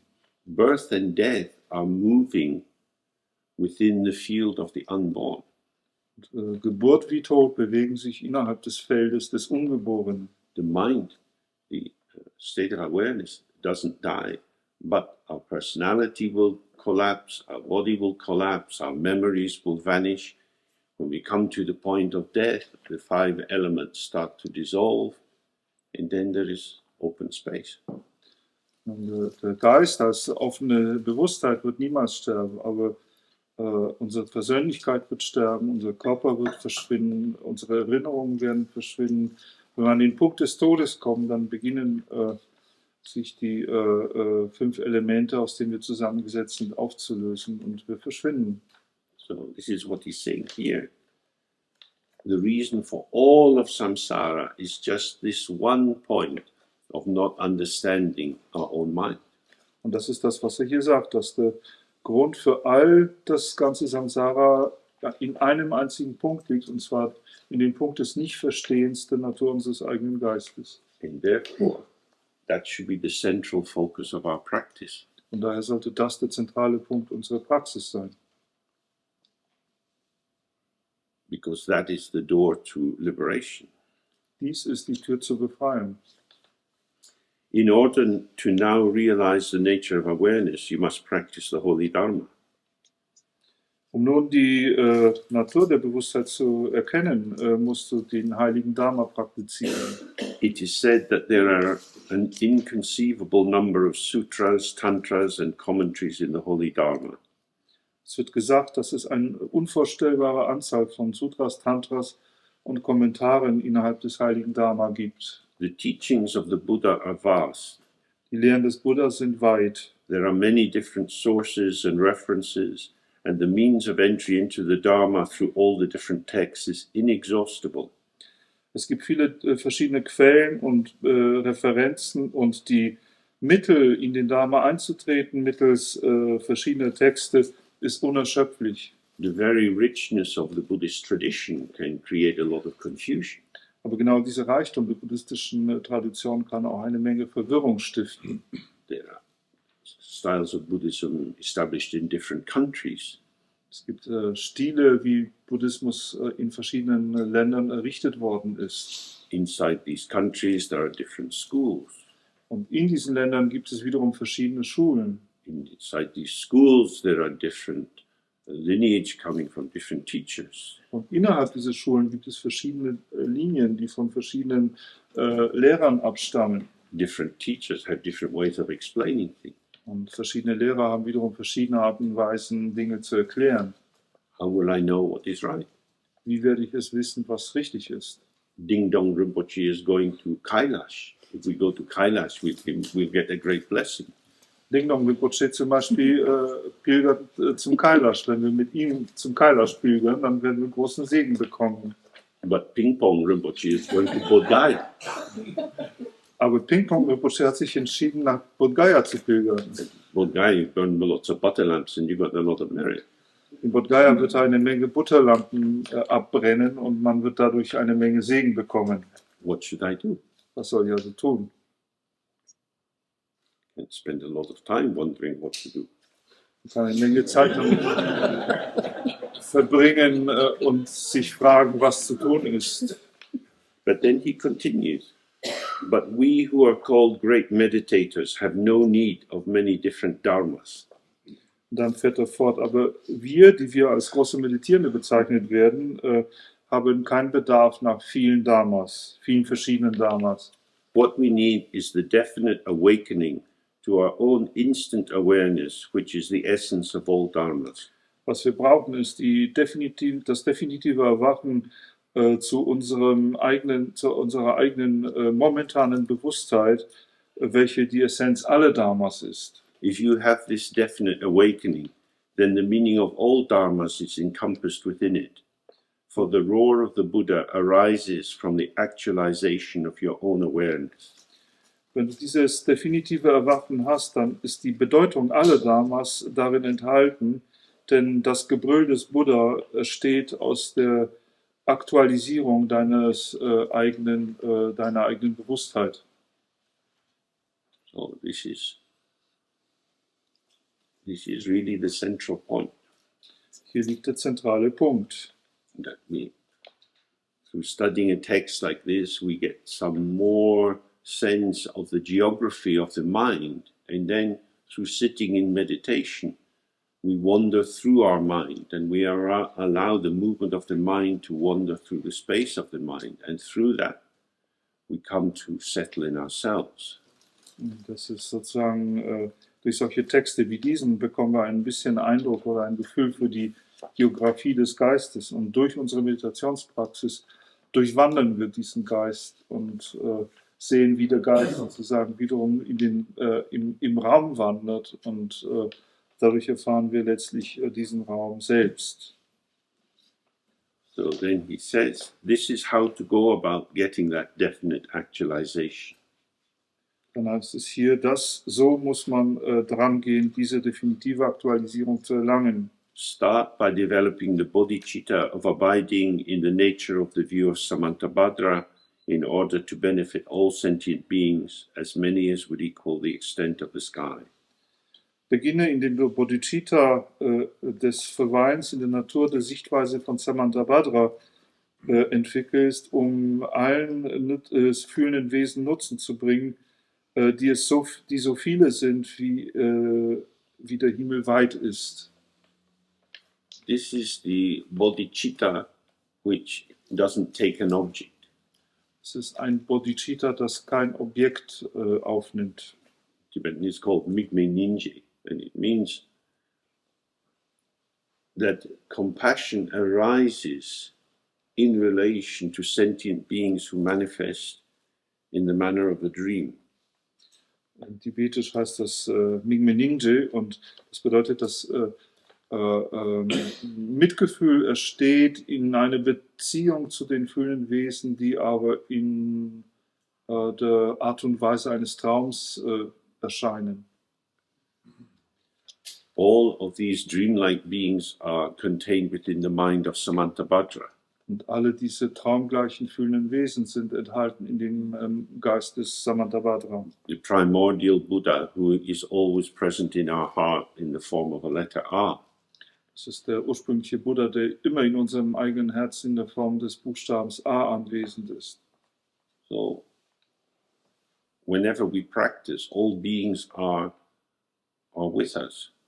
Das heißt, wann immer wir praktizieren, sind alle Wesen mit uns. This is vital to understand that the actuality of the world is the inclusion of all. The fantasy of samsara is individualization, separation, liking and not liking. Es ist sehr, sehr vital wichtig, das zu verstehen, dass der tatsächliche Status der Welt sozusagen der Einschluss von allem ist. Und die Fantasie oder die Täuschung ist an Trennung, Individualität und das Mögen und Nichtmögen zu glauben. So as we've looked, the issue is not about unification as an active process. It's about letting go of the habit of separation and fragmentation. Wie wir also schon bereits angeschaut haben, ist das Anliegen hier keineswegs Vereinigung oder Wiedervereinigung als eine Art aktiven Prozess, sondern es ist das Loslassen unserer Gewohnheit von Trennung und von Fragmentierung. Relaxing into the openness of the mind is the benefit of all beings. Das heißt, dass das sich Entspannen in die offene Natur des Geistes eben der Nutzen für alle Wesen ist. Meditate clearly on the Guru Yoga, praying with deep inward devotion. Dann heißt es weiter, meditiere klar über den Guru-Yoga, indem du mit tiefer innerer Hingabe betest. Take the 4 initiations and then let the Guru melt into you and remain in the state of the merging of his mind with yours. Nehme die 4 Initiationen und lasse den Guru in dich verschmelzen und bleibe im Zustand der Verschmelzung deines Geistes mit seinem. That more tantric form is described in detail in the early part of the text. Die mehr tantrische Form davon ist klar in dem früheren Teil dieses Textes beschrieben. when we do the 3R practice, the same principle. Wenn wir über die 3A-Praxis machen, steht dahinter das gleiche Prinzip, In which the mind of the Guru, which includes all the Buddhas, is present in front of you as a white letter R. und darin ist dann der Geist des Guru, und das schließt wiederum alle Buddhas ein, anwesend ist in der Form von einem weißen Buchstaben A vor uns. And your open potentiality is present in you as a letter R. Und unser offenes Potenzial ist in uns selbst in der Form von dem Buchstaben A anwesend. And when we make the sound of R 3 times, the non-duality or non-separation or non-difference of these two R's are as one R, and there is just open space. Und wenn wir diesen Klang von 3 A's machen, ist die Nicht-Dualität oder die Nicht-Trennung, die Nicht-Unterscheidbarkeit dieser 3 A's gewissermaßen manifestiert durch das eine A, das da ist, und dann bleibt der Raum übrig. So, having opened into that natural situation, he says, don't recollect or follow the habits of past desires. Nachdem wir uns also in diese natürliche Situation geöffnet haben, heißt es hier weiter, erinnere dich nicht oder folge nicht den Gewohnheiten vergangener Begierden. That is to say, a thought arises where you remember something, maybe what you did yesterday evening or something in the summer. Some thought arises. Mit anderen Worten, irgendein Gedanke kommt auf, vielleicht daran, was wir gestern Abend gemacht haben oder was im Sommer war. Irgendein Gedanke. Leave it alone. Überlasse ihn sich selbst. Releasing the tendency to involvement, to mobilization, is done by relaxing. Das Entlassen, Entspannen oder Loslassen von Verwicklung, von unserer Neigung zur Mobilisierung wird erreicht, indem wir uns entspannen. For some people this is easier, for some people it's more difficult. Für manche ist es einfacher, für andere ist es schwieriger. But by entering the practice again and again, we start to see, oh, when I'm relaxed and open, I don't need anything. Aber wenn wir wirklich in die Praxis wieder und wieder gehen, beginnen wir klar zu sehen, dass wenn wir entspannt sind und offen sind, dass wir eigentlich nichts brauchen. There is no thought or memory or feeling which will add something of significance to this situation. Es wird keinen Gedanken geben, kein Gefühl geben, das irgendetwas von Bedeutung der bereits vorhandenen Situation hinzufügen könnte. There's no thought or memory, sensation, anything which could arise and rob me of this situation. Und es gibt keinen Gedanken, keine Erinnerung, nichts, was erstehen könnte in die Situation, das die Fähigkeit hätte, mich diese Situation wiederum zu berauben. Awareness is very patient. Bewusstheit ist sehr geduldig. That's why we use this image of the mirror again and again. Das ist der Grund, warum wir dieses Bild vom Spiegel wieder und wieder verwenden. The mirror tolerates the presence within it of whatever reflections arise. Der Spiegel toleriert die Gegenwart von was immer an Spiegelungen in ihm entsteht. A mirror doesn't alter the reflection. Und der Spiegel verändert auch nicht die Spiegelungen. Same way, by relaxing, we become more tolerant and allow whatever is occurring to be there. In der gleichen Weise, indem wir entspannen, werden wir toleranter und können dann jeglichen, was erscheint, auch gestatten zu erscheinen. So when the text says, don't recollect or follow, Wenn der Text also hier sagt, erinnere dich nicht oder folge nicht, we could read this as if it's an instruction that's something we should do. Don't do that. So, oh, I better not do it. Dann können wir das natürlich interpretieren als eine Instruktion, die uns seine Aktivität anhält, die zwar negativ ist, mache es nicht, aber das ist dann gefühlt etwas, was wir eben tun sollten, nämlich das Nicht-Tun. And at first, it has to be a little bit effortful. Und am Anfang ist es vielleicht auch ein bisschen bemüht. So if you've been smoking cigarettes and you decide to stop, Wenn man Zigaretten geraucht hat und man entschließt sich, das Rauchen aufzugeben, at first you don't want to see other people smoking cigarettes because it creates a link with your addiction or your habit. am Anfang will man nicht unbedingt Leute treffen, die rauchen, weil das sagen wieder eine Verbindung zu unserer eigenen Sucht oder zu unserer eigenen Gewohnheit schafft. You smell a cigarette smoke and it evokes a desire to have more of that. Wir riechen den Rauch einer Zigarette und das evoziert dann wiederum bei uns die Begierde, vielleicht auch mehr davon zu haben. If you're at a party, you have to consciously resist the temptation to have a cigarette. Wenn wir auf eine Party teilnehmen, dann müssen wir bewusst der Verführung, eine Zigarette zu nehmen, widerstehen. Alcohol, cigarette. Alcohol, cigarette. Two best friends. Alkohol und Zigaretten sind die zwei besten Freunde. But now, no cigarette. Aber jetzt, wo ist die Zigarette? And then, after some time, the subtle traces of the tendency for smoking become thinner and thinner and thinner. Aber nach einer gewissen Zeit werden die subtilen Spuren unserer Neigung zum Rauchen dünner und dünner. You look at the packet of cigarettes. Oh, I used to smoke. Und wir schauen ein Zigarettenpäckchen an und erinnern uns, oh, ich rauchte mal. The bridge or the pathway between you and the cigarette has dissolved.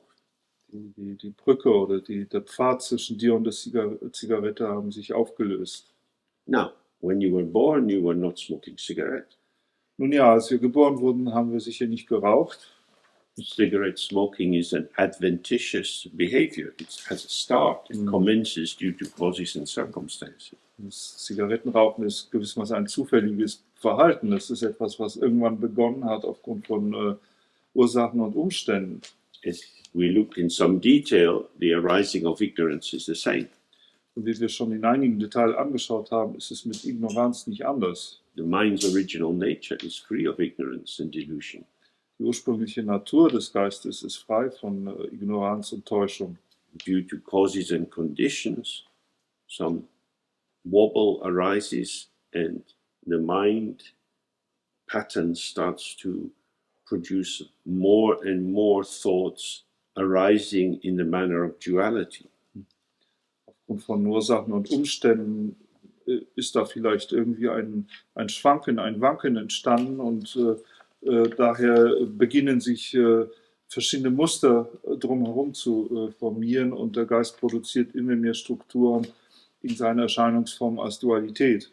So that by now it feels completely normal and natural to be caught up in thinking. Sodass es sich im Augenblick für uns vollständig natürlich und normal anfühlt, im Denken gefangen zu sein. Just as for a smoker, the first thing you do in the morning is light a cigarette. So wie für einen Raucher eben das Erste, was man am Morgen macht, ist eine Zigarette anzuzünden. Your body moves towards the cigarettes. This is what I do. Unser Körper bewegt sich sozusagen auf die Zigarette zu, das ist das, was wir machen. When we sit in the meditation, we find that our attention moves towards the thought. This is what I do. Wenn wir in Meditation sitzen und wir feststellen, dass unsere Aufmerksamkeit sich auf einen Gedanken zubewegt hat, dann ist das für uns normal. Das ist das, was wir tun. But this is artificial.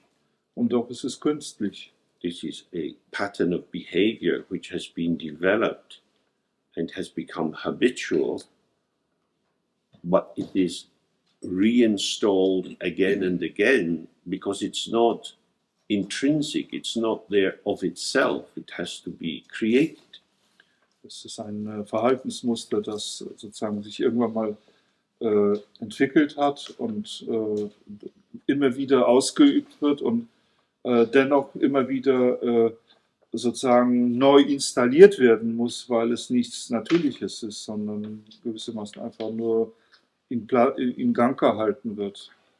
So at first, because our habit formation is very intense, it is as if we have to make conscious effort not to go after these thoughts.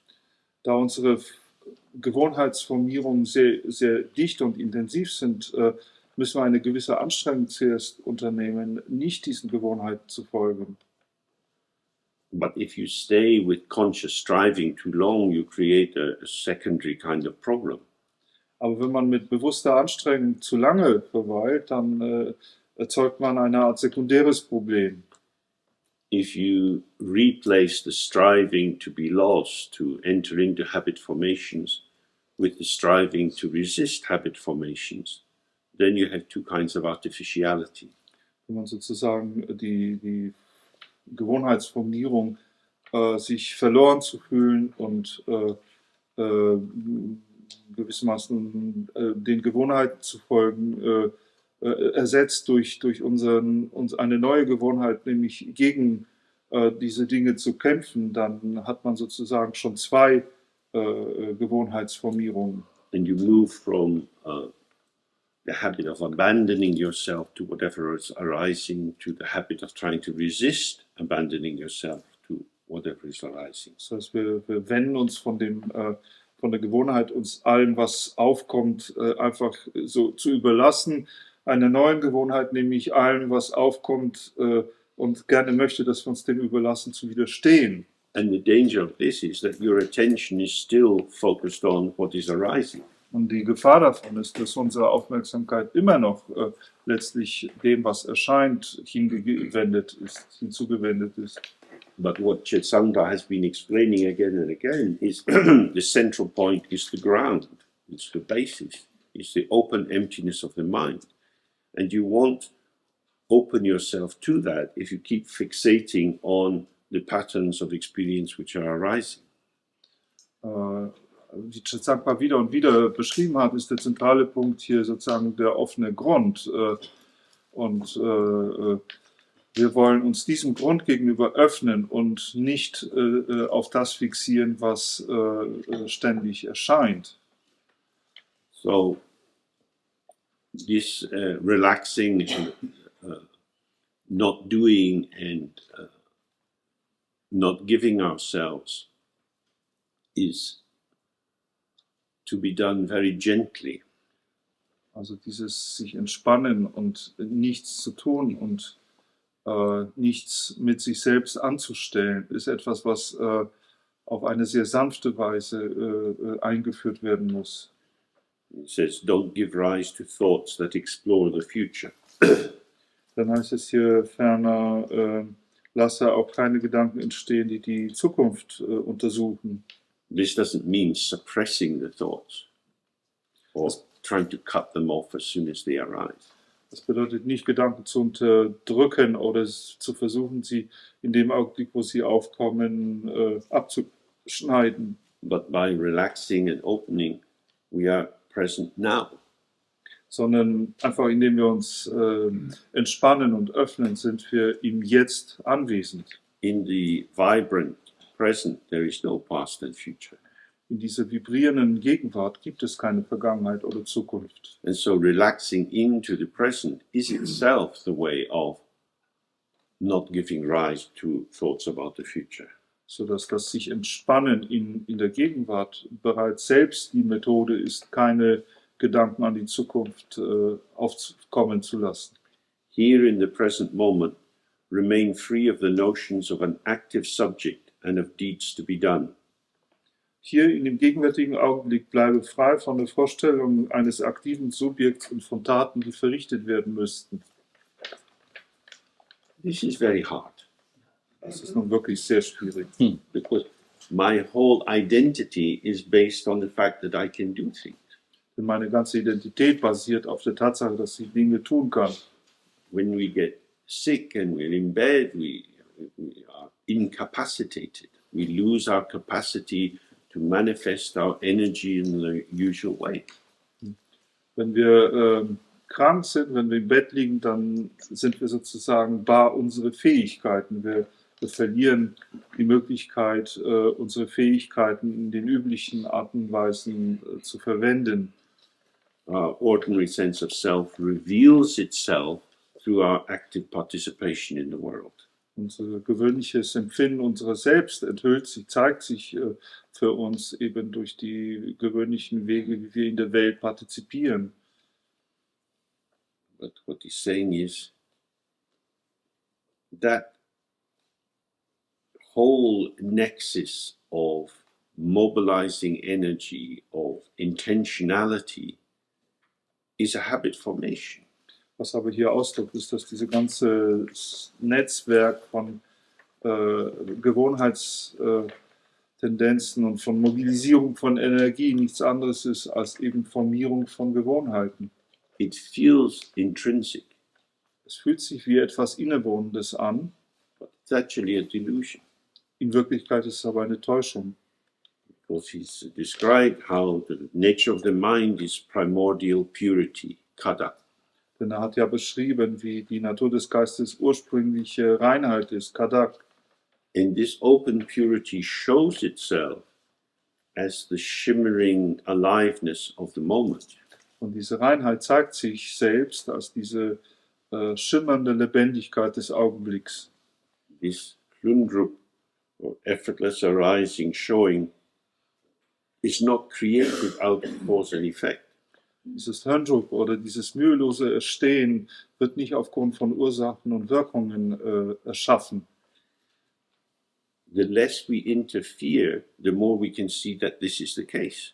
Und je weniger wir eingreifen, desto mehr können wir erkennen, dass das tatsächlich der Fall ist. That we are part of the flow of life, Dass wir nämlich ein Teil dieses Flusses des Lebens sind. and by staying within the non-dual evolving field, our activity arises effortlessly. Und indem wir in diesem nicht-dualen Feld bleiben, unsere Aktivitäten auf eine mühelose Art und Weise auftreten.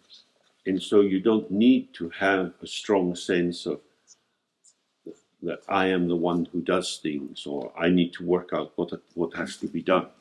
Und daher brauchen wir dieses starke Empfinden nicht, dass ich derjenige bin, der Dinge tut, oder dass ich herausarbeiten muss, was getan werden muss. It arises Es kommt einfach auf and then it vanishes. und verschwindet wieder. And we can start to see that this happens in our life. Und wir können beginnen zu sehen, dass das ist, was in unserem Leben geschieht. When we see somebody maybe who has difficulty getting up from the floor, your hand goes out.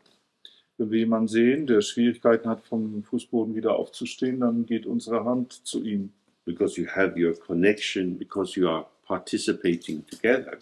Wir haben unsere Verbindung, wir nehmen zusammen daran teil. Energy flows freely within that shared field. Und die Energie fließt dann frei in diesem geteilten gemeinsamen Feld. And so we have less and less sense that I am in here, inside myself, and therefore have to step out to do something. Und wir haben weniger und weniger das Empfinden, dass wir in uns selbst drinnen sind und sozusagen einen Schritt hinaus machen müssen, um etwas zu tun. Life continues in a very efficient way. Things are done, bills are paid. But there's less and less sense that I am the one that's doing it. Und das Leben geht weiter in einer sehr stetigen und effizienten Art und Weise. Dinge werden getan, Rechnungen werden beglichen, aber immer mit immer weniger Empfinden, dass ich es bin, der das tut. But in the moment I'm talking, Zum Beispiel im Moment spreche ich, but I'm not doing talking. aber ich mache nicht sprechen. Talking arises in connectivity. Dieses Sprechen steht in unserer Verbundenheit. If you have to think about what you're going to say, you know that you're not in a conversation. Wenn du darüber nachdenken musst, was du zu sagen hast, dann weißt du, dass du nicht in einem Gespräch bist. When we're wondering, should I say this or not, we're already in our isolation. Wenn wir uns also fragen, sollte ich dies oder jenes sagen oder nicht sagen, dann sind wir bereits in unserer Isolierung. So, being part of the field allows the free flow of energy, and this is what he means. Also ein Teil des Feldes zu sein, gestattet der Energie frei zu fließen, und das ist das, was er meint. Because on an inner level, the key thing is to avoid taking up a position. Denn auf einer inneren Ebene ist der Schlüsselpunkt hier, zu vermeiden, eine Position einzunehmen. As we saw yesterday, that's very easy. Your mind's a bit dull, a judgment arises about the dullness of the mind, so then you feel, I need to do something to change the dullness of my mind. Und wir haben gestern darüber gesprochen, dass es sehr einfach ist, Positionen einzunehmen. Zum Beispiel stellen wir fest, dass unser Geist was stumpf ist und dass unser Urteil darüber wird festgelegt, aha, unser Geist ist stumpf und wir müssen jetzt etwas unternehmen gegen diese Stumpfheit. Without merging into what's arising and without actively separating away from it, ohne dass wir sozusagen mit dem, was entsteht, verschmelzen, aber auch ohne einen aktiven Rückzug oder Trennung von dem, was entsteht. Just be with whatever's arising. Müssen wir einfach mit dem, was immer dann aufkommt, zusammen sein. We are the space within which the thought is arising. Wir sind ja der Raum, innerhalb dessen dieser Gedanke aufkommt. When you're stuck in your ego formation, it is as if a thought is coming to you or flowing out of you. Wenn wir aber in unserer Ego-Formation sozusagen stecken bleiben, dann fühlt es sich so an, als ob der Gedanke zu uns käme oder von uns ausfließen würde. As soon as you're in duality, you're in location. Sobald man in Dualität ist, ist man auch lokalisiert. You have the 10 directions and things are going from here to there and up and down, and sometimes thoughts seem to come in the back of your head and sometimes they seem to be on top of it and so on. Wir haben dann die 10 Richtungen und Dinge scheinen nach vorne und nach hinten zu gehen, von unten nach oben und von oben nach unten, und unsere Gedanken scheinen ebenso auch uns manchmal von hinten anzufallen, manchmal von oben herunter herabzufallen und so weiter. These experiences arise because we seem to be somewhere standing in relation to other things which are happening to us. Und diese alle Erfahrungen entstehen, weil wir scheinbar irgendwo lokalisiert sind, irgendwo stehen und sozusagen Dinge uns von irgendwoher dann erscheinen oder begegnen. So, central instruction is always the same. Relax and open and be present as the openness. That means don't be present as a fixed consciousness checking out what's going on. Und die Instruktion ist immer wieder die gleiche. Entspanne dich und öffne dich und sei gegenwärtig, eben als diese Offenheit und nicht als ein Bewusstsein, das ständig in alle möglichen Richtungen untersucht und checkt, was so vor sich geht. You must recognize your own awareness as the Buddha's understanding. Du musst deine eigene Bewusstheit als das Verstehen des Buddha erkennen. Your own awareness is empty and without self-substance. It is free of all conceptual elaboration. It is innate clarity and understands itself by itself. It is clear and unpolluted.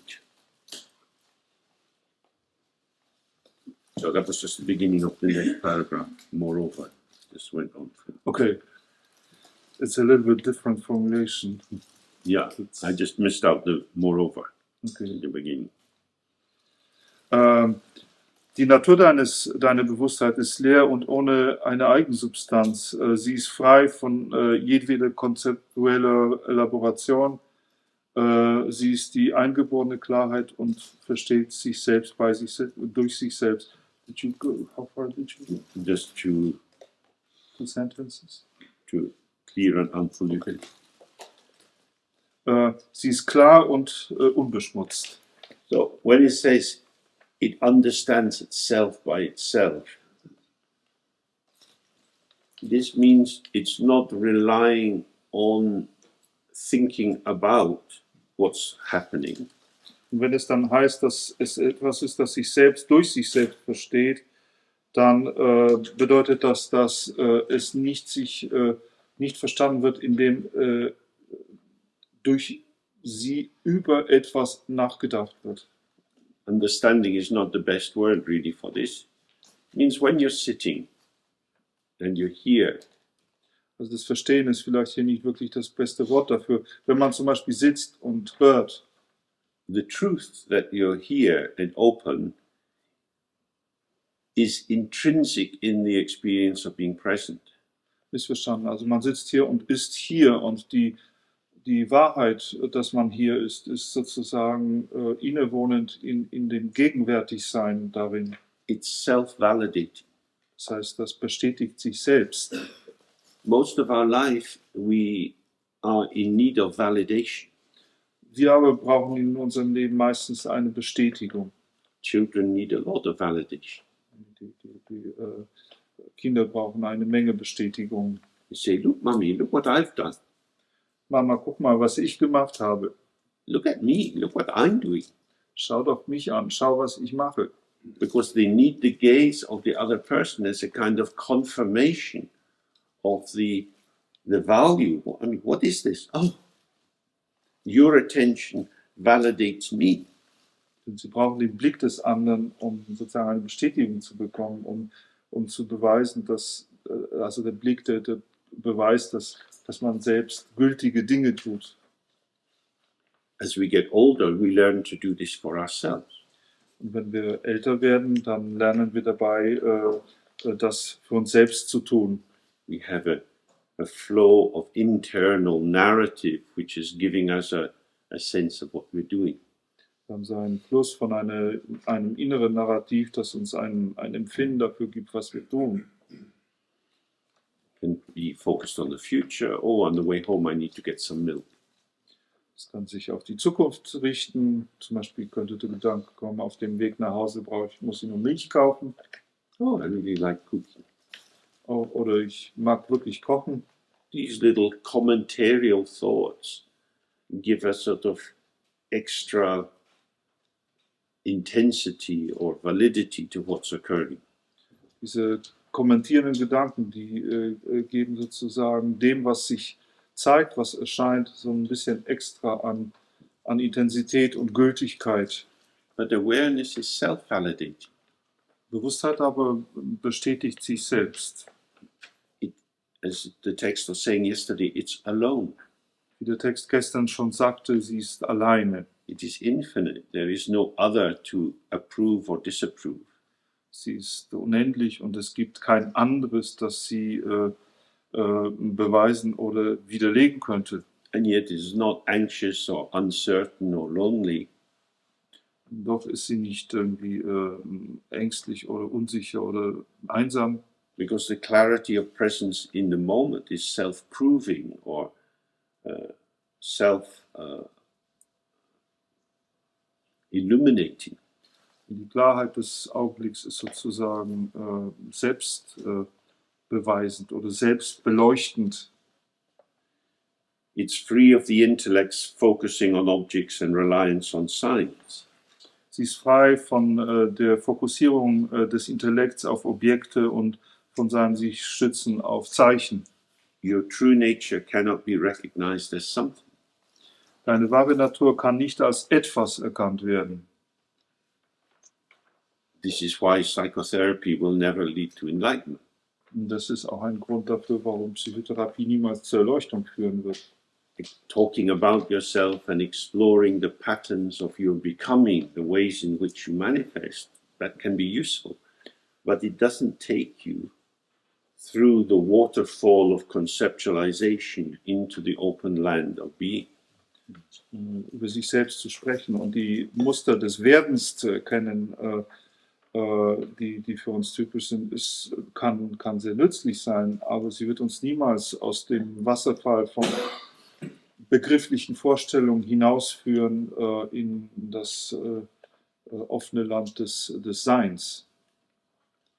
The ground of samsara and nirvana is the same. Der Grund von Samsara und Nirvana, die Basis von Samsara und Nirvana sind das Gleiche. But the quality of experience in these two modes is very different. Die Qualität der Erfahrung in diesen beiden Modi ist aber sehr unterschiedlich. So recognizing that I am validating myself allows us to see our own falseness. Das zu erkennen, dass wir uns selbst validieren, gestattet uns, unsere eigene Falschheit zu erkennen. The reason I seek to validate myself is because I suffer from ontological insecurity. Der Grund, warum ich versuche, eben eine Selbstvalidierung zu bekommen, ist, weil ich unter dem sozusagen einem ontologischen Mangel leide. I feel a bit fraudulent. I'm not sure if I'm living my life the way I should. I'm not sure what I should be doing. Ich fühle mich ein bisschen betrügerisch. Ich bin mir nicht sicher, ob ich mein Leben so lebe, wie ich es leben sollte, ob ich das tue, was ich tun sollte.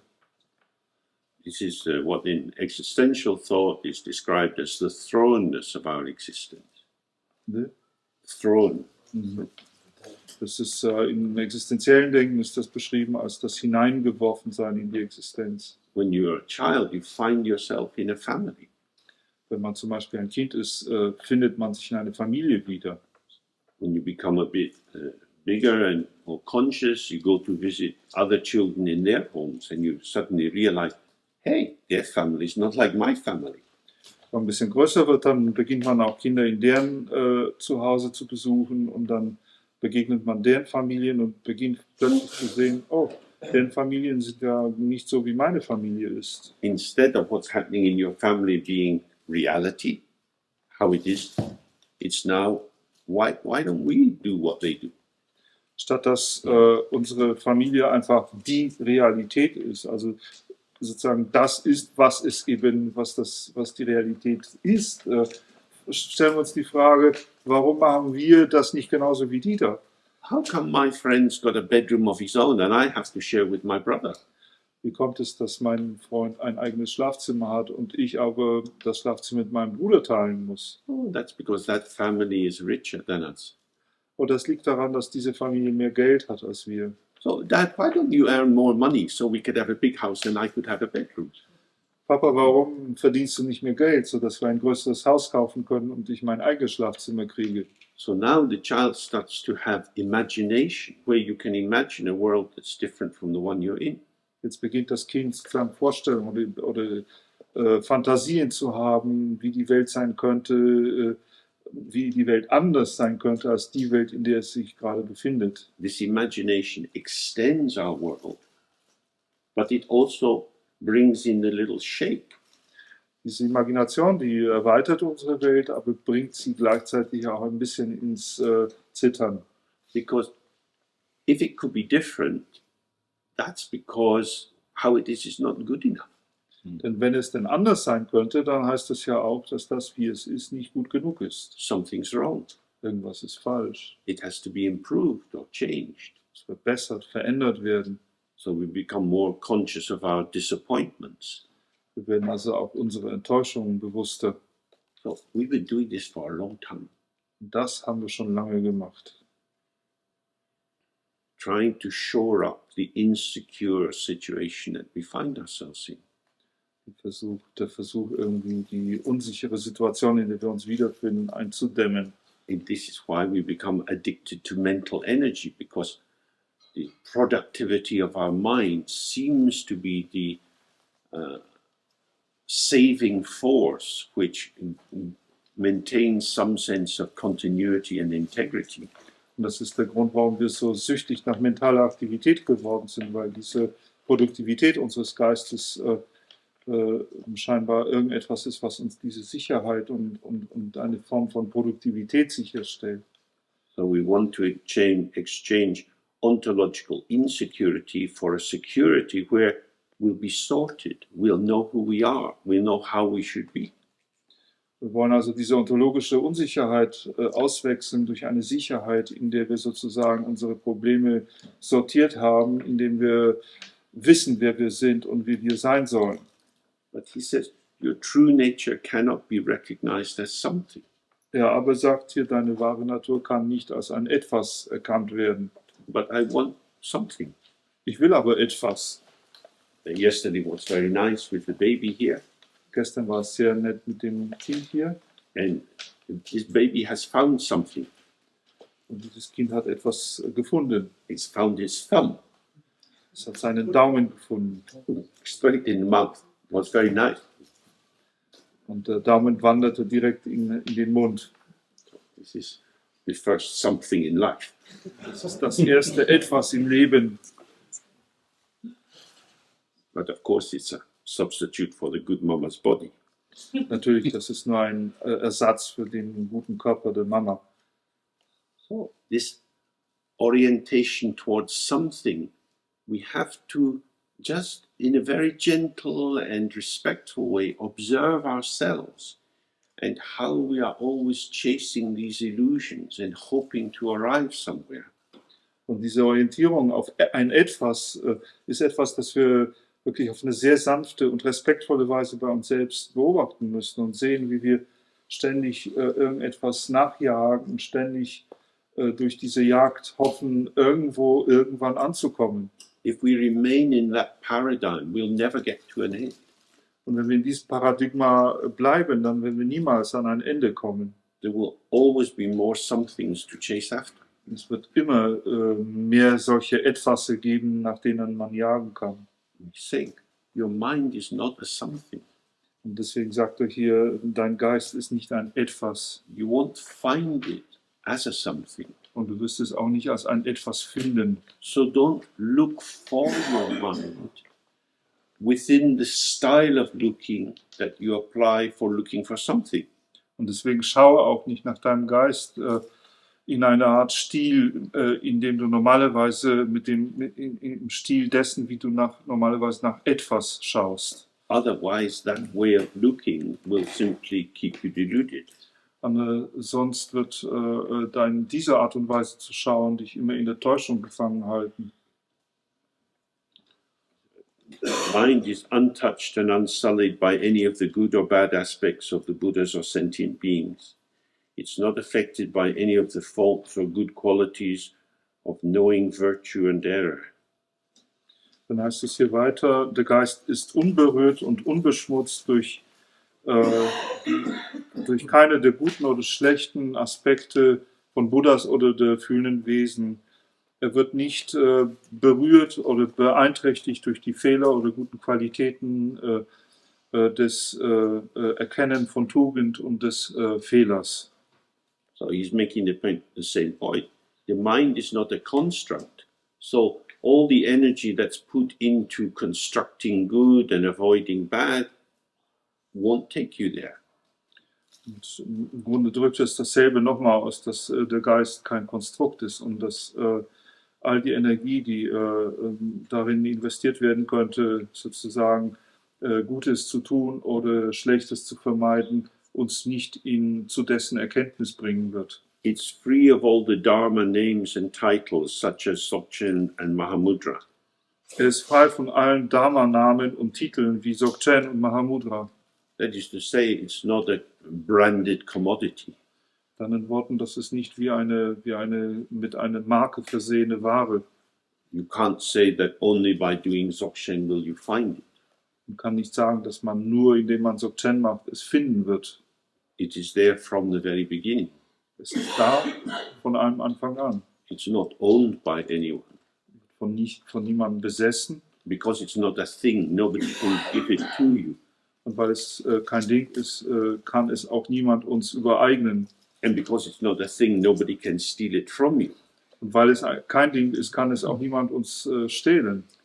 Good and bad, permanent and traceless, birth and destruction, moving and changing, binding and liberating, gaining and losing, hopes and doubts, accepting and rejecting, inhibiting and practice, regarding these and all the others, in brief, the mind itself pays no regard to any of the attitudes and phenomena encompassed within samsara, nirvana and their middle path.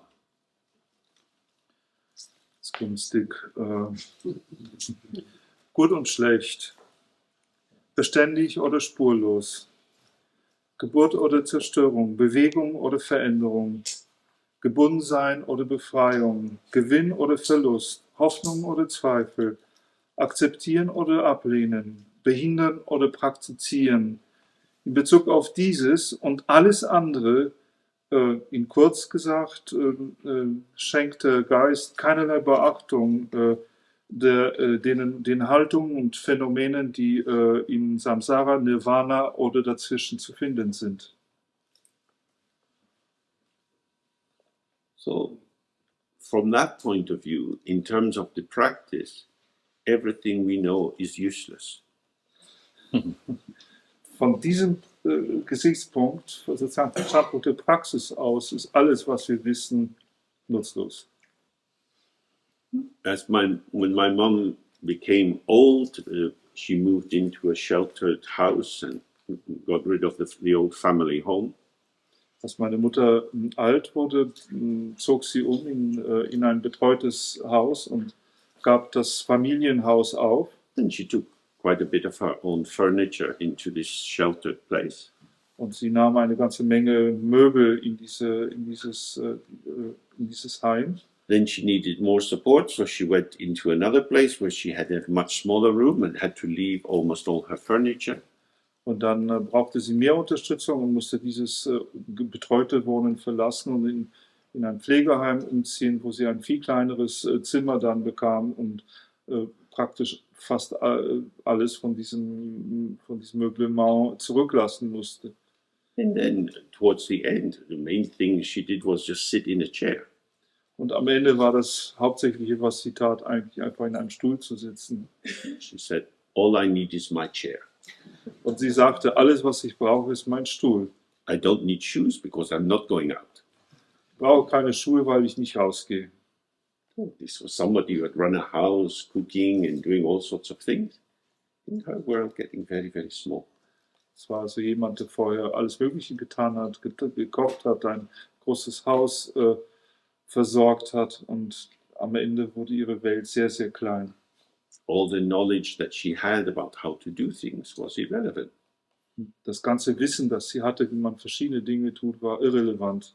She didn't even make a cup of tea for herself. Sie konnte nicht einmal mehr eine Tasse Tee für sich selbst machen. So the form of her life was gradually dissolving. Und so löste sich die Form ihres Lebens allmählich auf. But she was still sitting there, very bright eyes. Aber sie saß immer noch da, hatte sehr strahlende Augen. Her main occupation was sitting in her chair, looking out the window at the birds. Und ihre Hauptbeschäftigung war, im Stuhl zu sitzen und aus dem Fenster zu schauen auf die Vögel. All her life, she liked birds very much, particularly blackbirds. Ihr ganzes Leben lang mochte sie Vögel sehr gerne. Blackbirds, is it the name? Or Yeah, just the blackbird. Amsel. Also sie mochte besonders Amseln. They're very friendly little birds. Sie sind sehr freundliche kleine Vögel. When I was young, there was one in the back garden, and it would come and eat cheese from her hand.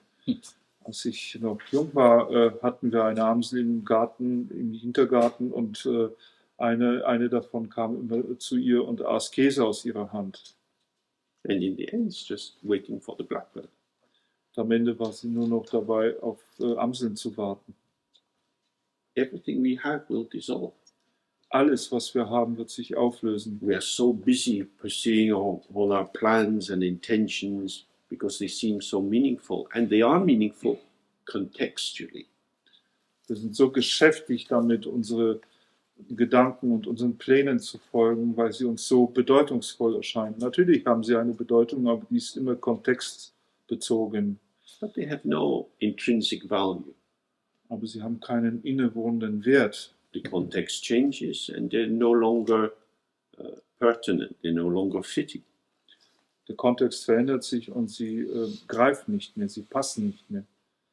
So in that way we see that all the busyness that we engage in sorting things out and making sure that things are right, none of this activity determines the nature or opens the pathway to our mind itself.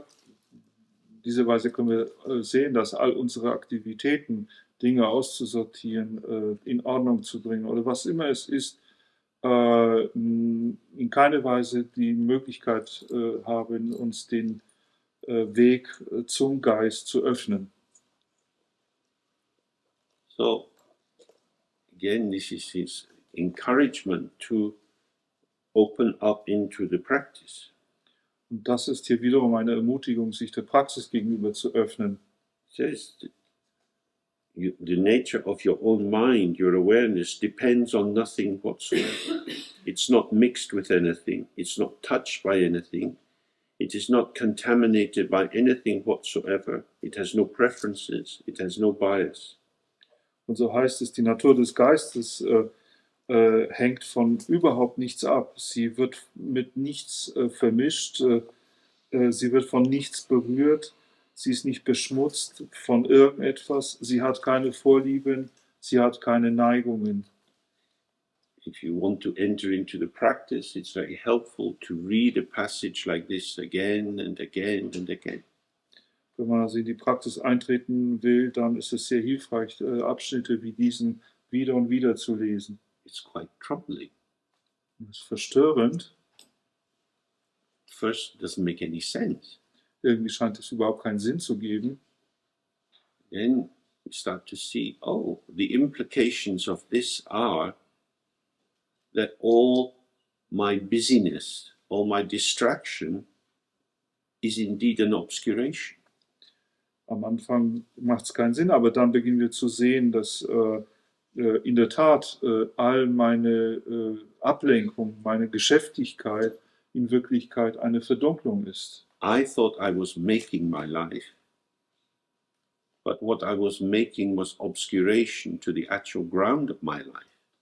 Ich dachte, ich führe oder mache mein Leben sozusagen, aber alles, was ich tat, war Verdunklung zu dem Grund meines Lebens, der Basis meines Lebens zu produzieren. Oh, so when I sit in the practice and my mind wanders off, it's leading me astray. Wenn ich also in meine Praxis sitze und mein Geist abwandert, dann führt er mich tatsächlich auf Abwege. Not because I'm doing something I shouldn't be doing. Nicht, weil ich irgendetwas tue, was ich nicht tun sollte. It's not wrong because of any rule or prohibition. Es ist nicht falsch aufgrund von irgendeiner Regel oder irgendeines Verbots. It's just that I won't find it if I'm looking in the wrong place. Sondern es ist nur, weil ich es nicht finden werde, wenn ich am falschen Ort schaue. There's a story of Mullah Nasruddin. Da gibt es eine Geschichte von Mullah Nasruddin.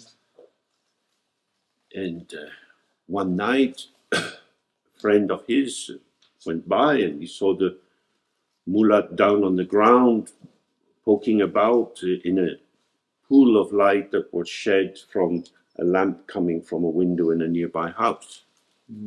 Eines Nachts kam ein Freund von ihm die Straße entlang und sah, dass Mullah Nasruddin irgendwie am Grund herumstocherte und irgendetwas in dem Lichtkegel suchte, das von einer Straßenlaterne auf die Straße geworfen wurde. And the friend said, Mullah, what are you doing? Der Freund sagte, Mullah, was machst du denn? Mullah said, looking for my keys. Mullah sagte, ich suche meine Schlüssel. Friend said, oh, I'll help you, we'll soon find them. Der Freund sagte, oh, ich werde dir helfen, wir werden sie schnell finden. So they look around and around and around. Und dann schauen sie da und dort umher. After 10 minutes, the friend says, hey, Mullah, I don't think they're here. Und nach 10 Minuten sagt der Freund zu Mullah, Mullah, ich denke nicht, dass die hier sind. And the mullah said, yeah, I know they're not here. I dropped them over there where it's very dark, but you can't see anything there, so I'm looking where the light is.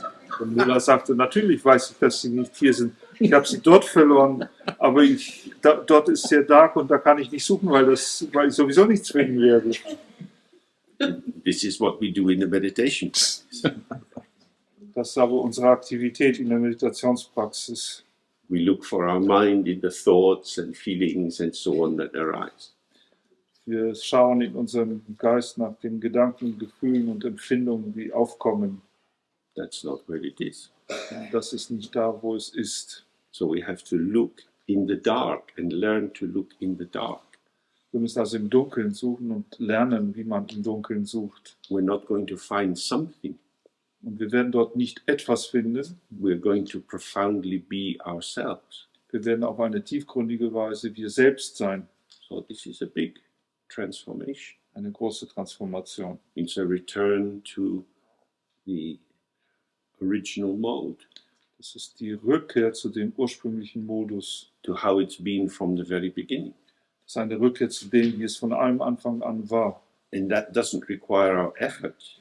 Das erfordert nicht unsere Anstrengung. But it is made much easier when we avoid interfering. Es wird viel einfacher, wenn wir vermeiden, einzugreifen. Okay, if we take a short break for 15 minutes and then we'll conclude the text. Wir machen jetzt 15 Minuten Pause und beschließen dann den Text.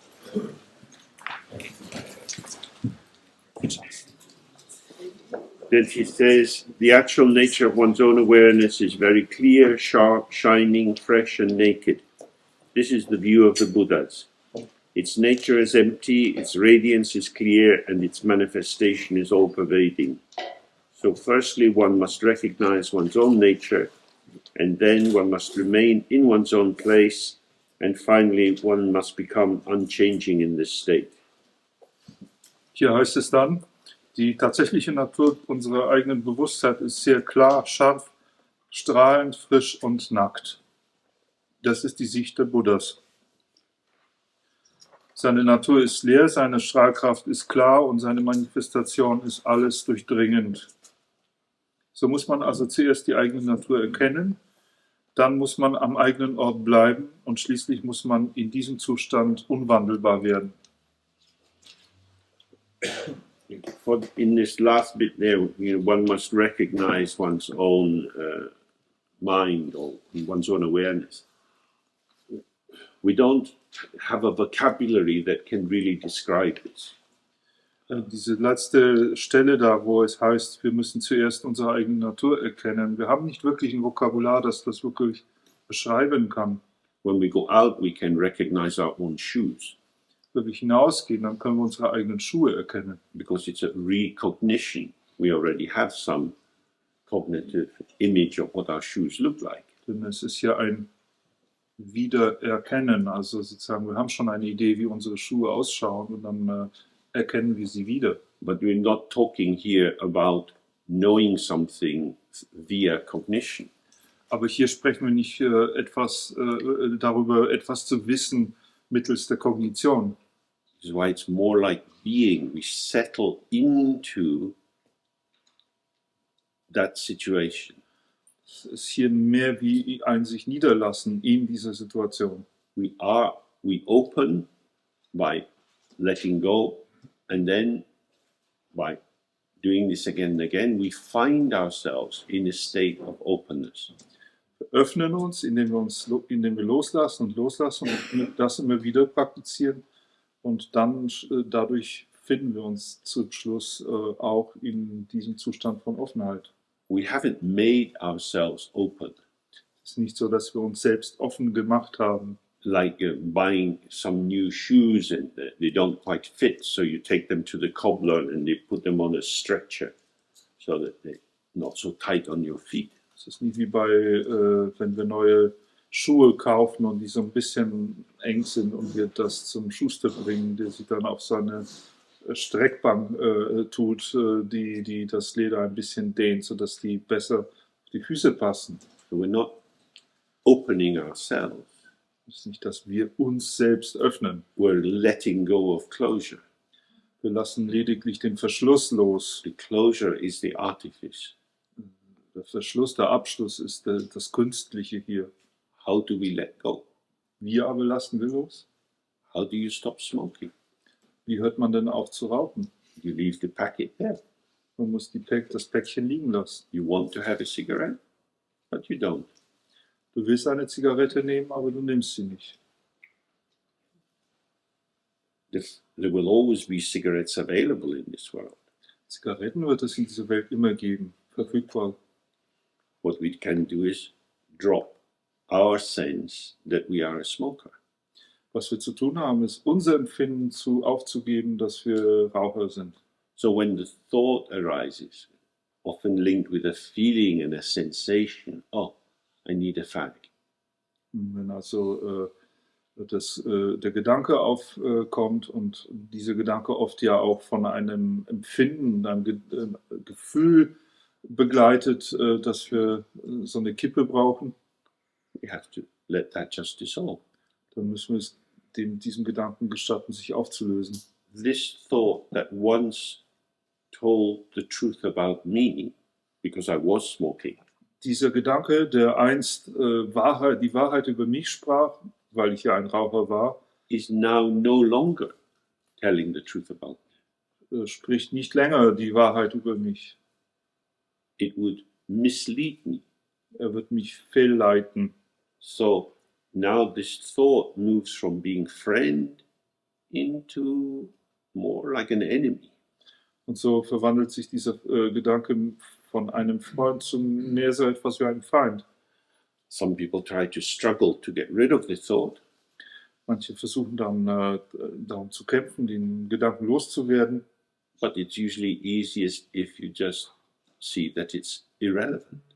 Aber es ist in der Regel einfacher, wenn wir einfach erkennen, dass er irrelevant ist. Doesn't apply to me. Dieser Gedanke lässt sich auf mich nicht anwenden. So this is what we're doing in the practice. This movement of thoughts and feelings that we usually get involved in and caught up in, they don't apply. Und das ist das, was wir in der Praxis auch machen, dass diese Bewegung von all den Gedanken und Gefühlen, in die wir uns normalerweise verfangen, zu erkennen, ja, die sind nicht anwendbar. We've changed our address. We've left no forwarding address, so the postman can't do anything with the letter. Wir haben unsere Adresse gewechselt und wir haben keinen Nachsenderantrag gestellt und ein Briefträger kann mit dem Brief nichts mehr anfangen. The thought has nothing to do with me. Dieser Gedanke hat mit mir nichts zu tun. So I don't need to be worried. If I don't smoke, the fact that you've left your cigarettes on the table doesn't disturb me. Ich muss mir also keine Sorgen machen. Wenn ich nicht mehr rauche, ist die Tatsache, dass du deine Zigaretten auf meinem Tisch vergessen hast, für mich bedeutungslos. The cigarettes are within arm's reach, but they could be 100 kilometers away. There's nothing to do with me. Die Zigaretten könnten um Armeslänge entfernt von mir liegen, sie könnten aber ebenso gut 100 Kilometer weit weg sein. Das hat mit mir nichts zu tun. So that's what is meaning by this middle stage. Then one must remain in one's own place. Das ist das, was hier in dieser mittleren Phase gemeint ist, wenn es dann heißt, dass man am eigenen Ort bleiben muss. And this is like Garab Dorji's second and third points, where having had some exposure to the actual situation of your mind, you can then put that into question by inserting thoughts and wondering if this is really how it is, or by thinking, oh, maybe I need to do some Tai Chi just to support this.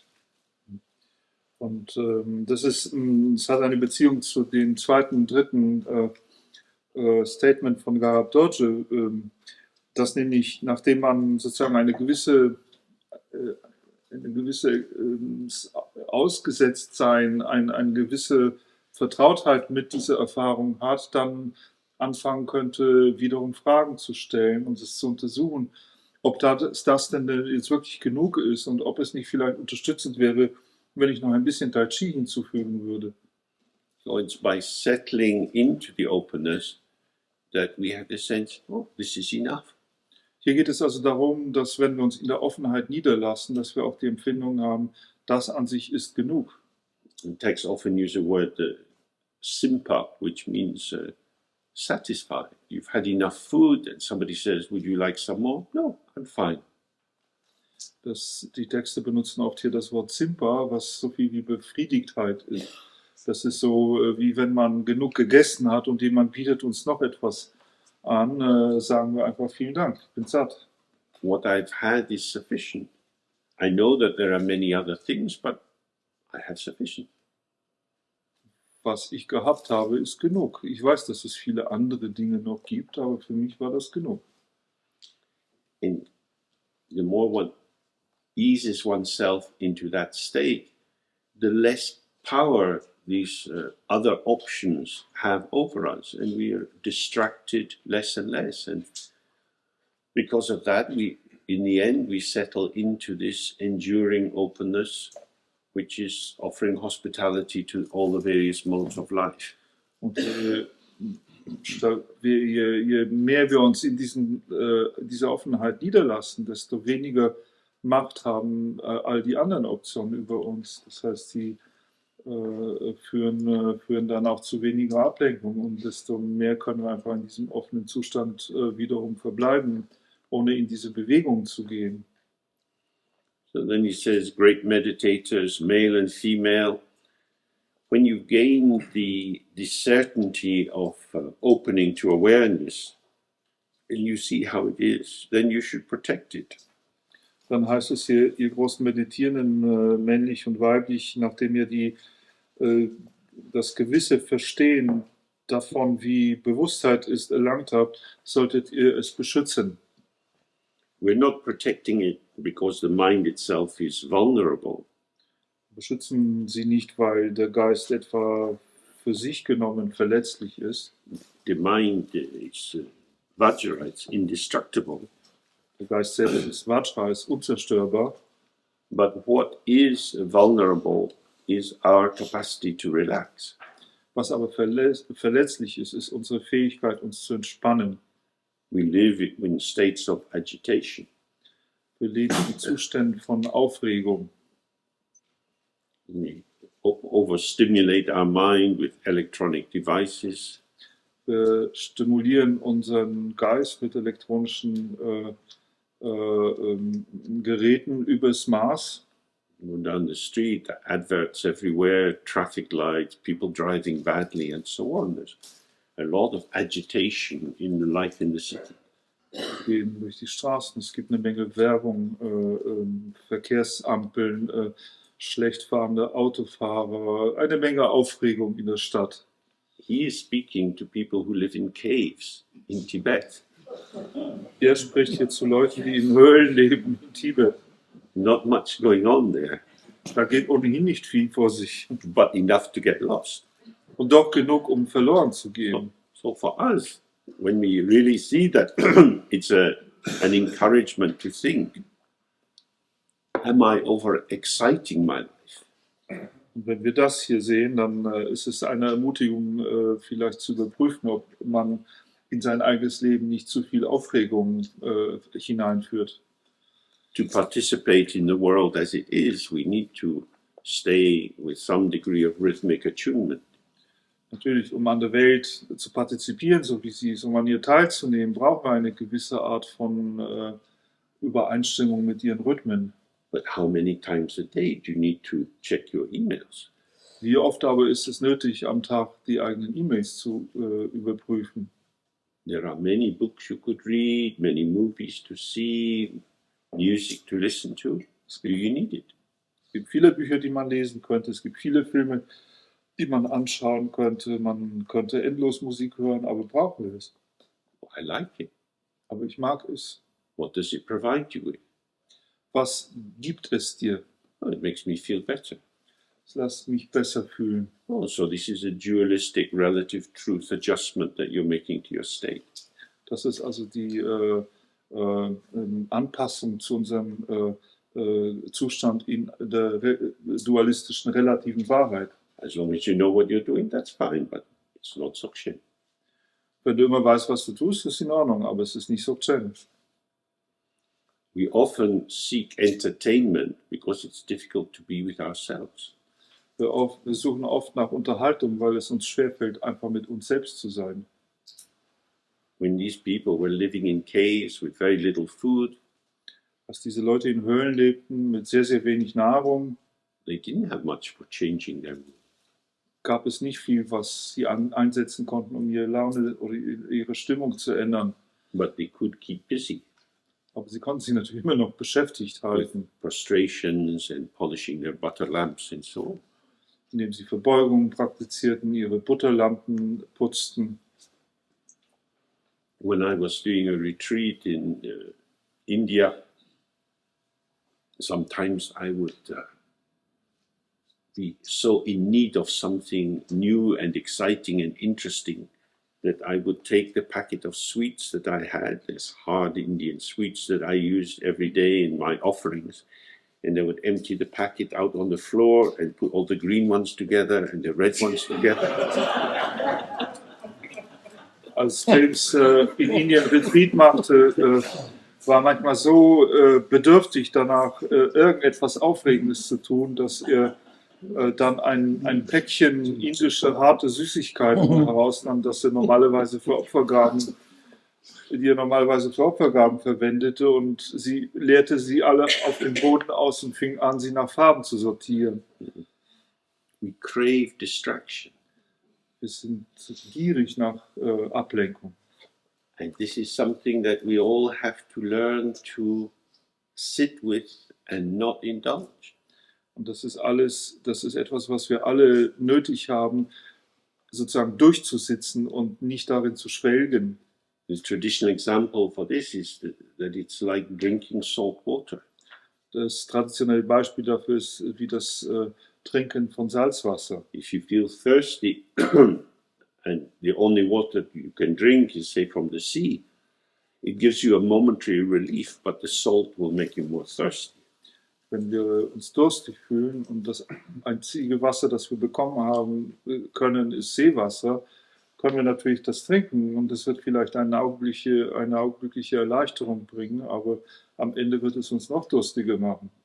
So, pursuing entertainment and distraction and diversion is tempting but not helpful. Also Unterhaltung und Ablenkung und solche Beschäftigung zu verfolgen ist verlockend, aber nicht hilfreich. It's not banned. It's not. We're not to avoid it because it's bad, but simply that it is an energetic patterning that starts to become automated. It seems to take on a life of its own, and then we want more of it and more of it, like children playing computer games. Es ist nicht, dass es an sich schlecht wäre, sondern es ist einfach, dass es ein energetisches Muster oder eine Musterbildung ist der Energie, die mit der Zeit eine Art Eigenleben anfängt zu führen und uns dazu verleitet, noch mehr davon haben zu wollen. Das ist wie bei Kindern, die zum Beispiel Computerspiele spielen. So, if the central focus is relaxing into openness, anything which arouses us into mobilization and dualistic engagement is moving in another direction. Also der zentrale Fokus ist, dass sich entspannt in die Offenheit hinein ist, dann ist alles, was sozusagen auf Mobilisierung und ein Hinausgehen in die Aktivität bedeutet, eine Bewegung in die falsche Richtung. And it's for that reason that we need to protect the space of opening. Und daher ist es nötig, den Raum des sich Öffnens zu beschützen. What we're actually doing is protecting our beginner's connection to the space of opening. Was wir hier also tatsächlich beschützen, ist sozusagen unsere Verbindung als Anfänger zu diesem offenen Raum. The space is not fragile, it's our connection with it, which is still tentative. Das ist nicht der Raum, der da irgendwie fragil, zerbrechlich ist, sondern das ist unsere eigene Verbindung, die fragil und gewissermaßen noch lediglich eine Absichtserklärung ist. Then it says, without sinking or covering, and without disturbance or distraction, clearly and freshly maintain awareness free of intellectualization.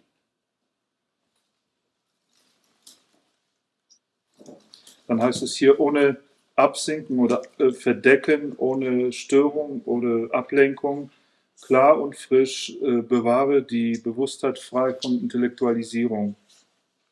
Comfortably and evenly maintain awareness free of thoughts.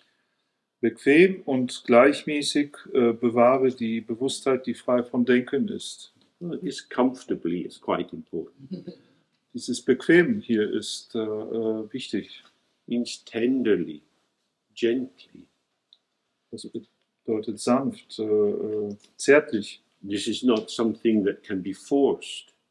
Es ist hier nicht etwas, was erzwungen werden kann. We're not on the hero's journey. This is not a quest in which we're hacking our way through the forest. Wir sind hier nicht auf der Heldenreise. Das ist nicht eine Suche, auf der wir uns irgendwie auch durch den Dschungel noch durchhacken müssen. But rather we're learning to collaborate with our own ground nature. Was wir hier tun, ist eher zu lernen, mit unserer eigenen Grundnatur zusammenzuarbeiten. The more we open to the openness, the more we find that openness seems to spread out and pervade moments of our day. Je mehr wir uns der Offenheit gegenüber öffnen, desto mehr finden wir auch heraus, dass sich die Offenheit sozusagen ausbreitet und unseren Tag durchdringt. Ja. With empty clarity, maintain awareness free of entities. Directly maintain awareness free of grasping. Clearly maintain awareness without a root. Nakedly maintain awareness free of obscuration. Naturally maintain awareness free of artifice. Dann heißt es hier, mit leerer Klarheit bewahre die Bewusstheit frei von Entitäten oder Dingen. Bewahre unmittelbar die Bewusstheit frei von Greifen. Mit Klarheit bewahre die Bewusstheit, die ohne Wurzel ist. Mit Nacktheit bewahre Bewusstheit frei von Verdunklungen. Auf natürliche Weise bewahre die Bewusstheit frei von Künstlichkeit. So again, with this word maintain, we have to see that it's not maintained in active mode. It's maintained through not succumbing to distraction. Und hier müssen wir mit diesem Bewahren oder Aufrechterhalten klar sehen, dass es hier nicht ein Aufrechterhalten oder Bewahren ist, das in einer Art aktiven Modus stattfindet, sondern diese Bewahrung findet statt, indem wir nicht der Ablenkung unterliegen. So, for example, clearly maintain awareness without a root. Zum Beispiel, wenn es hier heißt, mit Klarheit bewahre die Bewusstheit, die ohne Wurzel ist. Sitting in the mind's open. Sitzen mit einem offenen Geist. And then we might have a sense of self located maybe in our head. Dann könnte es sein, dass wir ein Gefühl von Ich selbst haben, das in unserem Kopf irgendwo angesiedelt ist. A pattern of sensations which seems to be saying, this is me, this is where I'm located. Ein Muster von Empfindungen, das zu sagen scheint, das bin ich, das ist, wo ich mich aufhalte. So now we seem to root our sense of self in this position, and then we are observing from this position. Wir scheinen also hier sozusagen unser Empfinden von einem Selbst in diese Position zu verwurzeln und dann von dieser Position aus Dinge zu beobachten. So, in order to maintain awareness without a root, all we have to do is recognize that this is what is occurring and be present with it. Um also eine Bewusstheit ohne eine Wurzel zu bewahren oder aufrechtzuerhalten, ist alles, was wir zu tun haben, zu erkennen, dass es das ist, was jetzt gerade erscheint, was passiert, und dann mit diesem Erkennen zu bleiben. And then this pattern of sensation, which appears in its insistence to be enduring and truthful. Und dann ist dieses Muster von Empfindungen, das in seiner Dringlichkeit gewissermaßen als tatsächlich vorhanden und nützlich zu sein scheint, Fades and vanishes. wird verblassen und verschwinden. And something else is arising. Und dann wird irgendetwas anderes aufkommen. That little weird sensation was trying to cheat me. Und dann können wir sehen, diese kleine Empfindung hat versucht, mich zu betrügen. It was an imposter. Es war ein Angeber. It presents itself as me, Es präsentiert sich als ich and then it's gone. und dann ist er weg. There was nothing to be rooted in. Und da gab es nichts, worin man eine Wurzel schlagen könnte. So whenever we feel that we've arrived someplace, or this is the mind, whether it seems to be an image, a symbol, a sound, sensation, whatever it is that seems to give us some definite place, don't try to shift it or change it. Just be open and present and fully allow this experience to be there and see what happens.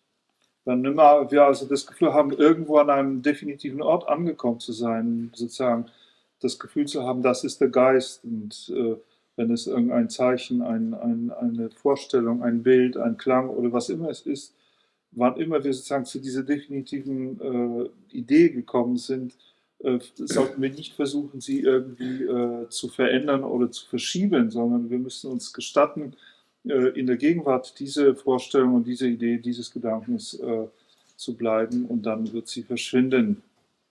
Great meditators do not patch this with any other dharma. Do not mix it with any other dharmas, for this awareness stands alone. It has no friend, no companion. It is naked. So keep it steadily and peacefully by itself. Große Meditierende, flickt es nicht mit irgendeinem anderen Dharma, vermischt es nicht mit irgendeinem anderen Dharma, denn diese Bewusstheit steht für sich. Sie hat keinen Freund, keinen Begleiter. Sie ist nackt. Also bewahre sie stetig und friedlich in sich selbst und durch sich selbst. In this book, Simply Being, there are several texts which say the same thing. They say, this instruction is enough. If you do this, this is enough. In dem Buch, wie heißt das auf Deutsch? Handgepäck, ne? Ja. Handgepäck eines tibetischen Yogi gibt es mehrere Texte, die das Gleiche ausdrücken, die einfach sagen, diese Praxis für sich ist genug. There are so many other things we can do. Es gibt natürlich so viele andere Dinge, die wir tun können. So, your mind doesn't need improving. Aber hier heißt es, unser Geist braucht die Verbesserung nicht. It doesn't need developing. Er braucht keine Entwicklung. It is your mind. Why are you not hanging out with it? Es ist dein Geist. Warum hängst du also nicht mit ihm herum?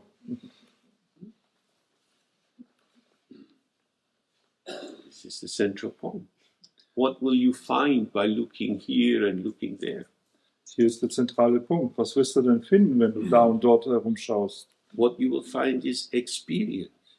Was du finden wirst, sind Erfahrungen. There's nothing wrong with experience. Natürlich ist nichts falsch an Erfahrungen. Experience is what emerges from the open, empty mind. Erfahrungen sind das, was aus dem offenen, leeren Geist entsteht. But if you tilt towards it as if it was something in itself, something you needed, this will in itself take you away from the mind. So this is enough. Don't do anything else. Wenn wir uns aber gegenüber der Erfahrung sozusagen hinlehnen, als ob das etwas aus sich selbst heraus Bestehendes wäre, dann werden wir nicht erkennen, dass es lediglich etwas ist, was aus unserem eigenen Geist entsteht. Daher ist das, was hier gelehrt wird, genug für sich. This is the appearance of the objects of the six senses will arise from that state. But no matter what appearances arise, towards their appearance, their emptiness and their clarity remain free of grasping. Don't put appearances outside, means outside your body. Don't keep in awareness inside. Appearance and awareness are inseparable, so the direct clarity that is free of inside and outside. Dann heißt es hier ferner, die Erscheinung von den Objekten des sechs Sinne werden aus diesem Zustand heraus erstehen, aber was immer an Erscheinung entsteht, was ihr Erscheinen, ihre Leerheit und ihre Klarheit anbetrifft, bleibe frei von Greifen. Versuche nicht, die Erscheinung nach außen zu verlegen. Versuche nicht, die Bewusstheit innen zu halten. Erscheinung und Bewusstheit sind untrennbar. Bewahre also die unmittelbare Klarheit, die frei von innen und außen ist. All that we see, and see here means experiences through the senses, all that is experienced is simply experience, which is the clarity of the mind. The mind shows itself as this experience. Alles, was wir sehen, und sehen steht hier für die Erfahrung der sechs Sinne, also alles, was wir sozusagen sinnlich erfahren, ist einfach eine Erfahrung, und der Geist selbst zeigt sich durch seine Erfahrung. So, when I have a glass of water in my hand, Ich also ein Glas Wasser in meiner Hand halte, this is the clarity of the mind. dann ist das die Klarheit des Geistes. If your mind had no clarity, there would be no illumination of the object. Wenn unser Geist keine Klarheit hätte, dann gäbe es auch keine Beleuchtung dieses Objekts. What you see is shape and color. Was wir sehen, ist Form und Farbe. What you imagine is a glass. Was wir uns vorstellen, ist ein Glas. What you conceptualize is a glass. Was wir konzeptualisieren, ist ein Glas. But what is actually here is the clarity of your mind, the mind showing something. Was aber hier ist, tatsächlich, ist die Klarheit unseres Geistes, der Geist, der etwas zeigt. That is the field of emergence. Und das ist das Feld der Emergenz, Then- des Erscheinens. Running through that field is a stream of concept. Was durch dieses Feld auch durchläuft, ist ein Strom von Konzepten. This is a glass. Ein Glas ist das. The glass is saying it's a glass is an imaginal act. Dieses Sagen, das ist ein Glas, ist eine vorstellungsmäßige Handlung. Imagination is linked with images. Und Imagination, Vorstellung ist mit Bildern We verknüpft. have an image of the glass. Wir haben also ein Bild von dem Glas. What's in my hand corresponds to that image, and we identify, oh, that's a glass. Was also in der Hand ist, korrespondiert zu unserem Bild und dann identifizieren wir es als ein Glas. That is a stream of mental energy, mental activity, creating a temporary conclusion. Das ist ein Strom mentaler Aktivität, das uns zu einer zeitweiligen Schlussfolgerung führt. That is what is going on. Das ist es, was vor sich geht. We may feel in an ordinary sense that there is some real individual object in my hand. Wir können in einem gewöhnlichen Sinne das Empfinden haben, dass da wirklich ein reales, tatsächliches Objekt, unabhängig bestehendes Objekt in seiner Hand ist. But that is the conclusion that we arrive at when we rest inside concepts as the purveyors of truth. Aber das ist die Schlussfolgerung, zu der wir nur kommen, wenn wir innerhalb von Konzepten ruhen, die wir für die Übermittler von Wahrheit halten. So we've covered this before, but it's such an important issue. I think that I see, in fact, I'm sure that I see a glass that is there in my hand. Ich denke, das ist, darüber haben wir schon gesprochen, ich bin sicher, dass ich ein Glas in meiner Hand sehe. The glass is outside, it's at appearance outside, and inside me is my mind, on the basis of which I can say this is a glass. Da draußen, also im Außenbereich, ist da dieses Glas und innen drin ist mein Geist und mit Hilfe dieses Geistes kann ich dann sagen, das ist ein Glas. And say this is how you get lost. Und das ist die Art und Weise, wie wir auf Abwege geraten. You yourself are telling yourself this is a glass. Du sagst es dir selber, dass es ein Glas ist. This is an act of creation. Und das ist ein Schöpfungsakt. The movement of the mind creates the world. Und es ist die Bewegung des Geistes, welche die Welt schafft. However, we feel that we are describing a world that already exists in itself out there. Wir aber haben das Gefühl, dass wir eine Welt beschreiben, die sozusagen schon bereits da draußen existiert. This is the delusion of duality. Das ist die Täuschung der Dualität. However, of course, it doesn't mean that everything is just an idea. Natürlich bedeutet das nicht, dass alles bloß eine Idee ist. If I walk out into the road and just walk across it without looking, a car might hit me, and if it does, I will be hurt. Wenn ich einfach hier so hinausmarschiere und ohne zu schauen über die Straße laufe, könnte ein Auto mich treffen und wenn es das tut, dann könnte ich auch Verletzungen erleiden. The shapes and patterns of the world have their integrity as shapes and patterns. Die Formen und Muster der Welt haben ihre eigene Integrität eben als Formen und Muster. And they have a set of qualities which manifest relative to other things. Und sie haben sozusagen ihre Listen oder Mengen von Eigenschaften, Qualitäten, die sich relativ zu anderen Dingen manifestieren. It would be hard for me to break the table with my hand. Für mich wäre es zum Beispiel schwierig, diesen Tisch hier mit meiner Hand zu brechen. But if I have a saw in my hand, I can cut it up without much difficulty.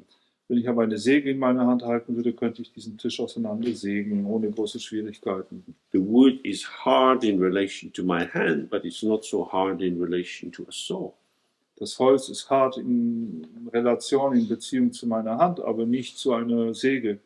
Because we become so habituated to our human embodiment and we take this as the sight of truth, we see everything in the world in relation to our own embodied situation.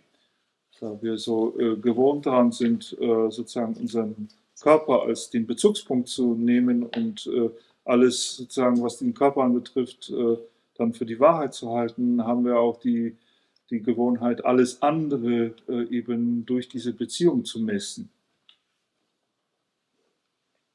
So, like in India, you can see the street dogs eat shit. Zum Beispiel in Indien können wir beobachten, wie die Straßenhunde Scheiße fressen. First time you see the dog, somebody's just had a shit at the side of the road and the dog comes along, its tail's wagging, it's eating the hot shit. Es ist wirklich eine Erfahrung zu sehen, wie jemand gerade sozusagen im Straßengraben gekackt hat und der Hund dann kommt und dann die noch dampfende Kacke isst. We think this is disgusting. Man denkt, das ist ja ekelhaft. But if you were to interview the dog, they say, no, it's breakfast. Wenn wir aber den Hund interviewen könnten und ihn fragen würden, sagen würde, nein, das ist mein Frühstück. The seemingly same object has reveals different qualities to different ways of engaging. Und das scheinbar gleiche Objekt enthüllt verschiedene Qualitäten in Abhängigkeit von der Art des sich Engagierens oder Lassens. All the thoughts that arise within, whether good or bad, subtle or gross, however they arise, they are the unimpeded natural energy of awareness. So don't look for faults. Don't accept or reject. Maintain the self-arising, self-liberating directness free of grasping. Maintain the simultaneity of arising and liberating. Da heißt es ferner, all die Gedanken, die innerhalb aufkommen, ob sie gut oder schlecht seien, subtil oder grob, wie auch immer sie aufkommen, sind sie eine ungehinderte natürliche Energie der Bewusstheit. Also schaue nicht nach Fehlern, akzeptiere und verwerfe nicht. Bewahre die selbsterstehende, selbstbefreiende Unmittelbarkeit, die frei vom Greifen ist. Bewahre die Gleichzeitigkeit von Erstehen und Befreien. So, to give an example, as it were, from the outside, but the same applies inside. What we call the glass is the clarity of our mind. It's something is being illuminated, something is being shown and presented. Also nochmal, um zu dem Glas zu kommen, das natürlich ein äußeres Beispiel ist, aber das lässt sich auch auf innere Prozesse anwenden. Also wenn wir dieses Glas sehen, dann ist es etwas, was sich einfach als Aspekt der Klarheit unseres Geistes zeigt. Dass etwas wird da beleuchtet, etwas wird gezeigt. This is first. This is emergent. Und das kommt zuerst, das emergiert. Onto that you can have your judgments and evaluations. Darauf geschichtet können wir noch haben, dass wir Urteile und Auswertungen treffen. The fact that it's emergent from emptiness means there's no real noun there. So all your adjectives and adverbs have nothing really to hold on to. Wenn die Tatsache, dass es aus der Leerheit entsteht, zeigt, dass es da kein wirkliches Nomen gibt und dass ist also, dass die ganzen Adjektive und Adverbien, die wir dazu versuchen könnten zu finden, keinen Platz haben, an dem sie greifen können. So that's the same with all mental, seemingly directly mental experiences of thoughts, feelings, and so on. In their emergence, they are the clarity of the mind. They are its radiance, its showing. And then we run an interpretive storyline across them. And that's the point of judging good, bad, right, wrong, and so on. Das Gleiche trifft auf alle inneren Erfahrungen, auf alle Empfindungen, Gefühle und so weiter, Gedanken. Zunächst einmal sind sie einfach eine Emergenz, ein Erscheinen aus der Leerheit und stellen somit die Klarheit des Geistes dar. Und erst dann können wir natürlich noch unsere ganzen kommentierenden konzeptuellen Ideen darüber entwickeln und dann natürlich Urteile fällen, das ist gut, das ist schlecht, das ist richtig, das ist falsch und so weiter. No matter what kind of activity you are doing, act without thinking, easily and spontaneously. Ganz gleich, welche Art von Aktivität du verrichtest, handle ohne Denken, einfach und spontan. No, that's not what your mother taught you. Und das ist nun wirklich nicht das, was unsere Mama uns gelehrt hat. For God's sake, think about what you're doing. Um Gottes Willen, denk doch mal nach, was du machst. Oh. Means trust. Und hier heißt es also, vertraue. Trust being present in the freshness of the situation. Vertraue darauf, gegenwärtig zu sein in der Frische einer Situation. We need to make a differentiation between an impulse, which is a well-developed habit being suddenly mobilized into a situation, and spontaneity, which is the emergence within the field of ourselves and something else.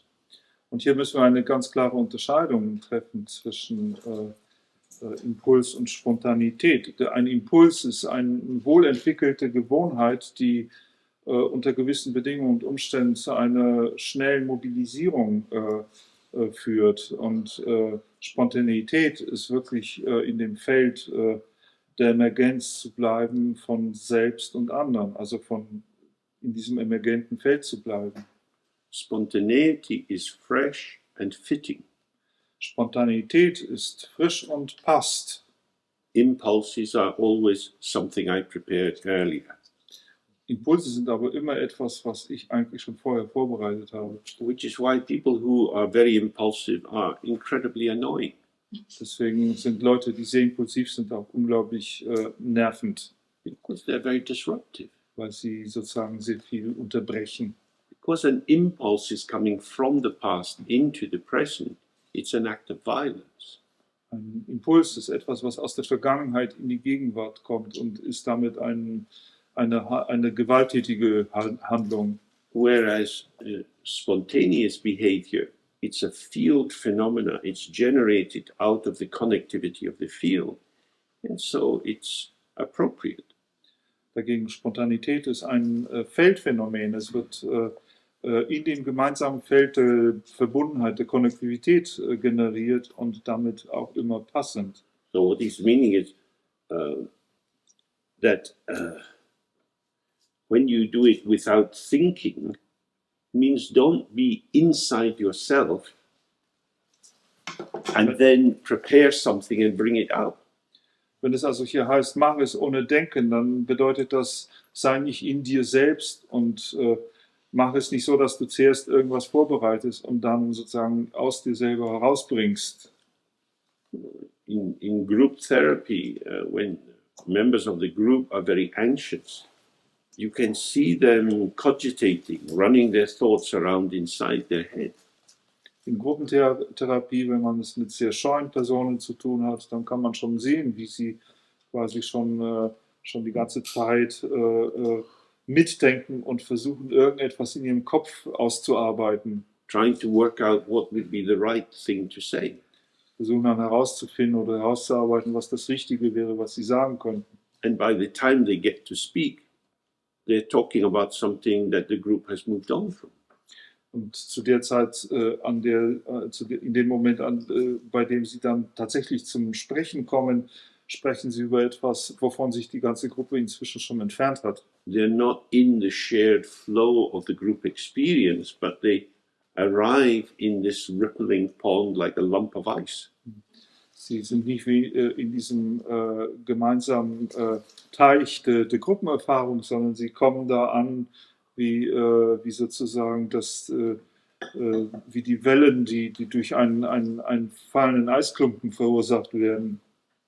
So it's about trusting the natural fecundity of open awareness, like a cornucopia, like a wish-fulfilling gem. It will provide what is required. Also so ein Vertrauen auf die natürliche Fruchtbarkeit der offenen Bewusstheit, wie etwa in einem Füllhorn oder wie in dem Bild von dem wunscherfüllenden Juwel, wo alles, was nötig ist, gewissermaßen auch bereitgestellt wird. Without grasping, stay loose and free. Without fixing on any object, keep flowing. Unborn, flowing, flowing. Unceasingly flowing, flowing. Stay relaxed with the understanding of the lack of inherent self-nature in all things. Ohne zu greifen, bleibe locker und frei. Ohne dich zu fixieren auf irgendein Objekt, fließe. Ungeboren, fließend, fließend. Unaufhörlich, fließend, fließend. Bleibe entspannt mit diesem Verständnis einer Abwesenheit, einer innewohnenden Eigennatur von allen Dingen. We alienate ourselves from the flow of life by self-preoccupation, by anxiety, by worry about what other people think and so on. Wir entfremden uns sozusagen von uns selbst, indem wir uns ständig Sorgen darüber machen, Ängste haben, darüber, was andere denken und all diese Dinge entfremden uns. Wanting to be successful, trying to impress other people. Der Versuch, Erfolg zu haben, der Versuch, andere zu beeindrucken. All of these bring an artifice, an artificiality into the interaction. All das bringt eine Künstlichkeit in die Wechselwirkung. When somebody's relaxed and at ease, you're immediately in an intimacy with them. Wenn jemand entspannt und sozusagen im Wohlsein befindlich ist man unmittelbar in einem lockeren Verhältnis zu dieser Person.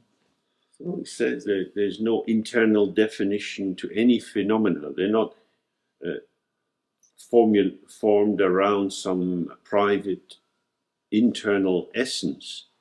They are the movement of the co-emergence of the field of experience. And so stay relaxed and flow within that.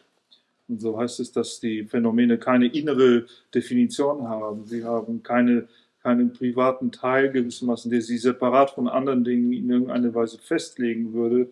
Sie sind lediglich die Koemergenz des Feldes der Erfahrung. Also sollte man im Fluss dieser Erfahrung bleiben. Yogis who practice this instant awareness have few needs. Although there is much Dharma that can be studied, it does not bring one to the meaning of awareness. So stop Dharma activities and then the instant awareness becomes very easy. Dann heißt es hier, Yogis, die diese augenblickliche Bewusstheit praktizieren, haben wenig Bedürfnisse. Obwohl es viel Dharma gibt, das studiert werden kann, wird es uns nicht die Bedeutung der Bewusstheit bringen. Also halte alle Dharma-Aktivitäten an und dann wird die augenblickliche Bewusstheit sehr einfach. This awareness, instant awareness, is very dangerous for samsara. It means it chops up samsara. It is the great destroyer of confusion. It quickly goes to Buddhahood and it speedily accomplishes the benefit of oneself and all others. Dann heißt es ferner, diese Bewusstheit ist sehr gefährlich für Samsara, weil sie sozusagen aufschneidet. Sie ist der große Zerstörer der Verwirrung. Sie geht schnell zur Buddhaschaft und mit großer Geschwindigkeit verwirklicht sie den Nutzen von uns selbst und anderen. He's saying in many different ways, this one point is enough. Er sagt es auf viele verschiedene Weisen, dass dieser eine Punkt genug ist. All the many troubles that arise come from the ignorance of not being present in instant awareness. Alle die verschiedenen Probleme und Schwierigkeiten, die aufkommen, kommen von dieser einen Ignoranz, nicht gegenwärtig in diesem augenblicklichen Bewusstheit zu sein. When you die, let your breath stop in the state of the natural clarity of awareness and merge your awareness inseparably with the natural mode Dharmakaya Samantabhadra. Wenn du stirbst, lasse deinen Atem anhalten in dem Zustand natürliche Klarheit von Bewusstheit und verschmelze deine Bewusstheit untrennbar mit dem natürlichen Modus Dharmakaya Samantabhadra. In one life you will gain Buddhahood in the natural mode, the Dharmakaya. In einem einzigen Leben wirst du Buddhaschaft in dem natürlichen Modus des Dharmakaya erlangen. Well, we make a big division between life and death. Wir machen eine große Unterteilung zwischen Leben und Tod. People think, oh, how can I prepare for death? Leute denken darüber nach, wie kann ich mich auf den Tod vorbereiten? The best preparation is to again and again ease yourself into the openness of awareness. Die beste Vorbereitung ist wieder und wieder sich selbst in der offenen Bewusstheit wohlzufühlen. Then, when you come to the point of death, if it happens suddenly in an accident, you will have been present. If it happens slowly, you can observe the beginning of the dissolving of the elements and just open to that. Wenn wir also an den Punkt des Todes kommen, wenn dieser Tod im Unfall kommt, dann waren wir gegenwärtig. Wenn er aber langsam kommt, dann können wir sozusagen den Prozess, wie sich die Elemente allmählich auflösen, beobachten und darin sein, darin verweilen. When we're practicing and we find that our mind is very dull, and we just stay with the dullness, stay open to the dullness. Wenn wir praktizieren und finden, dass unser Geist sehr stumpf ist, dann verweilen wir mit dieser Stumpfheit. Wir sind offen für die Stumpfheit. This is a great preparation for death. Das ist eine große Vorbereitung für den Tod. Very often people have physical pain as they're dying. Oft haben Menschen körperliche Schmerzen, während sie sterben. But we've got used to sitting with whatever comes. Aber wir haben uns daran gewöhnt, mit allem, was kommt, zu sitzen. Sitting and dying. Wir sitzen und ja, wir sterben. Nothing to think about because let's see what it is. Es gibt nichts darüber nachzudenken. Mal schauen, was es ist. Oh, this is happening. Oh, this is happening. Das passiert. Aha, das passiert. We're present with it. Wir sind darin gegenwärtig. We get frightened of things when we start thinking about them. Wir erschrecken uns über Dinge, wenn wir anfangen, über sie nachzudenken. But we know from our sitting practice that all experiences are impermanent. Aber von unserer Sitzpraxis wissen wir, dass alle Erfahrungen unbeständig sind. This is unpleasant, and it goes. This is strange, and it goes. Dies ist unangenehm, aber es vergeht. Und dieses seltsam, es vergeht. Whatever happens, stay relaxed and open. Was immer geschieht, bleibt entspannt und offen. Because once you go into a conceptual response to the situation, Sobald wir in eine konzepthafte Antwort auf die Situation gehen, you end up with lots of hopes and fears. enden wir dann mit einer Menge Hoffnung und Befürchtungen. In this hopes and fears, this judgment and commentary separates you from the intimacy of the moment. Und diese Hoffnungen, Befürchtungen, diese Urteile und Bewertungen trennen uns von der Unmittelbarkeit des Augenblickes. As the elements dissolve, the final point is consciousness dissolves into space. Während sich die Elemente auflösen, ist der Schlusspunkt, wenn sich das Bewusstsein in den Raum auflöst. Then there's nothing. Und dann gibt es nichts. We are very used to nothing. Aber wir sind ja schon sehr gewöhnt an nichts. There's people who spend their whole life looking for something, get a bit of a shock. Aber Leute, die das ganze Leben damit verbracht haben, nach etwas zu schauen, die sind natürlich schockiert. Because they think something is better than nothing. Denn sie denken, etwas ist besser als nichts. But we are the lucky people because we know nothing is better than something. Ja, sind aber die glücklichen Leute, weil wir wissen, dass nichts besser als etwas ist. And now we get the big nothing. Und jetzt kriegen wir sogar das große Nichts. This is wonderful. Großartig. That's how we move towards death. Und das ist die Art und Weise, wie wir uns auf den Tod zu bewegen. And of course, in that big nothing, what's called the Chunyi Bardo, the bardo of the actuality of phenomena. Und in diesem großen Nichts, das hier als Tönni Bardo bezeichnet wird, das Bardo der Tatsächlichkeit oder Sochheit der Phänomene, This is the mind of all the Buddhas. dieses ist der Geist aller Buddhas. And if you fully relax into that, you say you achieve liberation in the Dharmakaya. Und wenn man sich vollständig darin entspannt, dann heißt es, man erlangt Befreiung im Dharmakaya. In one life you will gain Buddhahood in the Dharmakaya.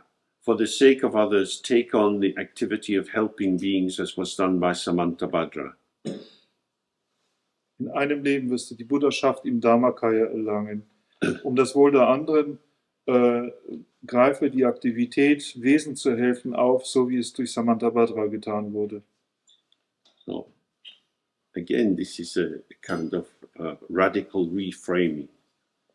To work for the benefit of all sentient beings is to relax into the open nature of the mind.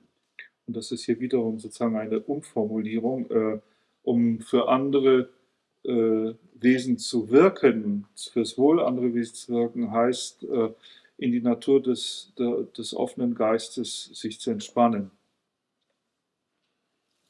When I was younger and traveling in India and was fortunate to meet many of the great lamas of that time, als ich jünger war und in Indien umherreiste und das Glück hatte, viele der großen Lamas diese Zeit zu treffen, like the 16 Karmapa and Dzogchen Rinpoche and Chatra Rinpoche and so on. So wie den 16 Karmapa zum Beispiel oder Dzogchen Rinpoche oder Chatra Rinpoche.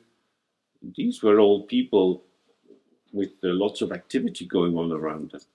Sie alle waren Leute, die eine ganze Menge Aktivität um sich herum hatten. But they themselves were very peaceful. Sie selbst aber waren sehr friedlich. They were not busily rushing around trying to make things happen. Sie rannten nicht geschäftigt umher und versuchten etwa Dinge geschehen zu lassen. But like the still point in the hub of the wheel, they were open and present, and that allowed free movement around them. So wie diese stille Punkt in der Achse in der Narbe eines Rades, waren sie offen und ruhend und erlaubten all diese Bewegungen um sie herum geschehen zu lassen. When we think of Padmasambhava, he's sitting in meditation, he's quite relaxed. And we say, Kordu Kandro Mompako, around him are many dakinis, many sky-faring energy forces performing all kinds of activities, but he's sitting very peacefully. Wenn wir an Padmasambhava denken, er sitzt sehr entspannt in Meditation und wenn man also Kordu Kandro Mompako sagt, dann heißt es, dass eben sehr viele Dakinis um ihn herum versammelt sind, also all diese im Himmel bewegten Energiekräfte, die Aktivitäten ausüben, aber er selbst ist sehr entspannt. The Dharmakaya, the mind of the Buddha, is for ourselves. This is what we get. We get enlightenment. Der Dharmakaya, also der Geist des Buddha, ist das, was für uns ist. Das ist das, was wir bekommen, nämlich Erleuchtung. What manifests from that, the Sambhogakaya and the Nirmanakaya, is for others. Was sich daraus manifestiert, also Sambhogakaya und Nirmanakaya, ist für andere. Without the Dharmakaya moving, these form kayas manifest effortlessly. Oder dass der Dharmakaya bewegt ist, manifestieren sich diese Formkayas mühelos.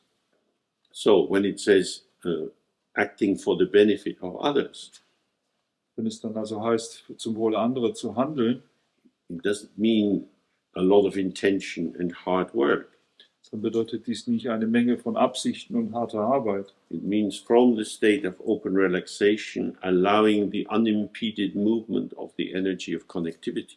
Das bedeutet aus einem Zustand von Offenheit und Entspannung die Bewegung der Energie und der Verbundenheit der Konnektivität zu gestatten. Knowing this essential point, you must be diligent solely in the practice of awareness. Life is easily spent in distraction, so it is vital to remain free of distraction. That is what I have to say. Indem du diesen essentiellen Punkt weißt, musst du ausdauernd sein, ausschließlich in der Praxis von Bewusstheit. Das Leben kann sehr leicht in Ablenkung verbracht werden. So ist es also vital wichtig, frei von Ablenkung zu bleiben. Das ist das, was ich zu sagen habe. That's pretty obvious. Ziemlich offensichtlich.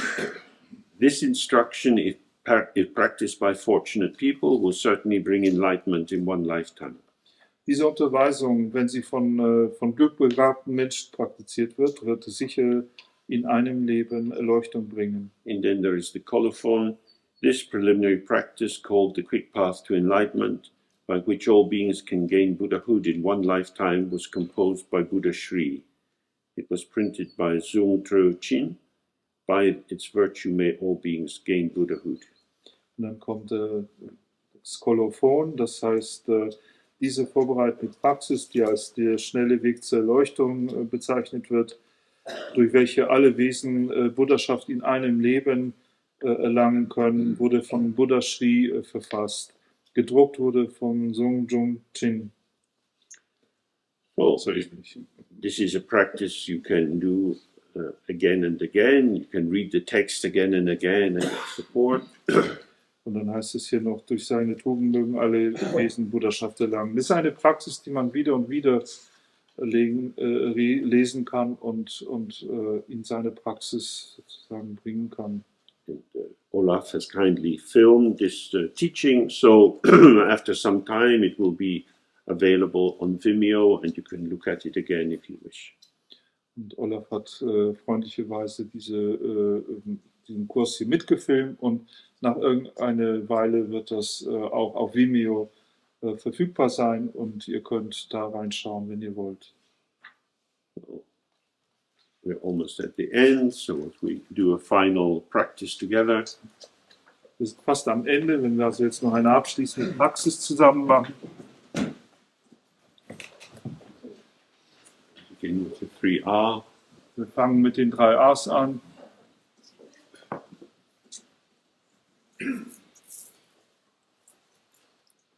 All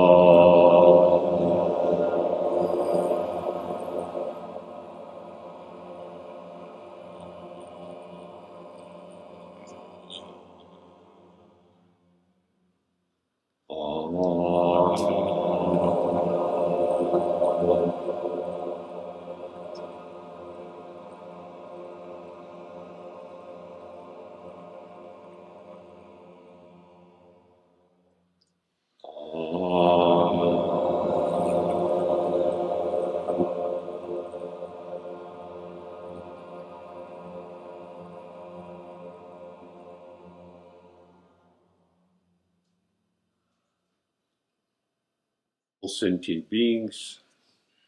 Wir widmen das Verdienst allen fühlenden Wesen. Imagine rays of rainbow light coming out of your heart and filling all the dimensions and touching the heart of all beings. Stellt euch Regenbogenstrahlen aus eurem Herzen herausgehen und alle Wesen in allen Bereichen deren Herzen berühren. Gewandien Yuden La Ujjen Lama Ujjane Roa Chichama Dei Saga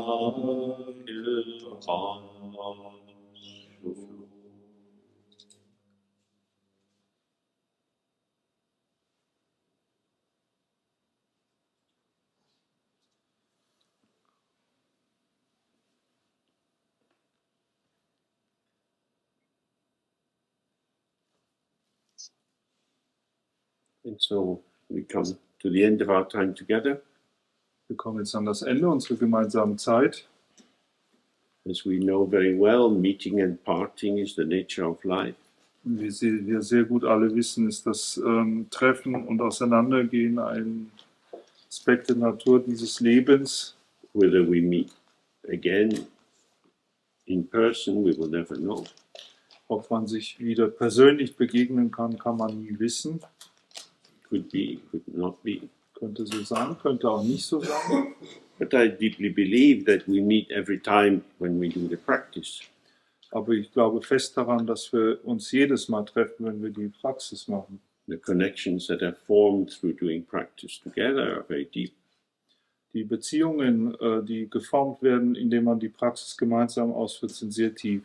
It's important to remember if life gets difficult and you feel cut off and insecure, by entering the practice, you are operating in a field of those who have genuine concern for you. Das ist wichtig, sich daran zu erinnern, dass wenn das Leben schwer sein sollte, wenn man vielen Problemen begegnet und sich verloren und verzweifelt fühlt, wenn man in die Praxis hineingeht, betreten wir ein Feld, in dem wir immer mit jenen verbunden sind, die ein echtes Anliegen oder von denen, denen ihr echt am Herzen seid. Sorry. Well, I'd like to thank Robert for his translation. Thank you.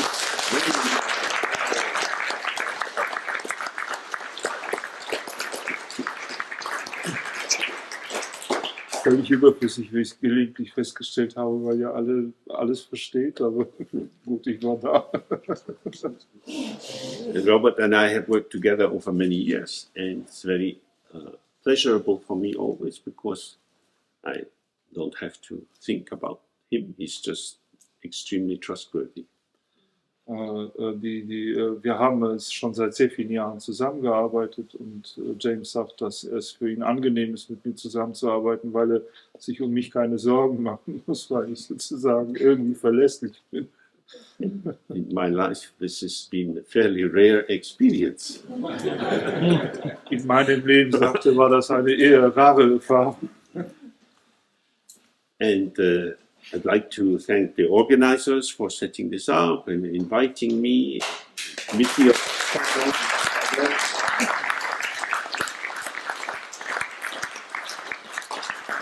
There are many tasks like running the bookshop and making sure that there's tea and provisions, and everything runs very smoothly. And this is because of this courteous and invisible activity, which is very sweet. Das ist dank allen, die das hier organisiert haben, die Möglichkeit bereitgestellt haben und natürlich auch all denen, die diese ganzen vielen begleitenden Aktivitäten durchgeführt haben, die alle nötig sind, den Buchladen zu führen, Tee bereitzustellen. All diese Dinge, die hier getan worden sind, die aufgrund einer zwar unsichtbaren, aber sehr freundlichen Aktivität sehr glatt gelaufen sind. And I'd like to thank you all for the very close attention that you bring to our time together. Und dankt allen, die hier sind, dafür, dass ihr eine sehr, sehr konzentrierte Aufmerksamkeit für unsere ganze Zeit hier aufgebracht habt. Because of course this all feeds into the field within which teaching is possible. Denn das alles ist sozusagen ein Beitrag zu dem Feld, in dem Unterweisungen überhaupt möglich sind. When I first was working on the text with Sia Lama, sitting in the back compound of the little house in Shantiniketan, Als er damals diesen Text mit dem Sia Lama übersetzt hat und hinter diesem kleinen Gebäude in Shantiniketan saß, I would prepare the text by going through the dictionary and writing the meaning of all the words down, and then he would explain things. Ich ging durch den Text und schrieb all die Wörter und ihre Bedeutung aus dem Wörterbuch heraus, und dann kam er und erläuterte die Dinge. And he believed that this was a very important text. Er glaubte, dass das ein sehr wichtiger Text ist. He said it's exactly true what the text says. If you understand that, it's enough. Und er sagte, das ist exakt so, wie der Text es sagt, und wenn du das verstehst, dann ist das an sich genug. So in going through the text with you, I felt very connected with my teacher, and so the lineages move on. Und indem er mit diesem Text mit uns zusammen durchgegangen ist, hat er sich auch sehr mit seinem eigenen Lehrer verbunden gefühlt, und so wird die Linie weiter fortgesetzt. Good journey. Und jetzt gute Reise. Thank you, sir.